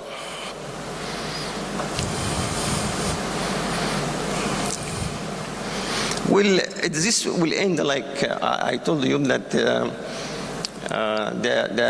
the model will give you sensitivity, specificity, negative predictive value, positive predictive value, whatever, and this will be applied for example, 1 week stay on the ventilation, 10 days stay in the ventilation, 2 weeks stay in ventilation, or longer. So each group of this patient, the machine learning will be trained to give you the best model in each timing. If I want to say who will stay 1 week, then we summarize you what is the area under the curve, what is the sensitivity of this variable, and also give you how to predict the 10 days, how to predict the 2 weeks. Why we should know this? Because this is important to remove the ventilation early as possible. As you know, it can cause infection, VAP, for example. Also to know when the patient have tracheostomy. This is also very important to relieve some stress from the ventilated patient. So it will guide you not to know this is stay 1 week or 10 days or 2 weeks, no. This will help you to decide what you should do. For example, if the model tell you that this patient will stay more than 2 weeks, then I will plan early tracheostomy because I know this patient will stay longer, so it's better to do something for him. It's not to wait just saying this is 2 weeks or 10 days. I have to do something. And this, what I said, it will give you a figure. For example, the one predicting the 7 days on ventilator, it will give you a figure showing you what is the important variable in these 7 days. We found that the blood transfusion and the ICS is the most important variable that can predict the patient will stay 1 week. If we look for more than 10 days, we found that if the patient develop VAB, this means the patient will stay more than 7 days. An artificial neural network model we used for prediction of more than 2 weeks, we found that ICS and the blood transfusion and what is the lesion in the brain can predict the patient will stay more than 2 weeks on the ventilator. So predicting patient at risk of prolonged mechanical ventilation can help you to personalize the care. What we should do for this specific patient. For example, tracheostomy, to plan a tracheostomy early. And this will improve the quality of life for the patient. But the most important or problem or challenge is to make this machine learning, as we said, user-friendly. How we can utilize this terminology or new technology without complication or complexity. This is also another study we've done in our hospital to predict the mortality on those who are on ventilation. And then you can just look to the figure, which is automatically come to you from the machine learning. You can see that, for example, the patient, if they developed thromboembolic event or had higher ICS, this means the mortality is higher in this patient. This another study also we have done about prediction of VAB, the ventilator-associated pneumonia. And you can see that the time the patient until arrive the emergency and stay in the emergency, it can predict who will develop pneumonia on the ventilation. Also, in the patient who require massive blood transfusion, what is the most important variable? Just you will look for the figure, the analysis or the output of the machine learning. As you can see, the team level, which is the activation of code. If it is code 1 or 2 or 3, and the patient GCS, systolic blood pressure, this is very important things to predict the patient will need massive blood transfusion.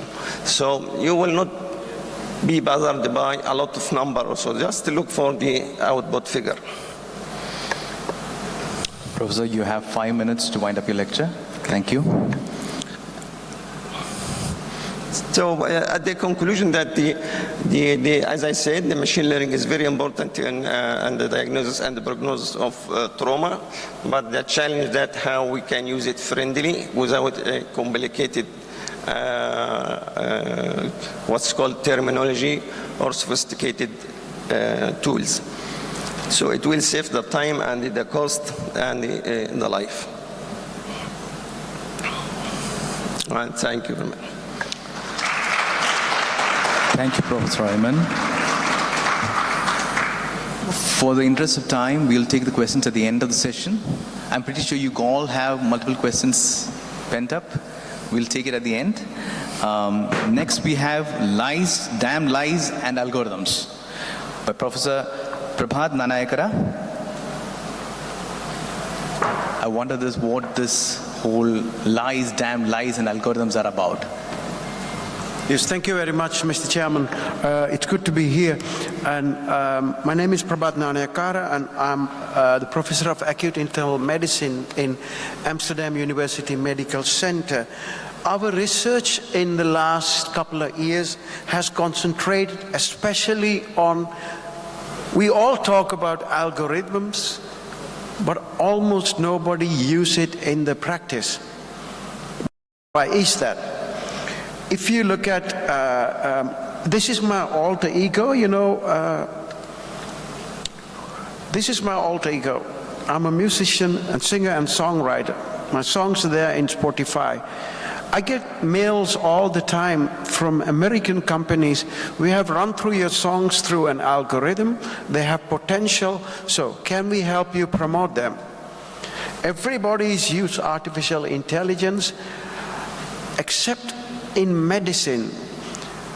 These are our publications from last 3 years, where we worked with a guy called Ketan Peranape, who was a PhD student, who did a PhD with us. And we just talked to people, we did research, we went through lots of protocols to see why don't we use these AI interventions more often? And do we not trust them? Or are we so conventional that we don't want to use them? Because you know that doctors are conventional, arrogant, and also very sure of what they do is the best thing for the patient. And our journey in artificial intelligence started a long time ago. And a couple of months ago in Annals of Internal Medicine, we wrote this piece about ChatGPT. We're going to hear more about it. And what we did was we took a abstract from ChatGPT, or from Annals of Internal Medicine, put it through ChatGPT, and asked people which is which. Which one is ChatGPT? Which one is from real Annals article? And most of them got it wrong.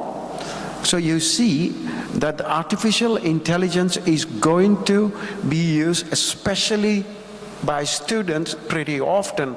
And most of the letters you get for interviews are already written on ChatGPT. Our journey started here. People who followed my talk yesterday would know this is fantasy trial where we gave antibiotics in the ambulances to patients with suspected sepsis, after randomizing them in the ambulances to receive antibiotics in the ambulance or at the ED. The study was published in Lancet and led to lots of discussion among sepsis gurus here about this.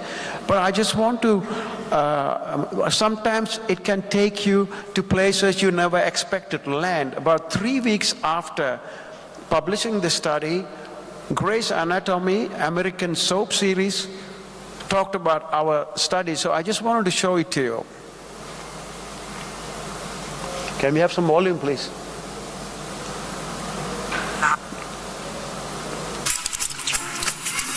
I'm the stockbroker.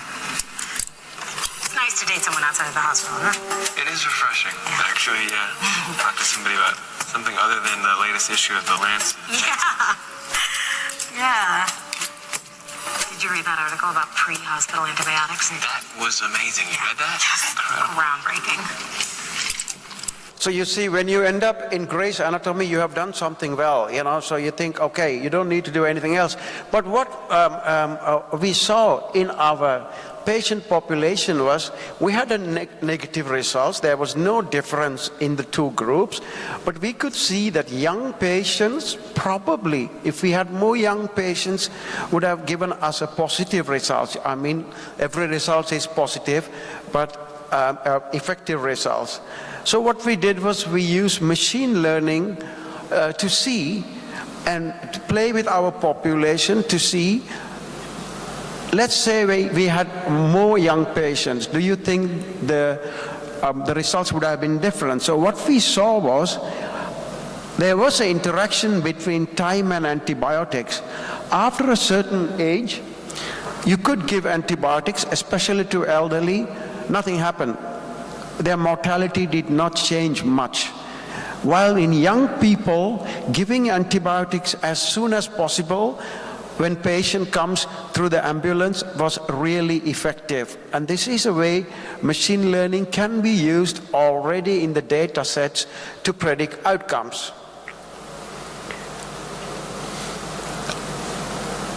We did a study long time ago about blood cultures.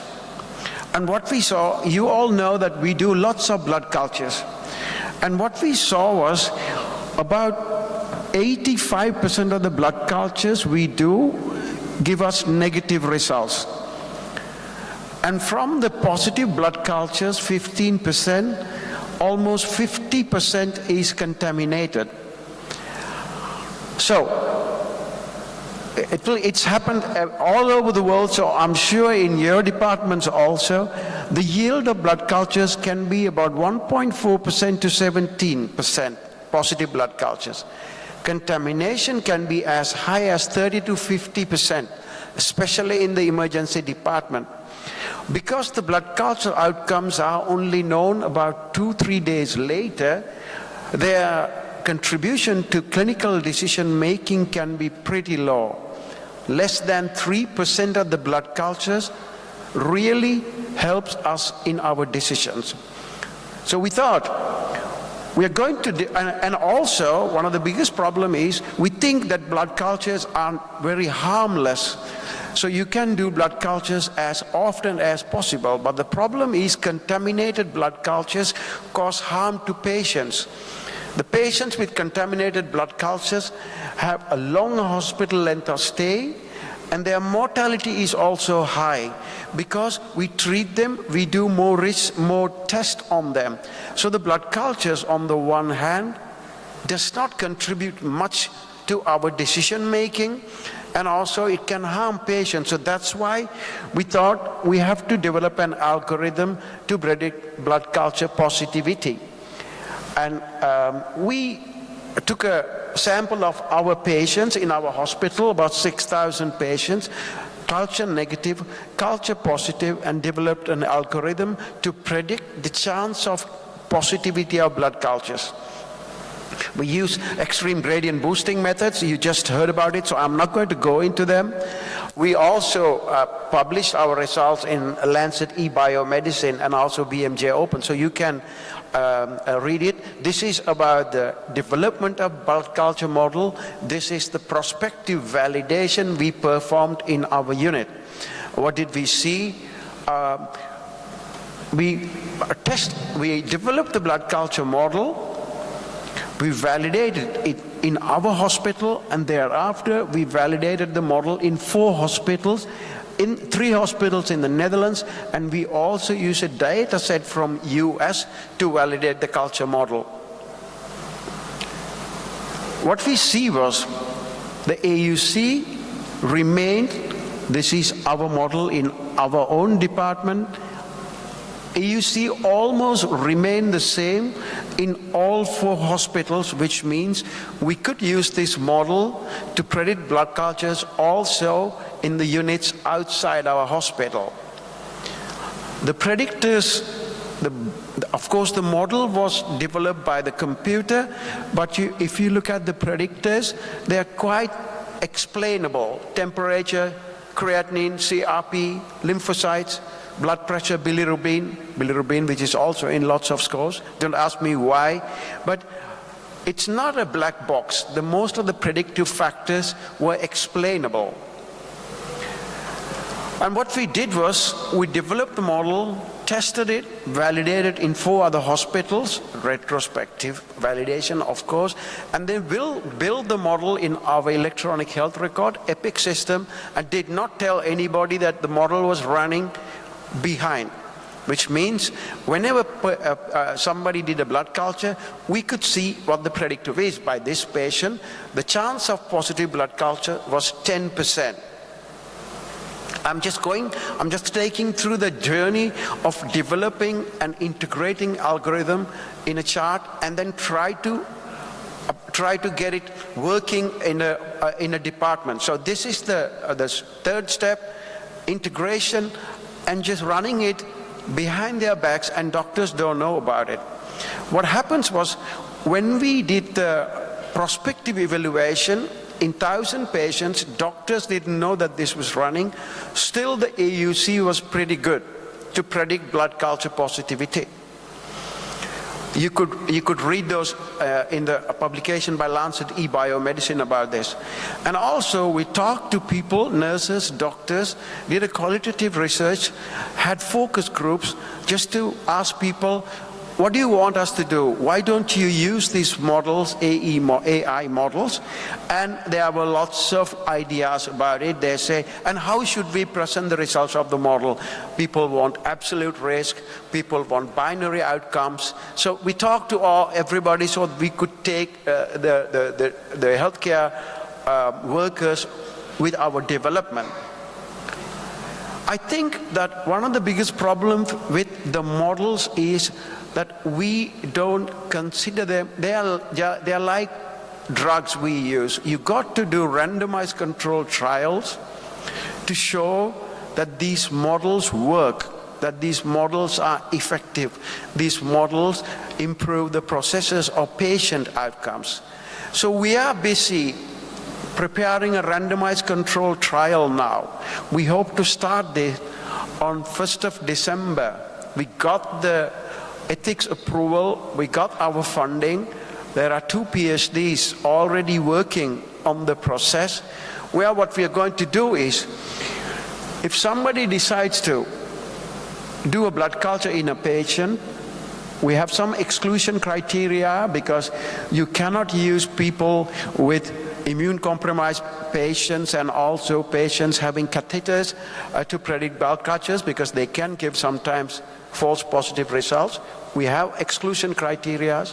We're going to ask patients for their permission, and we're going to randomize the patients, and we will run the blood culture algorithm in half of the patient in the treatment group. And if the chance of getting a positive blood culture less than 5% is, we are not going to do the blood culture in these patients. And the control group would have the usual care. So this is what we are going to do. And we have also tested our model continuously almost every month to see whether our model loses performance. And if you want to read more about what we think about artificial intelligence, you can also read these publications. So in conclusion, what we think is the artificial intelligence algorithms can be used in practice if we properly implement it, and also if we ask the right question and develop the right model and integrate the model in day-to-day practice. Doctors are mostly conventional. They don't want to change, but they want evidence that the model works to better patient outcomes, or model works better to make the processes efficient and also cut the cost. And that's the way to go, I think. And these are our team. Lots of people have been working on it, and we are expanding the team. This is my story. So if you want have any questions, we can have a discussion about it at the end. Thank you very much. Thank you. Thank you, Dr. Prabhat. Very well within the time. We are back on schedule. And next, we'll have Dr. Ibrahim. He's going to talk to you about ChatGPT in medical writing and research. We've changed the order a bit.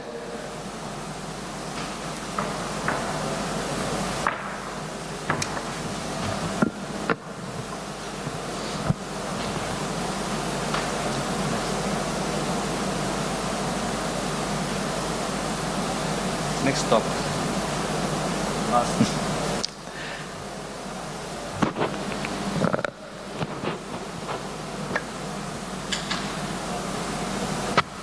Sorry, because we have changed actually the topics now. I don't know, it's good morning or we such afternoon now. What's the time? I'm not sure. Nice to meet you all here once again. I'm Dr. Ibrahim Abu Jundi.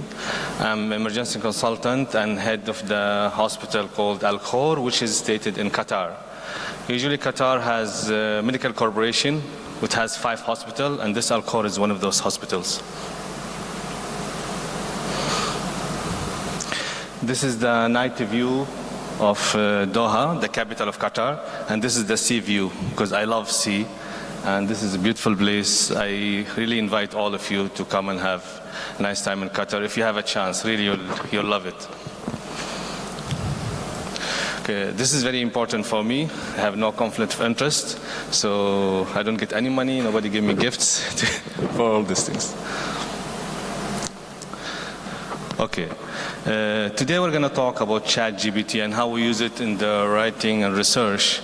And we're going to go through the introduction, application in the medical research, advantages, and of course the most important limitation and ethics consideration, and future prospect and practical application and recommendation. Before starting the presentation, I just would like to share with you my personal opinion. Actually, I belong to the old school. I'm not sure how many in my batch is here, but during my days, that's you can talk 20, 30 years back, the way we used to get our information, the access to the knowledge or something like that, I used to go, during medical school, I used to go to the library, open my books, search what topics I want with my notes, write down, and then if I get another doubt, I'll open another book, and another book, another book. Within 3-4 hours, I'll end up with 3-4 books in the table, and that is all days. I'm not sure how many of you guys experienced this. And I'll have my notes, I'll summarize it in 4 or 5 pages, and that's done. Things has been changed a lot. Things has been changed in massive way. Now, my son, he's 16 years old, he can do the same job sitting in his room, in his bedroom, wearing pajama, using either laptop or even his phone. Within 10 minutes, he's done. I remember just a couple of weeks back, my daughter, she's 13 years old. She has some project in the school, and she asked my son in the lunchtime, they're discussing something. I said, what's wrong with you? I think she's late to submit that project. So I told her, don't worry, it will be done. I really realized that she's helping her to do the project. So he went to his room, as was I said. After 10 minutes, she finished a bath, and then she went to him. Did you do this? I said, it's in your email. Then I thought, hold on, come here. What's in her email? No, the project. When I saw the project, I was shocked. Now, I am head of the Department of Emergency and have been experienced more than 20 years. I cannot do this in 10 minutes, what he did, my son, in 10 minutes. That's really scary. But let us go to the lectures. We'll go back to that. So, we're talking about this called Generative Pre-trained Transformer. It is language model developed by the Open Artificial Intelligence, and I think it has been launched somewhere in November 2022, recently. And use this natural language processing system that uses algorithms to understand and generate a human-like conversation. And that word scared me, actually. And this, you cannot imagine what it can do. It can produce highly coherent, natural sounding text and allow computer to understand the human writing and spoken language, and uses reinforcement learning from human feedback. This is actually, can do anything to you. It can write lyrics or songs. It can write abstract about anything come to your mind. And even it can answer exams. I'm sure if my son uses it in his exams, he can answer his exams while sitting home. That much can do. And it has a lot of application, lot of things to be done. They can do it, which is really scary sometimes. And what happens sometimes if you ask for a certain article or certain topics, he'll give it to you and you think this has been given by the most expert, the way they write it, the way they present it to you, and then at the end they'll ask you for feedback.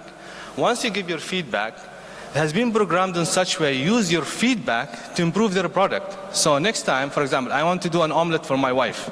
So I'll just go how to make an omelet, he'll give me the information, he'll give me everything, then he'll ask me my feedback. So I'll just write my feedback, and then my wife, when she eats the omelet, this is less salt, this is more vegetables, that feedback will improve my performance next time when she asks me to do the omelet. So these guys can make omelet better, like evolving. After 10, 15 times, they'll do the best omelet has been ever done. And this is what actually called reinforcement learning. Every time they have processed some data or some project, they'll improve it. And they're doing it in so fast and so scary point. And they're evolving. The present, which available publicly, it uses 175 billion parameters. It trained on 570 gigabytes, and ability to learn more novel tasks, which has been mentioned earlier. The previous version, which was like 1.5 billion and trained in 40 gigabytes. And there is a newer version. I don't know, there's more newer now because I finished this presentation 2 days back. I'm not sure what's going on now.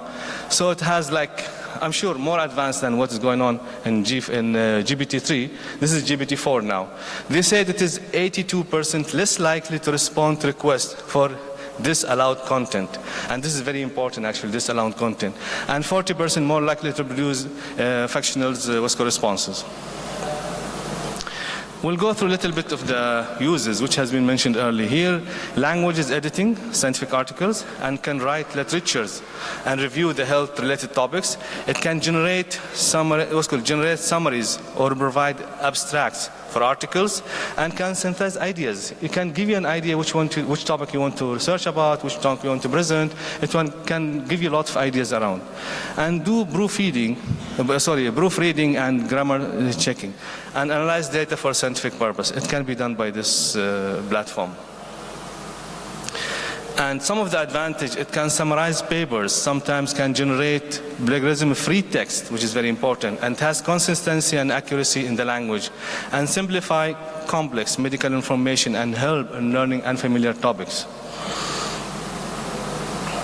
And also it can be used as a research engine. I remember when you start doing researches, so you have to go to the certain site, and this site will redirect you to the other site to go to the citation and to go to those papers. But in ChatGPT, it's one way. It just gives you everything what you want. And it can identify potential research topics. The main issue actually to start research is to find the topic itself, and those guys are just providing you with different ideas to choose which topic you want to start. And can produce text that's similar to the human author and expert in that field. When you see the product of the ChatGPT, you can imagine you can think this has been done by the most expert person in that field, but actually it's done by the program which has been downloaded. The other part of the ChatGPT which we have to care of, it is the limitation and ethical consideration. So it is really a tool. It is really we can say, way of gaining information, but we have to be very careful in using it, and it has lots of limitation. It actually is not made for only medical field. It's not made for us. We think about it, we are talking about it now because we are in medical field, we are physicians. Those type of access to information and different platforms affect, I'm sure, 100% directly on us as a physician, on our juniors who's learning, the resident, or even our patient, our customer who's their patient. Their concept of the medical field, their concept of a physician, what the physician can do to them, how they can treat them, what type of medication he can receive. I remember this little bit story out of this topic.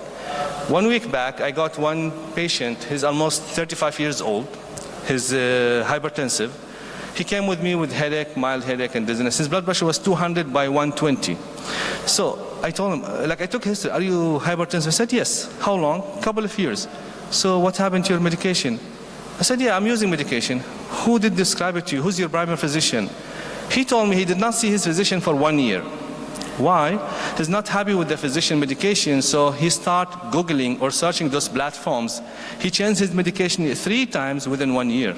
He was not happy with one medication, he changed it to the other medication, and now he's inserting 2 double medication. He Googled it from certain platform, I don't know, ChatGPT or somewhere else, that they advise him this is the best thing for your condition. And doesn't work. His blood pressure is 200 by 120. Then I told him, those things you cannot Google it in the online. The online doesn't know that, for example, you are diabetic hypertensive, your family has high risk of cardiac workup, you are fat, you are obese, you are thin. It doesn't know what's your, your blood works and all. You just cannot Google your medication. He said, doctor, it's not only me, everybody's doing the same. And don't think you'll not lose your job. But I said, it's not a question of losing my job, you're going to lose your life with this one. You cannot just Google medication over the line. And this is what actually, those information has been put in the platform from different sources. Some of them are not even medical, putting the information. I have even seen some papers, some people talking about medical aspect. He's not even have medical background. And this is really scary. The other is it can spread disinformation that based on extraction from available online content. Now, anyone can upload any information belong to his belief, his ethics, his background, and this will be uploaded. And those type of platform, or like ChatGPT or other one, they'll just collect this information, and if you ask for it, they'll just give it to you. They'll just feed you whatever they know. You don't know what type of things are feeding you, but this is what's available to the public. And this information can generate and spread non-medical person in online platform. That's what I said. Like, even non-medical person can put some information related to medicine, and people who have no medical background can use this as really this medical advice, or this is from the expert medical advice, which is actually done by not even experienced person in medical field. And this another issue is the privacy and security. These platforms are open to everybody, and the privacy and security is a big question about that.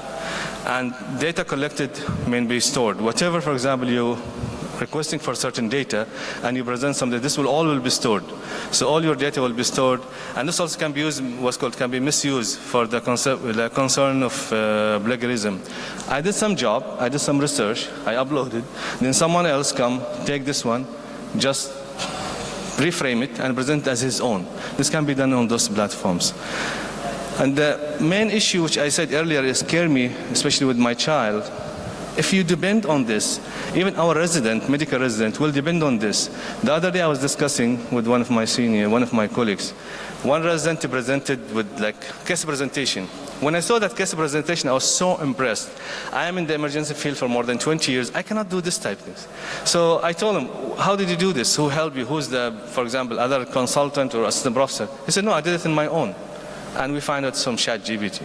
So people once to start using this, they'll switch this and use this. This is the dangerous. The institution, the critical thinking skills, the communication skills, all will be lost. The humanity, this is my personal, I'm not sure, but please don't misunderstand me. The humanity will be lost. When I sit with you, I discuss with you, I talk to you, we can share information, we can learn. But if you are just sitting over the computer or whatever, getting this information from those platforms, I'm sure 100% has a lot of advantage and has saved a lot of work, a lot of research. But we have to be very, very careful in this. It has other side, which people has to think about it. We are very happy if what can give us, but we have to be worried what can take from us. This is what I think myself. And also, sorry, I went back. The other limitation, lack of accountability. It is just information, it's on the platform, it's your responsibility to take and do whatever you want with it. And cannot differentiate between ethical resources and non-ethical content. This is also one of them. And does not provide a credible, credible citation. And it can provide false citation to prompt, if prompted, and that cannot be found in the medical database. And of course, risk of bias. It depends about who uploaded this information, from where this information came, racial, gender, religious, and also systematic inaccuracies and stereotypes in this language, in the language, influenced by trained data and reflects social and cultural prejudice and the existence of data. This can lead to misunderstanding and spread of harmful and false information. Other than medical field, in general, this can lead to spread of a lot of ideas, lot of ideation, lot of stereotype, you can say. It depends about who uploaded those information. And also that artificial intelligence uses a human annotators to identify and remove offensive content. We said like this one, and this is actually one of the important points, hallucination phenomena. So when using ChatGPT, it will make you convinced that this, for example, product, it is very good, it's the best product you can buy, because they depend their data on the statistics, but not about really the quality. So I can say, okay, I want to buy this car is very nice, nice color, nice engine, nice, but actually, the share, and I want to buy share in that company, but actually the market price of that share is very low. But because the data or lot of like feedback that this car is nice, the color is nice, variable color, nice, comfortable, that will give you the false information that this car is good. You have to gain, for example, share in that companies and those type of examples. This is one of the big questions now is asking, since we're using ChatGPT in the research and in writing, can we use it as co-author?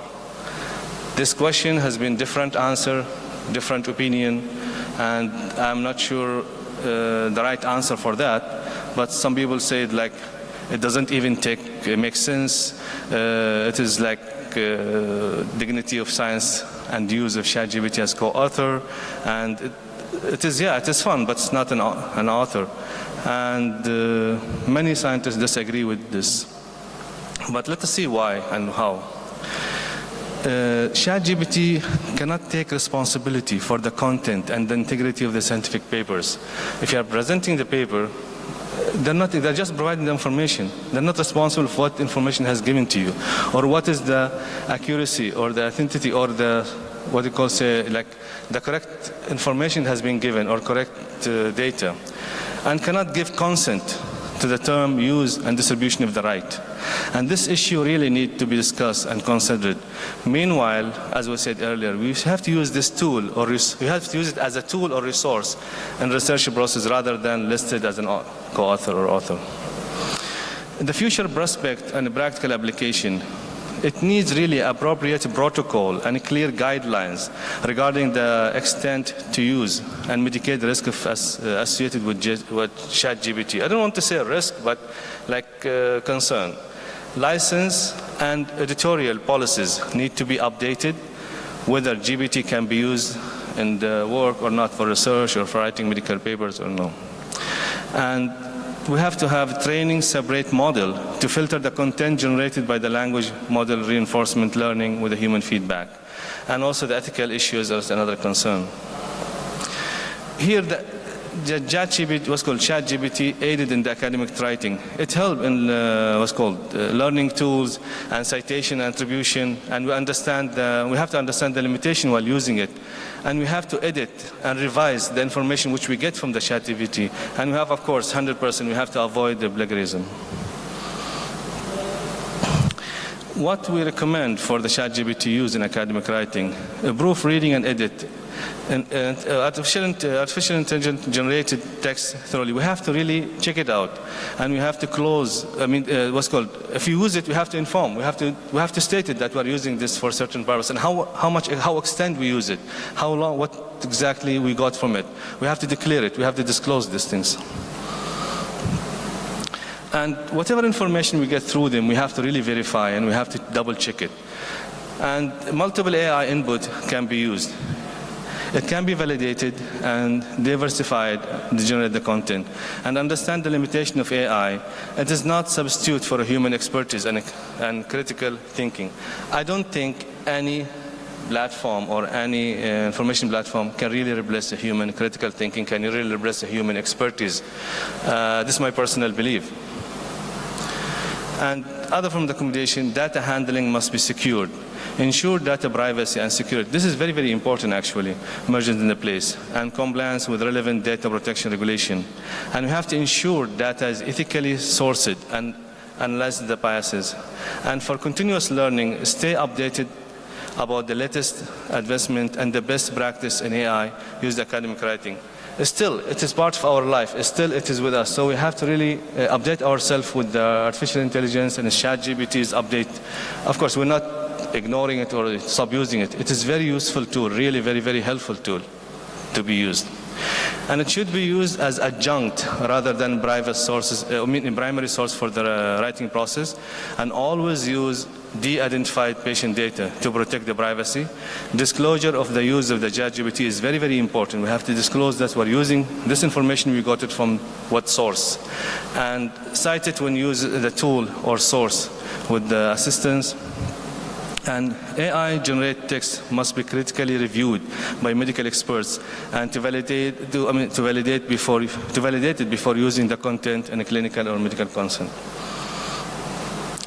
I'm sure you have lots of questions. Me too, I have lots of questions because this topic is really a very interesting topic since it has a lot of divergence and a lot of different ideas.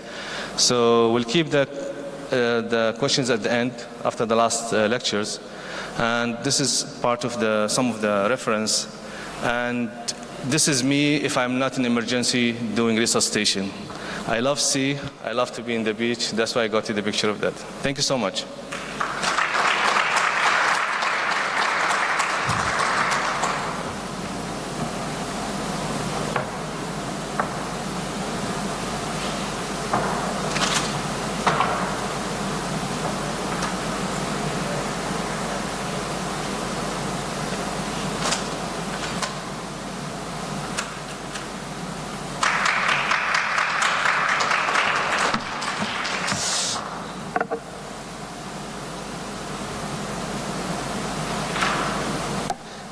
I think I did not, no need for me to introduce Dr. Seju. I think he has so many fans here and someone clapping for him.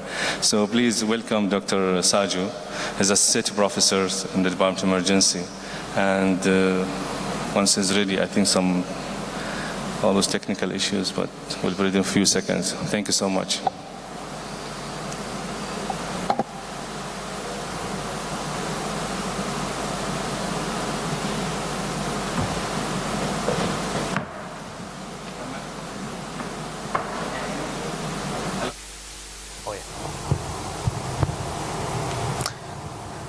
Marhaba. Hi everyone. I'm Siju. Without much ado, let me just go straight to my topic. Now, how many students in here? Residents? Medical students? Undergrads? Oh yeah. Quite a fair number. I'm going to actually see, when the topic was initially allotted, I was under the impression I was going to talk more about ChatGPT. But the moment I gave this lecture as a topic, I knew I was in trouble because the moment I gave this, that was maybe a couple of months back, 3 months back, everything has drastically changed. And now I'm actually modifying it every day, including yesterday evening. So without much further ado, let me just go straight to my topic. And I'm going to start by actually telling you what I'm going to talk to you about. I'm going to talk to you about the current landscape of artificial intelligence in scientific writing. I'm going to talk to you about the good, bad, and ugly of scientific writing using artificial intelligence. We'll go and maybe have some idea about the ethics behind the whole stuff. And Dr. Ibrahim actually made my life much more easier by actually handling all the nuisances with regards to the biases. So these are my references, and I would want you to actually take a look at it because you have the UNESCO, you have the WHO actually coming up with guidelines. In the Indian Council for Medical Research has come up with ethics of AI. So you can make use of these, and these has been my references for this session. And the last one is actually an inspirational talk which I would like you all to hear, the AI dilemma. Now, I'll propose one question to you, everyone who's sitting here, and I want you to think about it to yourself. What do you think artificial intelligence means? What is AI to you? What is AI? See, when you've been hearing about machine learning, you've been hearing about deep learning. See, we've been hearing lots of stuff. It all just boils down to artificial intelligence, machines, computers designed to make your system much more efficient in a way humans are thinking about, so many things. But what I want you to understand is, when someone says AI now, the car is still the same, but the engine has changed drastically. It's changed so drastically over the last couple of years that it's something which I want you to actually embrace or maybe have a look at, because whether you like it or not, it's going to be around you, it's going to be across the board, and you're going to be part of it. So when I say AI, and let me just put just one thing up there. I'm just going to put large language models. You're talking about ChatGPT, I'm going to put large language models. When I say large language models, you're thinking more about text inputs, right? You know, your text input, you put your ChatGPT, but that's not exactly what it is. Every single thing up there is a language. You have text inputs, you have audiovisual inputs, you have sensor data, your GPS data. These are all languages. Now these languages are learning how to talk to each other. Keep that in mind. Keep that in mind when you're actually looking at it. I'll give you two examples. So this is a study by Cheng et al. From Singapore. They, to see beyond the brain, conditional diffusion. Simply put, they put a few people together in a room. They showed them a few images. They gave them a visual stimulus. They did their functional MRIs. And the functional MRI was given to an artificial intelligence model, and the artificial intelligence models reconstructed what the functional MRI was looking at. Can you see that? You know, it's quite similar to what they were looking at. You know, if you match it out, I'll give you another example. So this was in 2023 published in Nature Neurosciences. You know, I couldn't get the video from their abstract, but you know, look at the video. So they showed this video to a few people sitting in a room. They did their functional MRIs. They asked the artificial intelligence platform to look at the functional MRI and respond. So it said, I see a girl that looks just like me, get hit on her back and get knocked off. So the mind reading machines are here now. So whether you like it or not, the mind reading machines are here. Now, is it a good thing or is it a bad thing? Now that's what we are here to discuss mostly. Is it all bad? How many of you say it's bad? How many of you say it's good? Oh yeah, nice.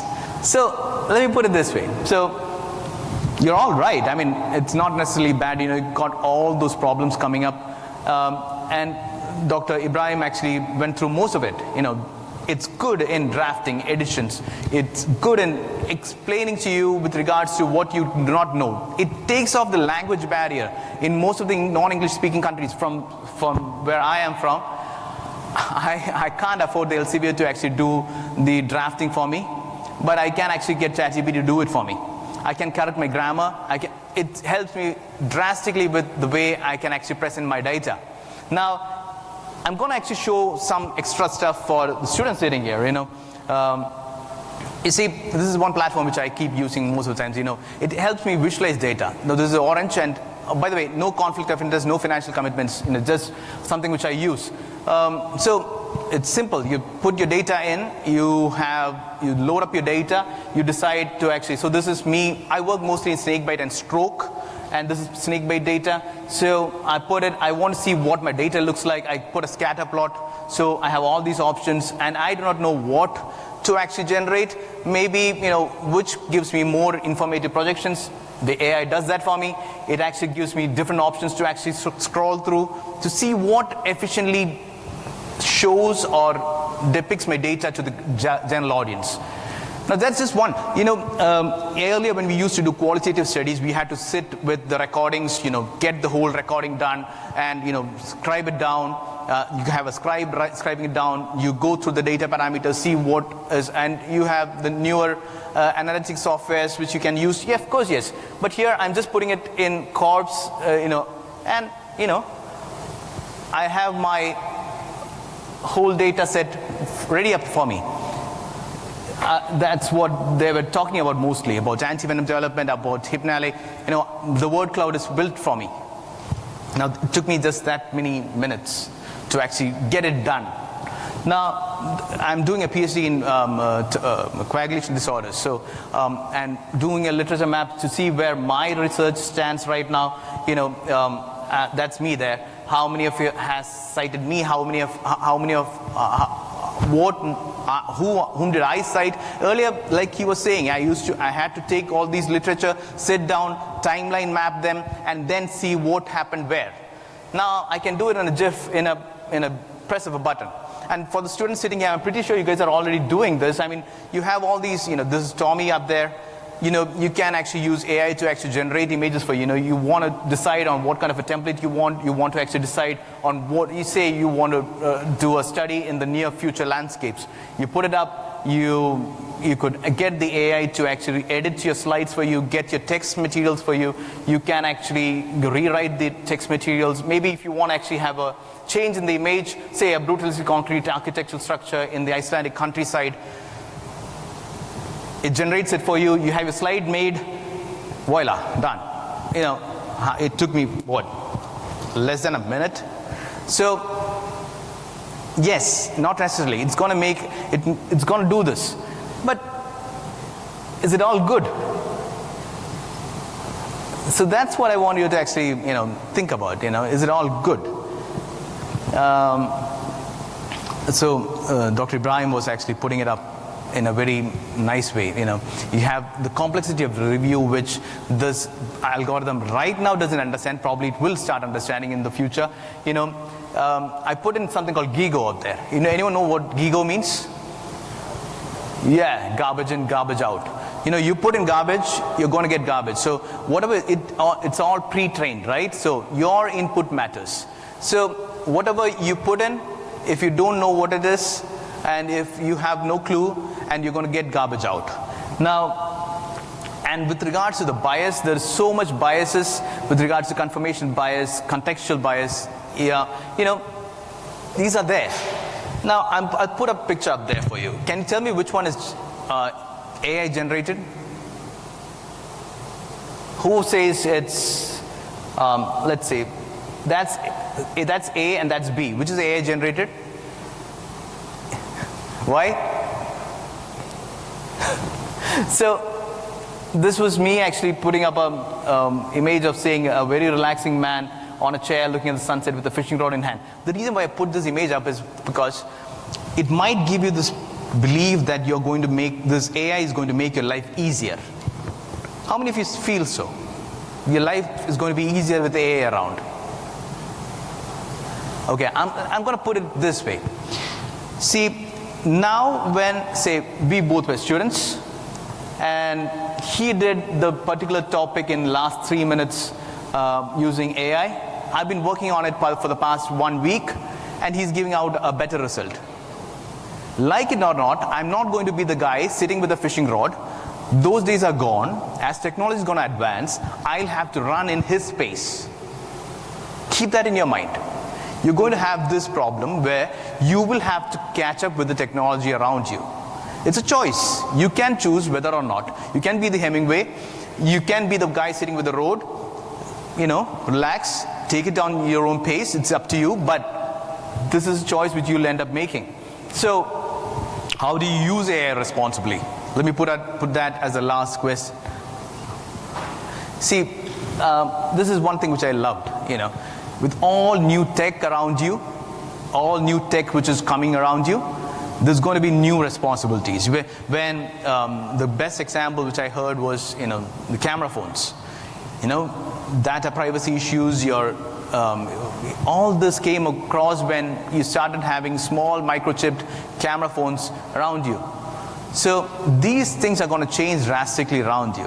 And with all new tech, a new class of responsibility comes, and if the tech is not regulated properly, it's going to end up in a rat race, and the rat race is going to end up bad. Now, I'll put one thing here. This is the interesting paper, Theory of Mind. Theory of Mind. This is by Kosinski. It's in the preprint format. So, if you look at it, you can see. What theory of mind is? Theory of mind is what you and I have.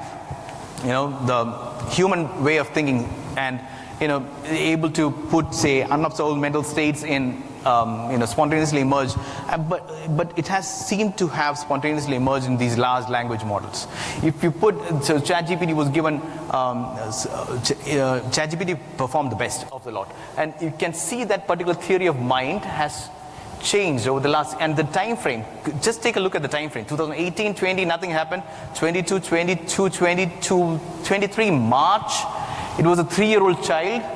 And June of 23, it's a 7-year-old child. So keep that in mind, and it's your responsibility, and you need to know how to use it responsibly. You know, critical oversight, human oversight. I've just broken it down to 4 different things. 1, critical oversight. 2, transparent reporting. Now, 3, ethical data usage and to be aware about what's happening. Now, I'll tell you why I put it into 4 different things. The critical oversight is quite important in the sense human oversight over this media. I'm thinking about Terminator right now, but I'm pretty sure you need that critical oversight. The second part about ethical, transparent reporting, everyone's talking about it right now. So I'm pretty sure it's going to come, and it's already there. Elsevier has its own guidelines, Springer has one. So right now you have to actually, people are thinking about it. So it's going to come up in a more robust way, and we are learning as we go. Now, the third one, be aware of the biases involved. I want you to be aware of the biases involved in this particular using of AI. Keep that in mind, because if you do not know what you want to, and yesterday in David Carr's lecture, he was actually mentioning, unless you know it, you will not see it. Unless you know it, you will not see it. So if you do not know it, you will not be able to actually see these biases. So you need to know what all biases are involved. I'm not going to go into the details of the same, but still, I want you to actually keep that in mind. And the bottom line is going to be that with all great power, so use it responsibly. Now, keeping that in mind, I want you to actually have an overview with regards to the ethics involved in AI, and the UNESCO WHO guidelines and the Indian Council of Medical Research guidelines are excellent. And since we are already talking about it in lots and different medias, I think we are in the right direction. I'm going to leave the question about whether we are in the right direction to you. And when you're writing, the LCB has got, it's got its AI-assisted technologies in scientific writing. They got Springer's actually having their own policies now. So I'm going to leave that question to you, whether we are in the right direction, because the responsibility resides in you, in using this technology responsibly. With that, that's the last image which I want to show you. This was actually created using DALL-E, race of man against robot to the finish line as an oil painting with an exploding nebula. Thank you so much for listening. We will have time for questions. Do we have time for questions? Thank you so much. Yeah, I think we can have some comments. Thank you.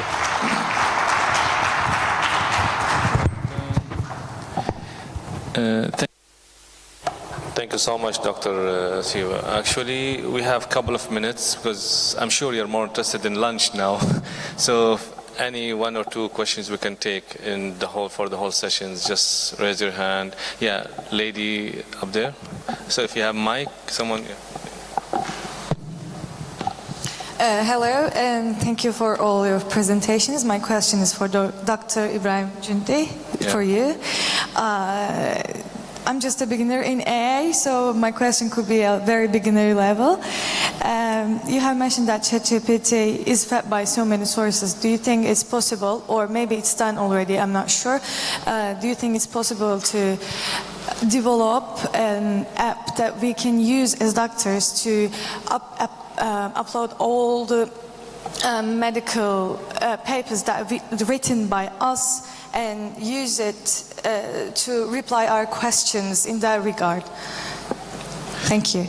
Yeah. Just to confirm, your question is if there is any platform or app can be developed to... Actually, I don't know if it's developed already, or do you think ChatGPT is good for that use? To be honest with you, and I'm sure there's no right answer for this because it still is under development. And one of the recommendations which I mentioned in my talks, really, it's a tool. It's very, very useful tool. It's very, very important tool which has been developed very fast and help in different aspects really, and it help different professions, especially in the medical field. It is very, very good help. But at the same time, it is very, very important to know how to use it, when to use it, how extend to use it. Like for example, I'll just give very, very simple example. The butter knife or the knife, it is a tool, has been for many years. If I give it to my wife, she can cut apple and make nice fruit salad. If I give it to my 2-year-old child, he can cut his hand. So if this tool has been given to an experienced person, a resident R1 or R2 just starting his life, using this, depending on this, he will lose a lot of things.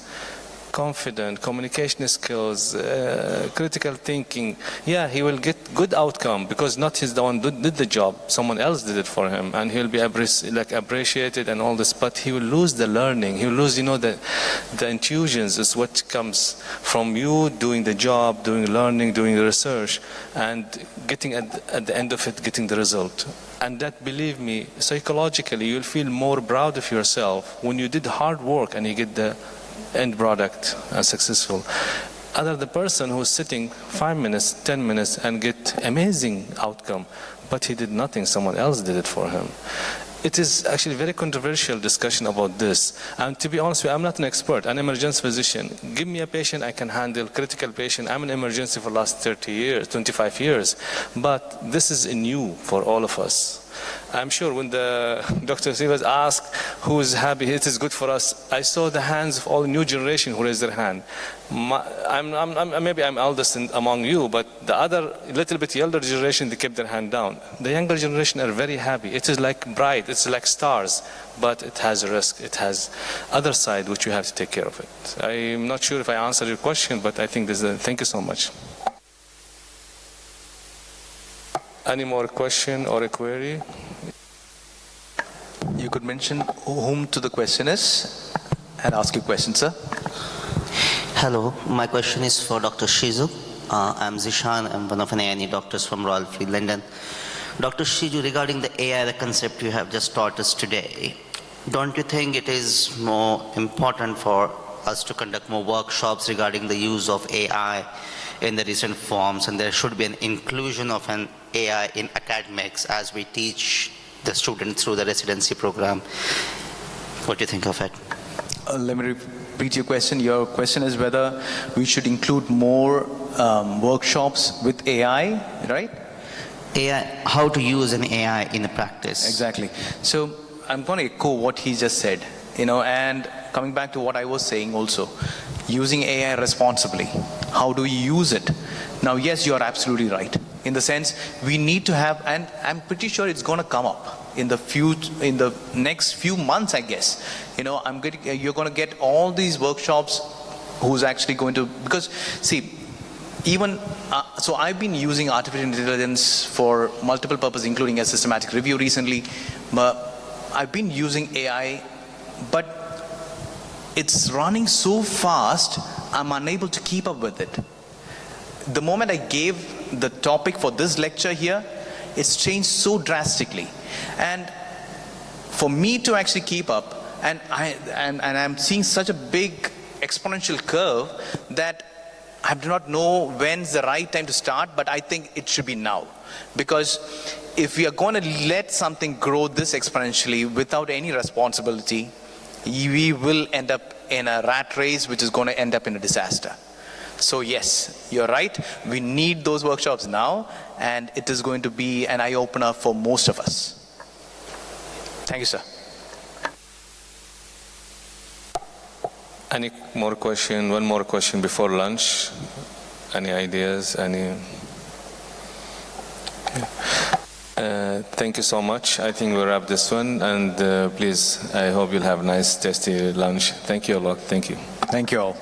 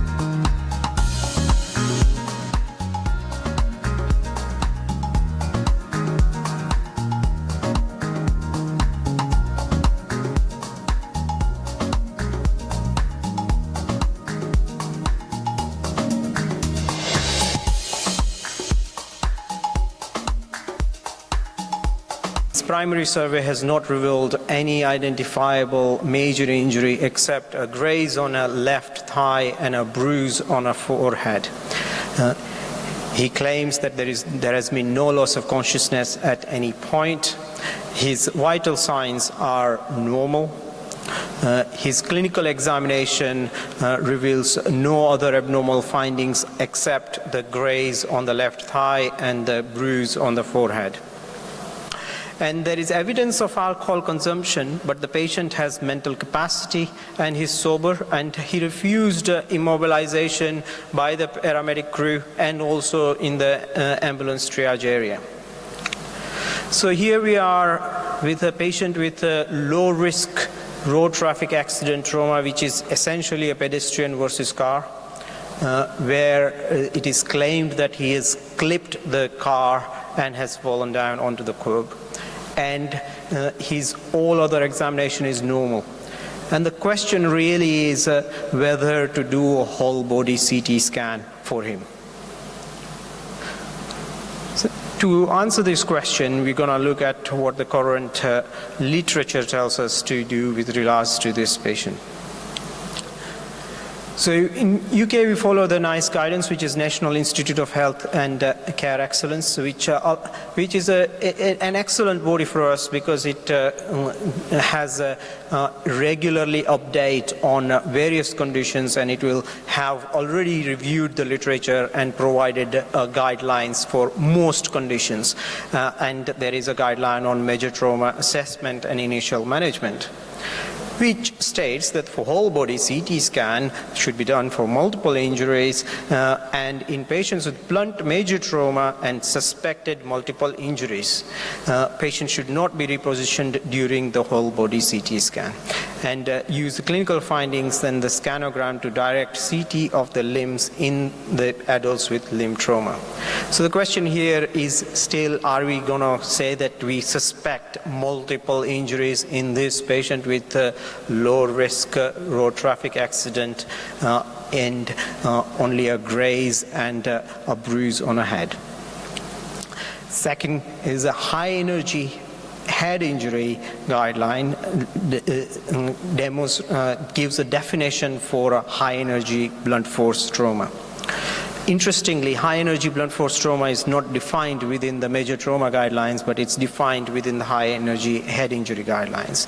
And it basically states an injury arising, for an example, from a pedestrian struck by a motor vehicle, an occupant being ejected from a motor vehicle, a fall from a height more than 1 meter or more than 5 stairs, a diving accident, a high-speed motor vehicle collision or rollover motor accident, an accident involving motorized recreational vehicles, a bicycle collision, and any other high-energy mechanism.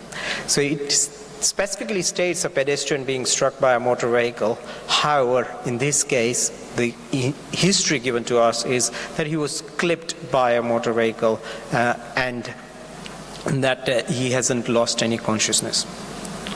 So the question remains whether we would do a whole body CT scan based on what we have read from the NICE guidance.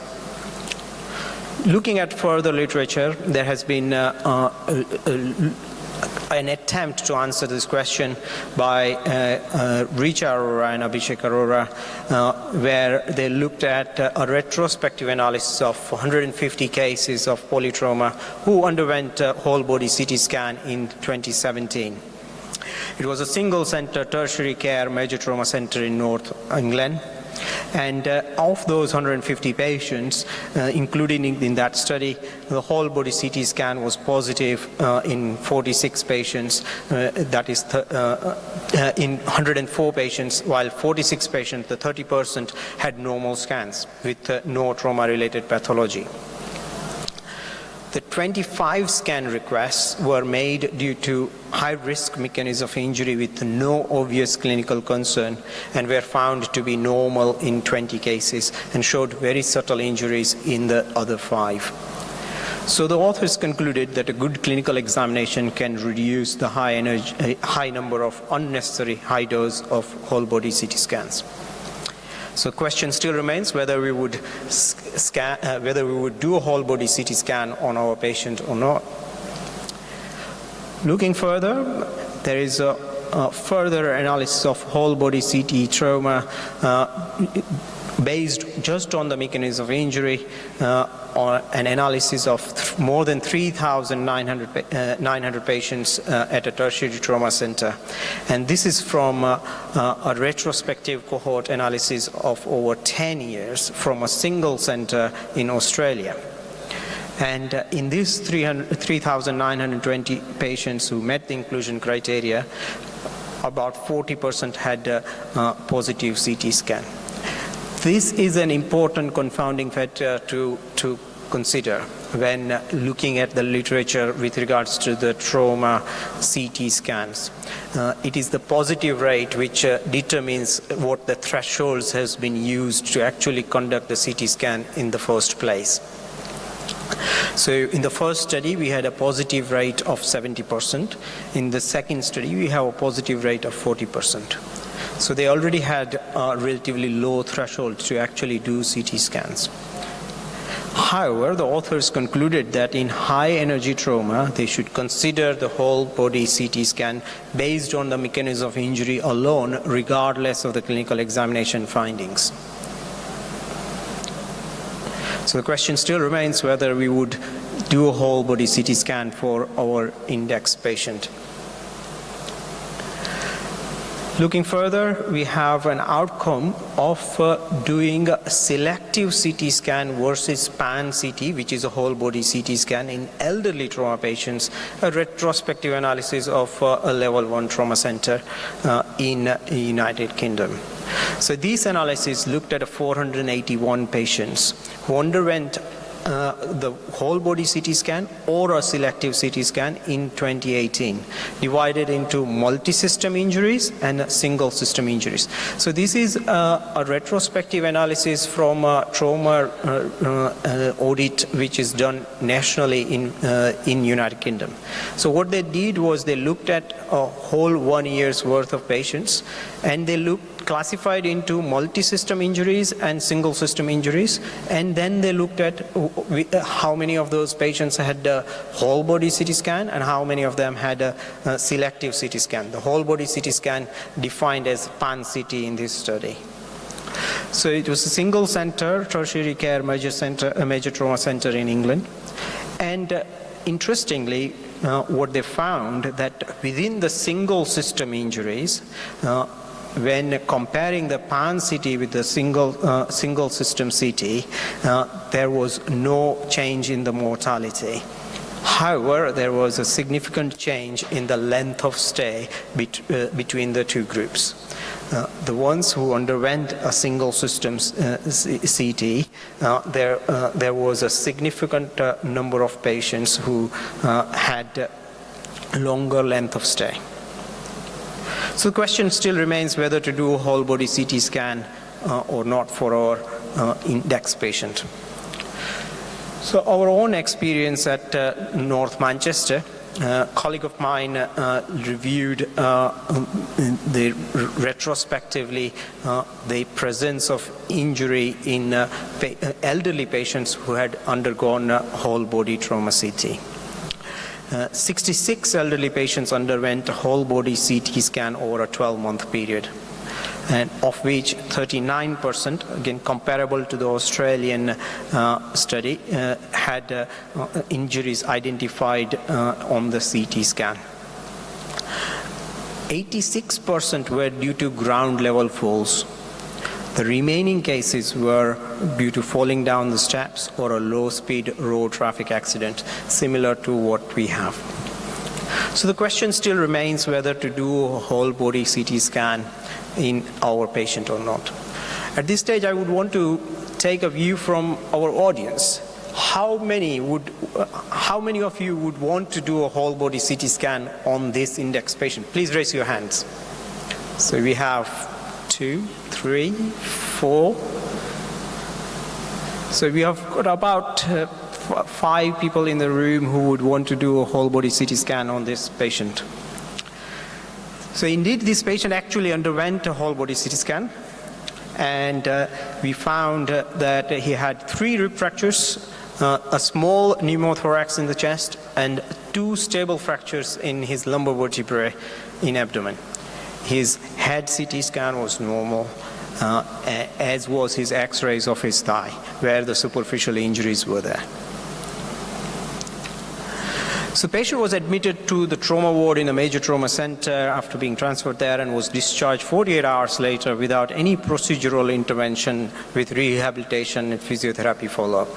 So he was treated conservatively with no further intervention into his care. So conclusions, history matters.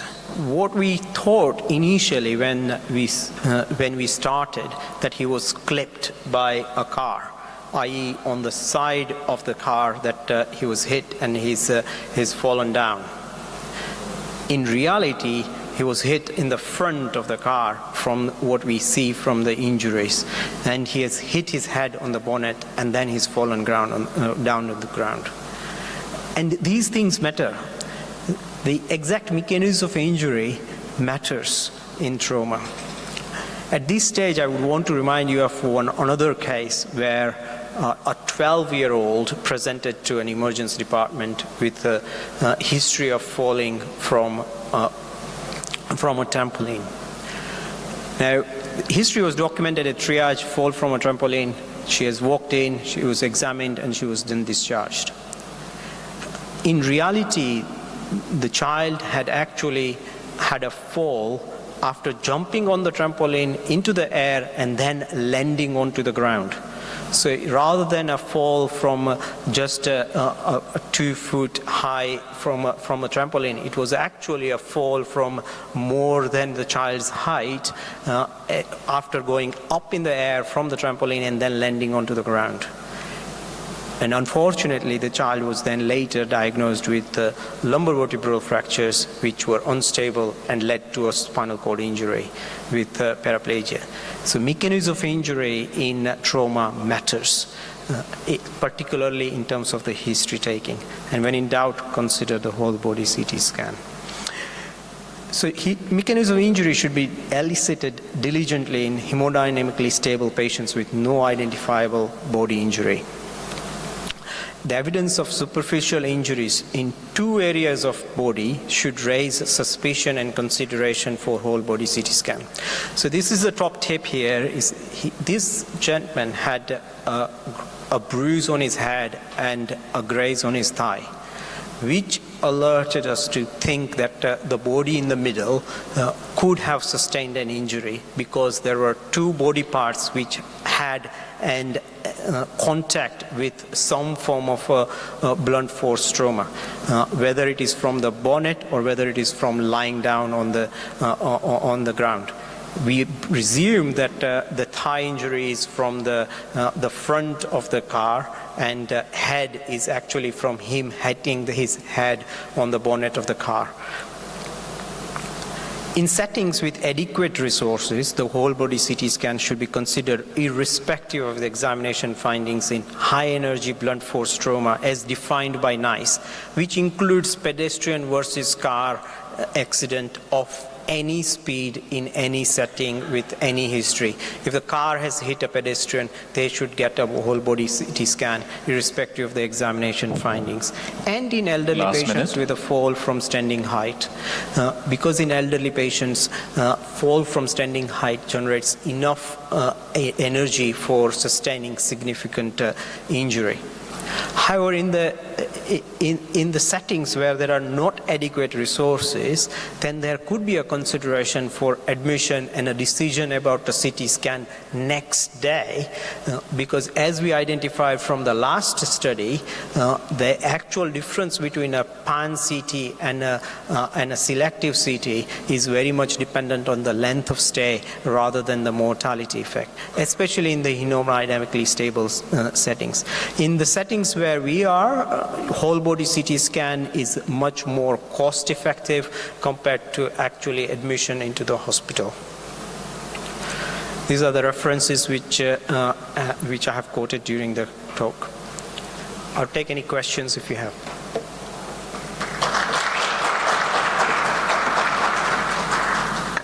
Any questions from the crowd? We have 2 minutes. If not, we'll move to the next session. Thank you very much.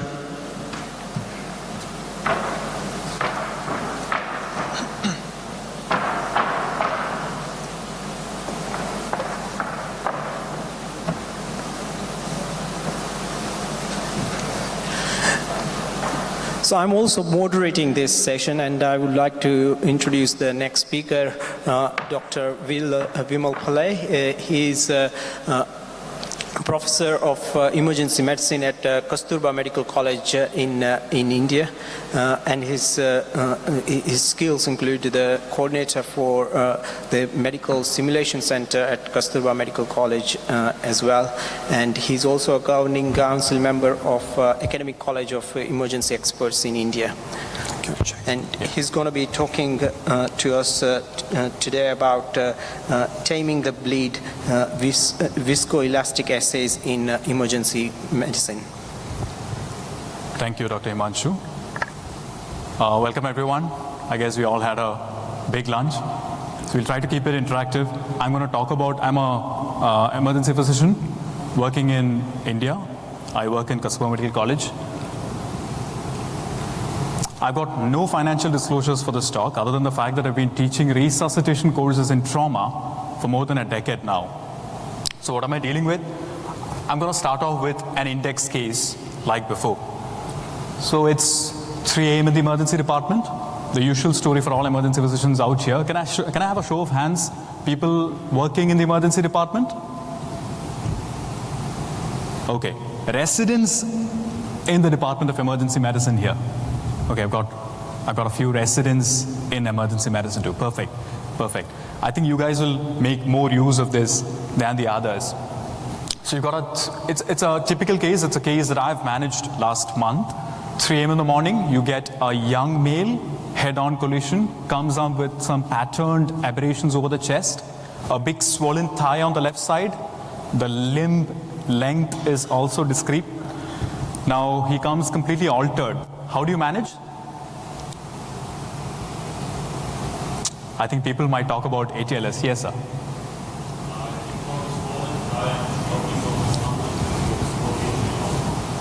Perfect. Agreed, the musculoskeletal component. He's also altered. So you're thinking a brain injury part, so you want a CT scan done. Excellent. So we went on with that. The challenge here, however, is that the triage nurse comes to me and tells me, so the patient is in shock despite giving fluids. We do give a lot of fluids in the emergency department. The patient's still in shock. Now that's going to ring a bell somewhere. What are we going to do for a patient who is persistently in shock? You want to give blood. You're thinking blood, right? You're thinking some strategies to reduce the bleed, right? So we'll talk about how you can change your thought process for managing a refractory shocky patient post-trauma. Emergency medicine is nothing but you recognize patterns, you translate the knowledge that you have, and you have the courage to take the best decision based on the limited knowledge you have at that point in time. Because retrospectively, and I'll tell this to all residents in the room, retrospectively, every other consultant would come to the ER and say, you didn't know this? Retrospectively, they'd come down and say, we had more information, you guys didn't do this in the beginning. So that's a curse that we're born with, the responsibility that we have to work with limited information. We talk about some newer strategies in managing hemorrhagic shock. We'll talk about a case-based approach, something that I do day in, day out for hemorrhagic shock in the emergency department. Shock, we all know, it's inadequate perfusion to the tissue. It's not just a low BP. We know that trauma is a leading cause of mortality. There are stalwarts managing trauma in this very room, and you'll hear from them in a bit. Trauma, it just doesn't kill, it kills more than 40% of the world. It just leads to poor quality of life. And that is the reason we just don't need buildings for trauma care. We just need processes in place, systems in place for trauma right from the field to rehabilitation. That is what the focus should be. There's a need for rapid intervention in identifying and managing shock, specifically in the polytrauma victim. The biggest challenge that we have when you're managing trauma hemorrhagic shock is trauma coagulopathy. Now, there are different definitions for this. I believe even here in this land, you would have multiple semantics for defining hemorrhagic shock in trauma. Some people would call it as acute coagulopathy of traumatic shock. That is there over there at the edge. The endpoint is the same. All roads lead to Rome. Ultimately, it's about hemorrhage. The more we resuscitate with saline, it creates more problems. If you don't get blood very quickly. The shock that you have is made worse by the hypothermia in your setting. All emergency departments are cold places, right? The shock that you have is worsened by the acidemia that you have in that place. Your triad kicks in, your death triad kicks in with severe acidemia and hypothermia leading to coagulopathy. The dilution that we induce on the patient by pushing in a lot of saline is another component.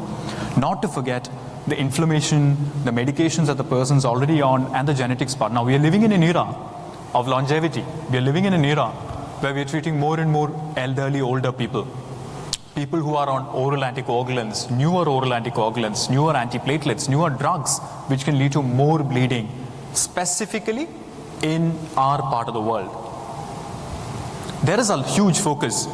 The focus earlier when we were doing residency a long while back was on products. You order for blood, you get pack A with a certain ratio of blood, plasma, platelet, and cryo if required. You order pack B, you get a certain pack, and it's time delineated packages. Now the focus has to move from the product to the patient. If you look at transfusion medicine societies right now, they are focusing on the patient. That's why there is a big domain of patient blood management, PBM. We are moving from massive transfusion protocol to massive hemorrhage protocol, where a systematic and a coordinated delivery of care to the patient is focused on. What are the benefits? It reduces wastage, it improves the interprofessional communication, it standardizes the process, there is faster blood reception, and more importantly, it reduces the variability in your treatment. The biggest challenge that we have is how do you establish it? How do you make it work? The 7 T's, I call it the Magnificent 7 protocol, is the way forward. How do you do that? T, first, how do you trigger your massive hemorrhage protocol in your setting? You got to work on that. There are different stratification scores which have come in to trigger a massive hemorrhage protocol. There is an RABT score, there is an ABC score. Converge on a score that is accepted by your university, by your hospital, by your setting. Team prep and performance. It's important to sim again with all the stakeholders. You've got to get the transfusion medicine in. You've got to get the blood bank in. You've got to get the buy-in from the trauma surgeon. You've got to get the buy-in from the emergency physician. You've got to get the buy-in from the critical care physician. You've got to get the buy-in from the nurses. You've got to get a buy-in from the ancillary care lab guys. You got to get a buy-in from all these people together to run a system. So team prep and performance in advance. Tranexamic acid, I don't need to specify more about it. It's come into literature. It's proven its benefit again and again. We need to test early. We'll focus on testing. We'll focus on transfusion to target in a bit. We need to manage temperature. Hypothermia in itself, we know, aggravates the insult. It worsens the coagulopathy. And finally, how do you terminate a protocol? I remember days where I've started or initiated transfusion. I've given 130 units of blood in a lady who's come in with PPH in the emergency department. Finally lost her in the OR room. The challenge is who closes the protocol? Who closes the call for transfusion? Is it the emergency medicine person? Is it the trauma surgeon? Is it the gynecologist who comes in? Is it the interventional radiology team which comes in? We need to figure that out too. So the 70s protocol here, what I'm going to do is I'm going to focus on 2 aspects here. The early testing and the transfusion targets. We're going to refine the way in which we're going to transfuse blood, one of the most precious commodities. How are we going to do that? We're going to do a dynamic strategy. And what do I mean by dynamic strategy? Everybody here, show of hands, how many people are doing PT, INR, APTT in your setting? Platelets, PT, INR, APTT, and fibrinogen in your setting in the hospital for coagulopathy? I guess everyone in the room. Anybody who's doing any dynamic testing, ROTEM or TEG? I think that is going to be the point of care test for hemorrhagic shock. This is the ECG for hemorrhagic shock for your trauma patient, for your polytrauma patient. And I'll tell you why. If you look at viscoelastic hemostatic assays, They give you a dynamic opinion of where you are in the cascade, whether you've got a hypocoagulability, whether you're hypercoagulable, whether you need cryoprecipitate, whether you need platelet, or you just need fresh frozen plasma. It's as simple as that. Who decides on the product? It is a patient who decides on the product. It is not the protocol of your hospital that decides, I need to give this patient pack A or I need to give this patient pack B. It should be the patient's hemodynamic status. It should be the patient's coagulopathy status which tells you, you need to give him more cryo. For example, all our PPHs need cryo earlier because we know that pregnancy leads to that state where your fibrinogen levels could be a little low.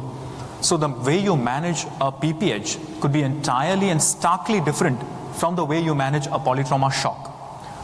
And that could be entirely different from the way you manage an upper GI bleed in a decompensated liver disease with portal hypertension in the emergency department. Again, 3 hemorrhagic shock, 3 different flavors, 3 different ways in which you're going to transfuse blood. That is the dynamic strategy. More importantly, I want you to focus on the last line here. The ratio-based transfusion that everyone in this room is doing will be replaced by periodic testing massive hemorrhagic protocols in this decade. Write it down. By 2030, all trauma care systems, all emergency systems would move to massive hemorrhage protocol, which is a lab-based approach where you look at patients, where you look at strategizing blood product delivery to patients based on their coagulopathy status. A patient's going to dictate terms, not the protocol which is fixed in the hospital. Now, how do you do that? You need to look into using TEG or ROTEM. So my center, I use TEG. I have no financial disclosures. I don't work for any company. Thromboelastography is something that we worked on, not just for shock. We do a lot of TEG for snake bites. And 3 years back, we have a pandemic. I hope people still remember COVID. We used a lot of TEG during COVID, and it made a huge difference for us because COVID is a hypercoagulable state. And it helped us treat patients better. So we look into how it guides transfusion therapy. We look into how you get objective evidence for endpoints of resuscitation. Now, when you start blood transfusion, the biggest challenge for us is how do you alter the dynamics of blood transfusion from paper to the patient who comes in with shock. The biggest challenge for us is we depend on lactates. We depend on endpoints for perfusion parameters, which might not be the foolproof method. For example, you continue giving fresh frozen plasma or even platelets or let's say other parameters other than cryo to a hemorrhagic shocky patient post-partum, it is going to be catastrophic. You are going to end up with a patient with possible transfusion-associated circulatory overload TACO and transfusion-associated lung injury. And we've burnt our fingers enough to know that you need to go for cryo early. Same thing with upper GI bleeds. You need to ensure that thrombocytopenia is not your target. Your target is the coagulopathy that the patient is coming with. And that can be worsened with our volume resuscitation in the emergency department. You need to dictate terms on how you can correct the same. Now, if you look into the method, it's all in a cup. I call it the cup and pin method. You take in a cup, a pre-warmed cup, either the cup rotates or the pin rotates. You have a shear strain on the cup. It forms a clot, a thin clot, and you measure the clot stability. The mechanical activity is converted into electrical activity. Where have you heard of that? Residents in the room? ECG. You look at mechanical activity or electrical activity and you convert it into some mechanical activity on a piece of paper, right?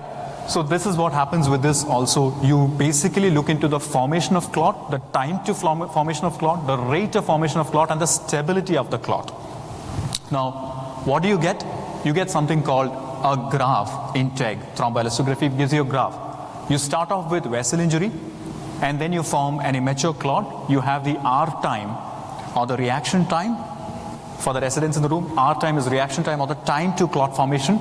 You have the K time, which is a pre-specified clot strength or the strength of the clot. You have the alpha angle, which is a rate of formation of the clot. You have the maximum amplitude or MA, which tells you that it's a very mature clot. The clot is strong on its own. And you have lysis at 30. Now it has implications not just in trauma, But we in our region, we've got a lot of hump-nosed pit viper bites, pit vipers. They do lead to a lot of coagulation problems with us. COVID has led to a lot of coagulation problems. Again, we could have a lot of solutions to how to manage patients using this. Now, if you look at the first half, that leads to the clot formation part. And if you look at the second part, that leads to the fibrinolysis part. Now, what we need to do is, we need to use these parameters to just check up where your patient is. Is he in the clot formation pathway, or is he in the fibrinolytic pathway? Where is he in that balance? I'm not talking about static parameters where you look at one fibrinogen level value and the fibrinogen is very low. But the time which is passed when you get that value in hand, the patient would have received more blood, more fluid, and would have passed that strategy long ago. So you need to think of dynamic strategies here. So just to look at normal parameters, your R time would be 5 to 10 minutes. You treat it with FFP if your R time has a problem. Your K time, your kinetics time, it is a fixed strength of the clot. Your problem is with fibrinogen, you need to give cryo. If you have the alpha angle which is deranged, you think of cryo again because it's a fibrinogen problem, stabilization, strengthening of the clot. Now the next two, the lysis at 30 minutes would be because of fibrinolysis. So if that is excess, you need to think of tranexamic acid or caprioic acid, epsilon aminocaprioic acid.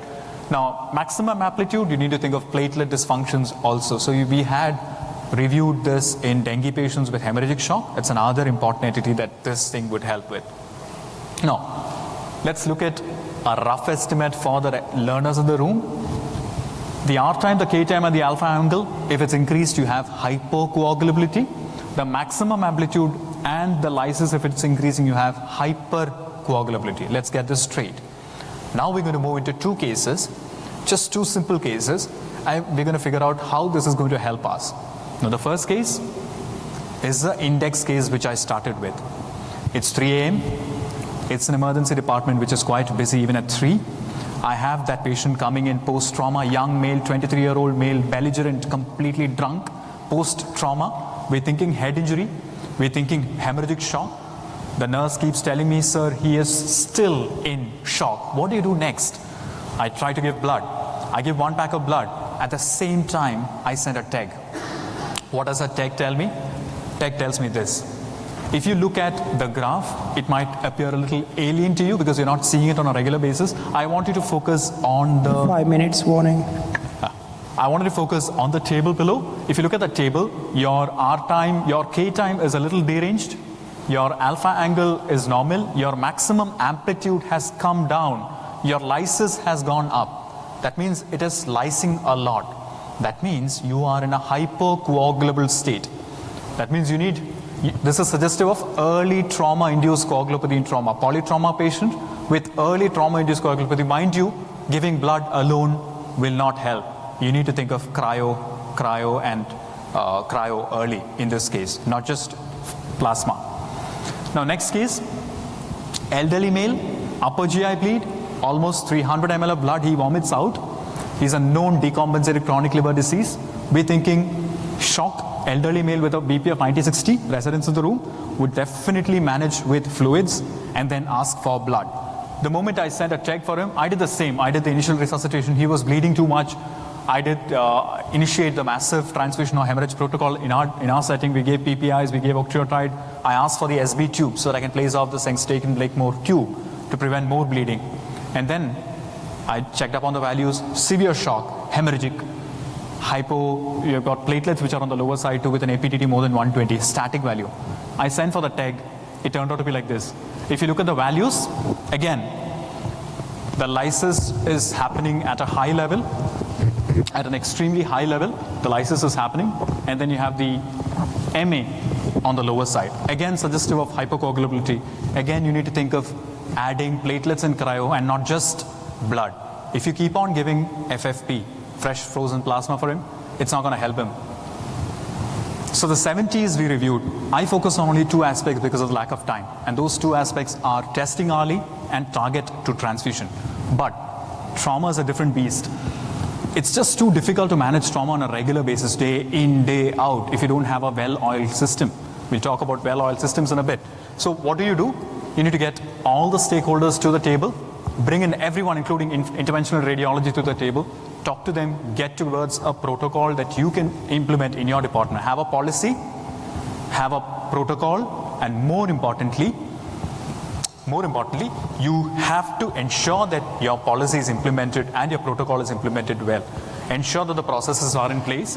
Create a simulation team where you can collaborate more and more with the whole team and avoid a one-size-fits-all. Me bleeding a lot might be very different from you bleeding. And us having an understanding of what differences are there for us to transfuse blood would lead to that life being saved. Ultimately, it's about periodic testing and accelerated diagnostic protocols incorporating viscoelastic hemostatic assays.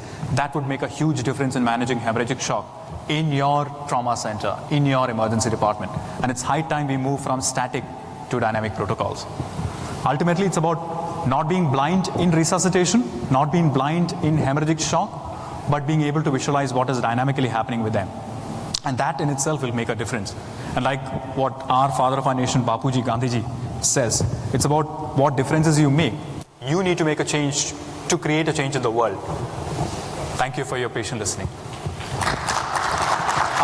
You can have my references from this QR code. We have 2 minutes for any questions.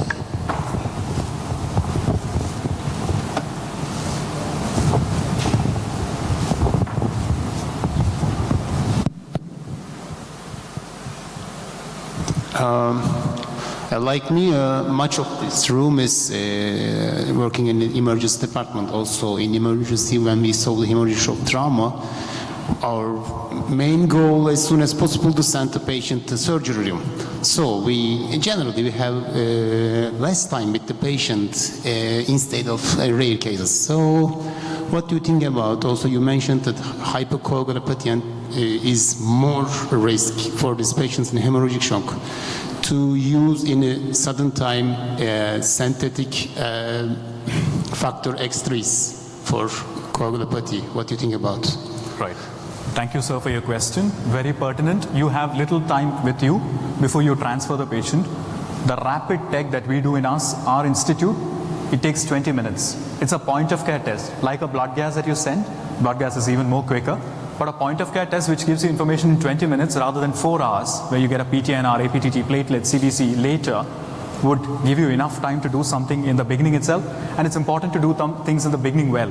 Because if you do things in the beginning well, you would let down or bring down the number of days a patient presence inside or stays inside the hospital, stays inside the ICU, stays on the ventilator also down.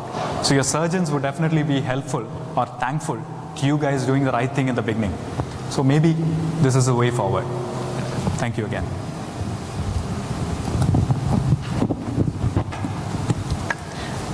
Thank you, Dr. Pillai. Thank you.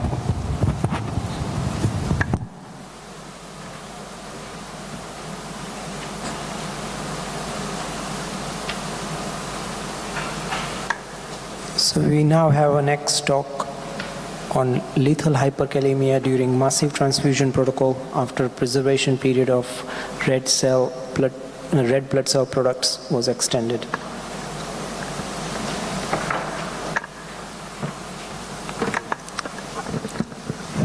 Welcoming Hello. Professor Mizobata. Welcoming Professor Mizobata, who is Professor of Trauma Critical Care Systems in Osaka University, in Osaka Metropolitan University, Japan. Thank you. I'm Mizobata from Japan, and I appreciate for EPAT and WASM for giving me this opportunity to present my study. And also thank you for Professor Himanshu and Professor Bimal to moderate this session.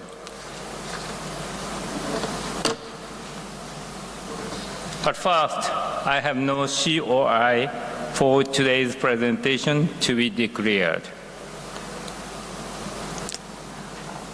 Massive transfusion protocol is one of the effective procedures to improve survival rate in the severely hemorrhagic patients. There are several reports that the 1:2 ratio of transfusion of FFP, platelet, and RBC improves mortality of trauma patients in the studies using historical comparison design. In our institute, we implemented the MTP 10 years ago, and we enabled quick start of transfusion and keep 1:1 blood product ratio. In Japan, the Japanese Red Cross Society is working on the blood donation system and the supply of blood products to hospitals. Recently, the society issued a notice of their approval to extend the preservation period of red blood cell product. This extension is, of course, evidence-based and mainly promulgated to reduce costs and avoid the destruction of limited resources.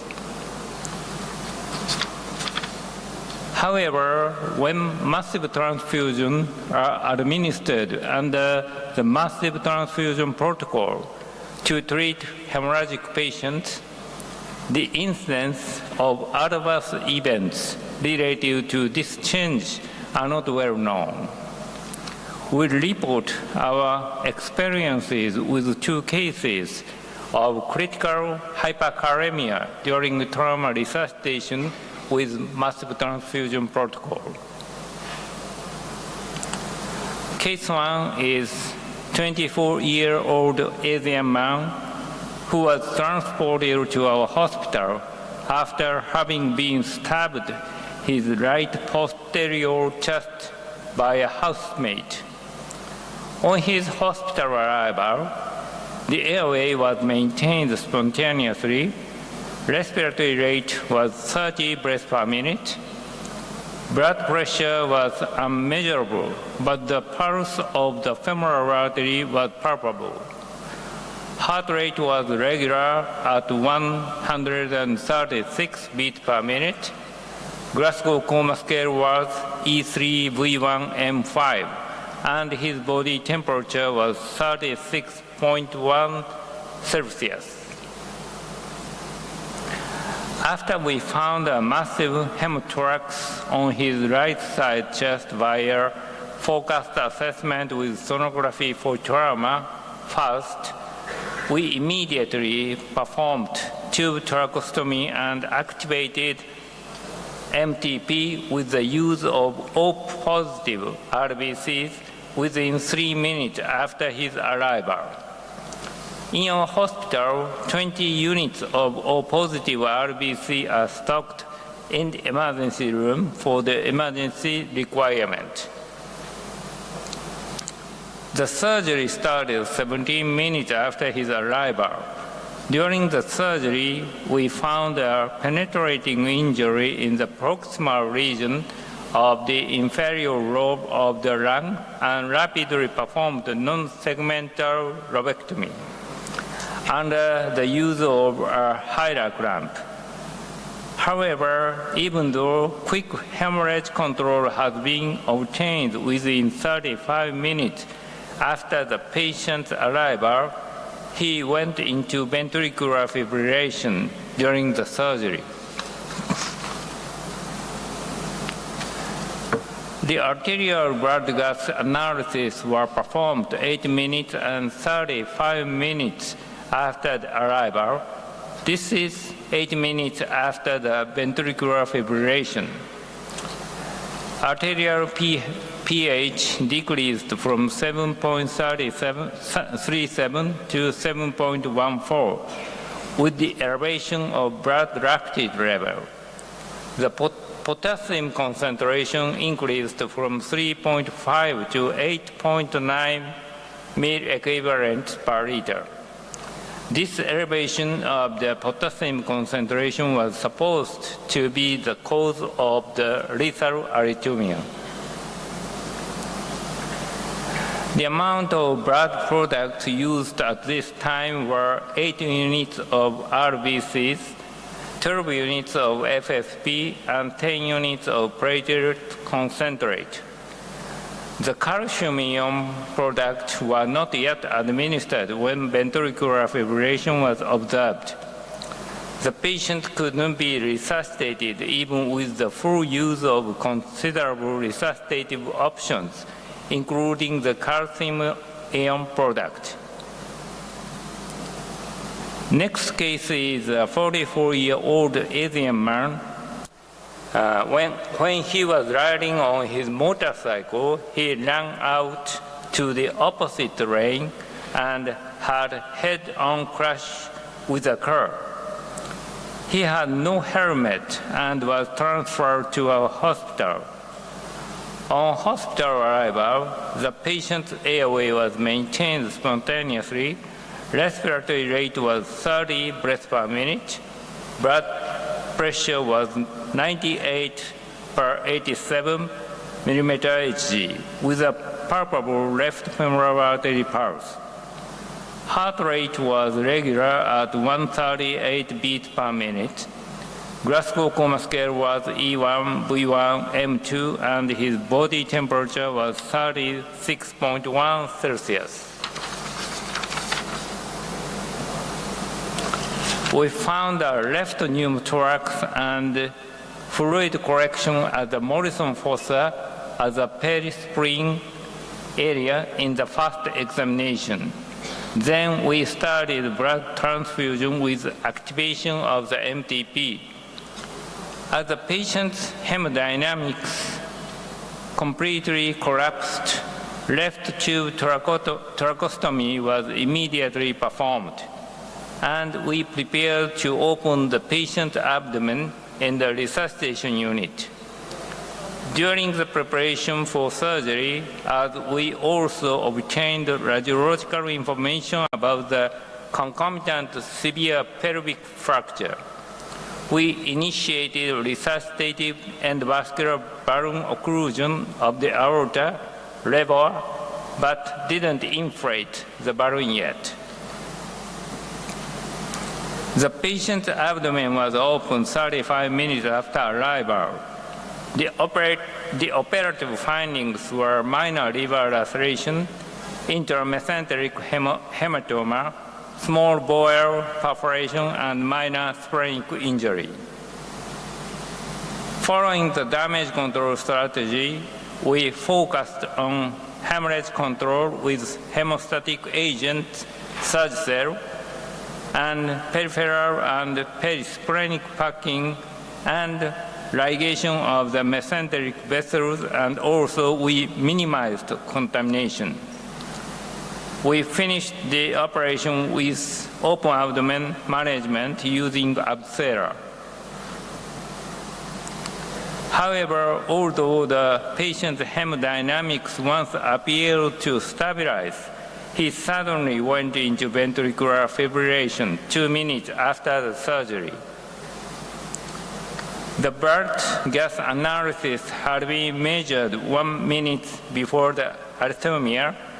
This was 46 minutes after the start of the transfusion.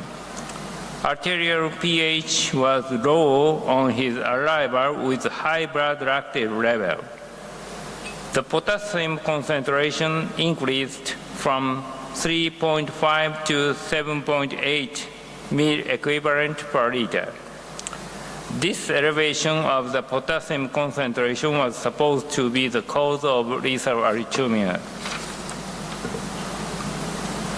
The amount of blood products delivered at this time were 12 units of RBC, 12 units of FFP, and 20 units of platelet concentrate. The calcium-ion products were not yet administered when ventricular fibrillation was observed. Although the patient was returned to spontaneous circulation and subsequently underwent an interventional radiology procedure, he died from multifocal bleeding due to subsequent coagulopathy. The CT images after the IVR demonstrated the intrathecal, intra-abdominal, and retroperitoneal hemorrhage after the surgery and IVR are not so obvious. MTP is already globally well-known one of the main procedures for achieving success in trauma resuscitation. Recently, although the several protocols for the guidance of massive blood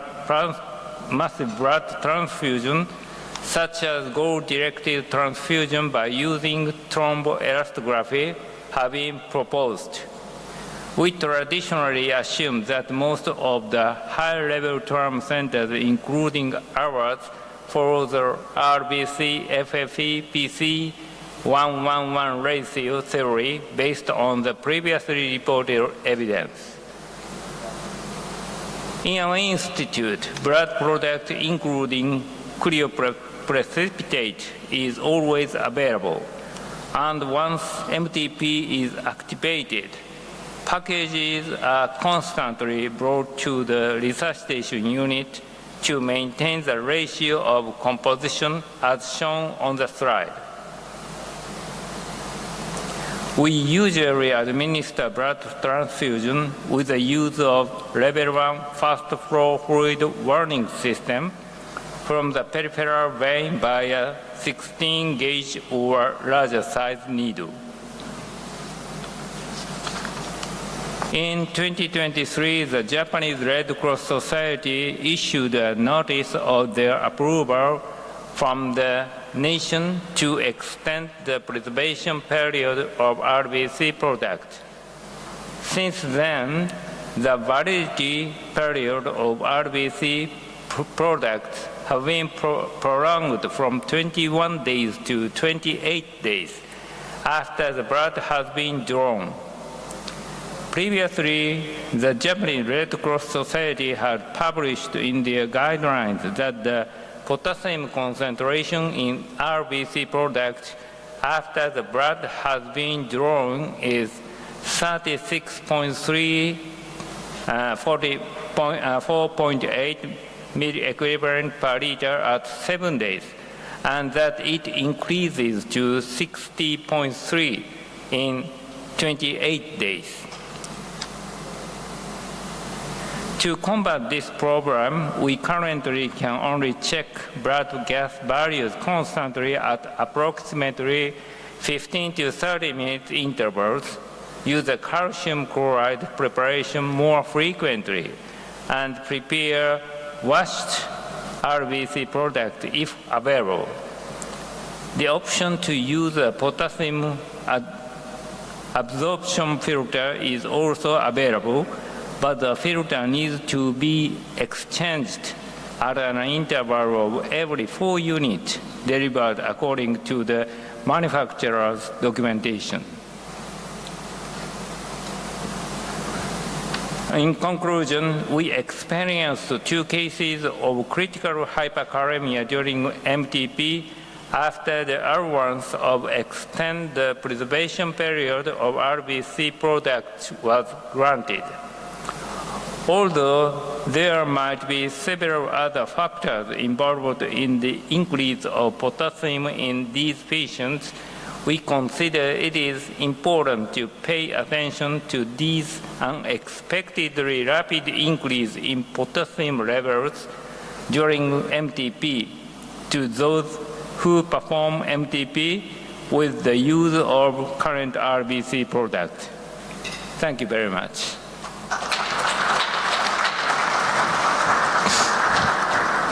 Thank you, Professor Misabata.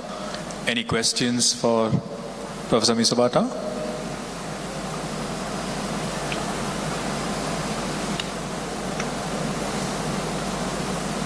There are no questions? No. There's one, yeah.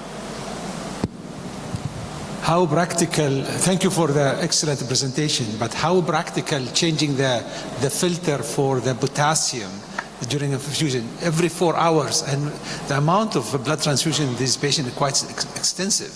So how practical changing, potassium filter to capture all the excess potassium? Thank you very much. Yes, I know that the filter for the potassium is recommended to change every 4 unit. But it is thought to use in the ICU or in the ward. For the mass transfusion protocol, the 4 unit of RBC is infused very rapidly. So it is not practical to change the filter. We are talking about the blood laboratory to use the washed RBC, but it takes time 20 or 30 minutes to prepare the washed RBC, so it is not practical yet. So now we are thinking about change the calcium administration. Before these 2 cases, our protocol was administer calcium ion every 10 units of RBC. But now we change the protocol to check the potassium level and calcium level every 15 to 30 minutes and administer the calcium ion to prohibit the elevation of the potassium ion level. Thank you.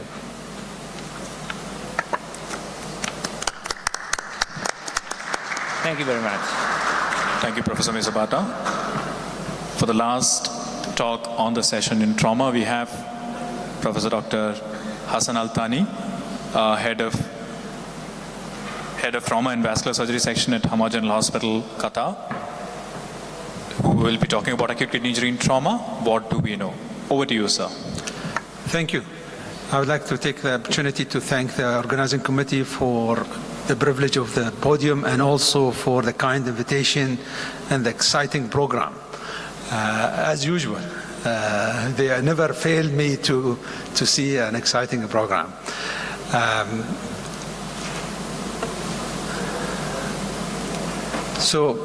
This is what Sagar recommended that we have to put the slides. So my name is Hassan Al-Thani. I'm from Doha, Qatar.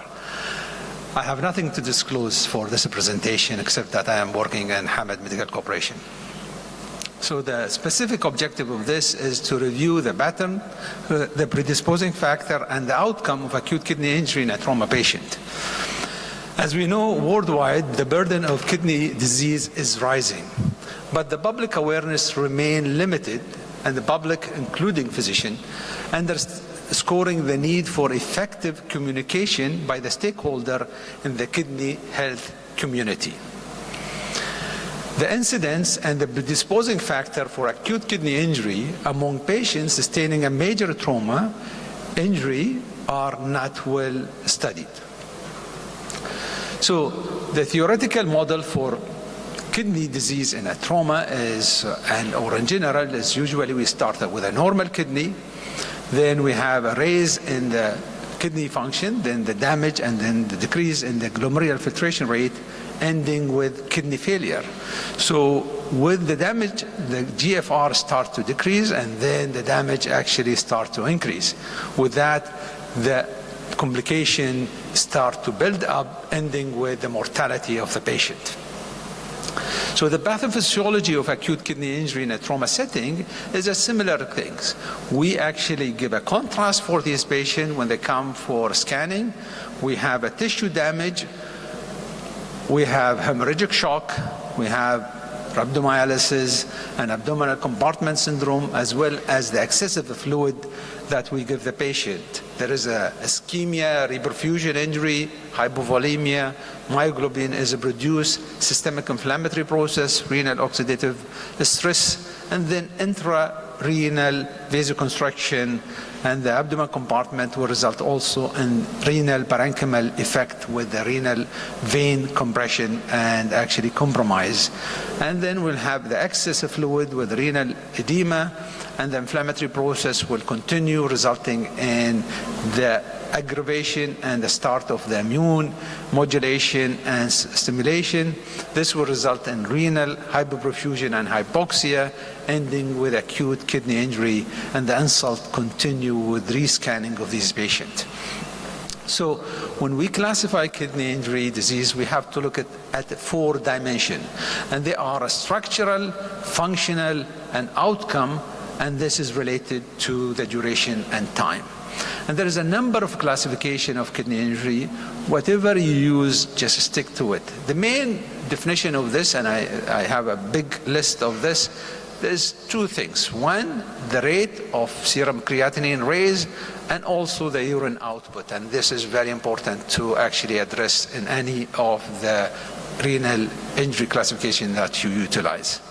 So recently, we actually looked at the predisposing factor and outcome of acute kidney injury after blunt trauma in our center for 10 years. And the aim of the study is to look at the pattern, predisposing factor, and the outcome of acute kidney injury in our level 1 trauma center in Qatar. So it is a retrospective study for all the patients who were admitted at Hamad Medical Corporation from 2011 to 2021. We investigated acute kidney injury. During this study, we had 140 patients out of 17,000 admitted during that period of time, which make it 0.8% of the total number of patients who were admitted. And the mean age of these patients is 40 plus or minus 20 years. When we look at the demography and clinical characteristic of patients who did not develop acute kidney injury to a patient who developed acute kidney injury, we can see that renal injury patients were older. The comorbidity is significantly high, including hypertension, diabetes, and the history of coronary artery disease. Also, associated injury were significantly high in a patient with acute kidney injury. Head injury, chest, abdomen, and pelvis all significantly high, as well as the extremities. And when we compare the amount of blood transfusion and the activation of massive transfusion protocol, we can see that acute kidney injury patients were receiving more blood and more activation of massive transfusion protocols. When we also looked at the complication, patients with acute kidney injury suffer from more ARDS, more ventilation-associated pneumonia, sepsis, and also central line and catheter-related sepsis. And the length of stay of the patient in the hospital with acute kidney injury were significantly higher in comparison to a patient who did not develop acute kidney injury.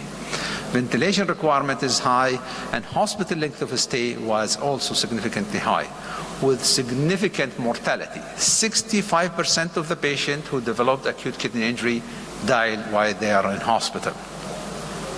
The mechanism of injury, majority of these patients were blunt injury. Road traffic accident was accounting for 41%, and then pedestrian is 25%, and the rest, whether it's a fall from height or a thud or others. The presentation of these patients to the trauma room, we had 32% of the patients with acute kidney injury presented with hypotension. 17% had cardiac arrest on the presentation. Myoglobin level on admission was 1,200 and increased after 24 hours to 2,088. The need for vancomycin in these patients was 7.9%. So this has actually increased the insult on the kidney, and the number of CT scans for these patients in average was 4, but it raised up to 11 CT scans for them, and the contrast required for these is quite high. When we looked at also the procedure done for these patients, we have 96% of the patients were intubated, the patient who actually suffered acute kidney injury. Hemodialysis was required in 64% of the patient, and patient who survived and off dialysis was 23%.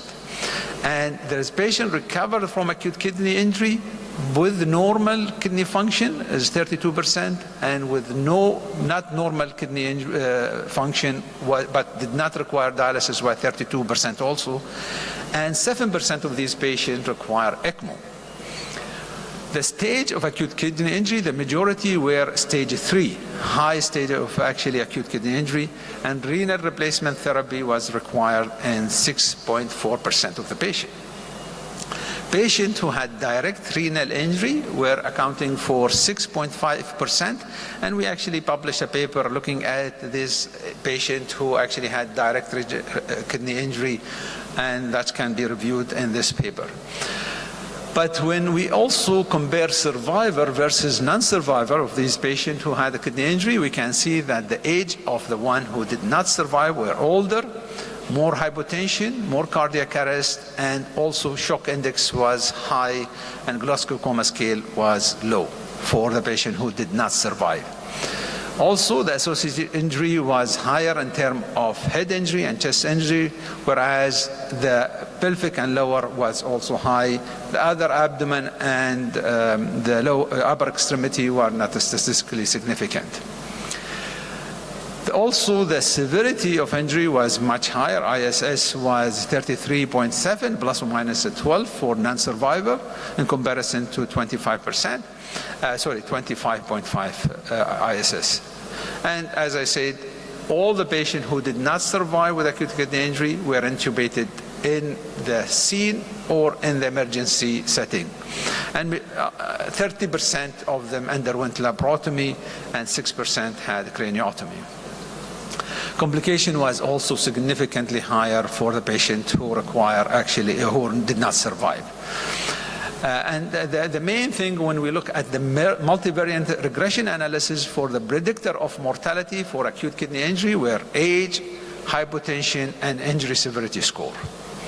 And this is actually a chart of all the patients who actually had the kidney injury, and you can see they are classified into stage as well as direct injury and non-direct injury. And the majority of the cases in our group were having a stage 3 injury with higher mortality. 70% of these patients died from their acute kidney injury.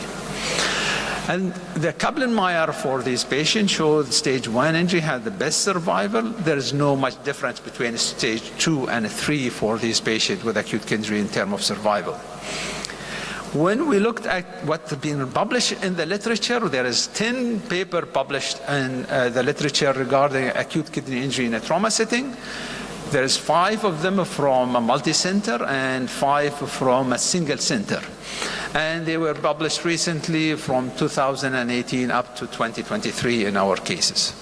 The largest one is the American College of Surgeons, the TQIP data, which has actually the highest number, but it is 825 institute. And the second is the UK and also the Spanish multi-center study. The duration of the study in our case is 10 years and a half, and in the UK is 10 years, and the rest were between 2 years and 4 years. In our group, we had the mortality group with acute kidney injury is 40 years, and the rest were much higher in comparison to our study. When we look at also the number of cases, you can see that we had 17,000. The American College has close to 1 million.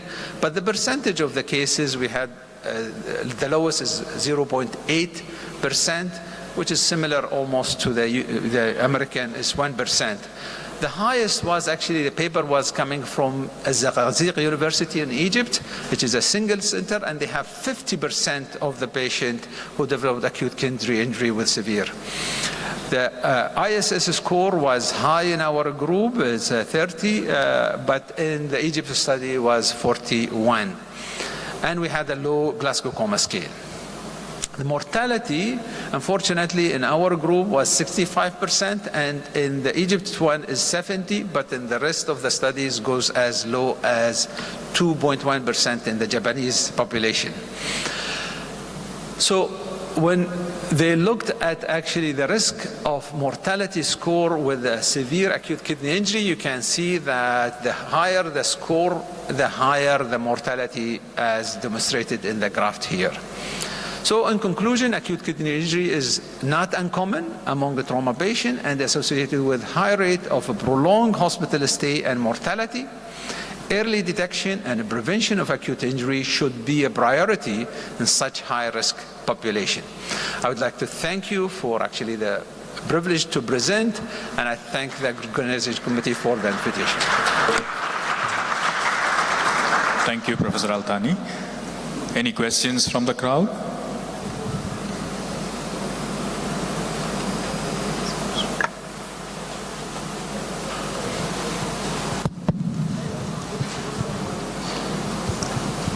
Hi, Doctor. Thank you for this great presentation. I have one question as I'm a new emergency medicine resident, so I do have this inquiry about the rhabdomyolysis. So what is the greatest risk factor of rhabdomyolysis to cause acute kidney injury?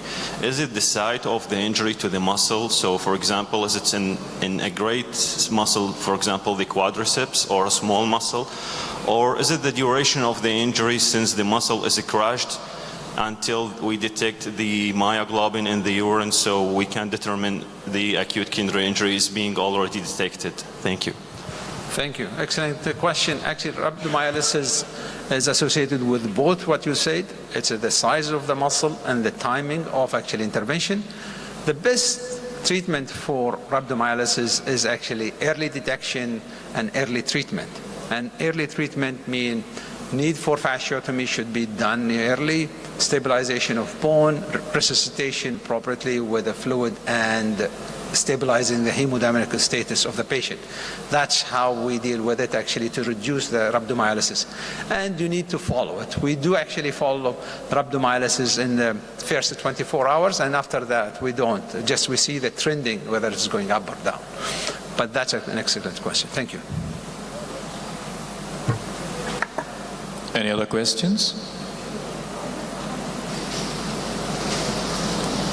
There are no questions. We are wrapping up the session on time. There's one more question.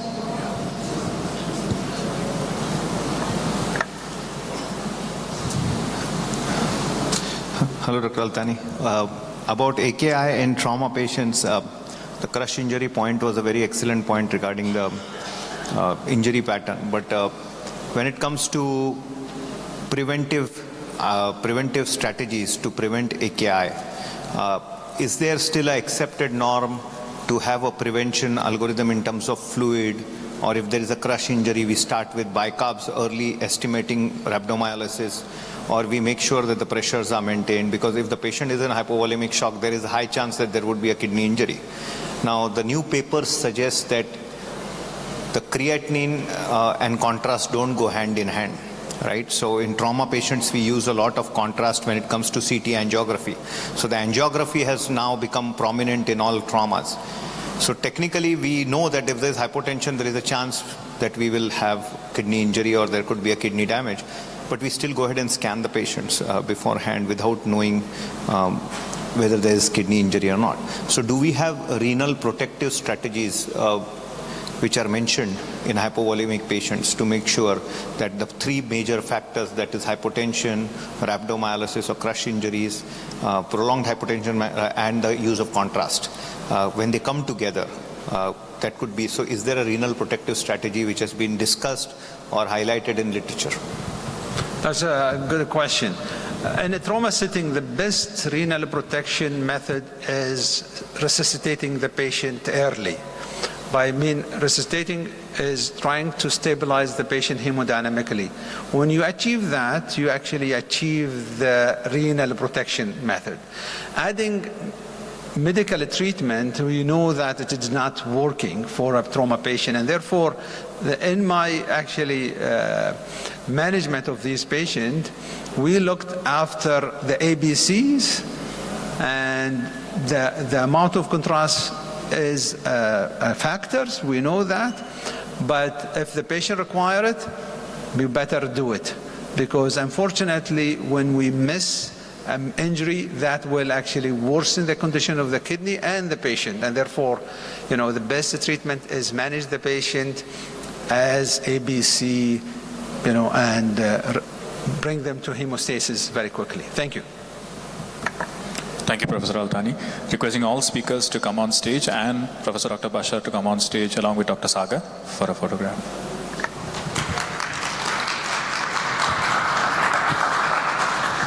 Okay, thank you. Thank you very much. Şey yapalım. Şunları verin. Viman. Okay, Viman. Doktor Viman. Soruyor. Çeki kareyi. Onları da vereceğiz. İman şunu. İman şu. Bunu da aç.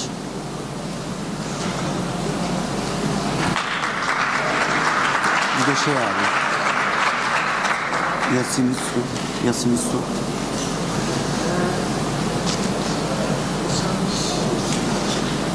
Şimdi heybe vereceğiz abi.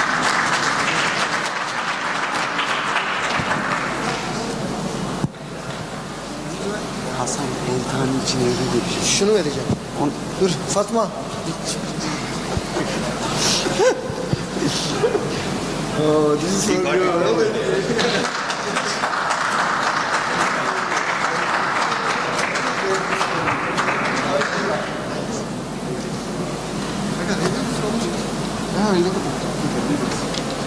And I yeah, this for some.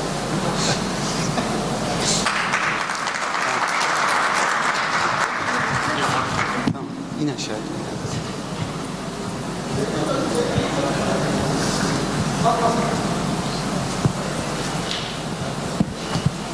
Şu mikrofonu al.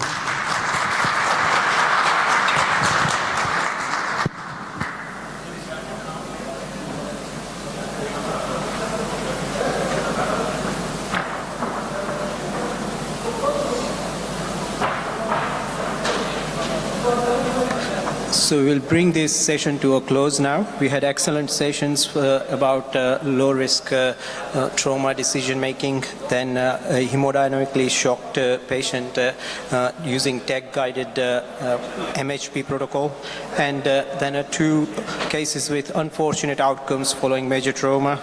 And finally, Atuder ve Vacem Başkanı Sayın Profesör Doktor Başar Cander.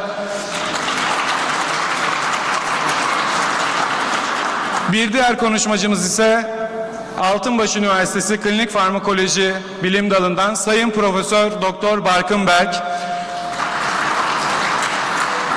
Sempozyumumuzun ilk konuşmasını yapmak üzere değerli dernek başkanımız Sayın Başar Cander'i buraya davet ediyorum. Buyurun hocam.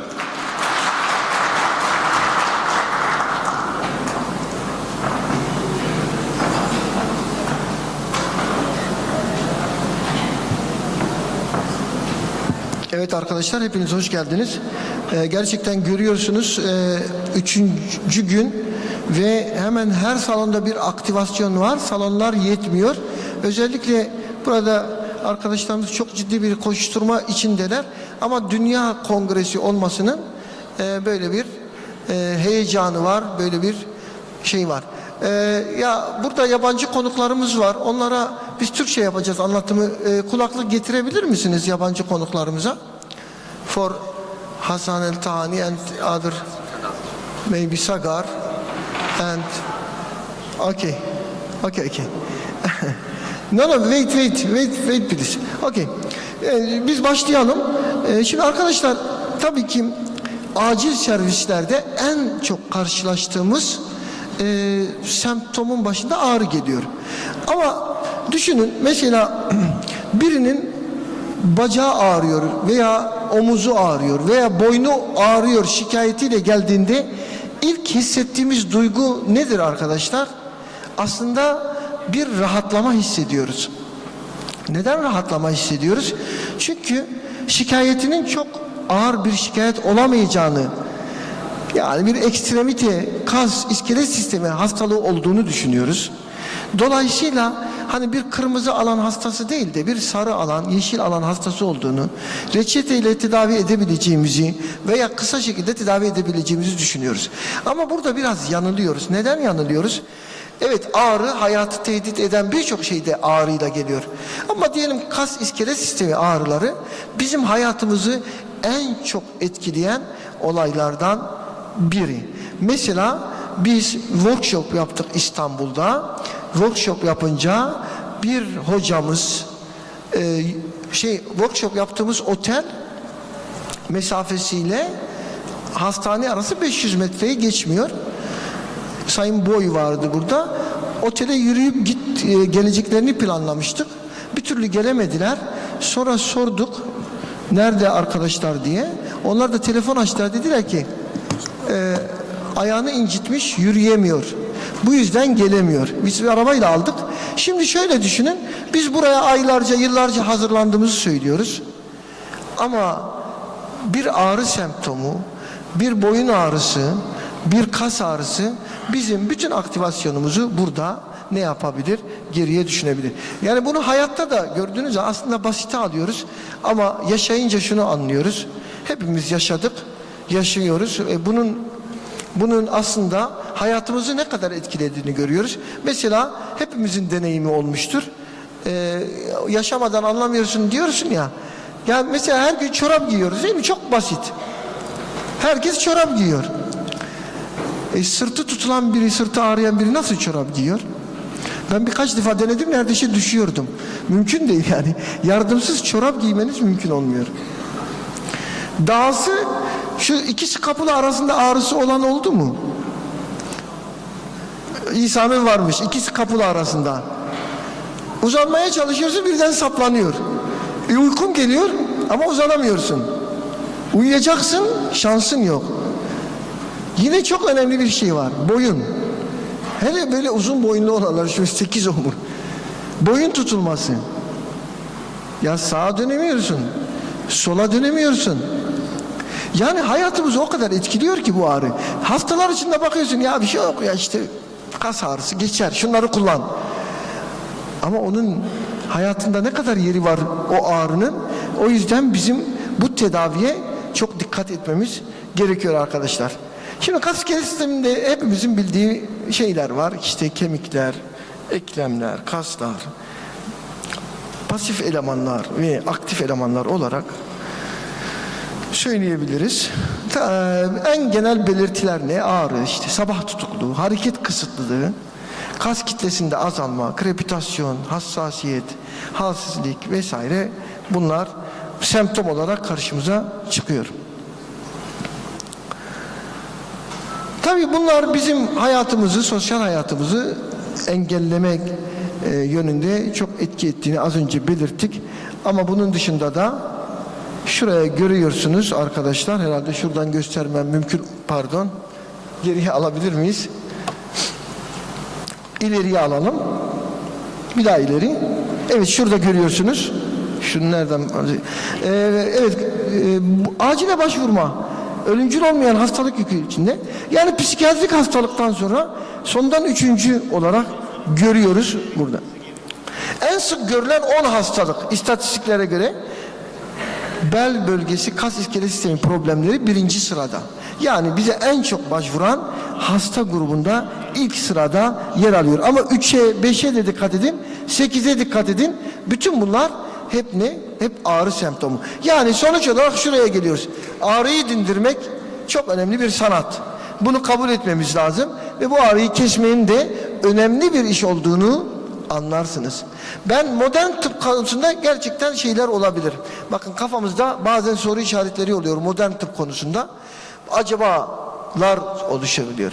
Ama modern tıbbın doğruluğunu kendi vücudumda en çok hissettiğim yer ağrı kesiciler. Eğer etkili bir ağrı kesici. Mesela bir diş ağrısı çekiyorsunuz. Hayatınız kararıyor.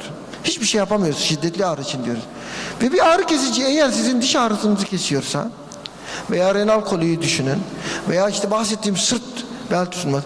Ağrı kesici alıyorsun ve birdenbire bir konfor hissediyorsun. Bir mutluluk oluşuyor.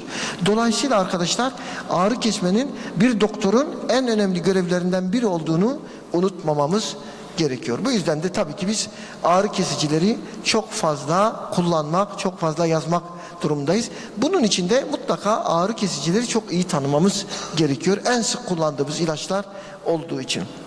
Tabi burada bir ağrı var, bir de spazm var. Bunlar birbirini tetikliyor. Bel boyun ağrıları gibi spinal bozukluklarda bir de spazm ekleniyor. Spazm da ağrıyı arttıran bir şey. Yani ağrı oluştu, üzerine bir de spazm, bunlar bir kısır döngü oluşturmuş hale geliyorlar. Yani sırt ve omuzlar ben anlattım. Bunların hepsini ben yaşadım.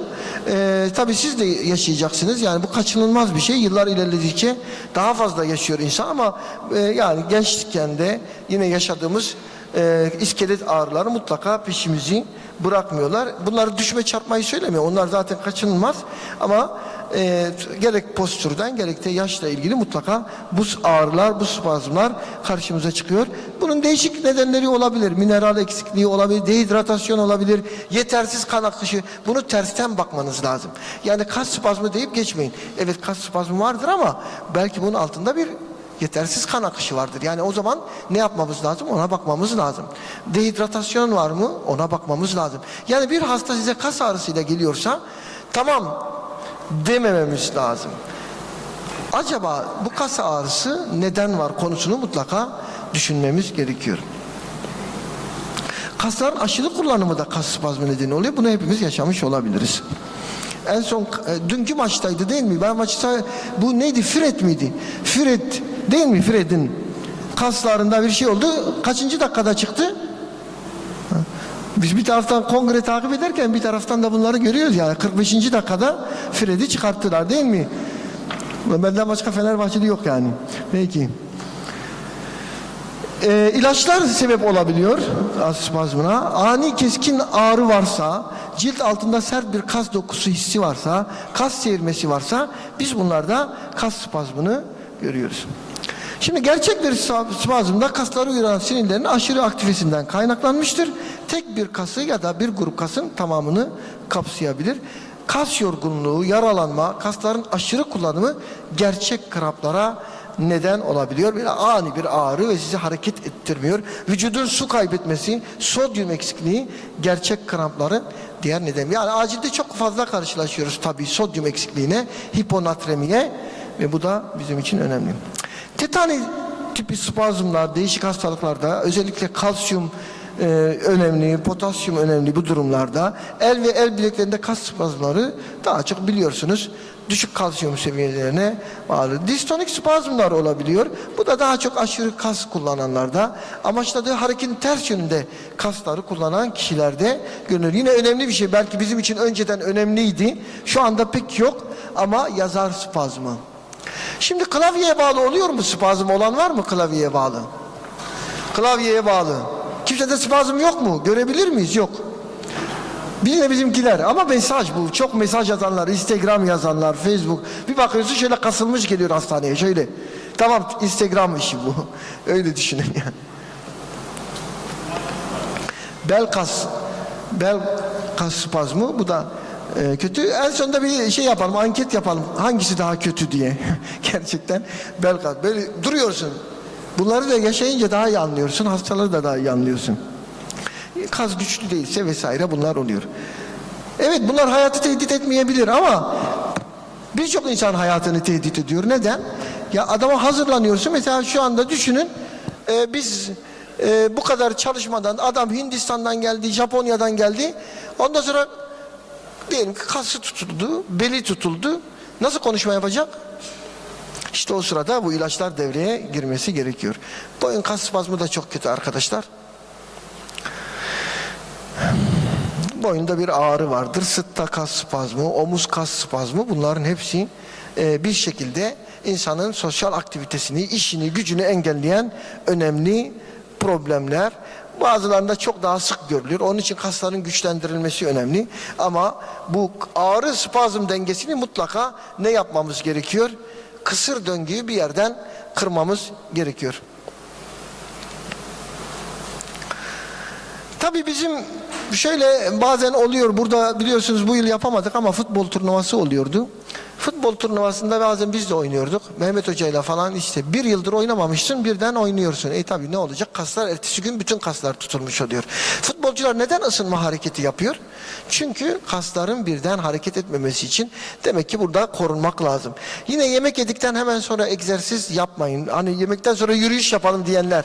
Mesela Zeynep Hoca 2'de 1 tutturur. Orada konuşuyor, bizi dinlemiyor. Zeynep Hocam yemekten sonra yürüyüş bak kas spazmı nedeni oluyormuş. Kahve, çay ve çikolata gibi bol miktarda nikotin içeren besini az tüketin. Kahve, çay, çikolata gibi bol miktarda. Allah Allah. O zaman biz niye sigara içmiyoruz? Madem bunlar nikotin bu kadar içeriyor diyorsun. Bunlar mı nikotin içeriyormuş yoksa falan diye düşünmek lazım.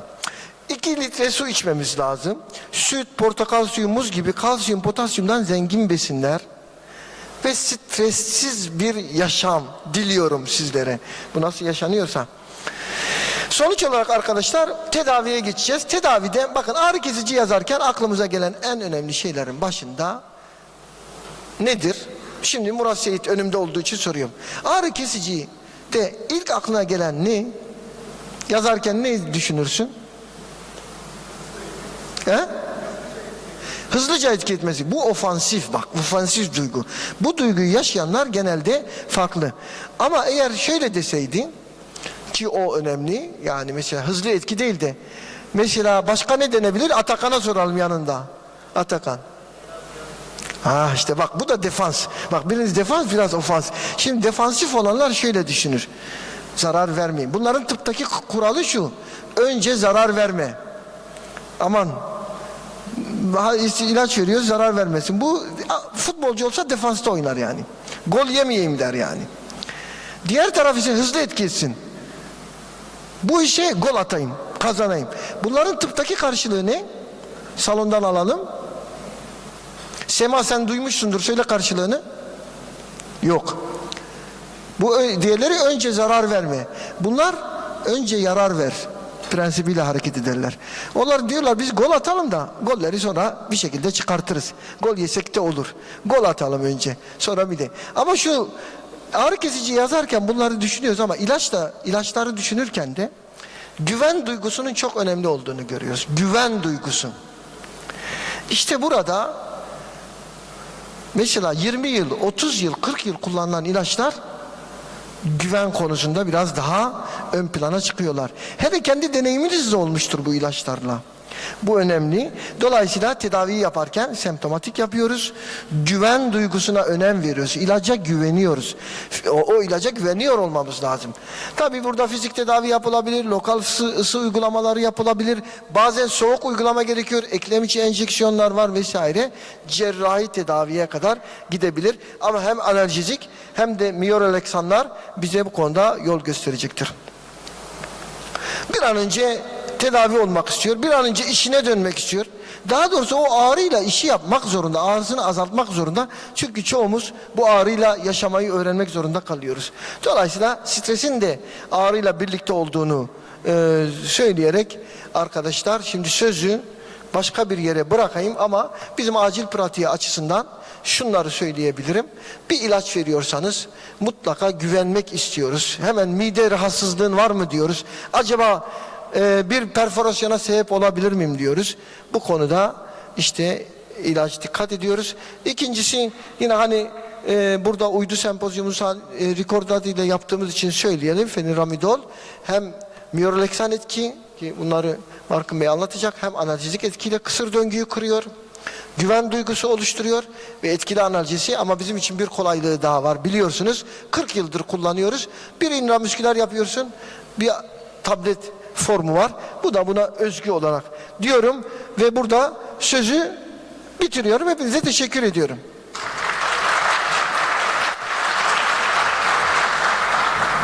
Siz ben anons edeyim hocam. Profesör Doktor Barkın Berk Altıntaş Üniversitesi'nden daha önce de misafir etmiştik. Bu konularda uzman olan bir hocamız buraya geldiği için, teşrif ettiği için teşekkür ediyorum. Buyurun Sayın Hocam.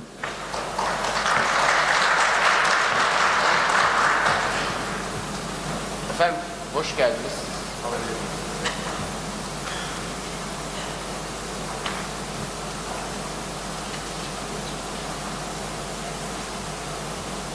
Tamam, zorlamayalım. Buradan konuşalım, sıkıntı yok. Efendim hoş geldiniz. Şeref verdiniz. Hem sizler hem uluslararası konuklarımızla beraber burada olmak oldukça güzel benim için. Çok basit bir soruyla başlamak istiyorum. Eğer sizin için uygunsa.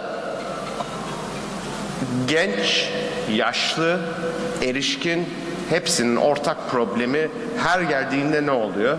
Ağrı. Tabii ağrı dediğimiz zaman ağrı ile ilgili olarak birçok şey söyledi hocam. Bağlantılı olarak spazmla ilgili de birçok şey söyledi. Bütün bunların hepsinin temel kaynağında, özellikle mesela spazmın temel kaynağında bir homeostatik dengenin bozukluğu söz konusu.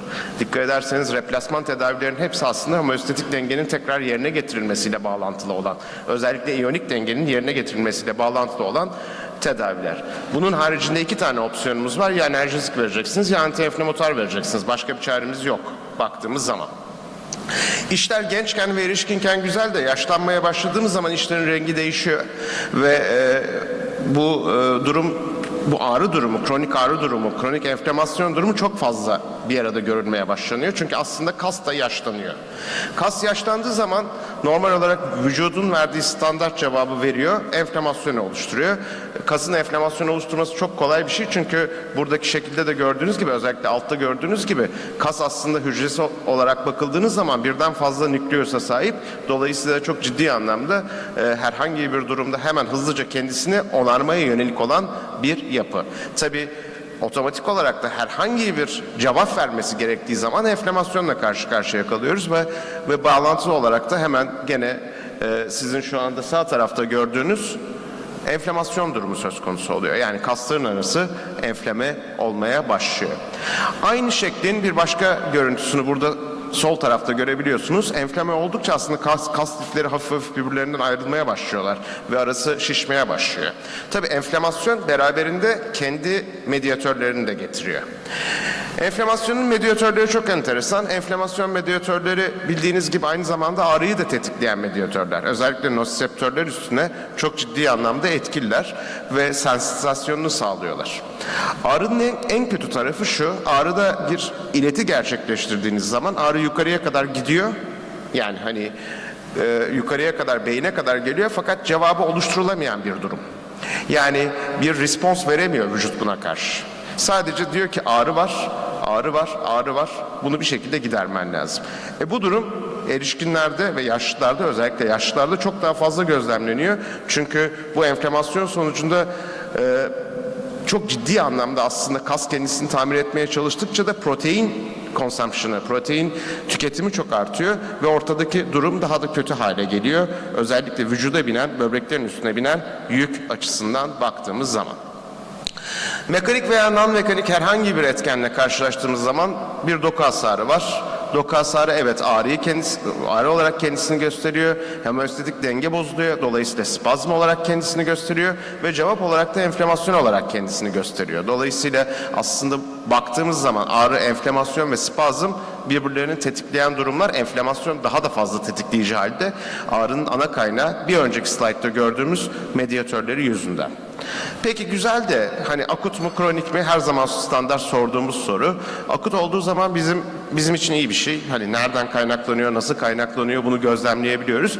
Ama akutun ilerleyen safhalarında, yani enflamasyon cevabı oluştuktan sonra endotel hasarı başlıyorsa, dokuda ciddi anlamda ödem gerçekleşiyorsa veya doku bütünlüğünün bozulması başlıyorsa o zaman bir fasit daire haline geliyor ve doku hasarı sürekli kendisini yeniler bir duruma geçiyor. Tabii biz bunu hani kronik olarak CRP'nin falan filan çok yükselmediği durumlar da söz konusu bu arada. Ama yani hani akutta gördüğümüz kadar çok fazla gözlemleyemiyoruz. Ama vücut içten içe kendisini hırpalamaya ve dokusal olarak hasar vermeye devam ediyor.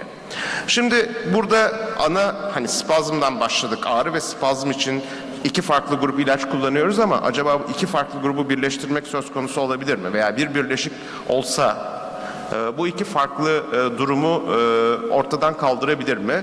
Biz çalışmalarımıza başlarken bunun üstünde çalışarak başladık ve tabii ki çeşitli antispazmolitikler artı tabii ki antienflamatuar ve analjeziklerin hepsini birden bakmaya başladık. Analjezik antienflamatuar sadece non-steroidal anti-inflamatuarlarda var. Yukarıya doğru gittikçe aslında durum biraz farklılaşıyor. Yani opioidlere doğru gittiğiniz zaman durum birazcık daha farklılaşıyor. O zaman enflamasyonu ortadan kaldıramıyorsunuz. Bunu birleştiren bir tane yapı var mı diye bakarken fenomenidol önümüze çıktı. Fenomenidol baktığımız zaman hani doz olarak 400 mg film tablet olarak günde 3 kez kullanabileceğiniz 1 veya 2 tablet halinde veya 800 mg'lık 3 mililitrelik enjeksiyonluk çözeltisiyle kullanabileceğiniz bir birleşik. İlginç olan tarafı çok hızlı etki gösteriyor. Yani ilk 10-15 dakikada etkiye başlıyor ve maksimum yarım saat içerisinde etkisini maksimize edebiliyor. Tabii bu özellikle acil serviste çalışıyorsanız sizin elinizi çok kolaylaştıran bir durum. Çünkü çok hızlı bir şekilde aslında cevap alıyorsunuz ve bu cevapla beraber de fenomenidol özelinde hızlı bir şekilde hastayı rahatlatabiliyorsunuz. Özellikle spesifik olarak kas iskelet sistemi, akut ağrılı kas spazmlarının semptomatik tedavisinde endikasyonu var. Hem ağrı hem spazm açısından baktığımız zaman. Fenomenidolün çok enteresan bir özelliği var. Verdikten sonra, dolaşıma geçirdikten sonra biriktiği yer aslında kas kütlesinin kendisi. Yani spesifik olarak dağılıma giriyor, kasta depolanıyor, tekrar dağılıma kastan devam ederek yavaş yavaş salınarak devam edebiliyor. Fenomenidolün ikinci bir özelliği daha var ki özellikle bir nöropatik durum söz konusu olursa, düzensiz sinir iletimi durumu söz konusu olursa fenomenidolün kendi metabolitleri de ilaç olarak kullanılabiliyor. Bunun yanı sıra asetilkolin salınım kavşaklarında herhangi bir şekilde değiştirmeksizin düzenli iletim sağlayabiliyor sinir hücresinin üstünde ve de bağlantısı olarak da eğer hasta kronik spazm geçiriyorsa spazm oluşturma özelliğini veya spazm oluşma olasılığını da düşürüyor. Tabii ki mutajenik ve genotoksik etkisi de bulunmamakta. Baktığımız zaman fenomenidolün en büyük olaylarından bir tanesi, yani enflamasyona giden yolda niye fenomenidol çalışmayı seçtiniz, niye bu konuda kafanız hani gidip de fenomenidolü nereden buldunuz derseniz aslında prostaglandin yolağı üstünde de etkili olması. Çünkü ağrı mekanizmasını aslında prostaglandin mekanizmasını inhibe ederek sağlıyor. Prostaglandin E2'yi inhibe ediyor ve nosiseptörlerin de bu şekilde uyanmalarını azaltıyor ve periferik sinir ucunda da bu uyarıyı oldukça düşük seviyeye çekiyor. Ağrı oluşum eşiğini de supraspinal ve spinal seviyede de arttırıyor. Bizim işimiz sizinkinden biraz farklı. Bizim işimiz hastayla değil, bizim işimiz moleküllerle. Moleküller dediğimiz zaman birçok farklı molekülü aslında özellikle başka bir etkisi var mı, nasıl bir etkisi var şeklinde deneyerek işimize devam ediyoruz. Daha önce yaptığım konuşmalarda bunlardan bahsetmiştim. Aslında bu bir repurposing çalışması ve de hani fenomenidol yapısal olarak da aslında siklooksinaz enzim inhibisyonu gösteren yapılara çok ciddi anlamda benziyor. Ama buradaki kritik kısım şurası. Santral sinir sistemi depresyonu yapıyor mu, yapmıyor mu? Fenomenidolün bir özelliği daha var ki santral sinir sistemine geçişi çok az. Biraz sonra başka bir deney setiyle beraber bunu tekrar söyleyeceğim. In silico çalışmalarda gerçekten de siklooksinazın aktif yöresine etkisini çok net olarak gözlemleyebiliyoruz. Şimdi geçmişte yaptığımız çalışmalara ek olarak bir kısım yeni çalışmalar daha yapmaya başladık. Özellikle fenomenidolün kendisinin adsorpsiyon, dağılım, metabolizasyon, eliminasyon açısından diğer non-steroidal anti-inflamatuarlarla veya diğer antispazmolitiklerle karşılaştırdığımız zaman durumu nasıl? Bunu gözlemlemeye çalıştık yaptığımız çalışmalarla. Bunlar da aslında in silico çalışmalar. Fakat klinikteki genel durumla da şu anda örtüşür vaziyette. Oral absorpsiyon açısından bakıldığı zaman fenomenidol %100 absorbe olabilen bir molekül ve ilginç şekilde pasif transportla bağırsak lümeninden hızlıca geçebiliyor. Yani %100 bağırsak lümeninden transfer edebiliyorsunuz. Bu iş için herhangi bir ek kuvvet kullanmıyor vücut. Çok rahatlıkla bağırsak lümeninden dolaşıma pasif transportla geçirebiliyor. Serum albümüne bağlanma oranı oldukça düşük ve aynı şekilde de pasif transportla kan doku epiteline geçiş sağlanabiliyor. Bu da bizim çok hani gene kas dokusu üstünde nasıl rahatça depolanabildiğinin bir göstergesi aslında bizim açımızdan. Yani kasta depolanıyor, kasta depolandıktan sonra salınıyor diyoruz ama hani gerçekten böyle bir durum var mı? Gerçekten de var. Yaptığımız çalışmalar ciddi anlamda da dokuya çok hızlı transport olabildiğini, enerji gerektirmeden transport olabildiğini gösteriyor. Aynı durum dolaşım kan-beyin bariyeri için de geçerli. Kan-beyin bariyerini çok az geçen yapılardan bir tanesi fenilomidol ve bağlantısı olarak da santral sinir sistemi depresan aktivitesi aslında diğerlerinden çok daha az, neredeyse yok denebilecek durumda. Bunun haricinde ikinci önemli olan şey, özellikle yaşlı hastalar açısından, biliyorsunuz yaşlı hastalarda demin bahsettim, protein yıkımı çok yüksek miktarlara vurabiliyor. Dolayısıyla çok ciddi bir böbrek yükünüz var. Siz kronik bir antiinflamatuar, kronik bir antiinflamatuar kullandığınız olarak veya kronik bir ağrı kesici kullandığınız zaman en büyük probleminiz böbreklerde oluşturduğunuz yük oluyor. Dolayısıyla bakıldığı zaman böbrek üstündeki, yani böbrek hücrelerinin üstünde de bir toksik etkisi olup olmamasını da bakmak zorundayız. Sağlıklı insan böbrek hücrelerine baktığımız zaman fenilomidolün sitotoksik etkisinin çok düşük olduğunu gördük. Diğerlerine oranla aslında böbrek hücrelerini çok daha az hırpalıyor veya çok daha az yaralıyor bir ağrı kesici ve antispazmolitik olarak. Tabii bunun yanı sıra bir de kalp krizi oluşturma riskimiz var biliyorsunuz. Özellikle kalp krizi oluşturma riski nonsteroidal antiinflamatuarlarda her tipi potasyum kanallarının inhibisyonuna dayalı olabiliyor çoğu zaman. Baktığımız zaman bunu da fenilomidolün çok az bir miktarda yaptığını görüyoruz. Diğerlerine oranla inhibisyon, her tipi potasyum kanallarının inhibisyonu çok düşük. Tabii hemen buradan enflamasyon sonuçlarına geçmek lazım. Gene enflamasyon için yaptığımız sonuçlarda, yani antiinflamatuar sonuçlarına baktığımız zaman da siklooksingenaz 1 ve 2'yi diğerlerine oranla daha dengeli olarak gerçekleştirdiğini görebiliyoruz in vitro eseylerde. Aynı şekilde ağrı için baktığımız zaman da ağrı kesici etkisinin diğerlerine oranla çok daha yüksek olduğunu görebiliyoruz hayvan deneylerinde ve gene hayvan pençe ödem testlerinde antiinflamatuar aktivitesi ibuprofene oranla daha iyi, deksametazona benzer olduğunu gözlemleyebiliyoruz. Buradaki en önemli şeylerden bir tanesi bizim dokunun içerisindeki o stokinleri veya mesajları dengede tutuyor olmamız. Çünkü günün sonunda enflamasyon bir cevap ve enflamasyonun temel mantığı da dokunun iyileştirilmesine yönelik olan bir cevap. Doku iyileştikçe enflamasyon azalıyor aslında kademeli olarak. Ama bu azalım, yani bu dokunun iyileşme sürecini hızlandırabilir miyiz? Veya antiinflamatuarlar bu dokunun iyileşme sürecini geciktiriyor mu kullandığımız zaman? Sorulardan bir tanesi bu. Birçok antiinflamatuarın ortak olarak yaptığı şeylerden bir tanesi özellikle interleukin 1B ve TNF-alfa'nın aynı anda inhibe edilmesi.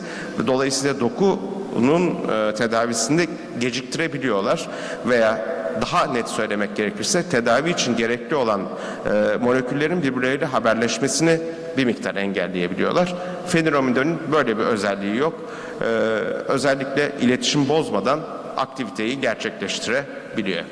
Bununla bağlantılı olarak da tabii hani bir kısım yayınlar yaptık ve yayınları yapmaya devam ediyoruz. Klinik araştırmalarını da yapmaya devam ediyoruz. Bu en son fenilomidol ile ilgili olarak çıkan araştırmalardan, klinik araştırmalardan bir tanesi.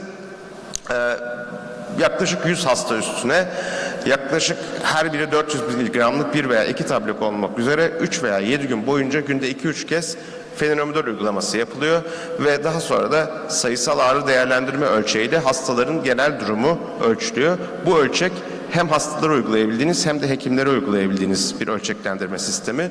Sonuca baktığımız zaman hekimlerinin %89'un ciddi anlamda global etkinlik değerlendirmesinde fenilomidolü başarılı bulduğunu görüyoruz. Hastaları da mükemmel olarak %43 derecelendirilmiş, iyi olarak %38 derecelendirilmiş, orta olarak %15 derecelendirilmiş ve zayıf olarak %4 derecelendirilmiş. Dolayısıyla totale baktığınız zaman neredeyse %70-75'lere oranla iyi ve mükemmel kategorisi içerisinde hastalar tarafından da seviliyor. Fenilomidol kullanıldığı zaman da memnuniyet yaratıyor. Efendim dinlediğiniz için teşekkür ederim. Tekrar sağ olun, var olun. Evet, Çok teşekkürler hocamıza. Arkadaşlar soru katkı kısa bir süre için alabiliriz varsa. Şu anda salonda herhangi bir soru katkı göremiyorum. Zaten anladığımız bir konu, hepimizin muhatap olduğu bir konu. Hepimiz bu konuda deneyimlerimizi paylaşabiliriz. Ama bu kadar vaktimiz yok. Hepinize katkılarınız için buraya geldiğiniz için teşekkür ediyorum. Ve şu anda program devam edecek burada ve diğer salonlarda. Ona göre herkes görevli olduğu veya dinlemek istediği yere gitsin ama salonlara gitsin. Başka yere gitmesin lütfen. Bu şeyi de bitirelim. 2 saatimiz kaldı bugünün. Şunun şurasında çarşambaya ne kaldı diyorlar. Onun gibi bir şey yani. Bekliyoruz arkadaşlar. Evet.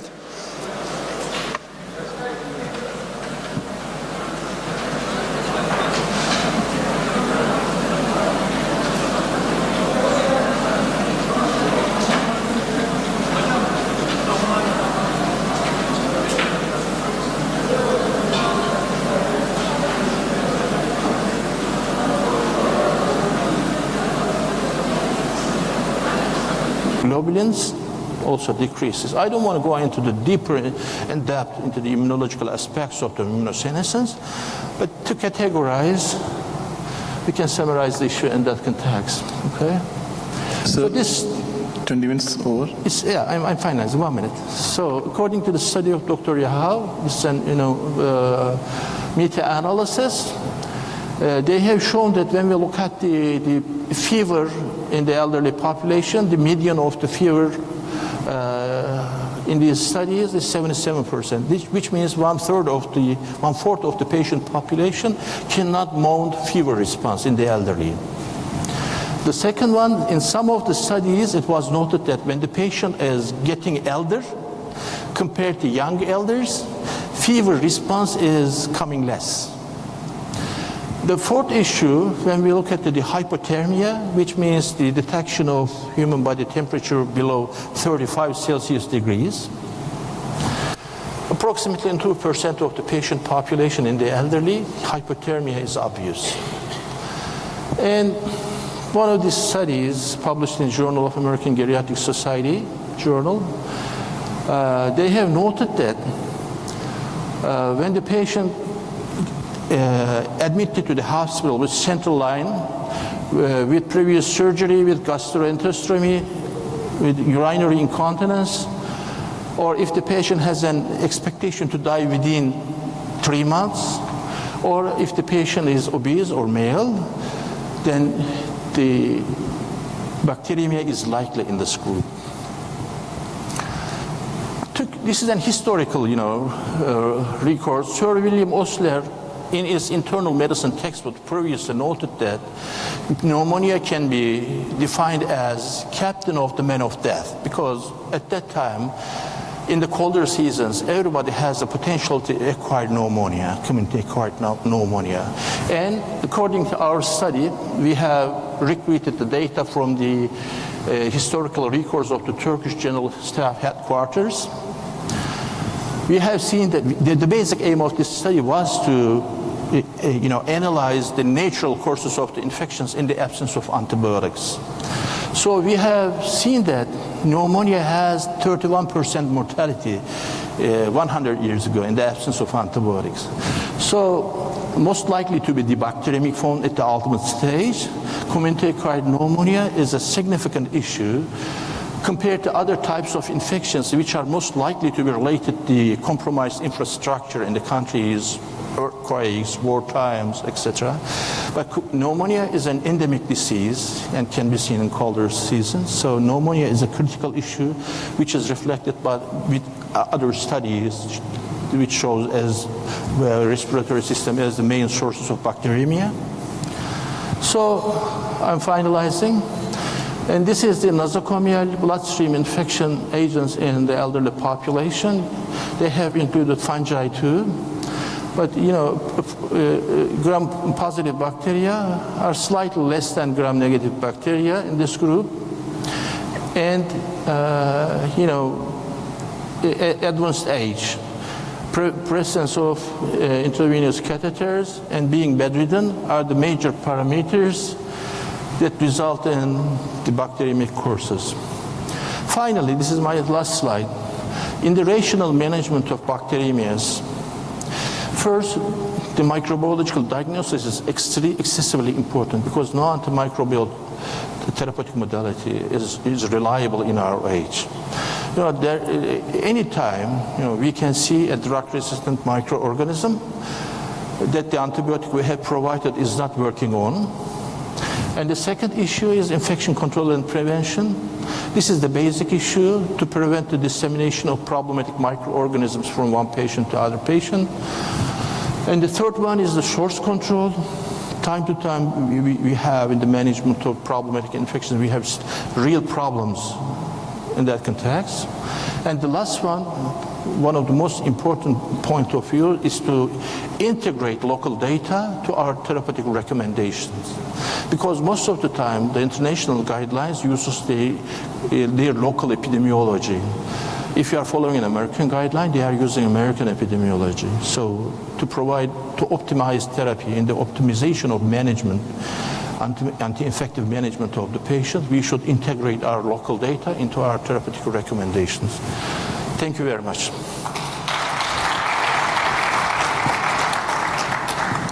So that was an excellent presentation. I think we'll take the questions in the open session. We'd like to go for the next speaker. That's Dr. Mohammed Hanif. He'll be speaking on geriatric emergencies and its unique challenges in an ED.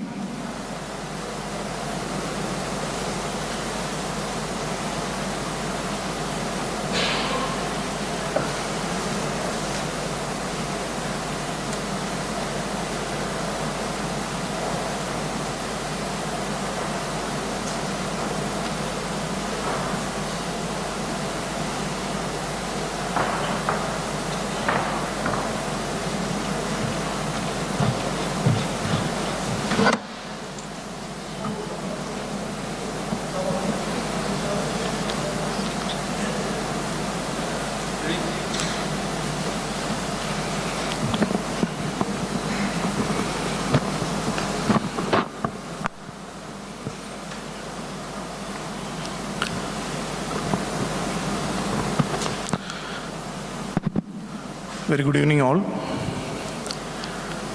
So now we are at the session where we'll be discussing about geriatric emergencies. So geriatric emergency and its unique challenges is what we'll be discussing today. As an effect of having a very good advanced healthcare and giving a good quality of life, our population, especially elderly population, is more nowadays. And it's not just in developed countries, it's also seen in developing countries also. A very good example is in India. Previously, to have an elderly population that is above 65 years were on a lesser number comparing to now. When we look at the data in India, if you can see that there's an increase in more than 10% of geriatric population in last 2 decades. This all showcases the importance of having an exclusive care for geriatric age group. You'd be wondering, what is special in a geriatric than an adult? How a pediatric emergency department has a role in managing pediatric age group. Similarly, a geriatric age group is also little different. Their problems are different from an adult. So what is a geriatric age group? If you look at WHO's definition, it says when you're more than 65 years, that age is considered as a geriatric age. So we'll be discussing about certain unique aspects of geriatric age. What are their challenges? You'd be wondering, what is the importance of a geriatric age group? There's a specialty called as geriatricians are there to take care of it. But when you look at the data of any emergency department across the globe, you can see that nearly 40 to 50% of our patients are from the geriatric age group. Yes, we do get a lot of younger age group, but still, if you look at the data across the globe, not just, I have a couple of data from India, but still, if you look across the globe, we have a very good number of population who falls in the geriatric age group. It's very much depicted in the picture here. You can see the age group is more than 30%, especially in most of the countries across the globe. In certain countries, it's more than 30%. So the population is growing, and it's even expected to grow more by 2050. So the amount of geriatric patients we are going to handle is going to increase a lot. So let's see what are the unique challenges in this age. So in the demographics, if you look at the demographic, nearly in the United States itself, the population is expected to double by 2060. And 12 to 24% increase in the geriatric emergency patients is estimated in both developed and developing countries. And an aging population has significant implication for healthcare, particularly emergency medicine, because they form a major chunk of emergency department patients. So geriatric patients, on average, a substantial population of ED patients are majorly elderly individuals, which we already told. These patients present a wide range of issues. They need specialized care due to their age-related changes and comorbidities.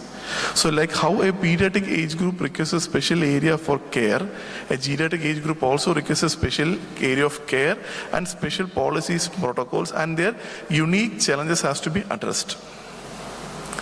So this is a distribution of clinical symptoms or complaints with which the patient comes to an ED in India.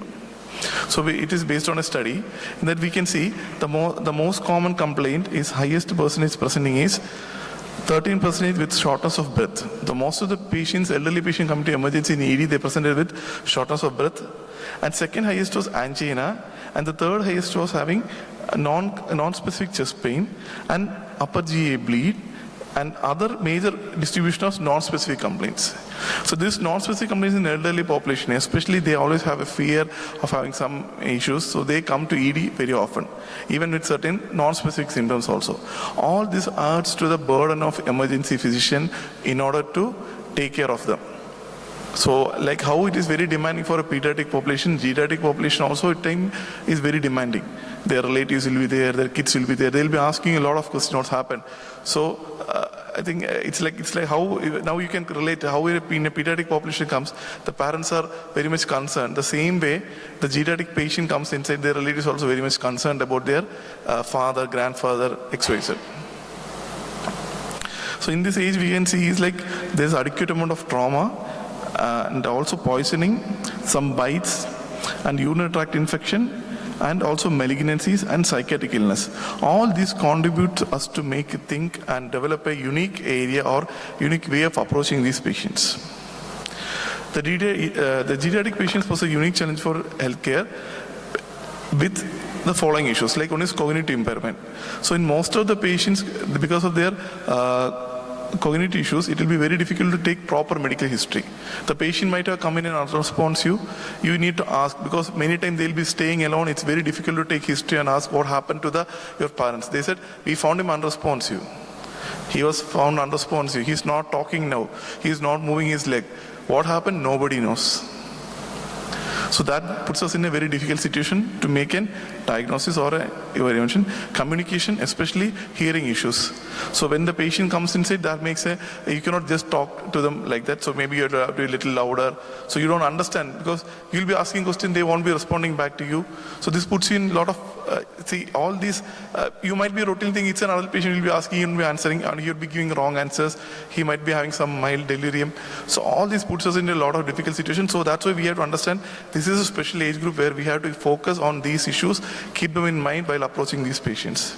And frailty also very important. Most of the elderly patients, psychology research and response to stresses are very low. So they may get immediately agitated, irritated. So you should be very, compassionate in approaching these patients. So if you come in pediatric also, similarly we do. We try to be very compassionate with the child. We try to understand from the parents what the issues are. So similar way, in geriatric age group also a lot of challenges are there. So a comprehensive clinical assessment is very important in these patients. It's because first of all, we know that because of their cognitive issues, we won't be able to communicate with them properly. Comorbidities and also frailty, it will be difficult to elicit all clinical history exactly and get an information what we need specifically for our clinical assessment. So there comes an important tool which we use, is called 4Ms, which is based on mobility, medication, mind, and most matters and goals and values.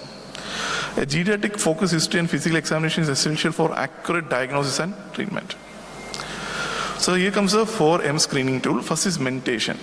Confusion assessment method score or CAM score can be used, where you can ask questions to the patient and see whether he's having a proper response to the answers. We'll be discussing about it later. In mobility, ask for mobility, whether there was a fall within the last 3 months. Because many times they will come and tell, my father is not moving his leg from today morning. So you'll be asking what happened. I don't know, nothing, everything was fine. Today morning he is not moving. But there might be history of fall which went unnoticed, or the caretaker was not, experienced enough to appreciate that. Use of walkers, cane or mobility devices, and currently feeling dizzy or faint, currently on any fall precaution, because he has a high risk of fall. Because many times patients have a small trivial falls which translate into fractures or bedridden, and they come to us. So if any fall precaution is advised, it means that he has already in a risk, patient is a risk for getting injury due to fall. And completion of fall risk education, time up and go test has to be done. And if there is answer to any of these questions, there is an abnormal time up and go test, it means that there is affected the mobility. Then medication. Medication is also very important, because one of the unique challenges of geriatric population is polypharmacy. They have multiple comorbidities, multiple clinical issues. They will be on multiple drugs. So you should have a proper idea of what current medication that have, and recommendations is based on AGS base criteria that we'll be discussing soon. And if that is done, then a positive medication scheme is done. What matters is, is there any advanced directive or living will? Like the patient is telling, okay, if he's in a cardiac arrest, please do not resuscitate, or anything else. Who should make decision for him when he is critically ill? Because when these patients come, they are not in a position to make a decision for themselves. So we should find out who can make a decision. Is it a son, wife, or his relative, or his friend, or his attorney, who has to make a decision for his clinical management? Another reason for geriatric referral, and that has to be taken into account. So this is how a geriatric patient's workflow has to be established in an ED. The patient arrives, the patient is done triaged by ED nurse, and the ED nurse puts in triage criteria where if it's more than 65 years, emergency severity index 1, 2, 3 or 4, that has to be done. And then the geriatric EM, that 4M assessment is done. And then as per that, the patient is admitted in an area, and current workup and diagnostics are done, specific checkups are done, disposition is planned. Our patient is given to a particular supporting system, in a public supporting system, who can take care of the patients even if the patient is discharged from the home. So social workers, all this has to be included. So it's a chain of event which has to be established. So this is a workflow which is being recommended, and what they say is each hospital or each country has their own way of handling their geriatric population. So we can adapt from this and establish a workflow in the system where the geriatric patient is followed up completely. So this is a distribution of geriatric patient in our in EDs in India. When we saw that nearly more than 60 years, in a year we had more than 3,153 male patients, and female patients are 2,246 patients. And we tried them on the basis of ESI. Their level 1 patients were 891, level 2 was 1,583, level 3 was 2,148, and level 4 was 557, and level 5 was 221. And you can see level 3 and level 2 patients constituted the highest number of patients coming to our emergency department. Among these, nearly 21% of patients had ED admission, and 38% patients were discharged, and nearly 1.8% had expired or had a cardiac arrest or other clinical condition in emergency where they died in ED, and broader patients were 3.6%, and nearly 1.3% went against medical advice. So mostly these patients, if you look at them, 78% admission is to ward, so they had minor clinical, and more than 21% they are admitted in intensive care unit. So the falls in elderly, when you look at the risk of falls in elderly, it's more in, it's 1.56 times more in females than males. And the most common cause is faintness, dizziness, and low blood pressure and muscle weakness in legs.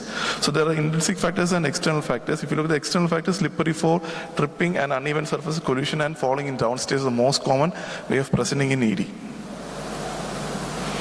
So it's multifactorial, and this multifactor has to be addressed in order to resolve this. It's like medication review, education on fall prevention, exercise programs, body health assessment, comprehensive risk assessment, home modification, polypharmacy and vitamin D supplementation, environmental hazard, physical therapy and professional support, and nurse review has to be done regularly in order to prevent this fall prevention. So delirium is another major issue faced by the patient. Delirium is an acute fluctuating change in the mental status. So this has to be done in 2 steps, where you have to do a first check for any altered consciousness. If it is present, then the delirium test is positive, and if it is negative, then ask for any question like, can you spell the word from backwards? If it is telling without any error, it means that EDS is milder, its DTS is positive. If it is not, then DTS is negative.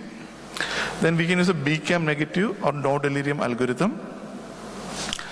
So medication polypharmacy is one of the most important challenges. So this can be addressed with AGS-based criteria. So AGS-based criteria is a very elaborate thing which we can have in our department when we are dealing with these elderly patients. So I'll not go into very much detail into that. So these are a couple of drugs which are recommended specifically to be avoided or not used. So dehydration is also one of the major issues. Most of the elderly population dehydration because of their the physiological changes and poor retention of water, poor intake of water and excessive urination and other insensible losses. And frailty is the most important state of vulnerability to stresses or immune factors. That is like aging, genetic, lifestyle and environmental diseases can cause frailty in elderly, which results in like weakness, weight loss and exhaustion and low activity and slower performance. And as a result of that, they may have falls, disability, dependency, surgery risk and death. So pain management, so you can see we can use appropriate analgesics for the patient based on this scale. So we can use severe, means you can use opiates, moderate means you can use NSAIDs, mild also NSAIDs like acetaminophen, and muscle relaxant and other things can be used accordingly to the severity of the pain. But in geriatric age group, we should follow the base criteria and only use the following drugs which are highly recommended like amitriptyline, ketorolac and other drugs, and certain drugs has to be avoided. Another most important challenge is having pressure ulcers and skin care, which we many times tend to miss because especially these are on the dependent areas like ear, shoulder, elbow, hip and thighs. Whenever a geriatric patient comes, especially from a home setup, is bedridden, please always check for any pressure ulcers or bed sores. So this is geriatric syndrome. Geriatric syndrome is where in the geriatric age group multiple issues come in like pneumonia, diabetes, renal dysfunction, cardiac ischemic cardiac diseases, dementia, depressive disorders. So it's a very complex condition seen in most of the geriatric age group. End of life care. So managing symptoms, patient wishes, spiritual well-being, asking if there is any need for any continuing care. Patient and family has to be counseled adequately. Breaking the bad news is a very important step in ED. If a death happens, emotional support and legal issues like any DNA, DNR, or who has to make decision, etc. And after that, what has to be done. Geriatric emergency guidelines. So this is how a geriatric emergency system should be set in, and this is based on the GED guidelines by the ASAP. And so this we can take as a model and maybe replicate in many EDs. So most important recommendations is some certain societies is do not prescribe a medication without conducting drug regimen review. That's very important because they are on polypharmacy. Do not assume a diagnosis of dementia in an older adult who present altered mental status or symptom of confusion without assessing for delirium. Never think that he is having a delirium without assessing properly with the proper tools which we already discussed, and avoid using prescription appetite stimulants on high calorie supplements for treatment of anorexia or cachexia in older patients. Optimize social support, discontinue medication that may interfere with eating and provide appealing food and feeding assistance, and clarify patients' goal and expectations. Thank you.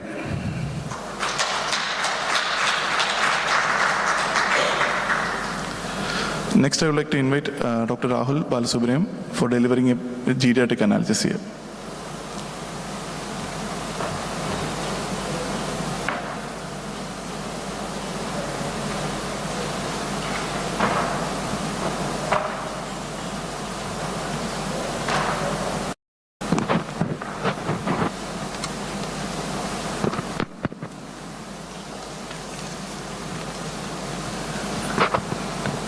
Good evening all. I would like to thank Team Wasim and EPAT for giving me the opportunity to talk on the topic analgesia in elderly. So pain is considered as a sixth vital, and as a result, we need to address analgesia. As the overview, we are going to discuss the topic starting with prevalence and types of pain in elderly. So what are the challenges in geriatric pain management? Already Dr. Hanif has explained the challenges in general care of geriatrics. So what specific for pain? Pain management principles, pharmacological and non-pharmacological modalities, and in specific regarding opioid use in geriatrics, and also some pain management in special situations. So with the data, almost 49 to 83% of elderly individuals above the age of 60 may be in care homes or as well as in community has suffered from pain. And if it is not addressed properly, that can have serious complication too, like depression, anxiety, sleep disturbances, and mood changes, which will later on progress to some other serious complications too. So pain can be depending upon the location of the pain, like musculoskeletal, osteoarthritic, chronic joint, or peripheral neuropathy. This is only a small list. It can be depending on the location any. As well, we can have different type of pain according to the etiology also, like neuropathic pain, it can be a colicky pain due to spasms. So these are the types, and we need to have an assessment of the pain according to the etiology as well as the location. So coming to the challenges in pain assessment, there are a lot of misconception that after aging or as you age, the pain is normal and it is an accepted norm. It can be either from the caregiver or the practitioner as well as from the patient itself. So it is not like that. If the pain has to be addressed. And often this leads to underreporting of the pain. The patient might not report the pain thinking that, yes, this is fine. But we have to use certain pain assessment tools to dig that out. The other contributing factors are visual or hearing loss and even cognitive impairment, including confusion, memory loss, or dementia, whatever it can be, or the delirium. And other problem is the fear of using proper or oligoanalgesia, which is usually happening, is the fear of adverse effects of the analgesics. So it is very important to use the correct analgesics at the right dose, and also be aware of the drug interaction and polypharmacy. So this is a study which comprises of 1,454 patients with hip fractures over the age of 65 years. I put this study to exemplify the fact that even though the pain was severe, the pain score was 7, over the 40% of the patients were not prescribed an analgesic, and there was no objective assessment done. So you can imagine there can be multiple reasons for the same, but the pain as such has to be addressed as treated. So the oligoanalgesia, if not treated properly, can lead to severe cardiopulmonary morbidity, long hospital stay, which can add on to the cost, then lengthier rehabilitation, frequent readmission of the patient, and even development of chronic pain syndromes. So physiological changes, which are the challenges, are the central nervous system, decrease in blood flow, which can lead to the altered perception and effective expression of the pain. Peripheral nervous system, maybe due to diabetic neuropathy, can lead to sensitivity to pain, temperature, or touch. In cardiovascular system, there will be decreased cardiac output. As a result, there can be increased toxicity of the drugs. In gastrointestinal system, due to decreased secretions, it leads to impaired dissolution of some drugs, and as a result, there can be decreased effect of drug as such. When we consider the liver or the hepatic system, it can lead to decreased protein binding, and as a result, increased free drug. So increased free drug in turn lead to toxicity So we need to do the dose adjustment accordingly, whether it be hepatic or renal. When you consider renal, obviously as the age advances, GFR decreases, renal blood flow decreases, and as a result, half-lives also increase, and as a result, toxicity. When you consider musculoskeletal system, you know, as you ages, there is decreased body water and also increase in adipose tissue. So considering the lipophilic or the hydrophilic drugs, there can be either toxicity or there can be accumulation of the drugs. So you should consider these physiological factors before prescribing an analgesic in an elderly individual. So the part of comprehensive geriatric pain assessment, we have to directly go and ask the patient what is. Sometimes he might not be telling you the pain as such, it can be some discomfort. So you need to use the assessment tools and how it can impact the daily function. So it can affect even sleep, the mood, activity, as well as the general energy of the patient. And also consider other comorbidities and the drugs which the patient is also using, because there can be a drug interactions which you are going to prescribe. So you should discuss with the patient as well as the caregiver regarding the goal.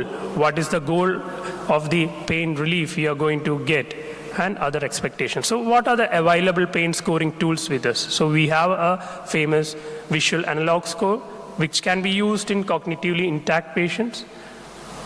So it can be from no pain to worst possible pain. Okay. The other is numeric rating scale, which is numbered from 0 to 10, and 0 is no pain and 10 being the worst. And next is verbal descriptor scale, phases scale. And phases scale, you can see in the last row, it's usually used not in elderly, but in pediatrics.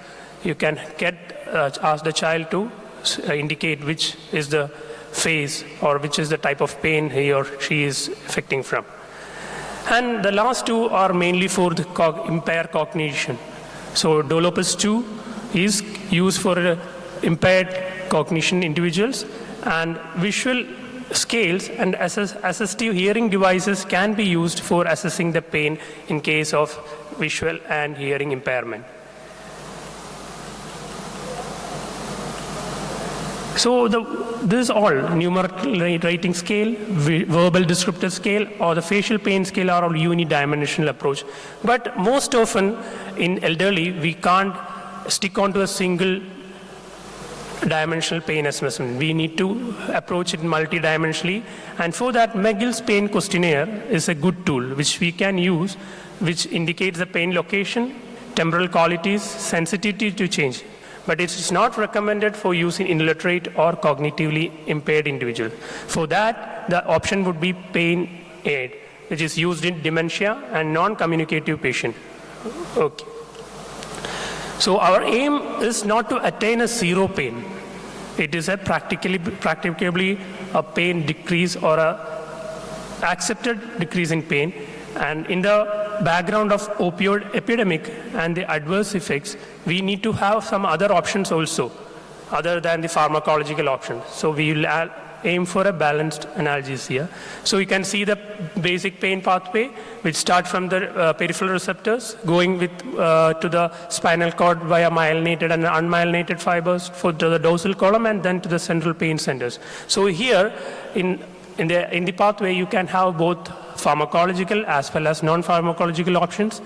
And this is the changing landscape in pain management. The ladder pattern has been changed. Previously it was 3 from mild, moderate, and severe. So previously only opioid or NSAIDs or acetaminophen were the only options. But along the ladder, we can use some sort of integrative medicine therapy, which includes regional nerve blocks, non-pharmacological therapies, and so on.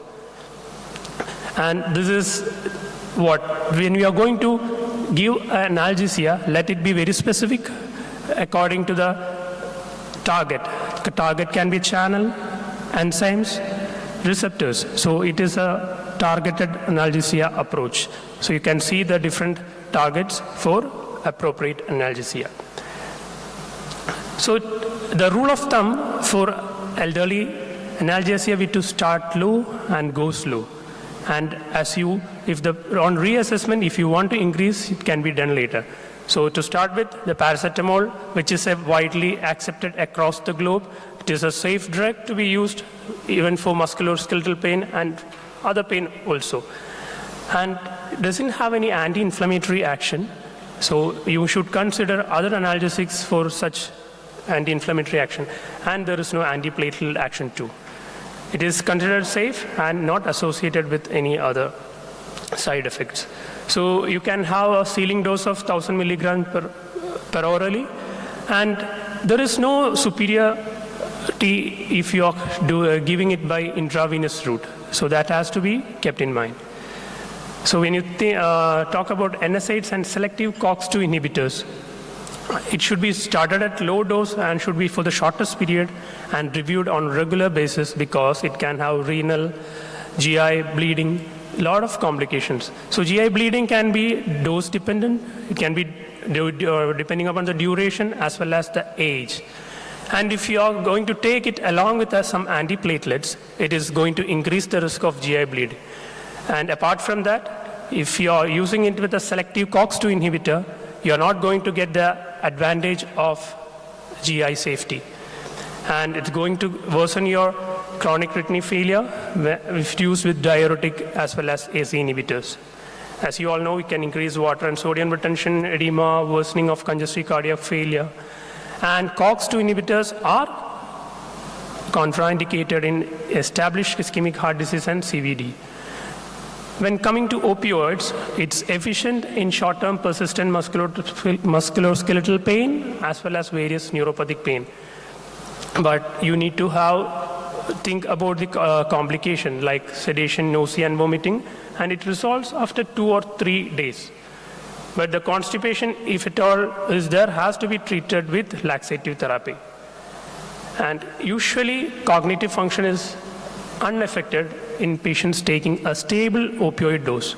But when you escalate the dose, that can actually impair the cognition for up to 7 days. So in such case, you consider it as a switching or a rotation, and a significant adverse events with one particular opioid is seen, you can switch it with another or rotate with another drug, maybe not opioid, or a lesser dose. And modified release oral or transdermal opioid formulation aimed at providing relatively constant plasma concentration. So usually we start with a 25 to 50% of the recommended dosage. And in severe pain, you can start with slow dose, and after frequent reevaluation, you can slowly increase. Other drugs are codeine and dihydrocodeine. Next is tramadol, which is centrally acting with a weak mu opioid agonist and serotonin norepinephrine reuptake inhibitors also. So even though it's used, it has to be used carefully because it can even precipitate seizures and also serotonin syndrome if mixed with some drugs. And always 20% less tramadol than younger adults. So the drug regime is to start with 25 milligram once or twice daily, increase by 25 milligram if increments, and finally a goal of 100 milligram per day. And coming to the morphine, it has similar efficacy to neuroopioids such as oxycodone.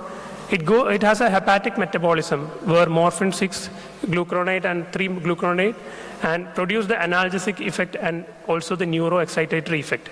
It goes and has a continuous enterohepatic circulation, and if you have a renal impairment, and it is not going to be excreted through the feces or urine, and that can accumulate in case of renal failure, and so you need to have a dose adjustment.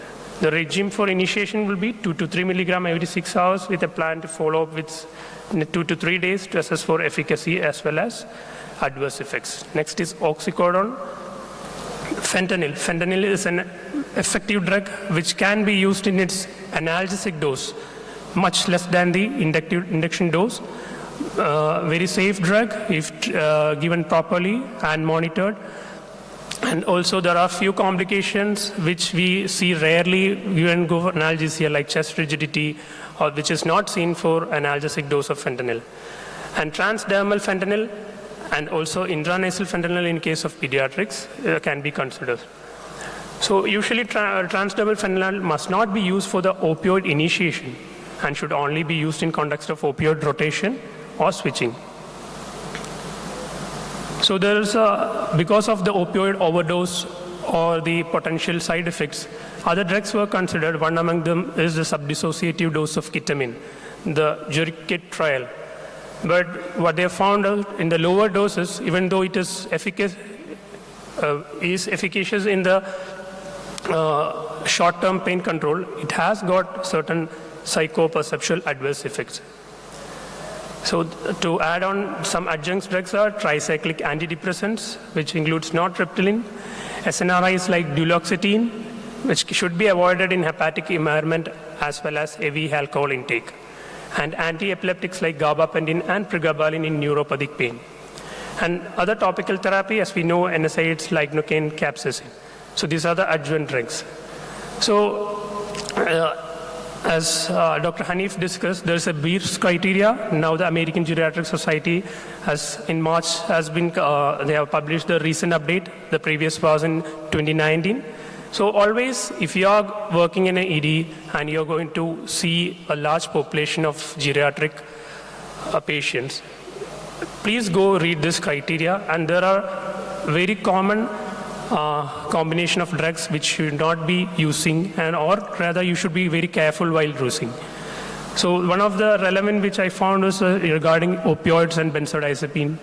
And opioids and gabapentin pregabalin, which is a very common combination which can be used but should be used very carefully, or rather used with adequate or reduced doses. Another option, instead of giving analgesic, you can consider regional minimally invasive therapy, as we discussed in the WHO LADAP. So nerve blocks like perineural blocks, neuroaxial techniques can also be done instead of giving IV or other route of analgesia. So take home would be, to overcome barriers of effective treatment of pain, we need to proper pain assessment. Pain assessment using pain assessment tools, consider multiple comorbid condition, and also the changing physiology or altered physiology as well as polypharmacy. A multimodal analgesic approach with non-opioids and regional techniques should be sought, and always start with lower doses and titrate in case of elderly patients. And also consider non-pharmacological therapies along with your pharmacological therapies. So these are the references. Thank you.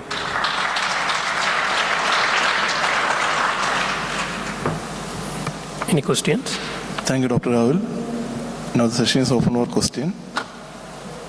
You can ask questions from the previous sessions also.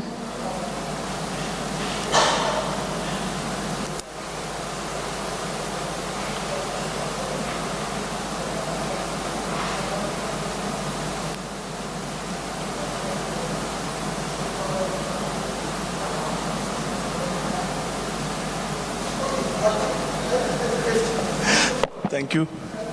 Thank you for all.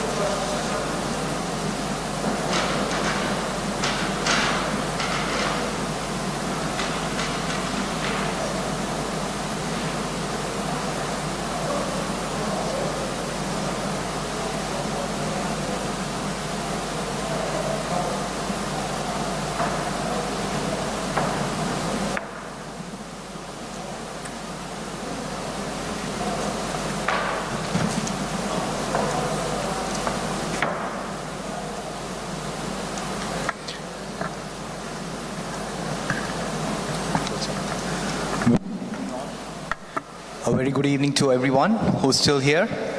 Thank you so much for being such a good audience. And thanks to the translators who's actually making this possible. Now we'll have our toxicological symposium.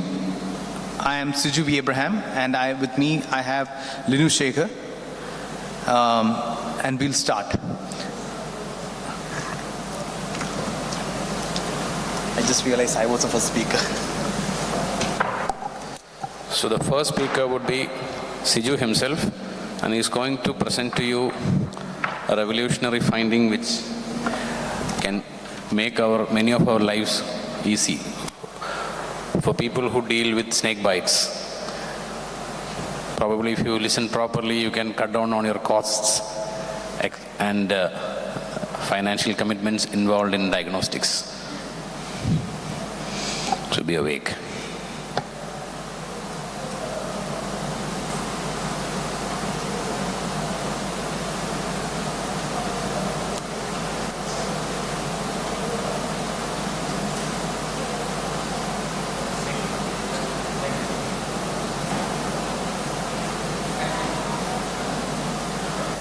Oh, no. Thank you, Linu. And I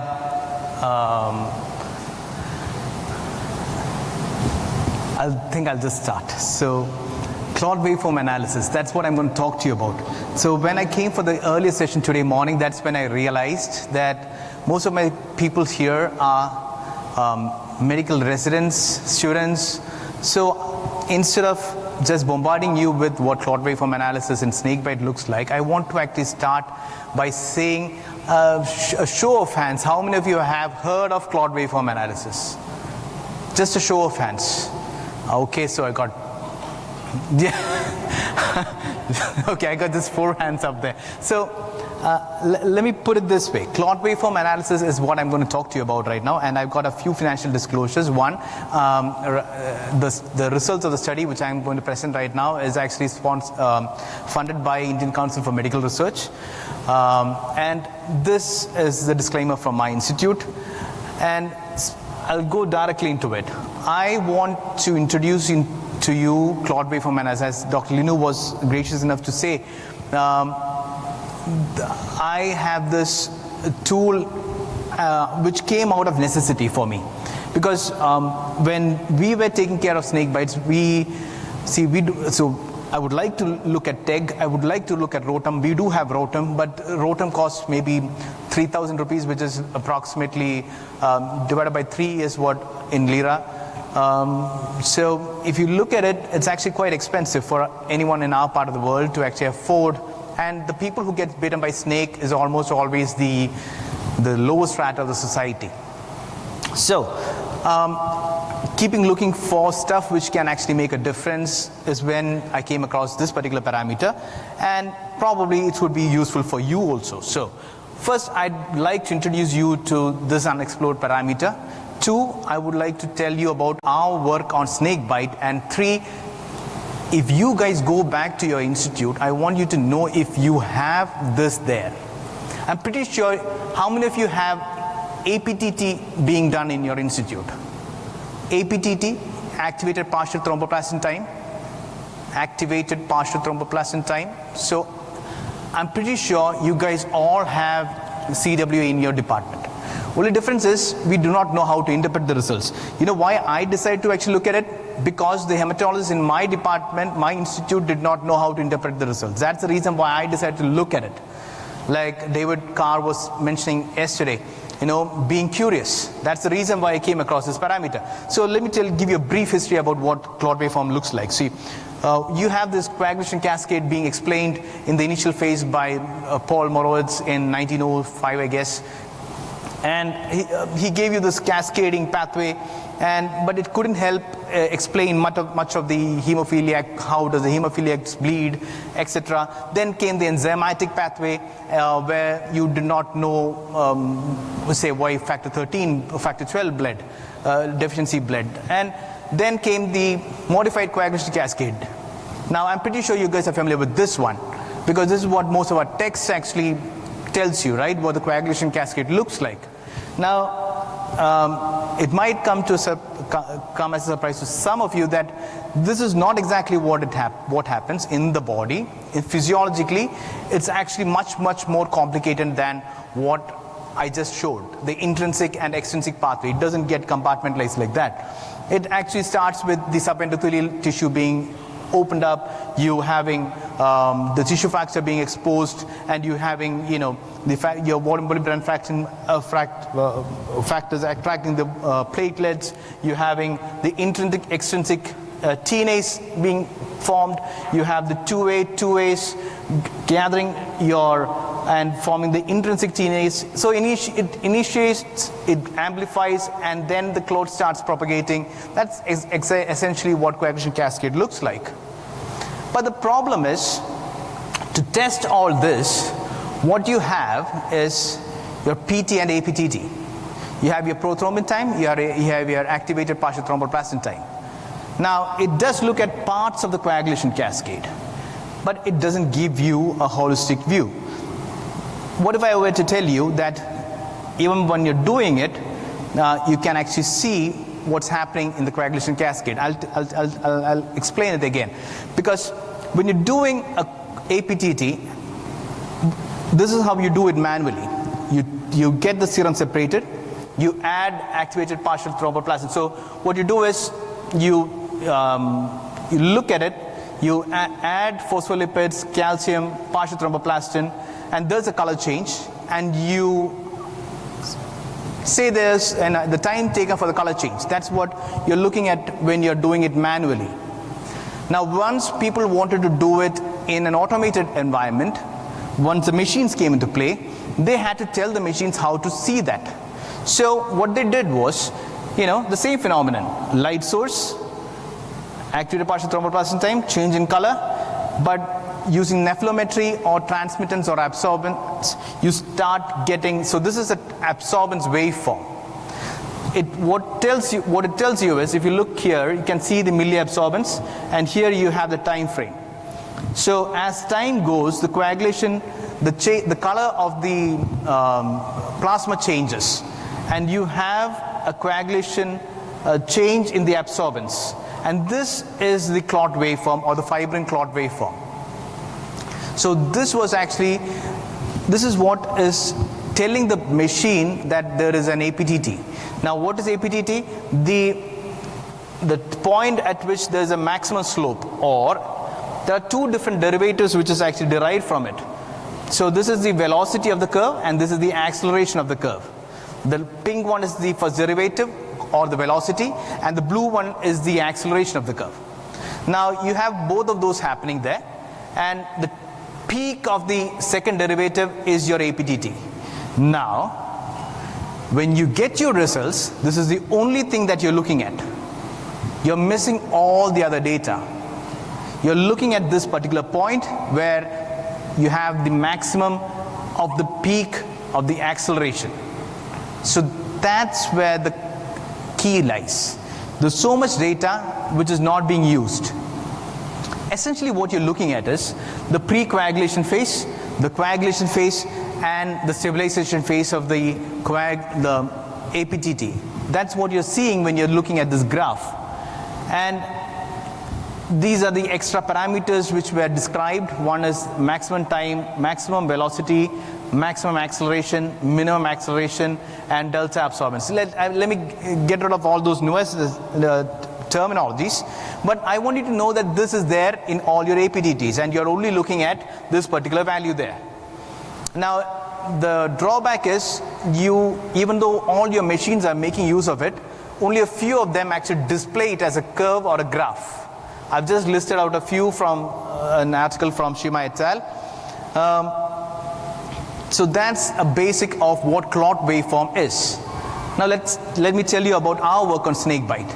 So I started working on snakebite because I had no other option. We get all kinds of snakes brought to a ER.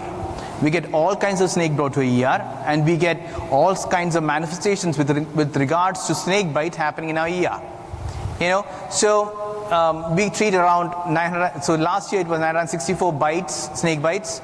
And we treat one. So it's like one requiring antivenom every 2 days. So it's kind of a large number, and we have this luxury of having all the snake bites brought to us. So I looked at the clot waveform analysis in specifically Russell's viper bite victims, and this is where we had the first major breakthrough, where you could see here all the APTT values except the last one was normal, but the clot waveform from the ones which I've been showing you were abnormal. Now that kind of triggered our interest, and that's when we started working on it more. We registered a study called Waveform Analysis in Snakebite snakebite with hematotoxicity wish as a trial, and now we are in a position to actually propose 3 different uses for clot waveform in snakebite. 1, to detect envenomation. 2, to detect species-specific changes. And 3, to detect response to antivenom. I'll go through each one of them. 1, picking up early presentations. You know, we are in a state where we get people, unlike the common thought process, we don't have late presentations. We have people who come to us quite early because of the awareness in our community. We got people coming to us with snakebite early. Now, say this is a case of a lady who was brought in at 5:30 p.m. and 7:10 p.m. and she reached the ED at 7:10.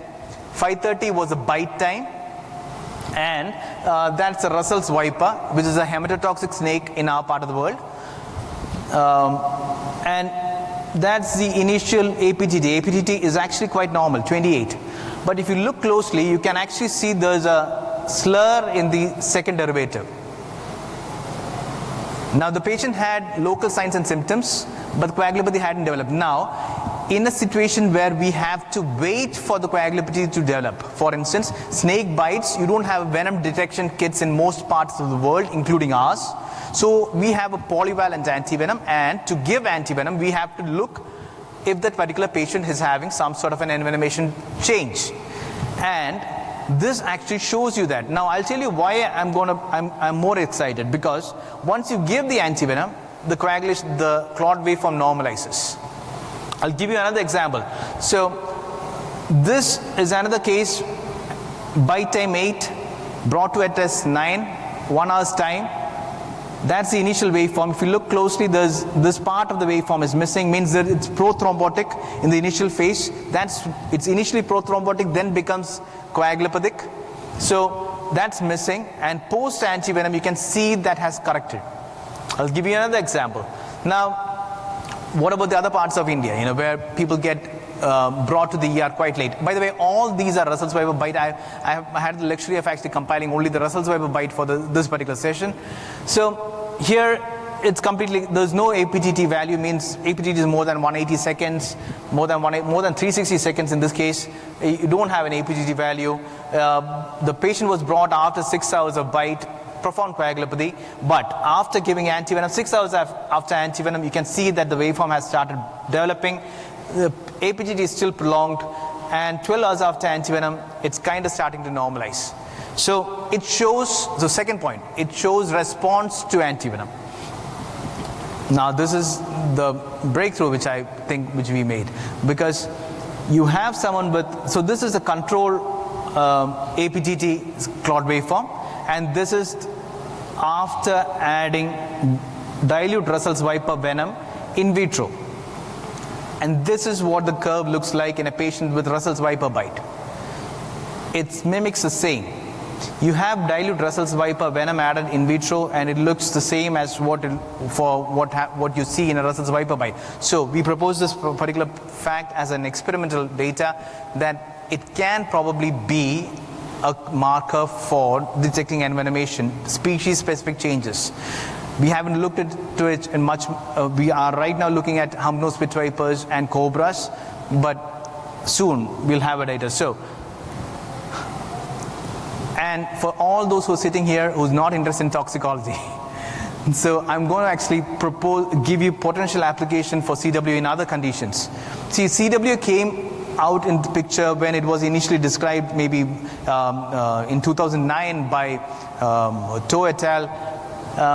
And it bordered on to becoming one of the most sensitive and specific parameters to detect DIC in sepsis patients. And it was almost about to become a recommendation by the British Society. And with high specificity of 97.6 and 98% to detect intravascular coagulation sepsis. So a particular change in the waveform called a biphasic waveform. Later people started experimenting with it in Claude waveform in hemophiliacs. You have multiple papers showing in hemophiliacs it as a useful parameter. And when you look at utility of Claude waveform coagulopathy, in the last few years, 2021, 27, something changed. COVID-19. And with COVID-19, people started describing so many more with regards to, I'll just point out a few. So this is a study which was done by Tan et al. In 2023, I guess, 2020, that's when it was published. So I'm not sure if you can actually read it. Bacteremia, dengue, viral fever, and that's control. There is a statistically significant difference, p-value less than 0.001 between. So it helps, in other words, it helps in distinguishing between different kinds of infections. So CW has been proposed as a parameter which can be considered to distinguish across bacteremia, dengue, viral fevers with relatively good sensitivity.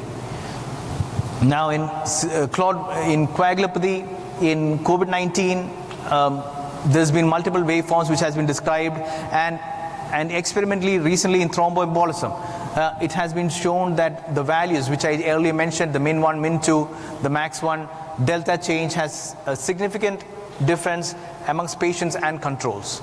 So in summary, CW remains an unexplored parameter, and in snake bite specifically, detection of envenomation, species-specific changes, detection of response to antivenom are things which you can consider. And research potential is still there. Anyone who's here, who's actually got, so I want you to go back, find out if you have CW in your system. It can actually probably cut your cost a bit. Or maybe at least, as an experimental parameter for research purpose. Thank you so much for listening.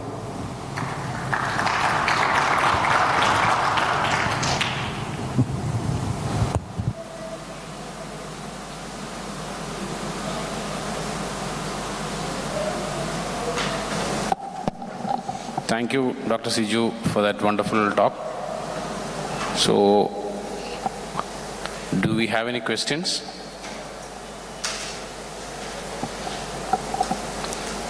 So the next speaker would be Sari Sogan on chemical leaks and toxic effects. Hi, everybody. My name's Sari, and I want to apologize in advance. I think I have a little bit of a cold, so my voice is awkward. So I'm going to be talking to you about chemical leaks and toxic effects, taking you in a completely different direction, but back to a topic that we started in the toxicology session in Hall B this morning, where we started talking a little bit about some of the toxicologic risks associated with major environmental disasters and kind of what to be prepared about. So chemical leaks are in that category, and I think the next few sessions are going to cover a little bit of preparedness with regard to these issues. I'm not advancing. Okay, a little bit about me. I'm an associate professor of emergency medicine and also a medical toxicologist. I work in New York at Bellevue Hospital and also at the New York City Poison Control Center. I do not have any financial or other interests to disclose.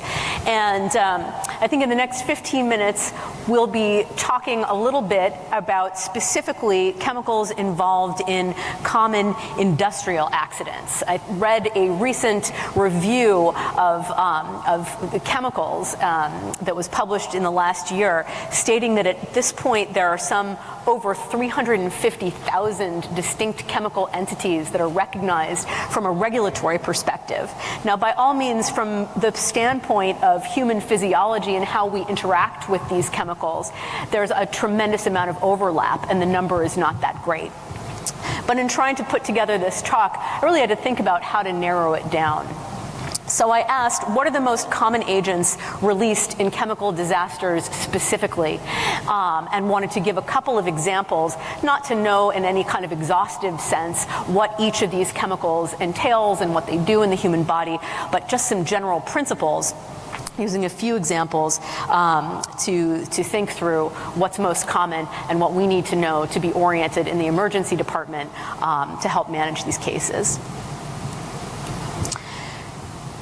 So this was an interesting website that I found also just in preparation for this talk. It's a relatively new group that started during the pandemic, trying to bring some political awareness to the problem of chemical disasters and releases. And they put together, a group of people got together and put together a lobbying platform and a website with an interactive map where they were able to locate every chemical explosion or release happening in the United States by virtue of combing through media reports, websites, government releases, and so forth. And what they realized was that there is a chemical incident happening in the United States alone pretty much every other day. And that number is increasing. Now, there isn't data sufficient to understand what this looks like on a worldwide basis. That has not yet been compiled. And to understand the reasons why this might be increasing is completely speculative. But the WHO has been turning our attention for some time. This was a report, a book that was published in 2018, looking at the problem of what are called NATEC events, or chemical releases and chemical disasters that follow in the wake of natural disasters. So these are your earthquakes, your cyclones, and hurricanes, flooding and so forth, which are going to put infrastructure at risk and by all means lead to chemical releases and disasters and are actually require a more complicated response, since by virtue of the natural disaster, the health system would already be at risk. So this is a paper that I came across some years ago. It's probably out of date by now, but in just kind of looking through that website that I mentioned before, it seems like it might still hold true. That chemical incidents, you can see here on the right, this is the top 15 out of top 25 chemical incidents that happen in the United States during a multi-year period. You can see that pretty much every sector is involved, right? So it's not just chemical manufacturing, it's agric, it's water quality and sanitation, it's animal husbandry. So these are all sectors of society that would be much more widespread and available anywhere in the world. And you can see that the number of chemicals used and the number of incidents that are involved seems to be pretty widespread.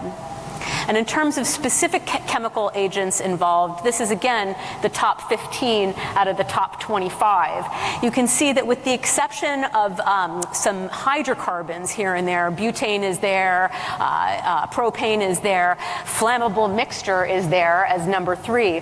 The vast majority of these agents all fall into one general category. They're all pretty much irritant gases.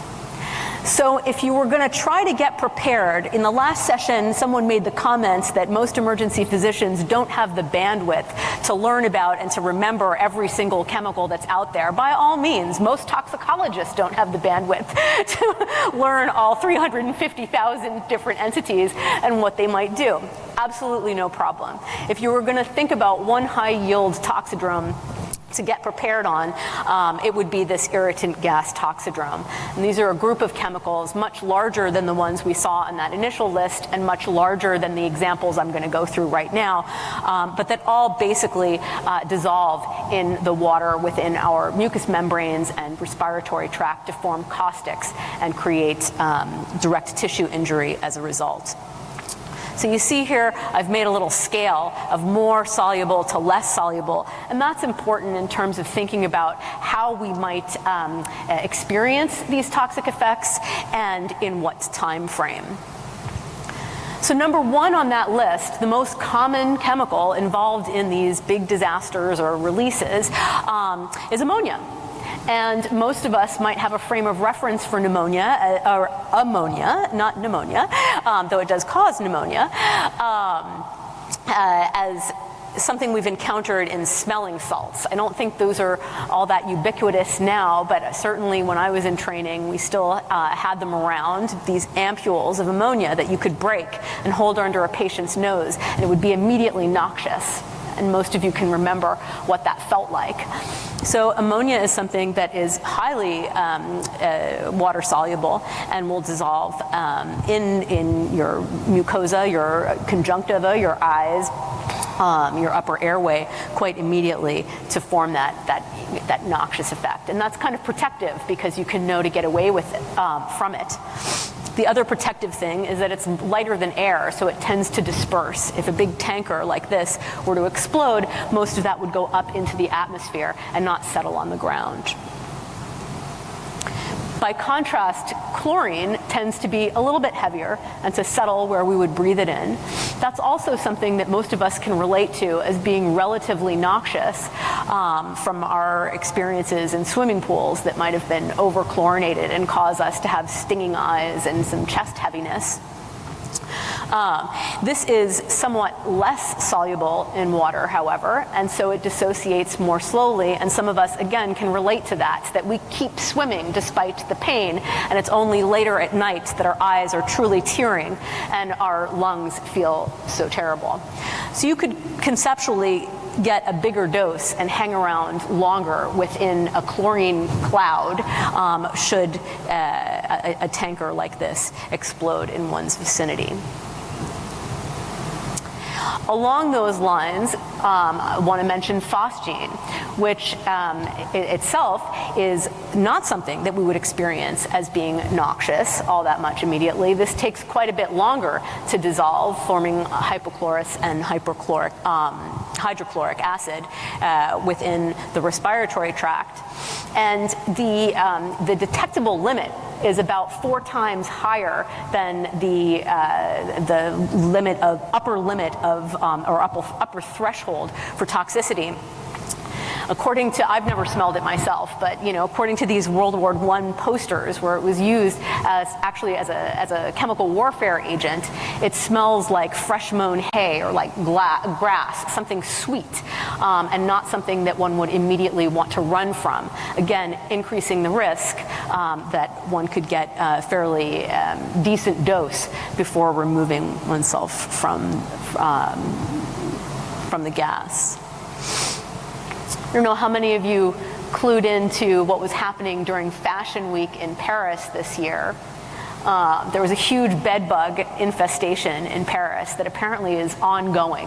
And as a result, people were spraying a lot of chemicals to try to decontaminate these rooms and kill the bed bugs. I don't know if anybody knows what that agent is that is most commonly used for purpose, but it's sulfuryl fluoride. And this is a bit of an exception to the general irritant gas toxidrome that the other 3 agents I've just spoken about would produce. Sulfuryl fluoride doesn't so much, it does slowly hydrolyze in in the water of our mucosa and respiratory tract to form hydrofluoric acid. But more readily than that, it will simply dissociate to create a fluoride ion, which is highly reactive, an anion that reacts with calcium more so than magnesium and potassium, producing this toxidrome, the mnemonic for which is CATS, referring to convulsions, dysrhythmias. We can see here the classic signs of hypocalcemia, tetany, and so forth. And hydrogen sulfide is the last one that I want to mention as being a real exception. Yes, it absolutely is a respiratory irritant, an irritant gas, but its effects at higher doses or prolonged doses go far beyond the keratoconjunctivitis and the chemical pneumonitis that we might associate with lower doses of this and with the other irritant gases. And this by virtue of its ability to bind to cytochrome oxidases within the mitochondrial membrane and shut down ATP synthesis, creating a high anion lactic acidosis, which is a fundamentally different thing, looks a bit more like cyanide toxicity than an irritant gas toxidrome at higher levels. For this reason, it's been named the slaughterhouse sledgehammer, meaning that if it builds up within a space and someone were to walk into that space, it can cause an almost immediate knockdown, much like cyanide would cause almost immediate coma and shock. So our approach to management really today doesn't differ all that much from what it was or what was elaborated in the First World War as a result of many medics having to deal with high volumes of soldiers being exposed to chemical warfare agents. And back then, the standard of care was to follow the same principles that we use today, which is decontamination, and then supportive care. So back then, decontamination looked a lot like using gauze soaked with water or saline to keep the eyes moist, and to have people gargle every 3 hours per this kernel. Today we might be a little bit fancier about that irrigation. There are eye wash stations.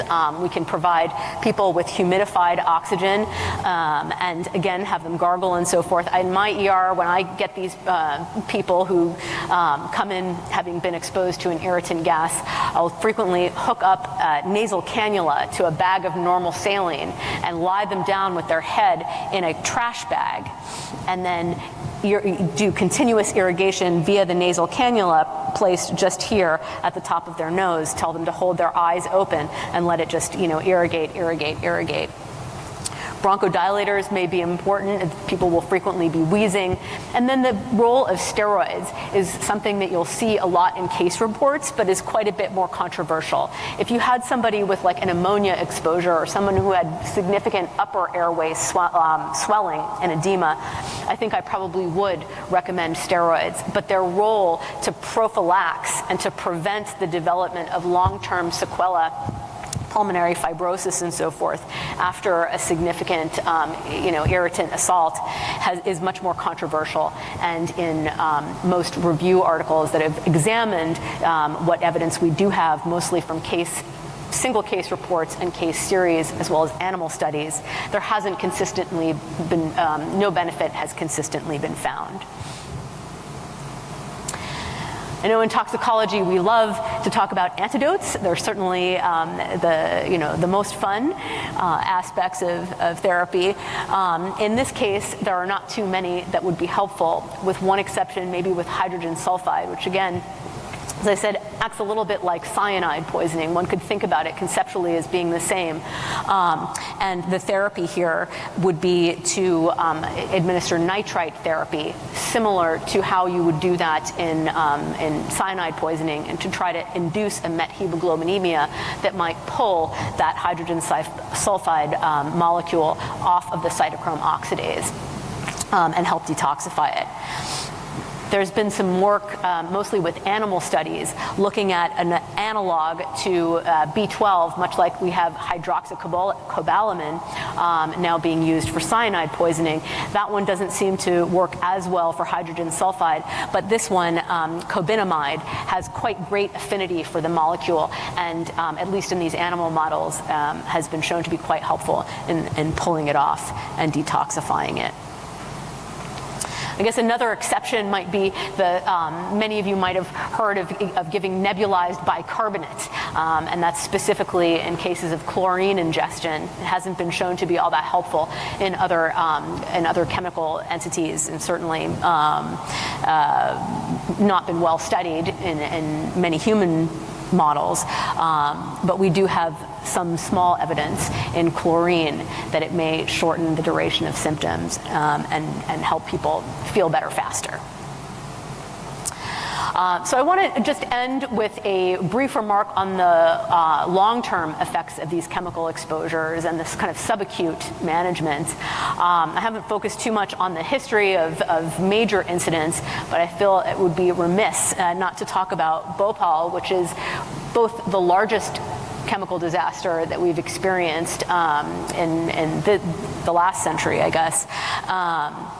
And something where we now have 40 years of experience seeing what happens to people in the aftermath of the event. In this case, an irritant gas, again, was released in massive quantity after an explosion at a factory in 1984. And within about the first 5 days, officially 3,800 people died of this irritant gas exposure and toxidrome that I've been talking about. At the 30-year mark, however, the government officially recognized almost 600,000 people who had been affected and who continued to show the effects at 30 years, including a high incidence of birth defects and of cancers, anywhere from 8 to 27 times increased risk associated with this, as well as significant sequelae from long-term inflammatory changes in the eyes, in the corneal opacification, for example, and in the lungs, both bronchiolitis obliterans and pulmonary fibrosis developing kind of 30 and 40 years out. People are still suffering from this. So I wanted to end with just this note that the good physician treats the disease, and I think as emergency physicians, we all have the advanced life support skills to do a great job in the vast majority of these cases without much specialized knowledge of what specifically the chemical was and how to treat it from a toxicologic standpoint. But the great physician treats the patient who has the disease, and in many of these cases, people are going to want to know not just, how can I feel better right now, but am I going to be okay down the road? And in that case, knowing what actually was released and being able to say something specific about the long-term consequences can be extraordinarily reassuring to people and an important part of what we do. So with that, I'm going to end and hand over to the next speaker, who I think will talk more about how one might go about finding out which agent was released. Thank you, Sari. And we have Sage coming next. And Dr. Sage is going to talk about the prevention and protection measures in the community level.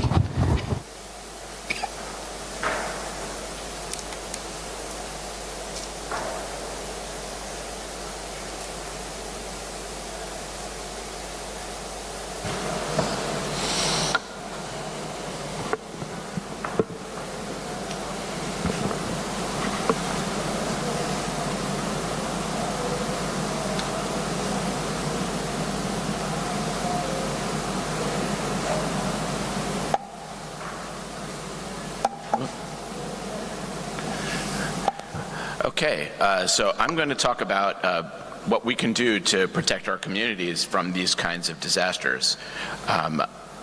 Brief slide about my background. I'm also a toxicologist who works in New York City. I work in Brooklyn, and I have no conflicts of interest to disclose. So I'm going to go over some background about preparation for chemical releases. Talk about how we can identify some of the potential threats, whether they're industrial, whether they're used for malicious purposes, and then how we can prepare, what equipment we might need, how we can prepare about decontamination, how we can get information when we do identify a toxin, and then how we can address the availability of antidotes. So there are a number of ways that chemicals can be released. It can be intentional, it can be unintentional. Some sources include natural disasters, industrial accidents, transportation of chemicals, terrorism, and chemical warfare. And it's important to recognize that to some extent there's a bit of artificiality of this, because while it's true that people who have malicious intent with release of a chemical, there's a lot of agents that have been developed specifically for that purpose. But if if it may not be necessary for somebody to have the ability to synthesize a chemical, if they can identify a dangerous substance that's used in large quantities in your community, they could attack that source of the chemical that's already sitting there and potentially cause a release that can cause damage. So I'm just going to review some examples of some of these. This is an example from Cameroon, where there's a lake in the bottom of a valley that contains a lot of rock that contains carbon dioxide. And one day, the lake essentially burped up a big cloud of carbon dioxide, and that acted as an asphyxiant that killed a lot of people and livestock that were living in that valley. Here in Turkey, there was a release just a year ago of cyanide from a mine into a lake. So that, there are industrial sources, and Dr. Sari did a great job of reviewing how ubiquitous all of the different potential industrial sources are, and it cuts across a lot of things that we don't necessarily think of as sources of chemical releases. This is one that happened this year in the U.S., in Ohio. A train derailed that was carrying phosgene and hydrochloric acid, and also led to release of vinyl chloride. And this is a tough one to address, because we can identify the chemicals that might be being used in our community and prepare for those, but then how do you prepare for chemicals that just happen to be passing through your community and are released because of an accident like this? This is from the sarin attack on the Tokyo subway, so this is an example of an actual chemical weapon that was used. And another example of state-level chemical warfare. This is in Syria, and you can see that in the explosion here, the gas release, that green color indicated the presence of chlorine gas. So these are all different potential ways that people could become exposed to a chemical in large numbers. And to just highlight the difference between a chemical attack compared to a biological and a radiological attack, the biggest difference is the time frame, right? People who are exposed to chemicals typically, for most chemicals, and obviously there are exceptions for things like phosgene, but most things tend to have fairly rapid effects, and you need to recognize that, and that's really important in terms of personal protective equipment and decontamination that take a much higher priority compared to biological attacks and radiological attacks, because it's very easy for the person who's taking care of these patients to become a patient themselves if we're not addressing those things carefully. Now, when we see critically ill patients, I think we generally know what to do with those, but the problem is that there are so many worried well, right? The critically ill patient is the tip of the iceberg. They're going to be and a good example is the sarin attack on the Tokyo subway, right? There were about, I think, 688 patients that were transported by ambulance to hospitals after that exposure. 5,000 people presented to hospitals on their own that just transported themselves. There were 1,000 people that had some type of cholinergic effect. I think about 30-something that were significantly ill, and 8 fatalities. So you can see for every really critically injured person, there's a ton of worried well, and we have to think about preparing for what to do with those people when they present to your hospital, and specifically allocating specific space for those people, and have a plan for that. And also to control access to your hospital so you don't have people who have not been decontaminated coming and contaminating the clinical area that you're going to need to take care of these patients.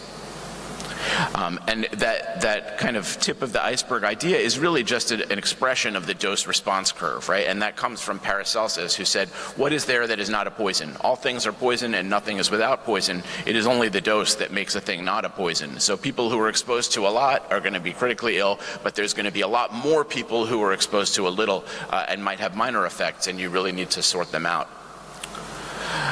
So in terms of identifying the potential threats that we might be seeing, thinking about the different industrial pollutants that might be used in your community is going to be important, and preparing specifically for those. And Dr. Sari made an excellent point that in general, preparing for pulmonary irritants and asphyxiants is really going to deal with the large majority of these, but there are other threats that are out there. And in terms of preparing, what can you do? Well, we mentioned PPE, and there's going to be a lecture following me that is going to specifically address that, so I'm not going to go into too much detail about that. Preparing for decontamination, both in the field at the scene, at the site of the release, as well as at the hospital for patients who may not have been transported by ambulance from that site. We'll look at how we get information both to the community and for ourselves as healthcare professionals, and then what we can do to address specific antidotes when there is a release of something that does have an antidote. So here's an example of making sure that you have appropriate PPE for your first responders and for your staff in the hospital. Having appropriate equipment to be able to decontaminate people at the scene. Ideally, you don't want to transport contaminated patients in your ambulance because it's going to contaminate the ambulance and take it out of circulation, right? So you ideally want to transport people after they've been decontaminated at the scene. But at the same time, if you're working at the hospital and receiving these patients, you cannot assume that that has been done appropriately. So you have to treat every patient as they are potentially contaminated.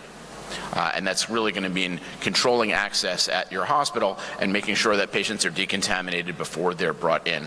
This is an example of our decontamination facilities at one of my hospitals at SUNY Downstate.